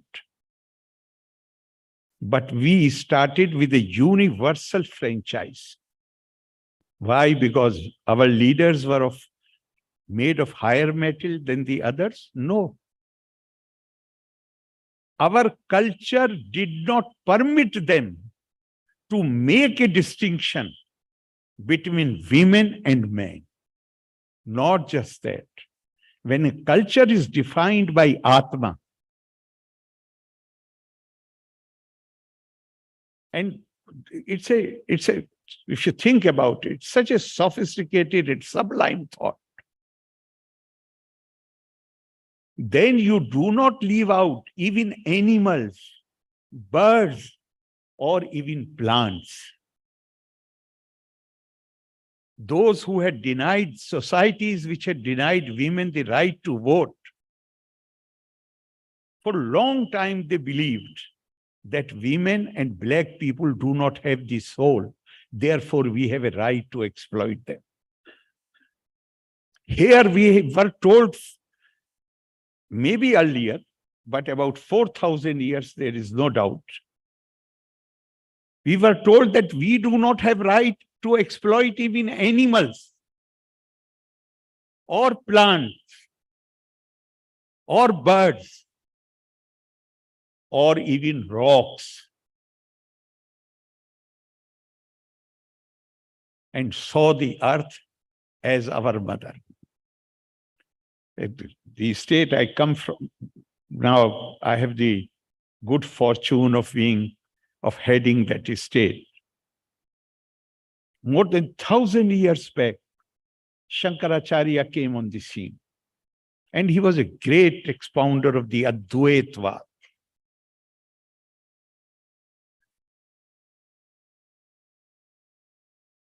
Such beautiful lines he said. Eta upadhi parajiva yotsayo samyang nirase na paro na jiva rajyam narendrase bhatase khetka istayor pohe na bhato na raja. He said all these differences which you see, and here he is not talking about the human beings. He is talking of the Supreme Spirit, the Paramatma, and the human being, the Jivatma. He says all this difference is of title and the uniform, the adjectives, eta upadhi. Once you realize the essence that Jivatma is not different from Paramatma, the only thing is that this Jivatma lies buried in us under the layers of, under the Atma lies buried in us under the layers of ahem, ego. Once you are able to remove that ahem layer by layer, then the difference between the Paramatma and Jivatma simply disappears.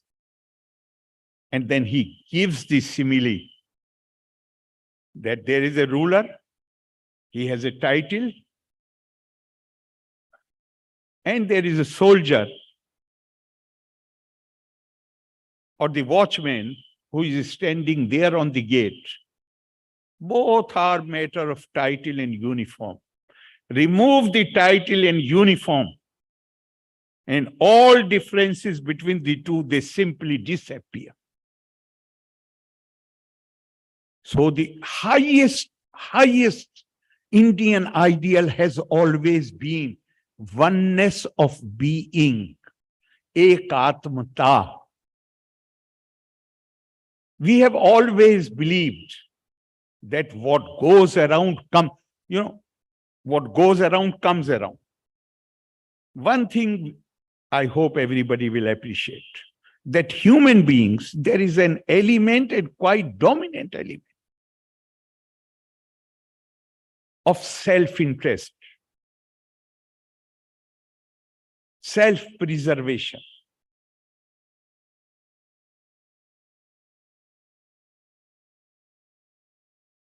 They are both the human beings have both the qualities. very divine, and very devilish. Now, what is ingrained into our nature, you cannot root it out, but you can use it in a positive manner. Therefore, we have been told, our culture tells us emphatically, or shall I give you a small anecdote before that, that even in our culture, Yudhishthir of Mahabharata is considered as Dharmaraj. Even he got confused. And he asked Bhishma Pitame, please explain to me the complexity of the dharma. So many definitions are there. So many interpretations are there, which I should accept. Then the compiler of the, I do not know whether he was satisfied by the answer of Bhishma Pitame, but the compiler of Indian wisdom, that is Ved Vyas, he solved the whole problem. Whole confusion was removed. Because our culture is not a culture of a book. It's a culture of books. So naturally, one gets slightly confused. There are so many interpretations and so many descriptions. So the compiler, he put everything to rest. He said, Sarva Shastra Puraneshu Vyasasya Vachanam Dhurvam Paropkarastu Punyai Papai Parpirnam. He said, the essence of all teachings contained in all the, don't feel scared of so many books and so many commentators and interpreters. They all have one basic truth. And the basic truth, the essence is doing good to others is an act of merit, and hurting anybody, that brings you demerit. This is a beautiful Persian couplet which says the same thing. Mubash dar paye azad harche khwahi kun ke dar shariyat ma ghaire azim gunah neez. Do not hurt anybody. But here, this selfishness, our culture tries to mold that selfishness by telling us that your self-interest is best served when you do good to others. In Gita, Bhagwan Krishna tells Arjun, Partha na eva iha na amutra vinashaha tasya vidyate nahi kalyan krit kaschit durgatim tat gacchati. Listen carefully.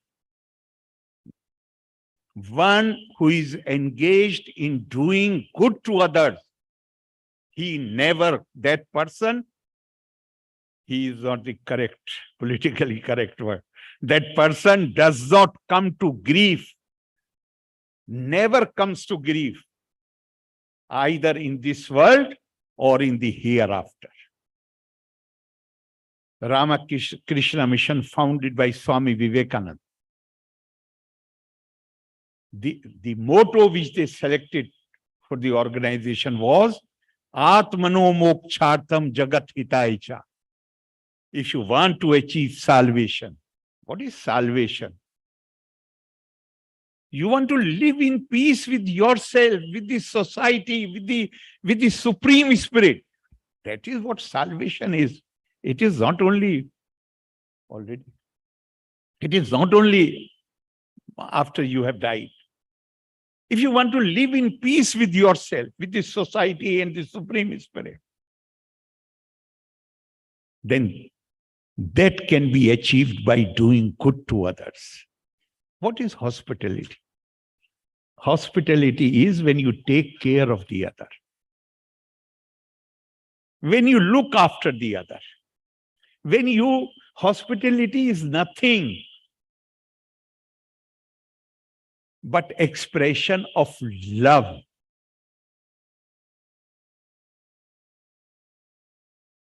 Expression of noble sentiments. So you are all engaged in this. And Indian hospitality industry, I personally feel, must have the distinction. All over the world, the hospitality industry, they do the same thing. But they do it for professional reasons, for commercial reasons.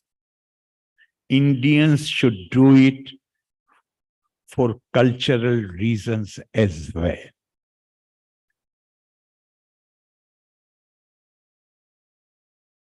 You have been very kind to me. You have listened to me patiently.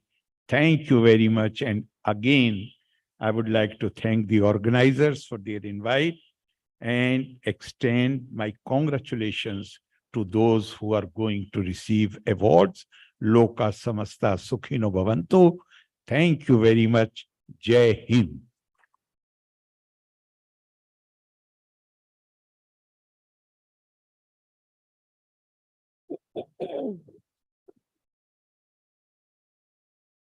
Thank you so very much, Governor Saab.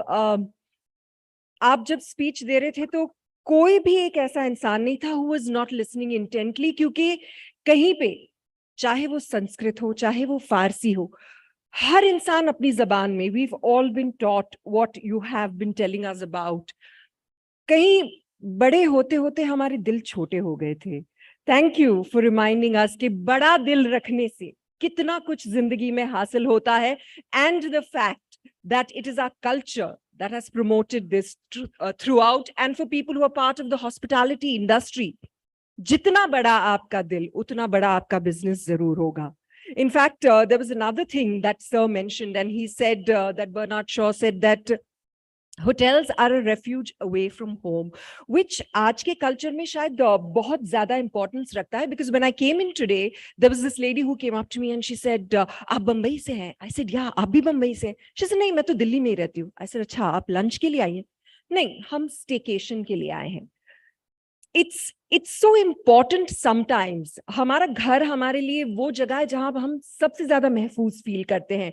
But it is a hotel that makes us feel so welcome that you even forget about the refuge that you're coming from. And that's all thanks to you guys. आप लोगों की बदौलत हम जैसे लोग आके we can enjoy a home away from home. Thank you for making it so amazing for all of us. And thank you, sir, for reminding us something that we've always known, but sadly, we invariably forget. Thank you so very much.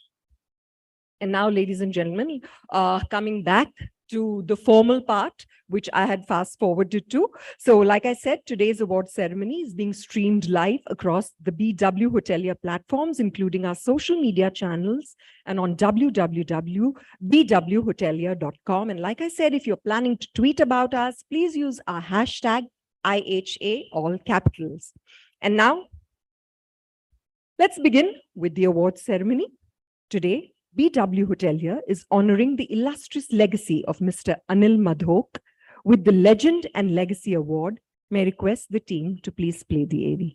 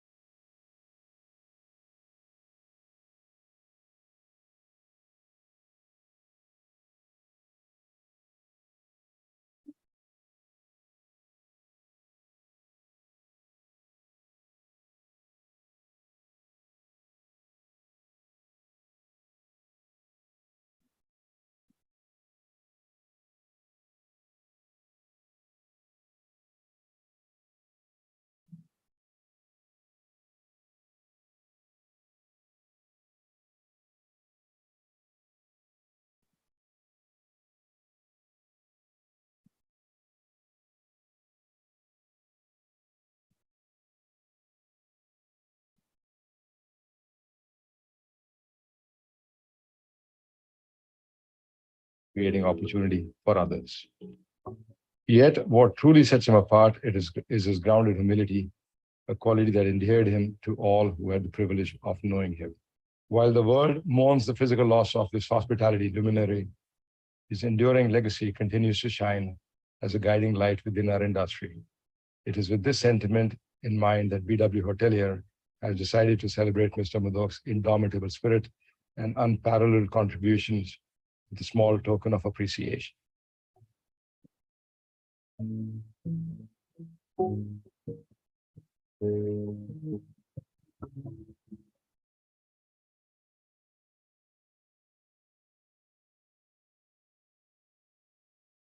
And today, ladies and gentlemen, as we celebrate the life of Mr. Anil Madhok, may I request onto stage Mrs. Anju Madhok, wife of Mr. Madhok, along with his daughters, and with Mr. Ajay Bakaya, Managing Director, Sarovar Hotels and Resorts, to kindly come on stage and please receive this award.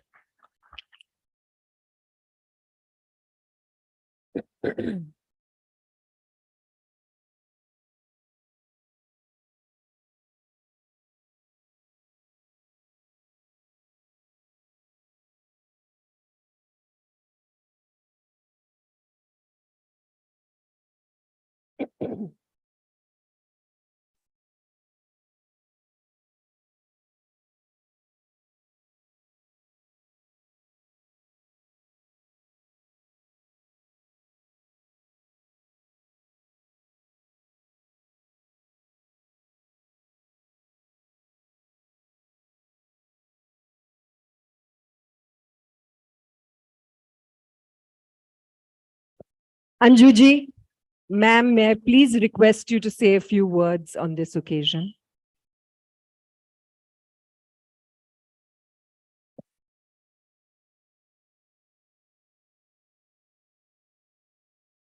Good evening, everyone. It's my great privilege to stand here today. Thanks to Business World, Mr. Kachru, Mr. Bhagresh Khanna, for this great moment in my life, which I wish I was sharing with my husband. I'm normally used to standing beside him or clapping from the audience. This is a first for me. Thank you, everybody, for your support.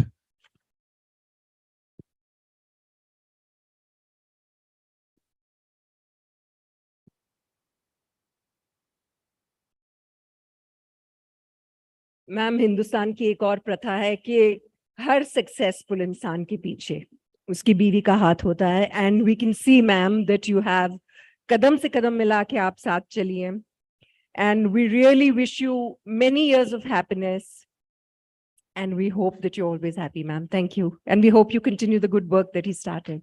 Thank you.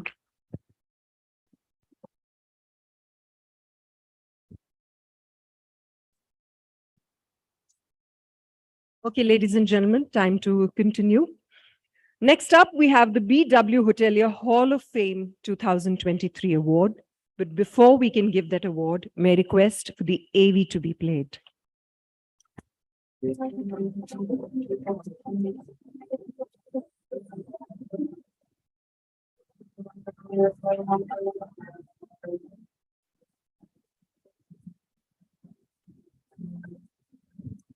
Your remarkable achievements at Lemon Tree Hotels and your profound impact are truly commendable.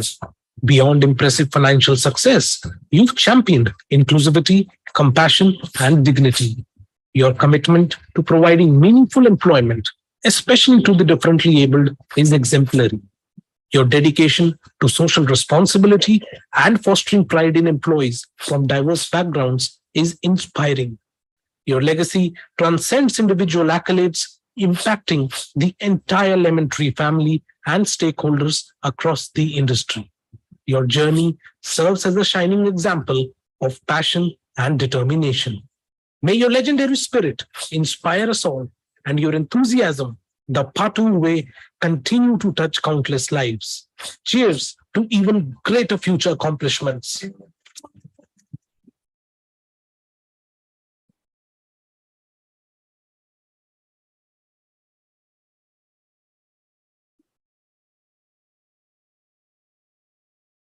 Ladies and gentlemen, the Hall of Fame 2023, a biggie.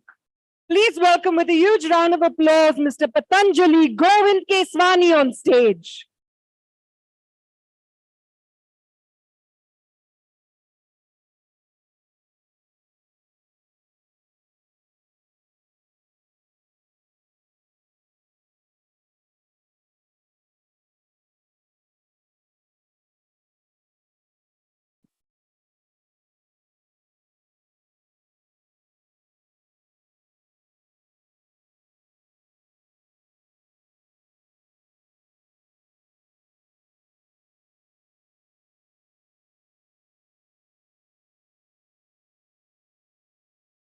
Govind ji कुछ शब्द कहे बिना तो हम आपको भी नहीं जाने देंगे. So please a few words from the Chairman and Managing Director of Lemon Tree Hotels, Mr. Patanjali Govind Keswani. Well, thank you very much. At first, I was a little afraid they might give me the Lifetime Achievement Award as if I'm retiring. But thank you very much for this. I must say I was very inspired. It was very different, the speech that the Honorable Governor gave, because that is also so linked to our ethos. And I don't have any more words to say. Thank you very much. Thank you so very much, sir. Thank you. BW Hotelier honors ITC. Sir, आप कुछ कहना चाहेंगे? Governor साहब की flight delay हो गई है तो वो कह रहे हैं चालू रहो. So the good news is, आप हमारे माइक में. the good news is that the governor's flight has got delayed. तो he said चालू रहो, फिक्र ना करो मेरे वक्त की, मैं इधर ही हूँ तुम्हारे साथ. मतलब फ्लाइट डिले होने के अपने भी कुछ फायदे होते हैं. And let me tell you about this man, Patu. You know, Patu has done so much for the less fortunate. He has set new benchmarks. I have seen him change the way hospitality is done by bringing in at least 30 to 33% of people who are either blind, speechless, or even, right? He's done so much. Patu, hats off to you. You do so much. Yeah.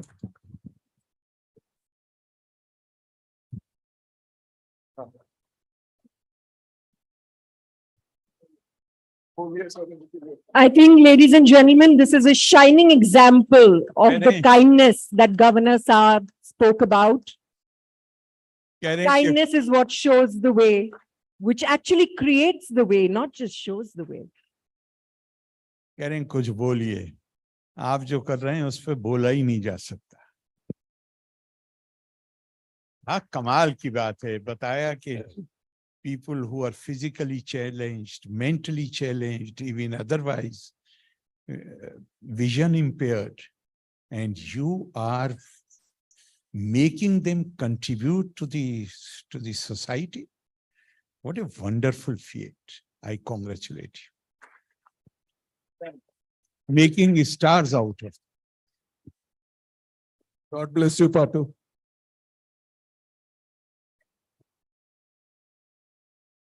Yes, hoping that we see many such people who light up other people's lives.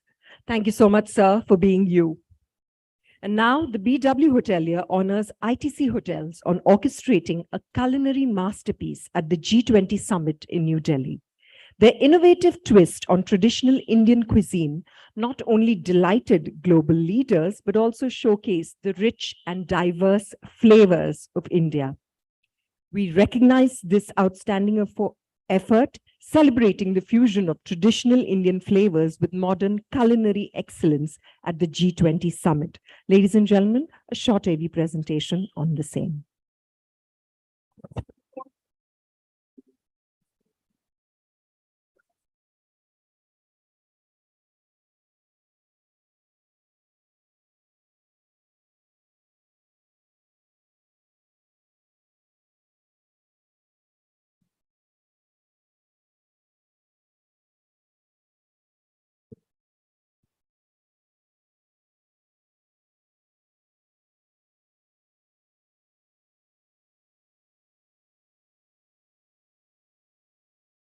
May I request Mr. Anil Chadha, Divisional Chief Executive, ITC Limited, Hotels Division, and Chef Manisha Basin, Corporate Chef, ITC Limited, Hotels Division, to join Dr. Batra, Mr. Khanna, and Mr. Kachru on stage to receive this award.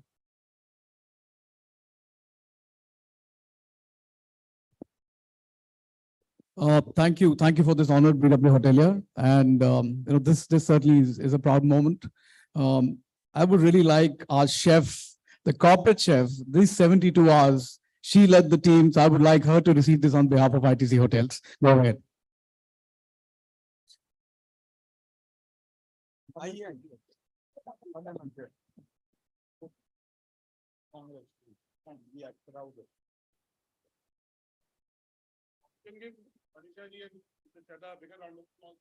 Thank you.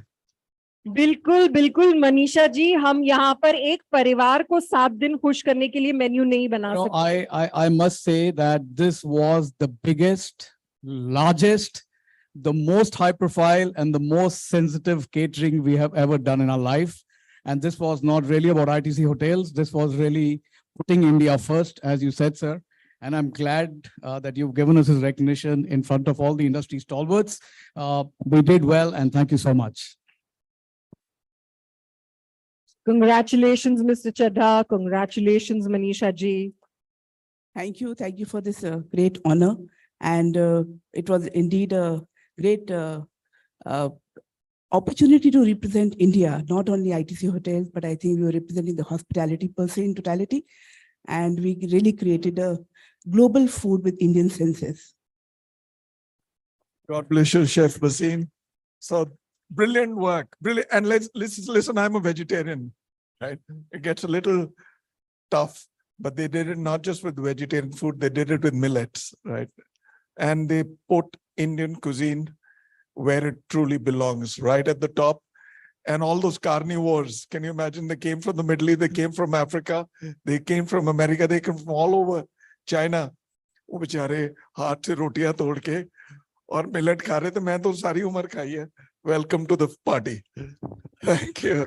Manisha ji, before you leave, I have a question. How long did it take you to actually come up with a menu? I just want to see if you're as good as me when it comes to deciding menus. There were a lot of deliberations between the decision-making bodies and us, and we kept back and forth, kept going back and forth. And I think we finalized the menu just a week before the event. Finally. So it was a nail-biting finish, was it? And you managed to ace it. Beg your pardon? It was a nail-biting finish and you managed to ace it completely. Thank you. Wow, incredible. Thank you, ma'am. Thank you so very much. That is incredible, India. Thank you.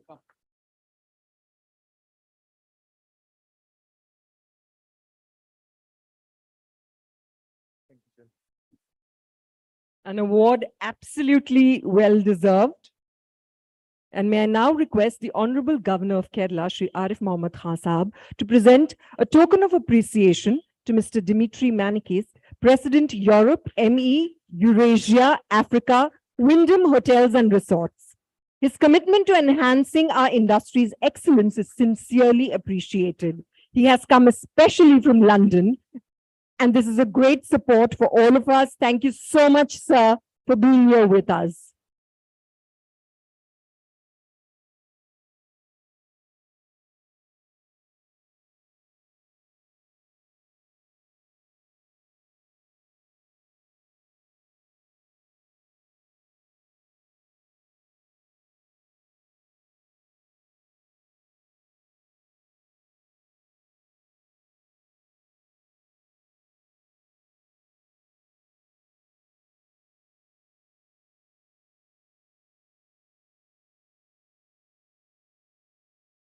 This is just a request from our editorial team. That's an amazing surprise. I love your country. I thought that the Greeks invented everything. Ethos is a Greek word, but I'm so glad because you perfected it. Thank you so much. Thank you so much, sir. Congratulations on your award. And may I just quickly remind all the winners that as you get off the stage, may I request you to just go to the left side of the stage where we have a team ready to photograph you so that we can have these memories of you and this award ceremony forever. Thank you so very much. And now it is time for the awards for General Manager Luxury. May I request Mr. Ratan Keswani, former Deputy Managing Director, Lemon Tree Hotels, Mr. Rajiv Kaul, former President, Leela Hotels, Mr. Farhat Jamal, Chairman, Tourism and Hospitality Committee, IMC Chamber of Commerce and Industry, to please join us on stage.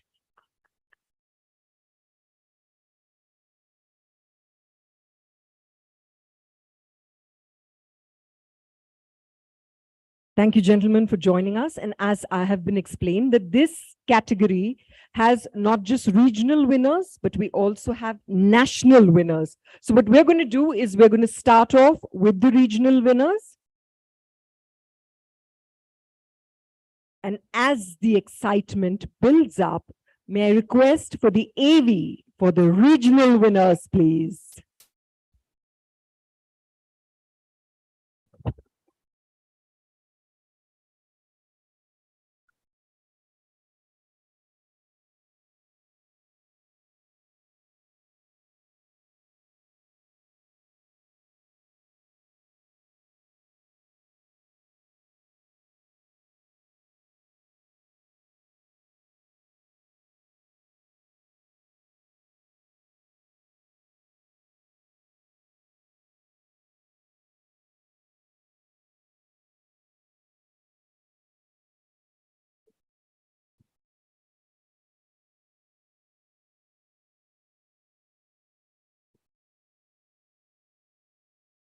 अच्छा, तो इतने time से जो सारे के सारे चुपचाप खामोश बैठे थे, अचानक सबकी आवाज सुनाई दे रही है.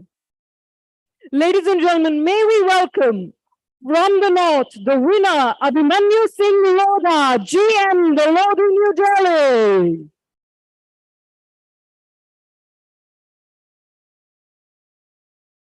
From the south, the winner, Jaykant Shroff, GM, Taj MG Road, Bengaluru.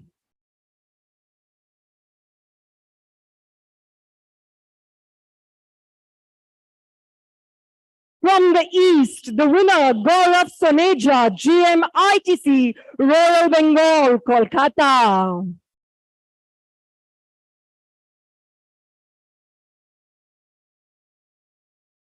And from the west, the winner, Avik Sen Gupta, Cluster GM, Operations and GM, Taj Skyline, Ahmedabad.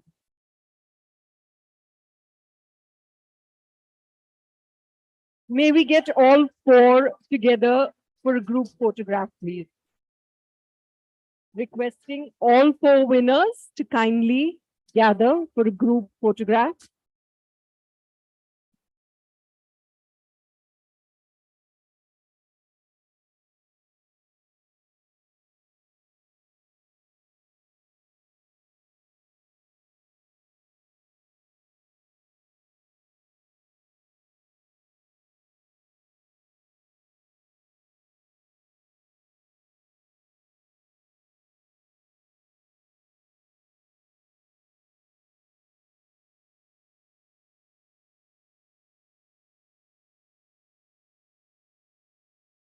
Major congratulations to all four regional winners. Congratulations, gentlemen.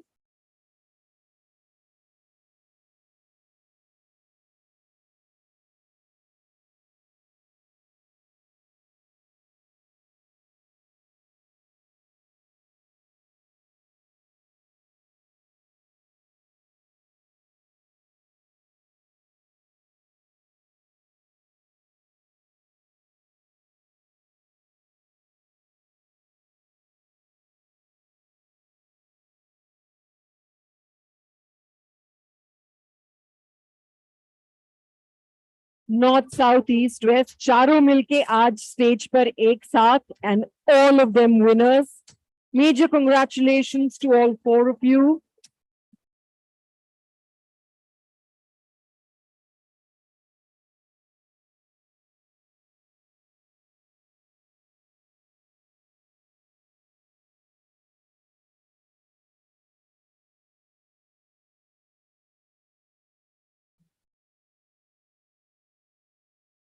चलिए अब regionals तो हो गए. Like I said, थोड़ा थोड़ा करके हम excitement बढ़ाते ही जाएंगे. Regionals हो गए. Regionals के बाद now we move towards the zenith and it's time for the national winner. Yes, ladies and gentlemen, time for the national winner for the General Manager Luxury. And the winner is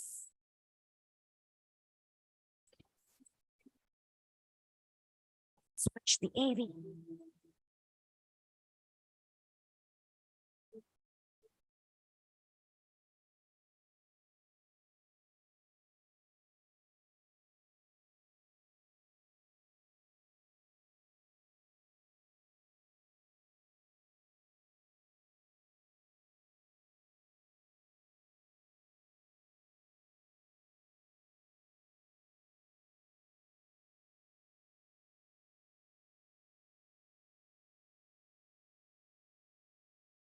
once again we welcome you on stage, Mr. Rajiv Kapoor, GM, Fairmont, Jaipur.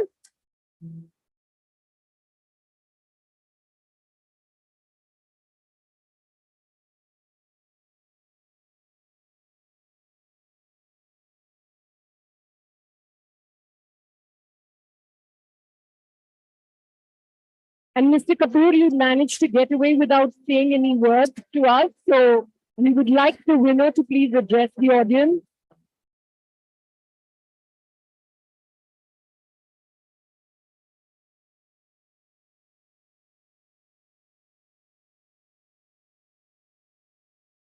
You know, it's been an honor for me being here. First of all, big thanks to BW Hoteliers for recognizing and having all the hoteliers here.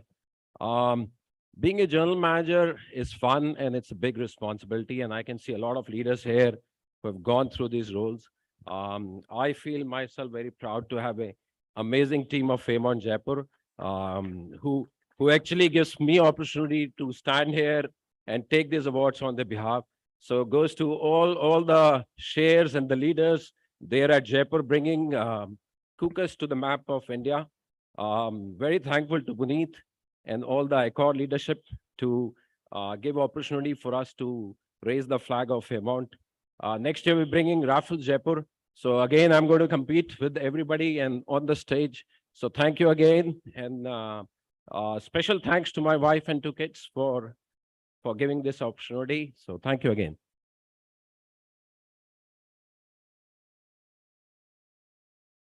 Thank you so much, Mr. Kapoor. And once again, congratulations. And as we surge ahead, it's now time to recognize and award the general managers in the upper upscale category. To give away this set of awards, may I request onto stage Mr. Mandeep Lamba, President, South Asia, HVS Anarok, Mr. Veer Vijay Singh, CEO and Managing Director, Trans Hotels and Resorts.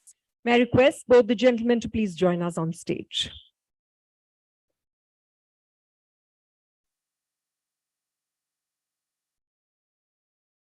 And like I said, each category has regional as well as national winners. So may we now have the AV for the regional winners in this category, please.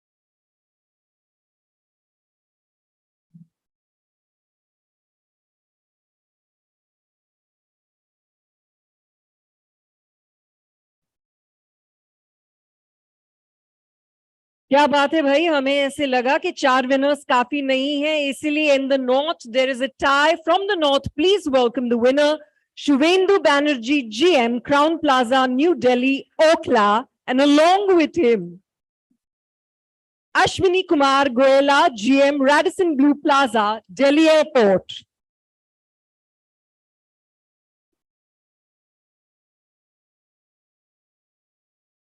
On behalf of Mr. Goela, the award will be received by Ms. Simi Sood, Director PR and Marketing, Radisson Blue Plaza, Delhi Airport.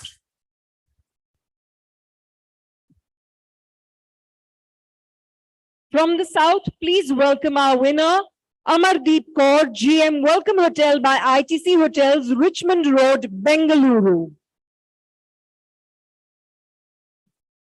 From the East, our winner is Vishal Sharma, GM, Vivanta Kolkata, EM Bypass.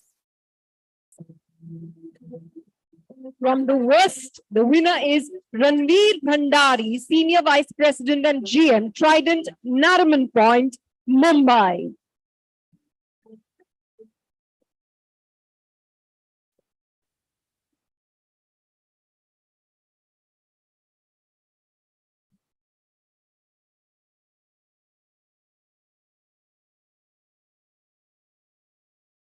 Major congratulations to all 5 of our winners.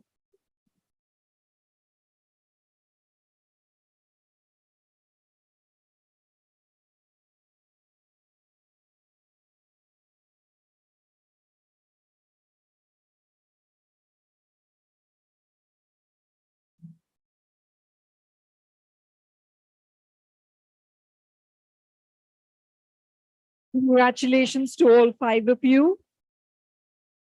And as you step off stage, sir, may I remind you just to quickly go to the left side of the stage where we have a special photo booth to capture these memories forever.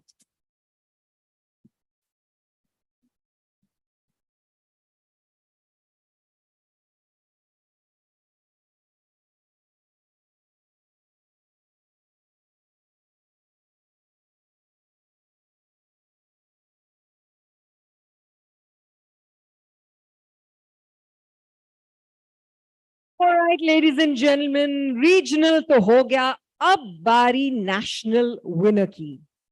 The national winner for general managers in upper upscale category. And the winner is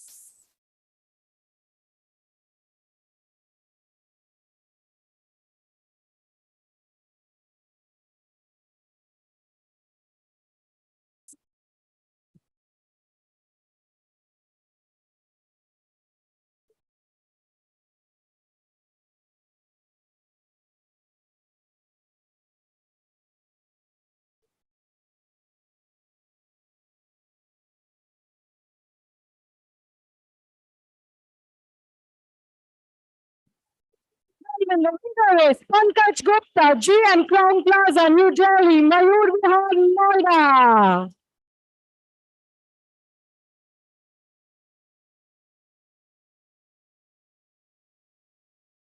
Major congratulations to you, Mr. Gupta.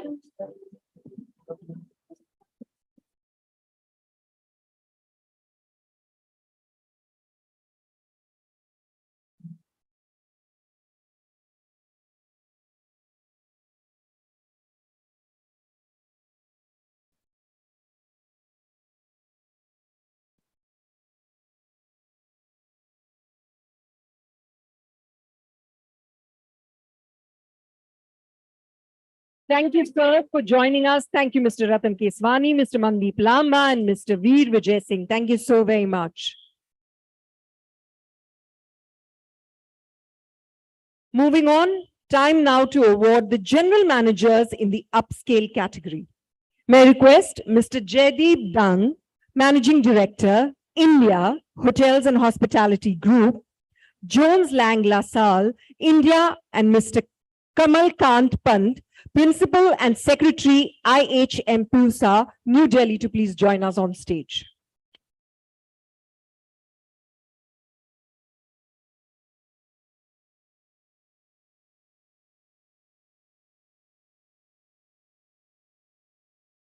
Kamalji is not here.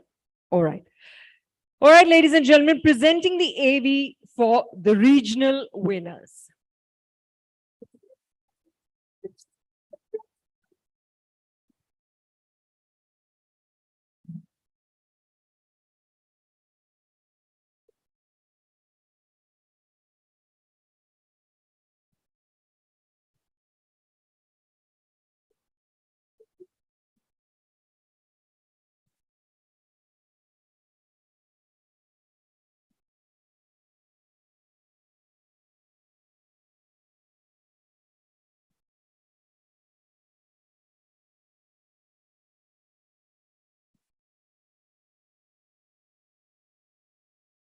From the north, the winner, Mr. Saurabh Thakur, GM Radisson Jodhpur. From the south, the winner, Sanij Pottakad, GM The Gateway Hotel, Ernakulam. From the east, the winner, Abhishek Kumar Bairagi, Regional Manager and GM, Lemon Tree Premier, Bhubaneswar. From the west, the winner, Sabyasachi Chatterjee, GM Fortune Park Galaxy, Vapi.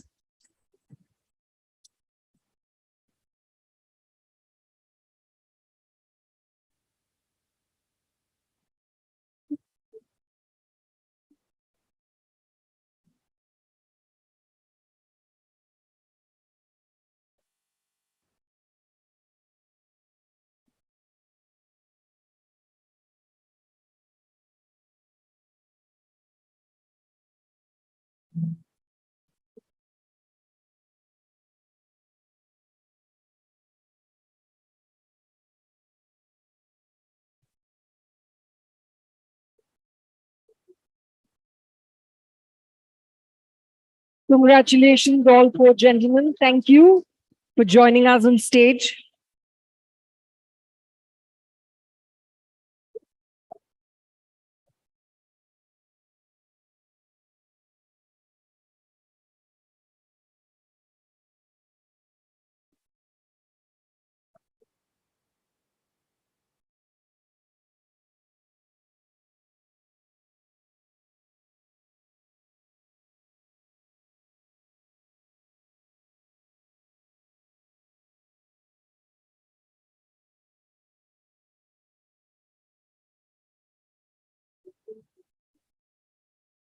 Congratulations once again to North, South, East, and West. Thank you so much for gracing this stage. Thank you.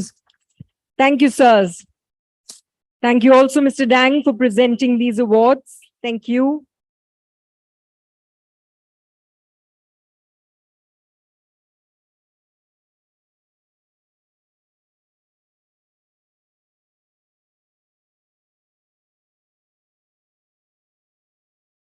Mr. Dang, may I just request you to stay on stage to present the National Award as well.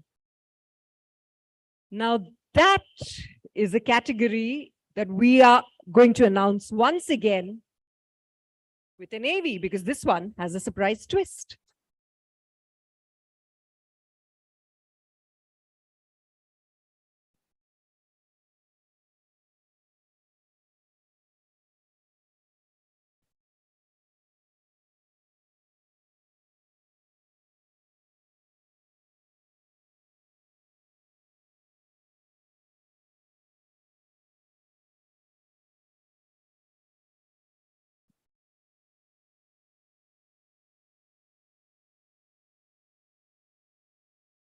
All right, ladies and gentlemen, once again, we have a tie, and this time in the national winner category. The national winners for the general managers in upscale category. May we have on stage both the winners, Nitin Pathak, GM Novotel Guwahati, GS Road, and Mr. Harpreet Vora, GM Area GM East India, RHG South Asia, and GM Radisson Blue, Faridabad.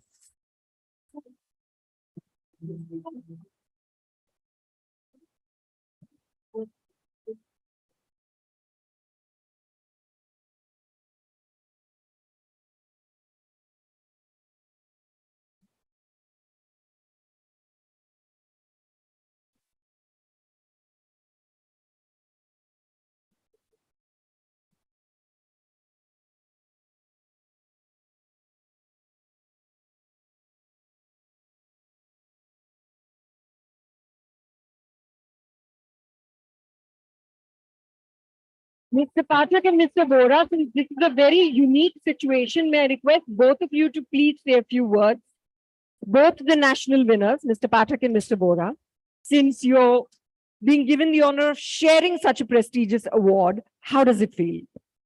It feels fantastic on top of the world. But thank you, Mr. Kachru, for your mentorship. I would like to thank Zubin and the entire leadership team who've always supported us, guided us. And this award goes to the winning team of Radisson Blue Faridabad.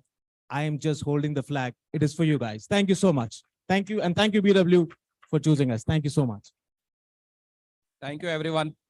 I would like to thank my mentors from ECO. Secondly, this award is not only for Notal Guwahati or Northeast. I think this award is for Tier 2 and Tier 3 cities. And this will open gates for many other cities which will come up on this stage going forward. Thank you once again. Thank you very much. Thank you so much to both the winners, and may you continue to shine brighter. Thank you, sir. Our next award category is the General Manager in Mid-Scale category. May I now request onto stage Mr. Rahul Pandit, CEO, Horizon Industrial Parks, to please join us to do the honors.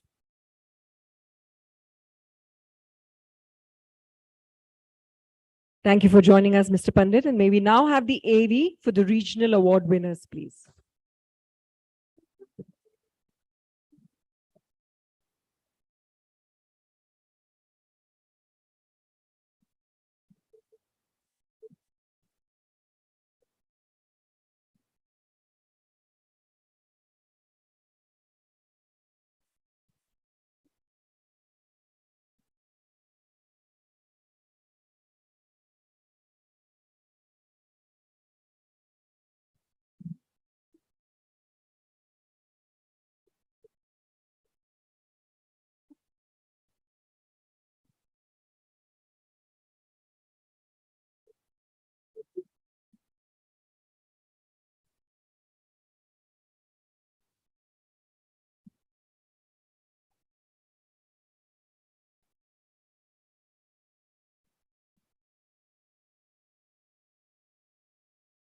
Ladies and gentlemen, from the north, the winner is Balagi Singh, GM, IBIS, Jaipur Civil Lines.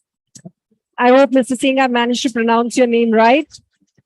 From the south, the winner, Sanjeev Mandal, GM, Courtyard by Marriott, Chennai.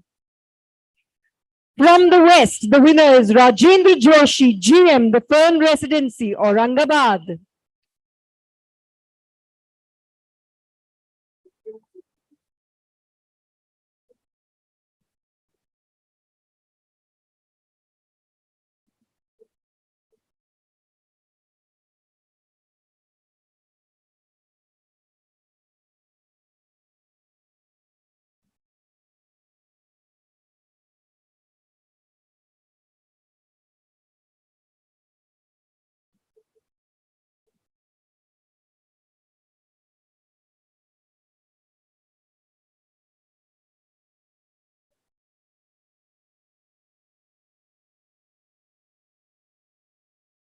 Congratulations to all three gentlemen.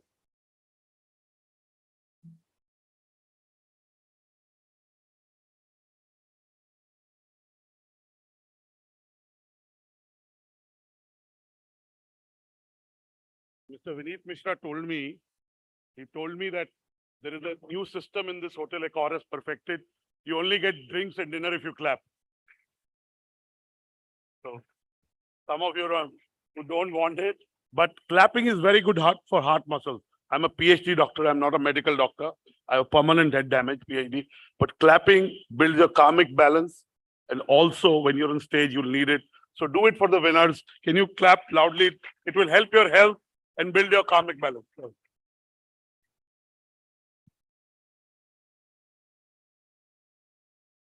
I'm also being told the louder you clap, the more drinks you get. So I'm guessing that's going to help. All right, ladies and gentlemen, time now for the national winner in the mid-scale category. And for that, a look at the AV.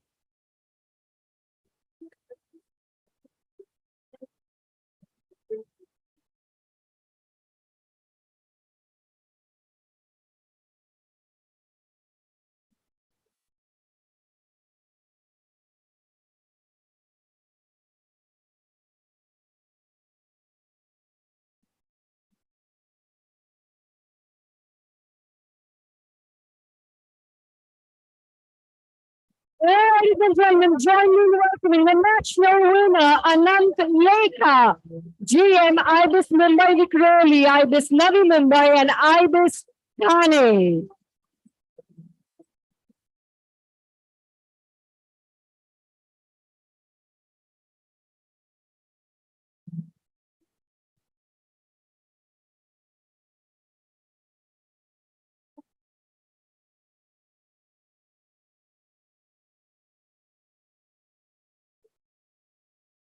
Ms. Ulika, a few words, please. How does it feel on winning this award?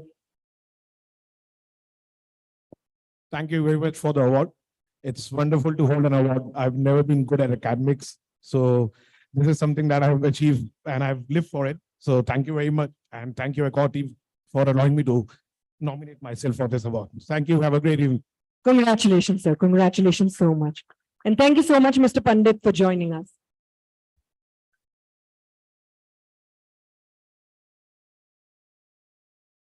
And now, ladies and gentlemen, time to move on, award a few more very deserving people, and it's time to award the general managers in budget and economy category. May I now request Chef Hemant Oberoi to please join us on stage.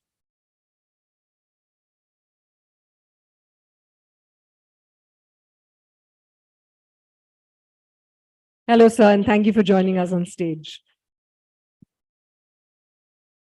And now, ladies and gentlemen, the AV for the regional winners.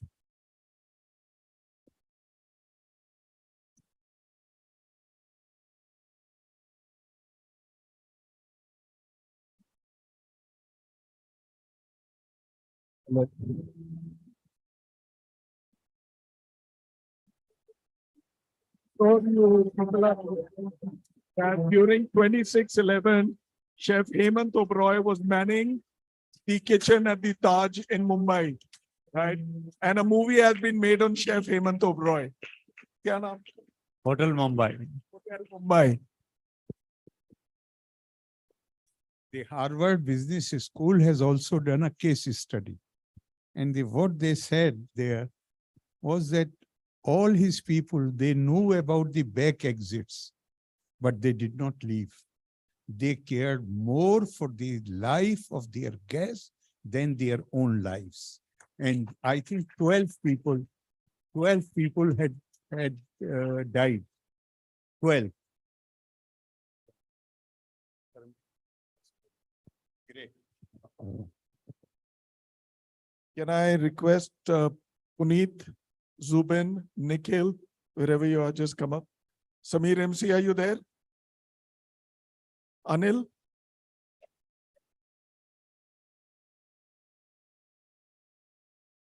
Is Anil there? No. Oh, ਤੁਸੀਂ ਕਿੱਥੇ ਹੋ? So I want you all over here for the next award that we will give away. Aajo. Aajo. I call the handsome men.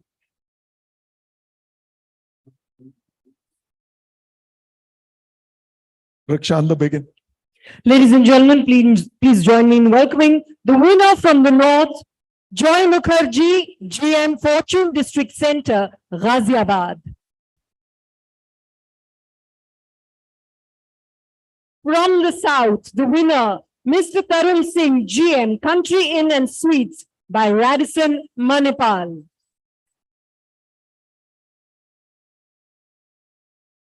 From the east, the winner, Mr. Shantanu Das, Cluster Manager, Ginger Hotels, Odisha, Bihar, and Jharkhand. From the west, the winner, Ashish Kumar Singh, Cluster Manager, Ginger, Goa, Panjim.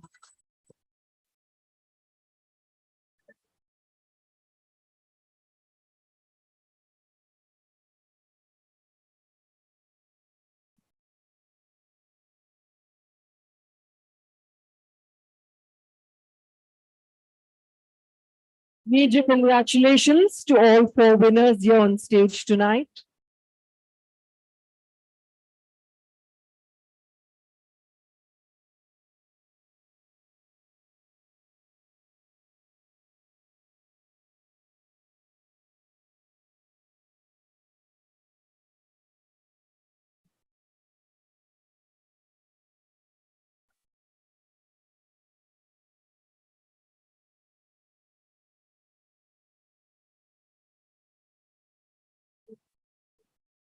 Congratulations, gentlemen. May I also remind you as you step off stage to make sure you get a group photograph, which will go down in our archives and which will help you remember this day forever. चलिए भाई regionals तो हो गए अब बारी एक बार फिर से इस कैटेगरी के नेशनल्स की।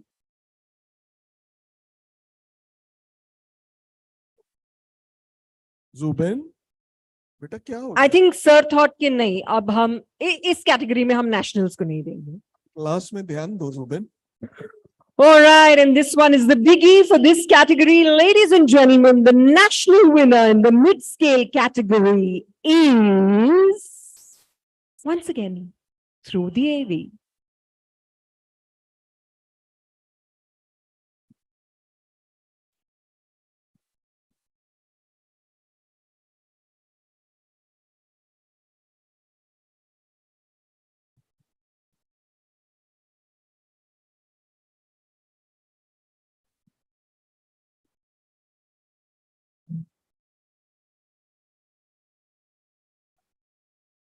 Ladies and gentlemen, join me welcoming on stage the national winner in this category, Abhirup GM Holiday Inn Express, Hyderabad, High Tech City.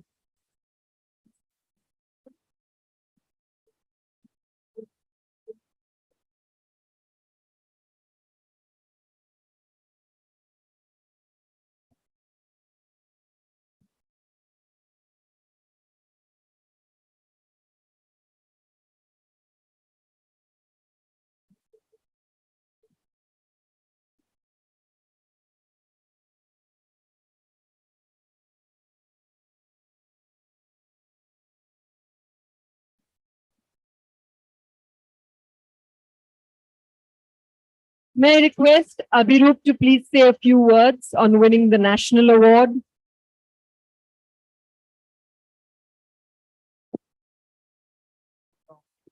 Thank you, Vaibhav sir, Vishwapreet sir, Sudeep sir, and to my entire family at IRG for believing in me. Thank you. Thank you so much. Congratulations once again. This one's a really big one.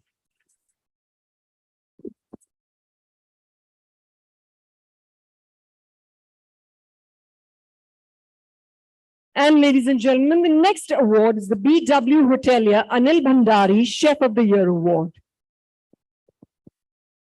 And to disclose the winner of this award, can we just have the AV to play, please?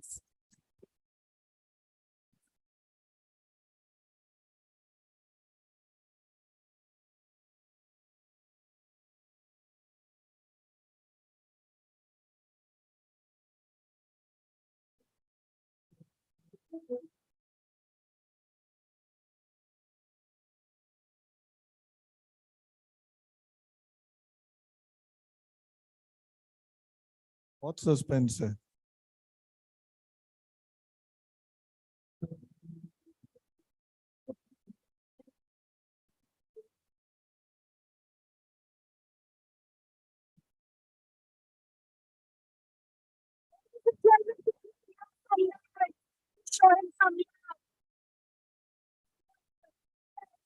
Complete paragraph, director of culinary, Pullman Aerocity New Delhi, Aerocity.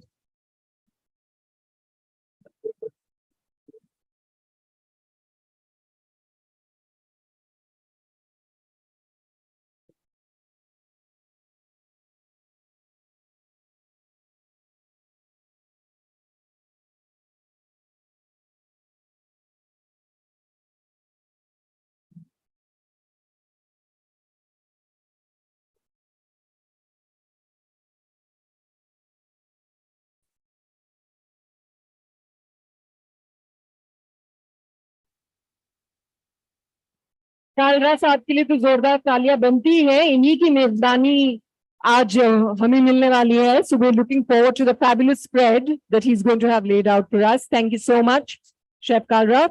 And now, before we move on to the next set of awards, I would like to request the team to please play the jury AV to give us a glimpse of what all goes behind the scenes and how the jury decides, and a few kind words from our jury members.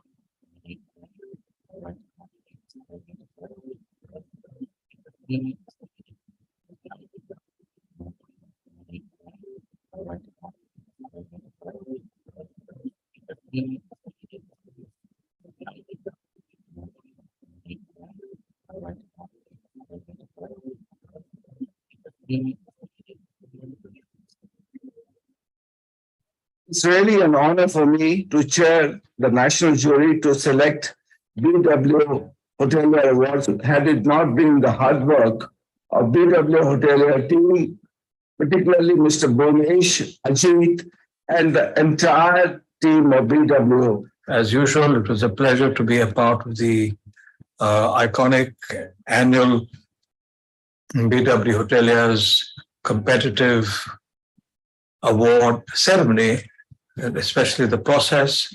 And I must say that the process was lucid. It was intelligent.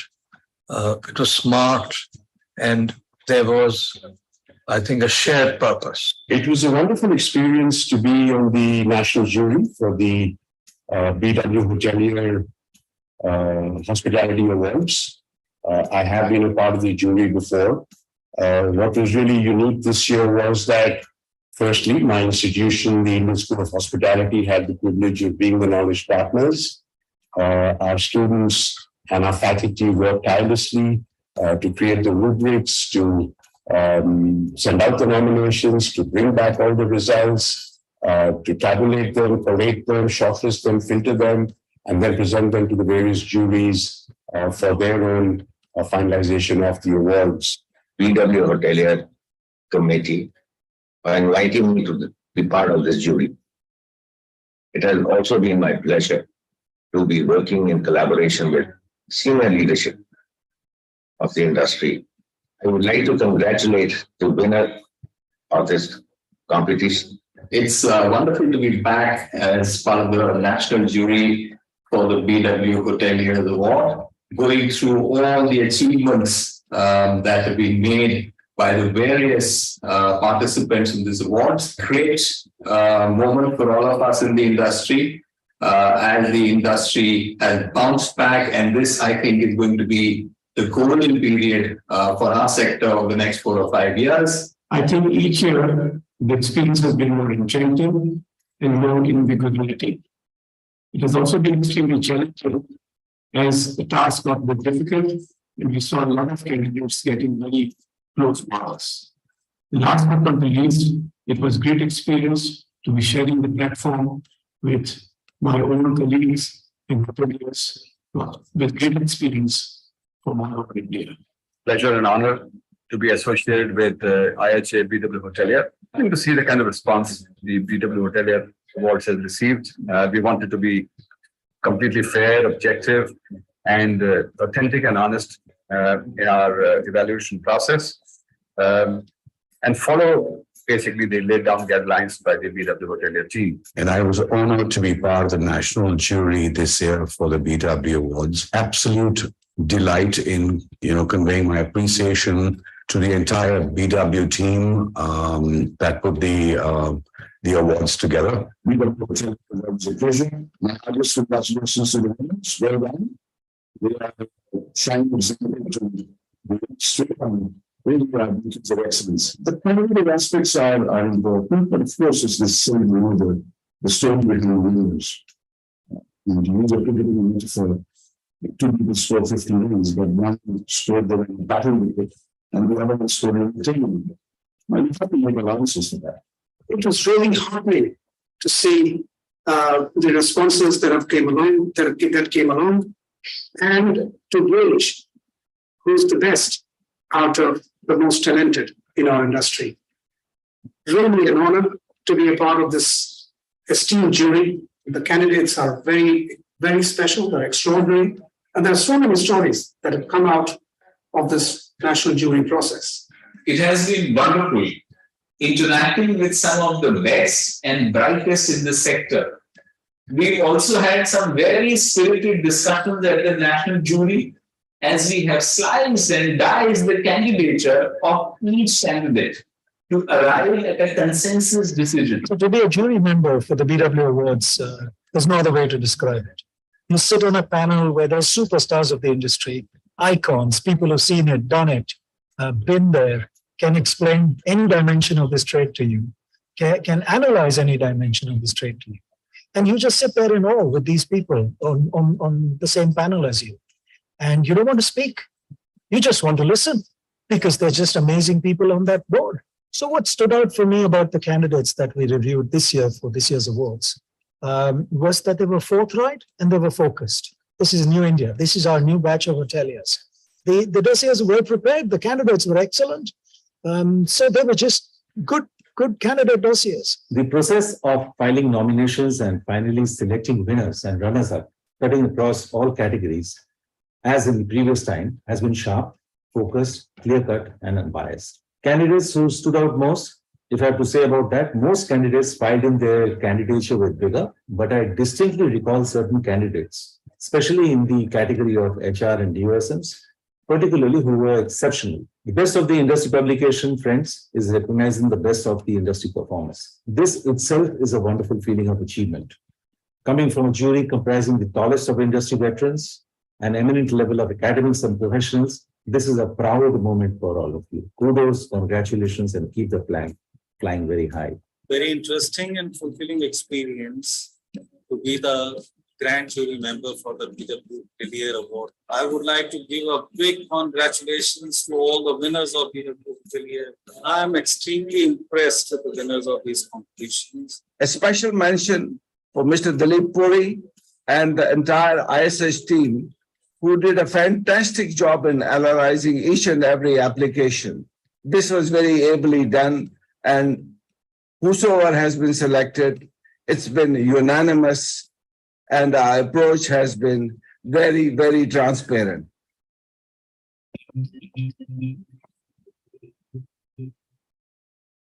That, ladies and gentlemen, is a very esteemed jury. I definitely don't envy being in their shoes because, like they were all saying, the decisions were tough. There was a lot of deliberation, but it seems that most of the winners were chosen unanimously. And therefore, it is now time for us to move on to our next category of awards, which is the Head of Revenue Management for the year 22-23. May I request onto stage once again, Mr. Kamalkant Pant, Principal and Secretary, IHM PUSA, New Delhi, Mr. Jaideep Dang, Managing Director, India Hotels and Hospitality Group, Mr. Jones Lang LaSalle, India, and Vivek Gangisetti, Vice President of Sales and Marketing, India and Southeast Asia, RMS Cloud. Could we have all four gentlemen on stage? Please give away the next set of awards.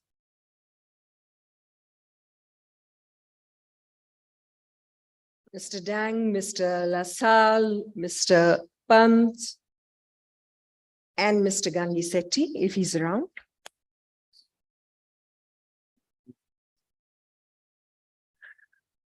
Time now to take a look at the AV for the regional winners, please.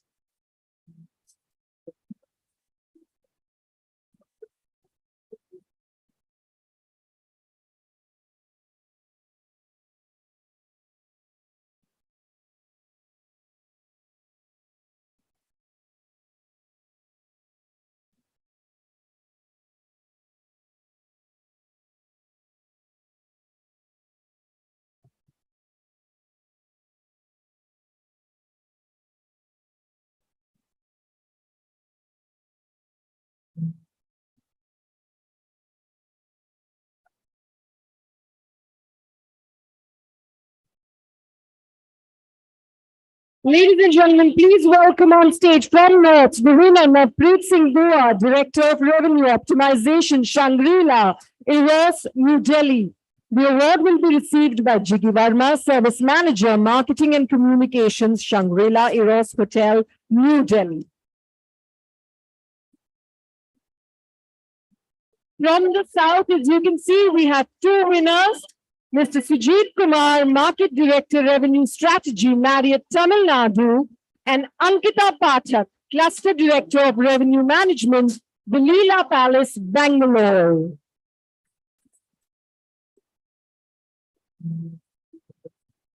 From the east, the winner is Gaurav Rohira, Revenue Manager, the Oberoi Grand, Kolkata.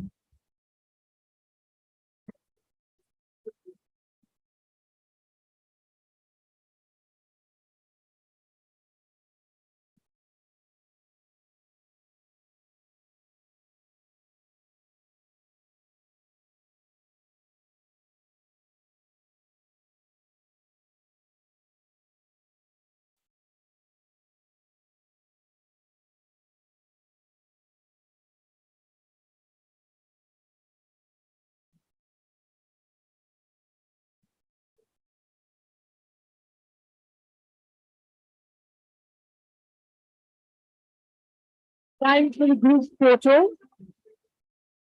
All the lovely winners, our handsome gentlemen and the very pretty ladies.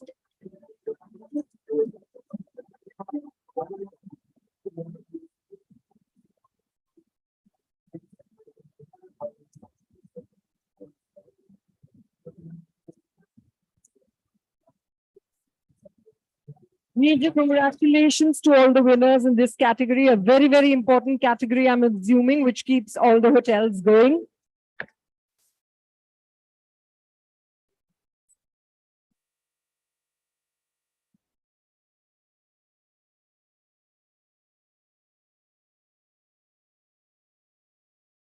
और इतनी important category में एक national award क्या अहमियत रखता है? I don't think I have to tell you. Ladies and gentlemen, let's quickly watch the AV for the national winner in Head of Revenue Management for the year.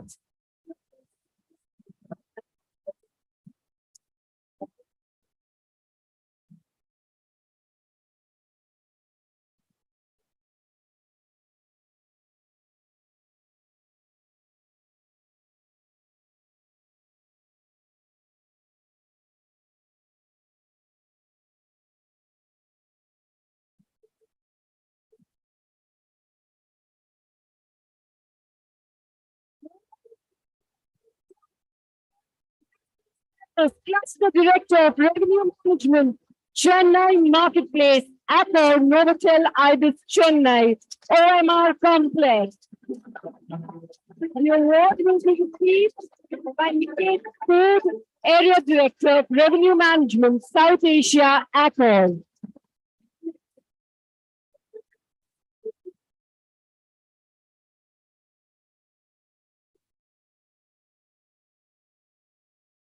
Thank you very much to all the gentlemen who presented the award, and may I now request Mr. Bhuvanesh Khanna to please give a vote of thanks to the Honorable Governor. You know, I could have gotten down to praying for another delay for the Honorable Governor's flight, but I wouldn't do that. He has a long way to go to Trivandrum. You know, there has to be a spiritual intervention to all this. You're coming, sir, gracing the occasion, blessing us all, not just BW Hotelier in this event, the entire industry. जो आपने, मैं अगर हिंदी में सरल भाषा में बोलूं, जो आपने प्रवचन किया है, जो सत्संग किया है, काश हम किसी दिन इसको रोकें ना। किसी दिन आप सबको अपनी ओर में ले लें और रुके ना। हम हर लफ्ज आपका रिकॉर्ड करें, सुने बार बार। ये कोई साधारण आज जो हुआ है वो नहीं हुआ है। Dimitri, Nikhil will translate it for you, right? Now there has to be a spiritual intervention. अब जब हो ही गई है, आपने हमें ब्लेस ही कर दिया है, तो हम अपने सारे हाथ जोड़ के आपके लिए नमन करते हैं, आपका धन्यवाद करते हैं, आपका शुक्राना करते हैं। आप हमें ब्लेस करते रहें सदा, और हम सिमरन करते हैं कि आप खूब तरक्की करें, आपकी सेहत बहुत अच्छी रहे और आप भारतवर्ष का नाम ऊंचा करते रहें। Can we all stand up, put our hands together to the best of our ability for the Honorable Minister? Honorable Shri Arif Mohammad Khan ji.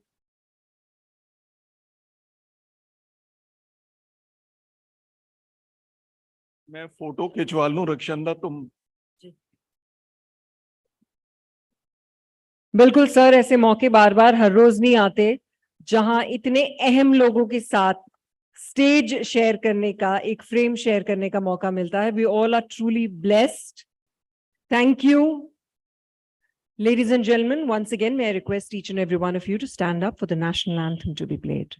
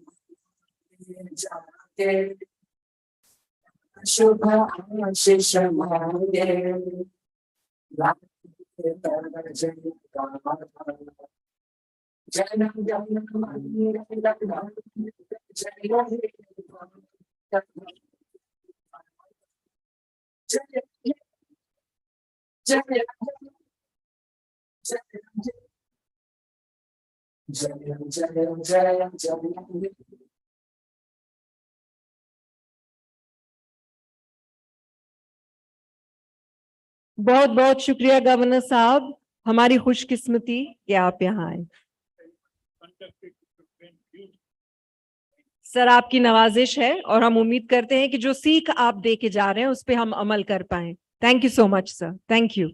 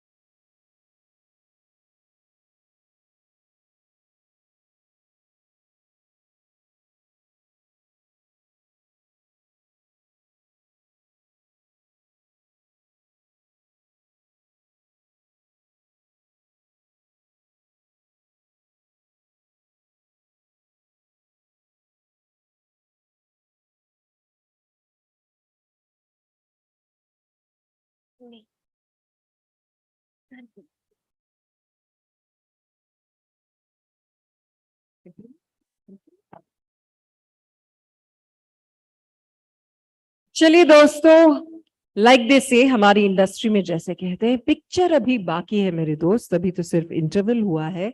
अभी और बहुत सारी अवार्ड कैटेगरीज हैं जो बाकी है. मैं request on to stage Mr. Rajiv Kaul, former President, Leela Hotels, and Mr. Farhat Jamal, Chairman, Travel, Tourism and Hospitality Committee, IMC Chamber of Commerce and Industry, to please join us on stage.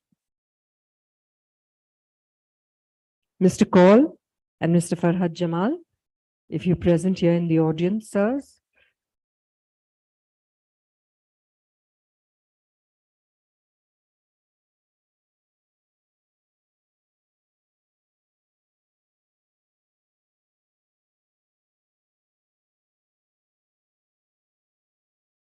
आप तो यहाँ है ना sir, आप आ जाएं stage पे. आप दो लोगों के लिए काम कीजिए. मैंने सुना है होटल इंडस्ट्री में ऐसे ही होता है, एक बंदे से दो लोगों का काम करवाया जाता है. You all work twice the number of hours. So that's one similarity between a television actor and a person who works in the hotel industry. We work very long hours. So I understand your pain. All right. The next category, like I said, is for the head of sales and marketing. May we have the AV for the regional winner, please?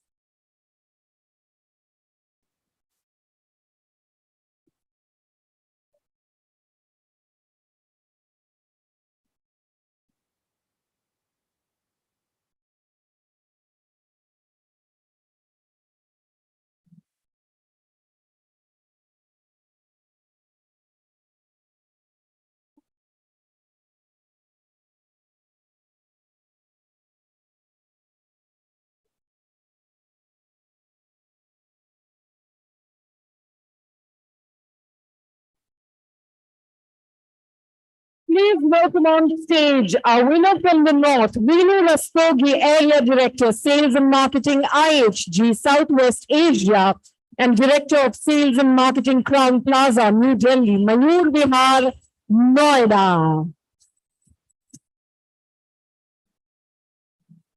All right, women power. From the South, the winner, Rajni Nair Dev, Commercial Director, Hilton, Bengaluru Embassy, Manyata Business Park. From the East, the winner, Rotibar Rahman, Director of Sales, Radisson Blue Hotel, Guwahati.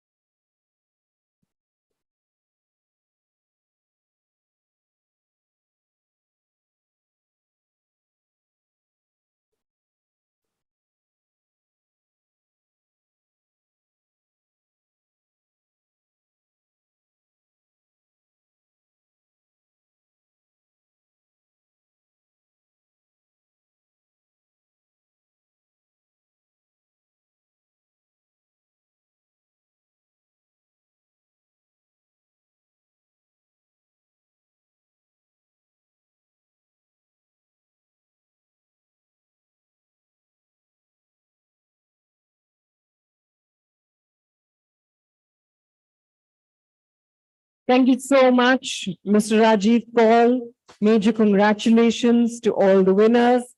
I see that Khanna Sahab is back. And he says कि मेरी मुबारकबाद लिए बिना कोई भी stage छोड़ के नहीं जाएगा, सब मेरे साथ तस्वीरें खींचेंगे.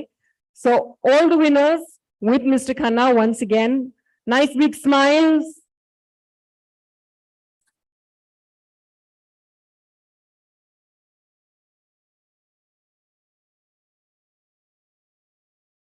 हॉस्पिटैलिटी इंडस्ट्री की ये खास बात है कि अकेले कुछ नहीं करते, सबको साथ लेके चलते हैं. हमें बड़ा सा ग्रुप चाहिए, even if it is for the presentation ceremony. So we must make sure that everyone is there together because it's the team that makes it happen always.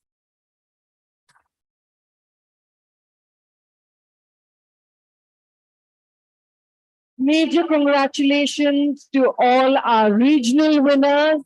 And of course, as in every category, in this category as well, we have the national winner for Head of Sales and Marketing. And to reveal the name of the winner, let's have the AV.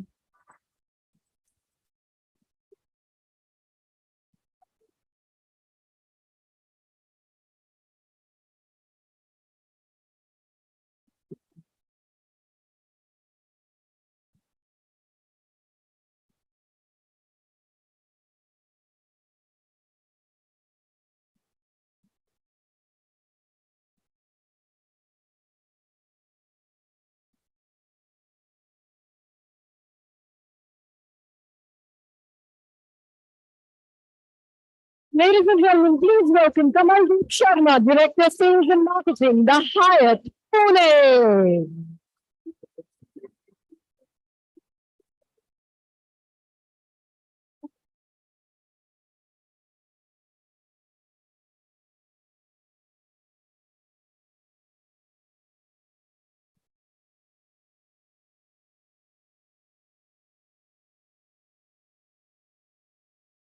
Thank you so much, Mr. Kaul, for joining us and doing the honors. Thank you very much, sir. May I now request onto stage Mr. Jaideep Dang, Managing Director, India Hotels and Hospitality Group, Mr. Jones Lang LaSalle, India, and Mr. Ratan Keswani, former Deputy Managing Director, Lemon Tree Hotels, to please join us on stage for the next set of awards.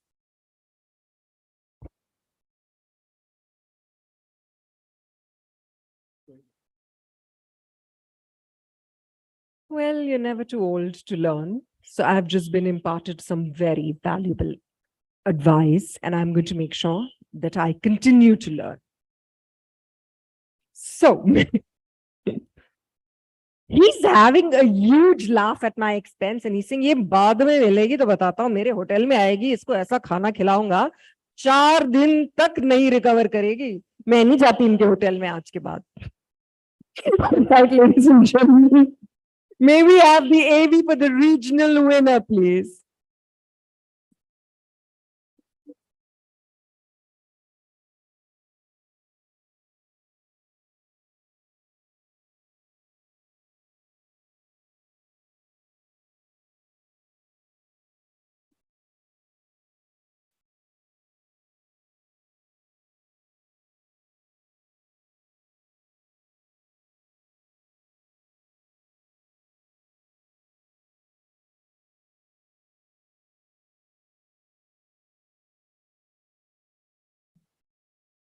Ladies and gentlemen, please join us in welcoming from the North, the winner, Prisha Lamba, Director of Marketing and Communications with Fairmont, Jaipur.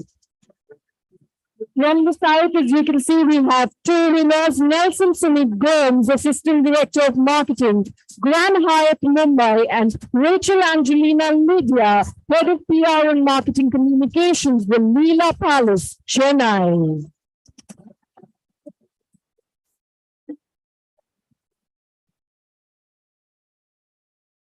From the East, the winner is Arundhati Ghosh, Cluster Head of Public Relations, East, ITC Hotels, ITC Royal Bengal, and ITC Sonar Kolkata. The award will be received by Sumedha Chaudhary, Cluster Public Relations Manager, Welcome Hotels North, on behalf of the winner.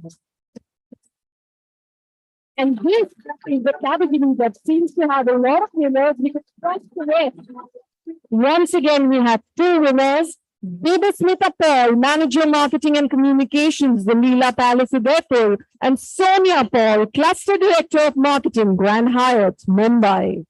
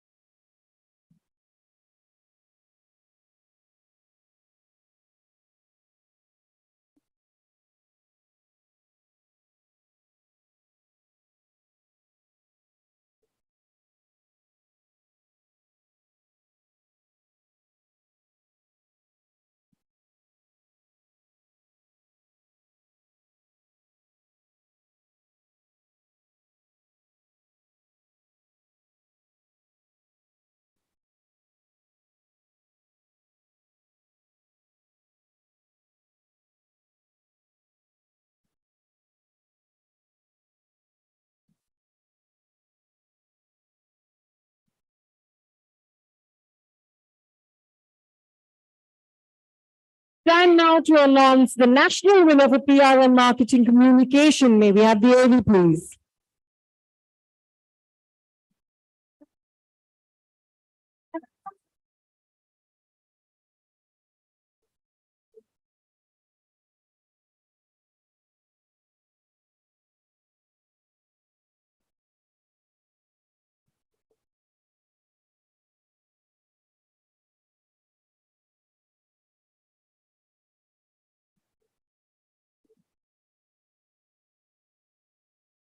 Major congratulations to Rituja Jadhav, Managing Marketing and Communications Manager, Hyatt Pune.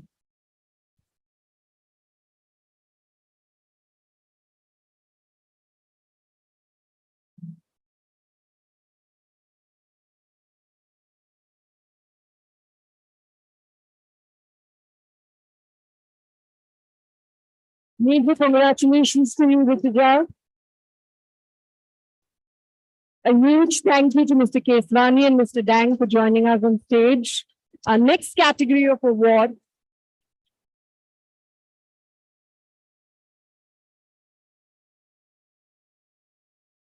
Our next category of awards is for the head of culinary. May I request Chef Hemant Oberoi to please join us on stage. Joining him will be Mr. Brijesh Rathod, VP South Asia Professional and Global Strategic Accounts, APAC, Diversity, to please join us.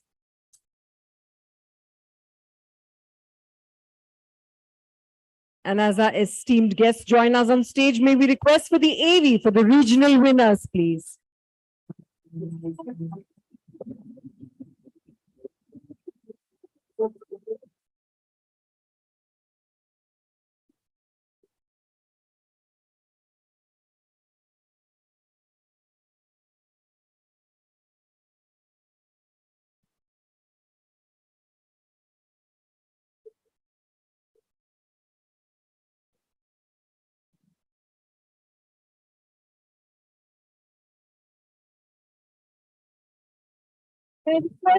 Stage, the winners from the north, the winner Satya Sharma, Executive Chef, Taj Amer. From the south, the winner Tinniya Barianda, Executive Chef, Vivanta Bangalore Residency Road. From the east, the winner Arvind Seth, Executive Chef, Fairfield by Marriott, Kolkata. And from the west, the winner Rohit Sangwan, Area Director of Culinary West and Executive Chef, Taj Lands End, Mumbai.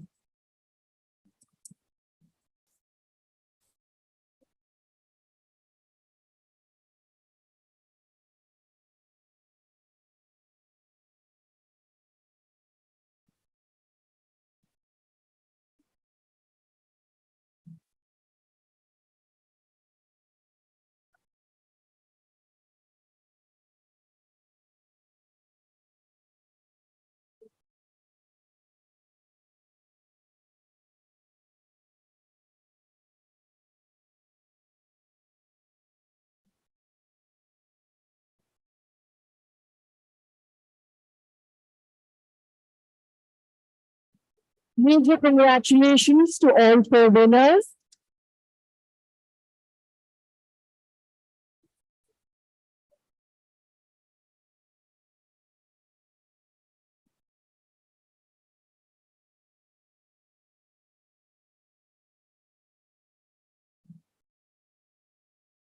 Thank you, Chef Oberoi. Thank you, Mr. Rathod, for doing the honors. Once again, congratulations to all the heads of culinary. Moving on to the next set of awards, this time we would like to honor the heads of the engineering. May I request onto stage Mr. Rohit Wangu, Director, Wong Hospitality, to please come on stage. And as he's walking onto stage, may I request for the AV for the regional winners to play, please.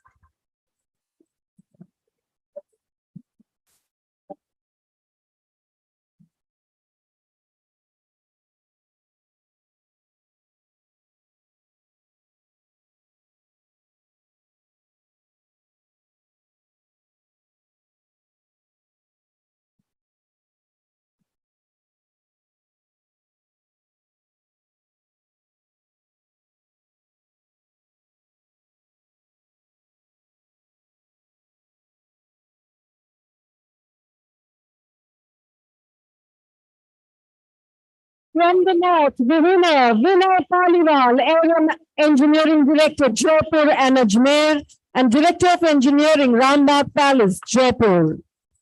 From the south, the winner, Namish Shetty, Chief Engineer, the Oberoi, Bangalore. From the east, the winner, Parveen Kumar, Head of Technical Services, ITC Royal Bengal and ITC Sonar, Kolkata. From the west, the winner, Amitav Bhattacharya, Head of Technical Services, ITC Grand Central, Mumbai.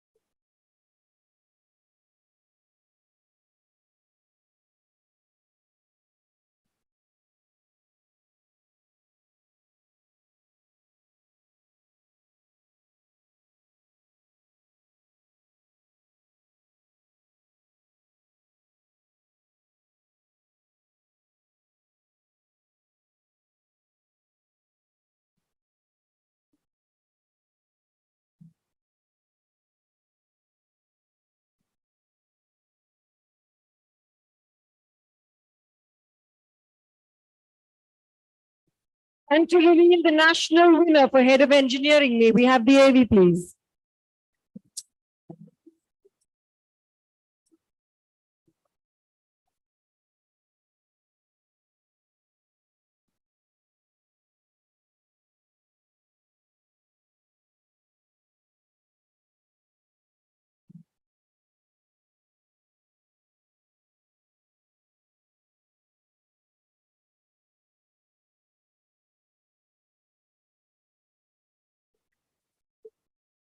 Ladies and gentlemen, please join your hands together for Mohammad Javed Rafai, Chief Engineer, Cluster Hotels, Chennai, Taj Fisherman's Cove Resort and Spa, Chennai. The award will be received by Mr. Vishal Sharma, Vedanta EM Bypass, Kolkata.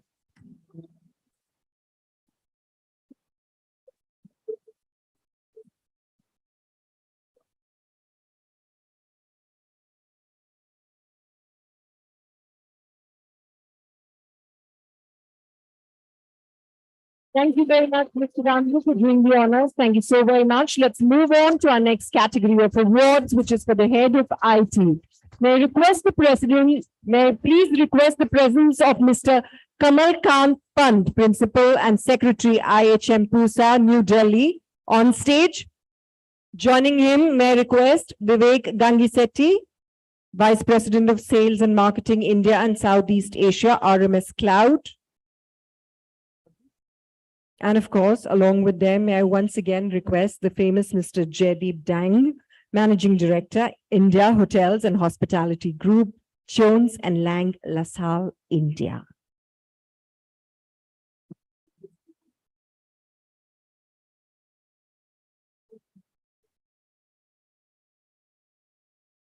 Thank you, Mr. Sethi. Thank you, Mr. Dang. And let's please take a look at the regional winners AV.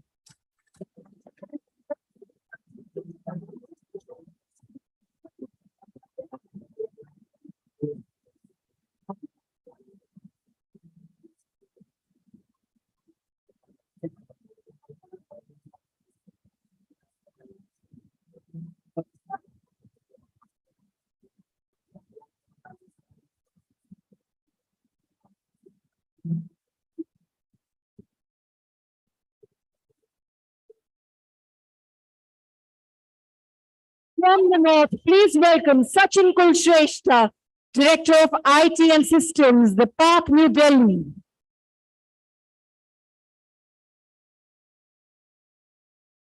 From the south, the winner is Sanjeevi Rao, Information Systems Manager, ITC Grand Chola, Chennai. From the east, the winner is Debashish Bhattacharya, Manager, Information Systems, ITC Sonar and ITC Royal Bengal, Kolkata. From the west, the winner is Amol Yuvraj Patil, Cluster IT Manager, IBIS Vikhroli, IBIS Navi Mumbai and IBIS Thane.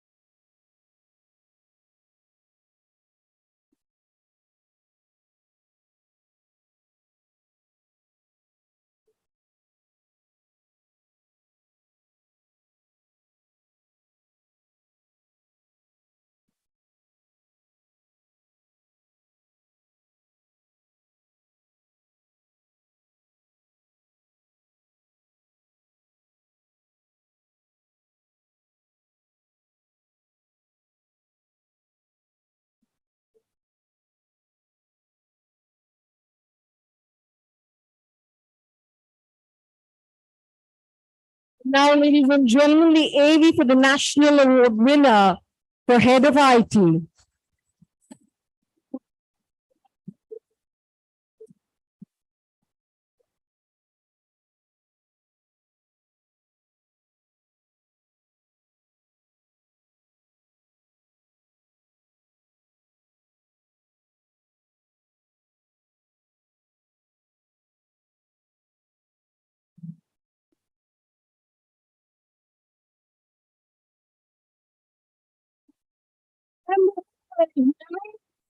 now, IT Manager, Taj Arani Resort and Spa.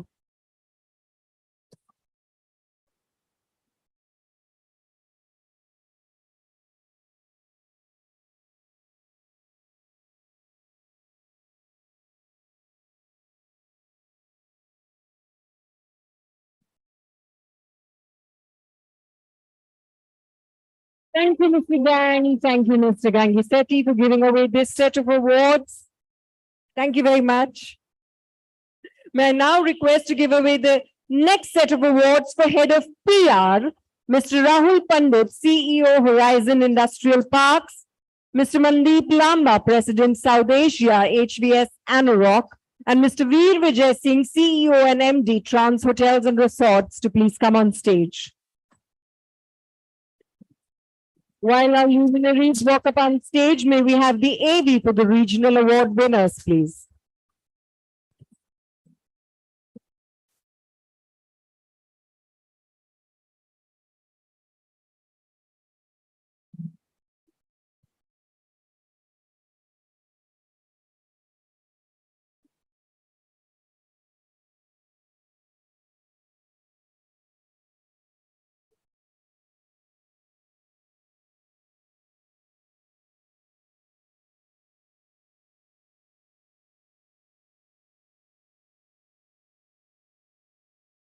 Ladies and gentlemen, please welcome on stage the winner from the North, Ansar Ahmed Shah, HR Manager, Welcome Hotel by ITC Hotels, Pine and Park. He shares the award with Ashish Chandra, Senior Manager HR, the Oberoi Amarvilas. From the South, the winner is Bhavani Manishankar Datta, Director Talent and Culture, Novotel Hyderabad Convention Center. From the East, the winner is Arshia Paul, Talent and Culture Manager, IBIS Kolkata, Rajarhat. From the West, the winner is Purnima Kumari, HR Manager, Courtyard by Marriott, Pune, Chakan.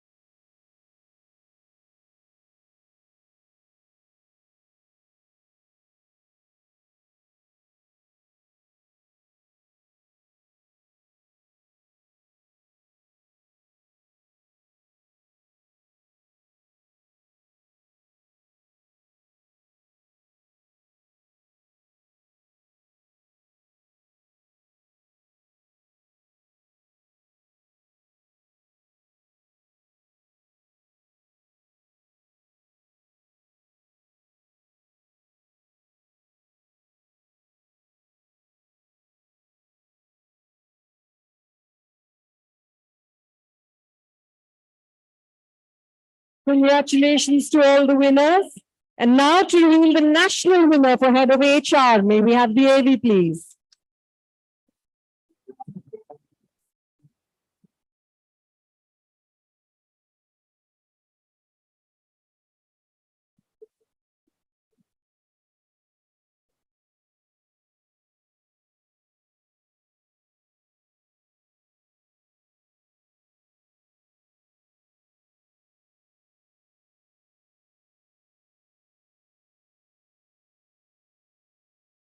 The next winner for head of HR, please welcome on the stage Mona Lisa Samantare, HR Manager, Lemon Tree Premier, Patna.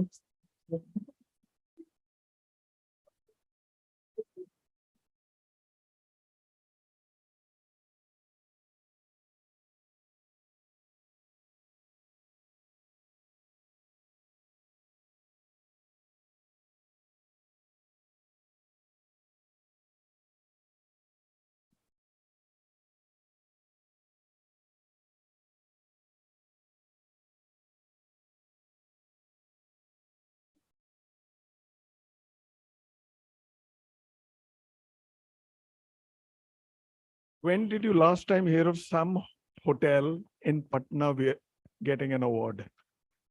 Right? So ये भारत आगे बढ़ रहा है.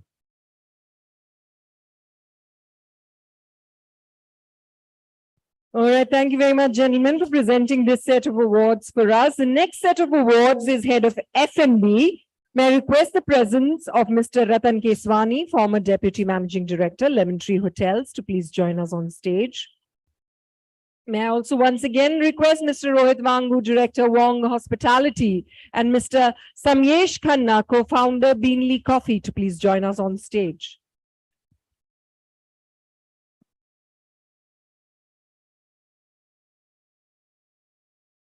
May I also request Mr. Anurag Batra to please join us on stage. All right, ladies and gentlemen, time to take a look at the AV for the regional winners, please.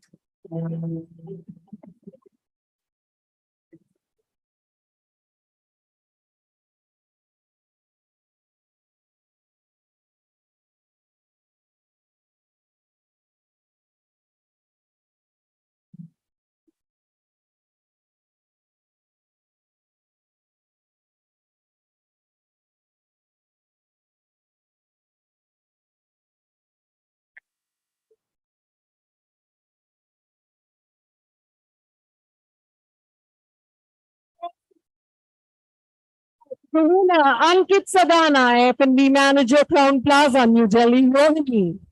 And sharing this award in this category is Shashi Shankar, F&B Manager, Radisson Blue, Faridabad. From the South, the winner is Dushyant Singh, Executive Assistant Manager, F&B JW Marriott, Bengaluru, Prestige Golf Resort and Spa. From the East, the winner is Vikas Toksia, Director of F&B Radisson Blue Hotel, Guwahati. From the West, the winner is Simon Gomes, Executive Account Manager, Radisson Hotel Resort and Spa, Manarla.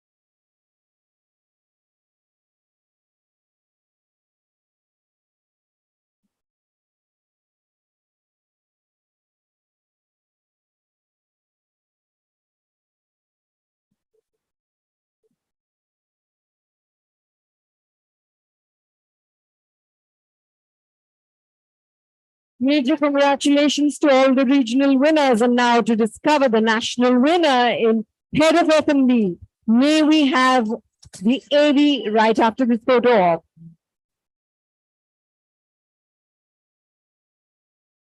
Thank you, gentlemen. Congratulations all over again. And may we have the AV for the national winner and head of F&B.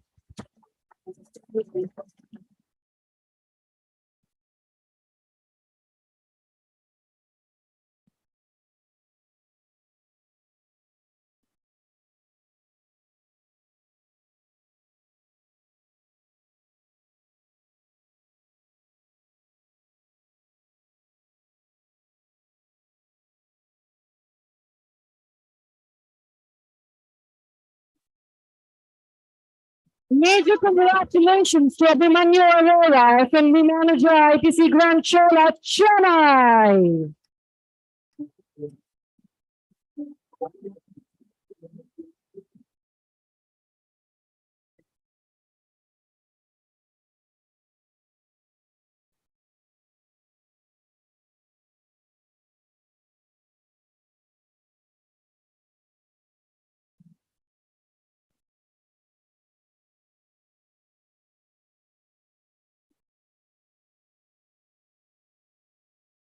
The next award category, ladies and gentlemen, is Head of Spa. May I request Mr. Rahul Pandit, CEO, Horizon Industrial Park, to please join us to do the honors.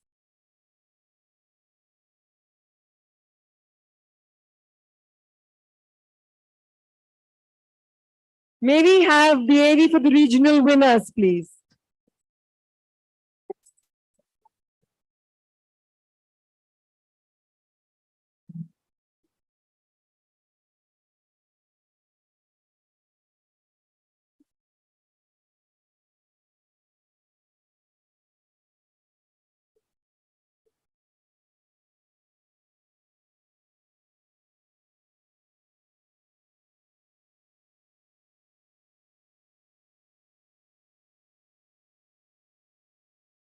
From the north, the winner is Sanjogita Singh, Spa Manager, ITC Rajputana Luxury Collection Hotel, Jaipur. From the south, the winner, Abish Radhakrishnan, Spa Manager, Conrad, Bengaluru. From the east, the winner, Rose Konyak, Assistant Manager, Spa, the Western Kolkata, Rajarghat. From the west, the winner, Dr. Rajneesh Kumar, Spa Manager, Taj Exotica Resort and Spa, Goa.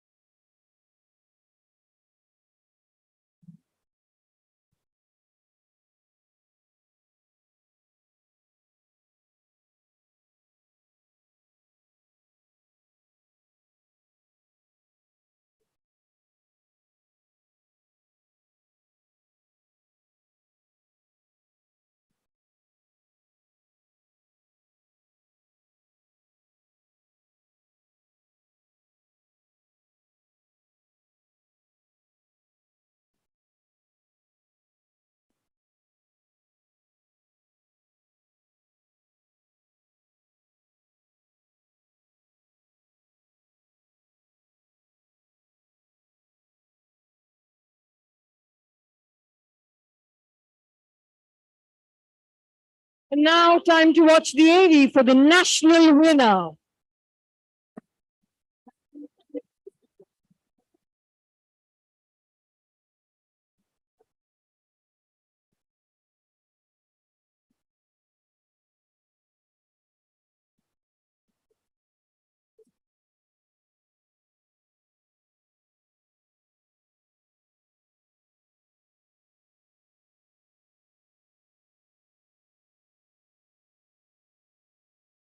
The national winner for Head of Spa, Mr. Anuj Singh, Spa Manager, ITC Royal Bengal and ITC Sonar, Kolkata.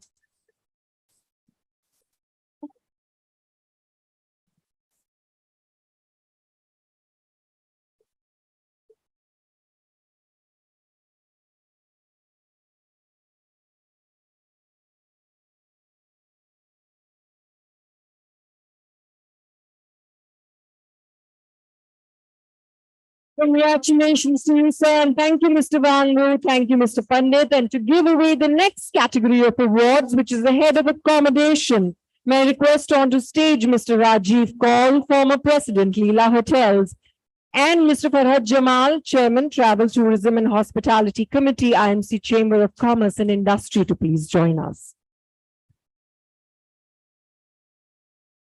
May we have the AV for the regional winners, please?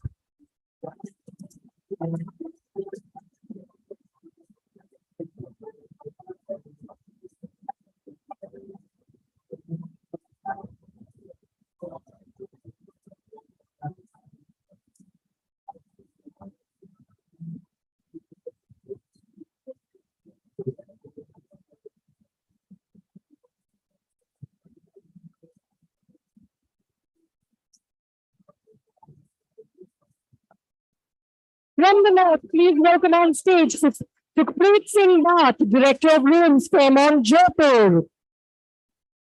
From the south, the winner, Titus Vinod Kumar, Front Office Manager, Savoy, Ooty, IHCL Selections. The award will be received by Mr. Sanich Potakad on behalf of Mr. Titus Vinod Kumar. From the east, the winner is Neha Kapoor, Director of Rooms, JW Marriott, Kolkata. From the west, the winner is Krishna Raj Singh Dodia, Rooms Division Manager, Raffles, Udaipur.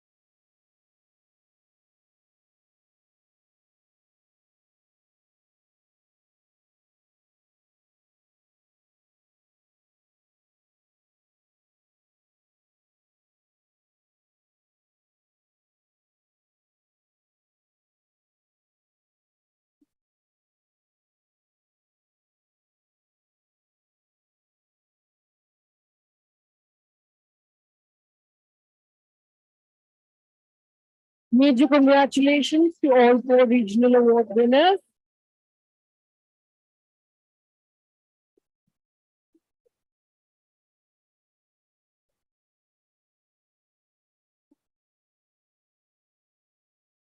And to find out the national winner for head of accommodation, may we have the AV, please?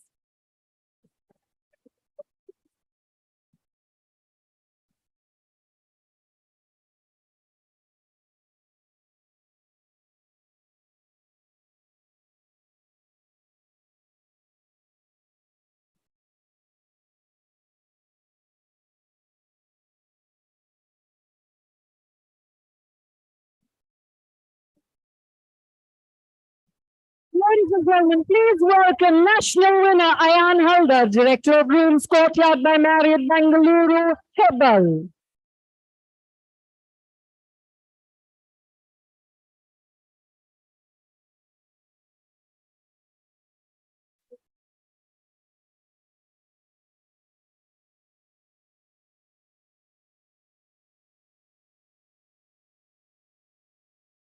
Thank you very much, Mr. Cole. Thank you, Mr. Jamal. Congratulations to Mr. Haldar. Our next award category is Head of Procurement. May I now request once again on the stage Mr. Rahul Pandit, CEO Horizon Industrial Parks, along with Mr. Rohit Vangu, Director Wong Hospitality, and Mr. Haresh Manshani, Director Hybeck, to please join us on stage. And while they're coming towards the stage, may I request for the AV for the regional winners, please?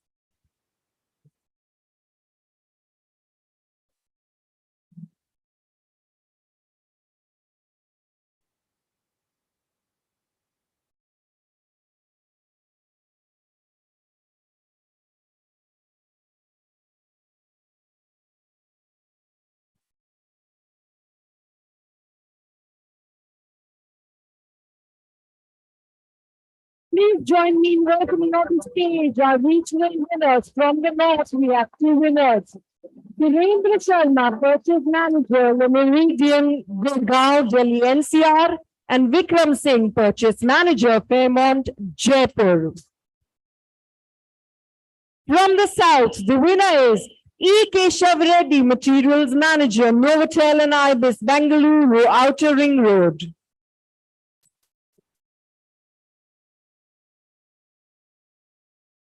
From the east, please welcome the winner, Rajesh Kumar Sinha, Procurement Manager, ITC Sonar and ITC Royal Bengal, Kolkata.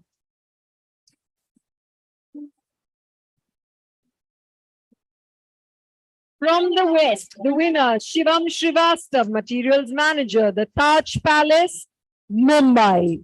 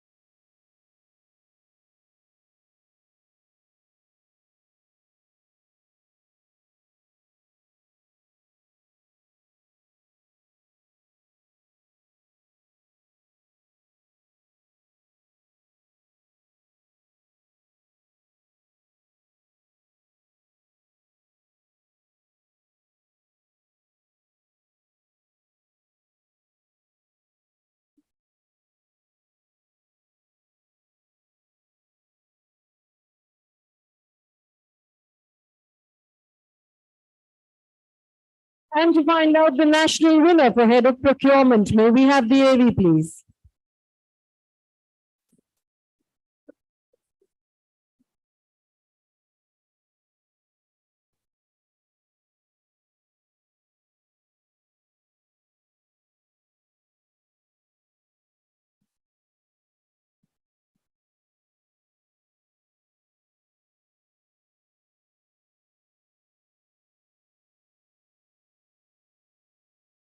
Major congratulations, Siddharth Das, Senior Materials Manager, BW New Delhi.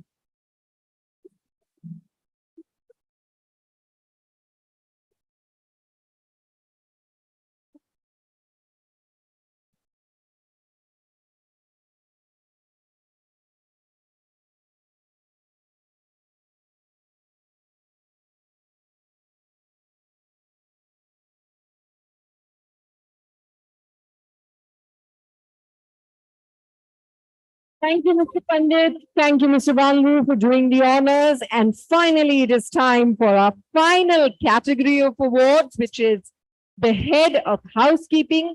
May I request onto stage Mr. Mandeep Lamba, President South Asia, HVS Anurag. Mr. Ratan Keswani, former Deputy Managing Director, Lemon Tree Hotels. Mr. Veer Vijay Singh, CEO and MD, Trans Hotels and Resort, along with Mr. Brijesh Rathod, VP South Asia Professional and Global Strategic Accounts, APAC Diversity, to please join us. May we now play the AV for the regional winners, please.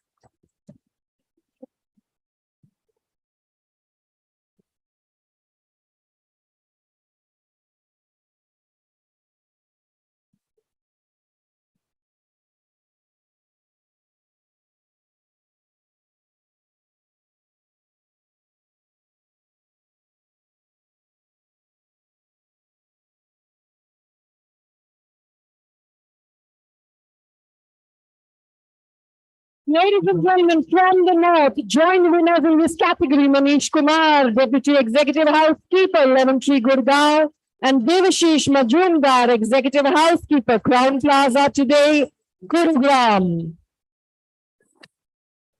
From the south, the winner, Shubhadeep Chatterjee, Associate Director of Housekeeping, The Park, Hyderabad.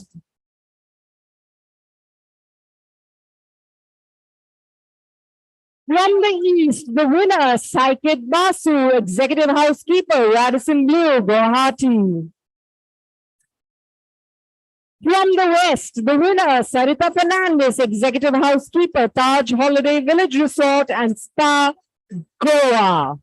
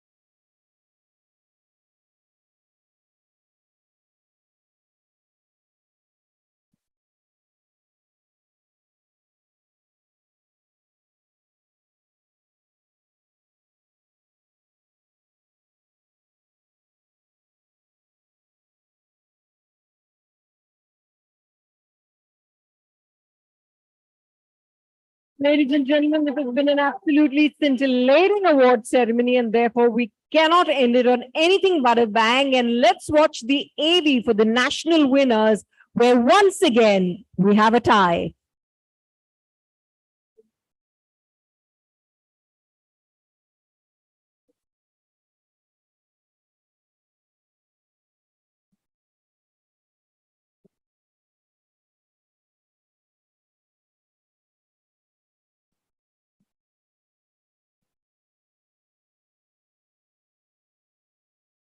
Let's watch the AV for the national winner in this category, please.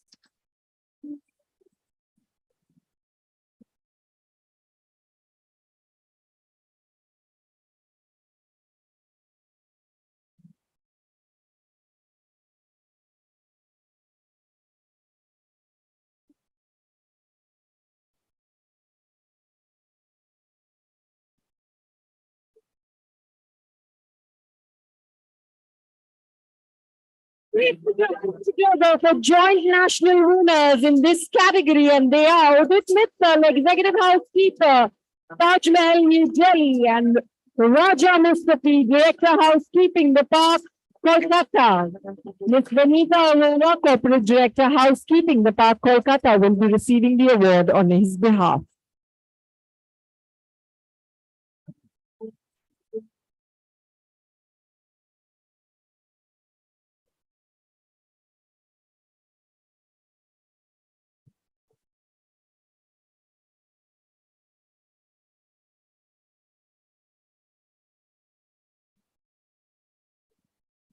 Ladies and gentlemen, this has been an absolutely action-packed evening, just full and crammed up with awards. May I request all the award winners who are present in the audience to please grab their trophy, come on the stage, and let's have a really nice group family photograph.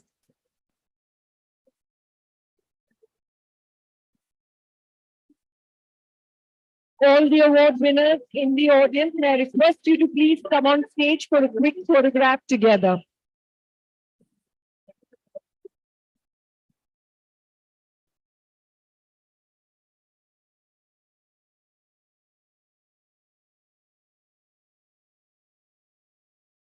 All the award winners, may I quickly have you on stage? May I also request the jury members to join us for a group photograph.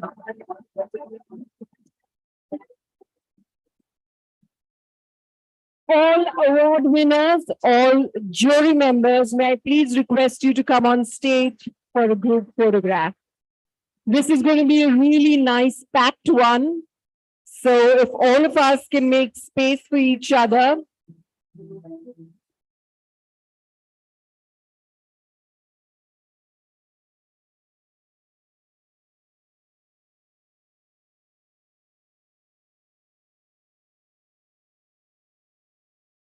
Yeah, I think we should line up a few of the people on stage because this is one really large family. You're not going to be able to get everyone in the photograph.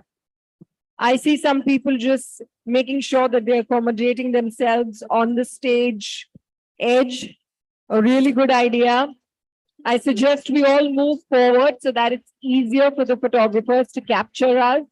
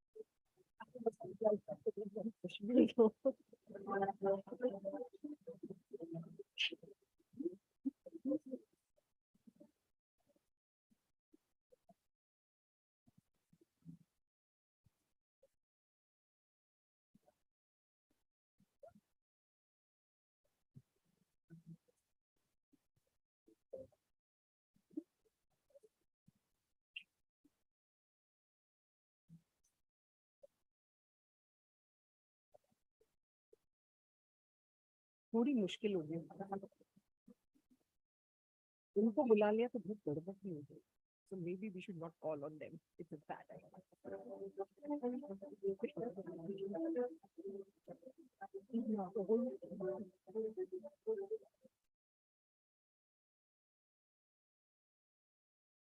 I should start drinking maybe that will help me focus better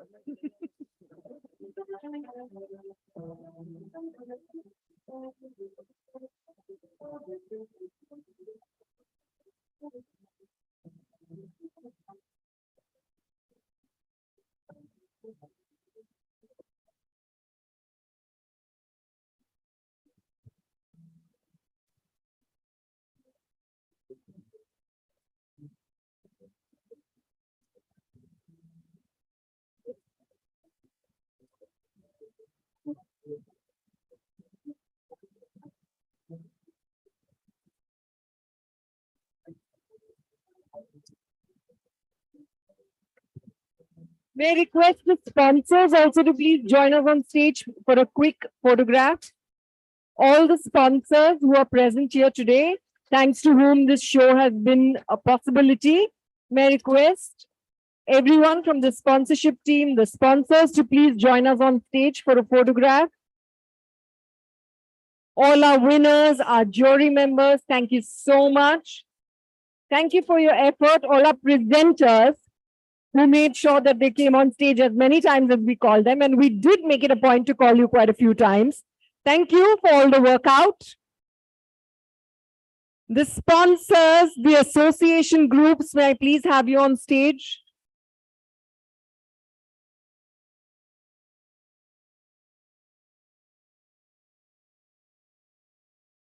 Time to honor all the jury members who worked really hard.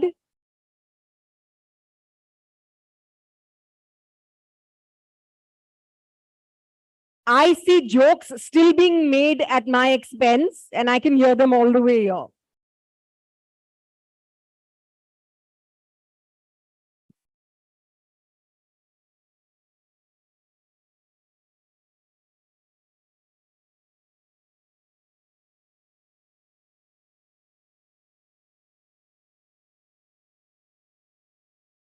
Mr. Khanna looks like he's conducting सुबह में जब school जाते हैं ना तो attendance roster जो होता है Mr. Khanna is looking like he's conducting one of those.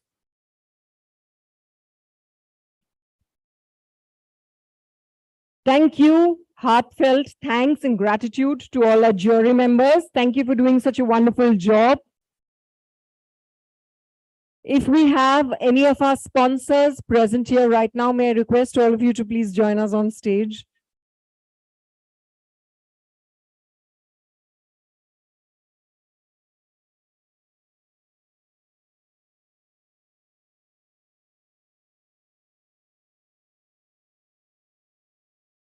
Requesting all our sponsors to please come on stage, to please join us on stage. Thank you, sir. Thank you, each and every one of you, for being here, for keeping up pace with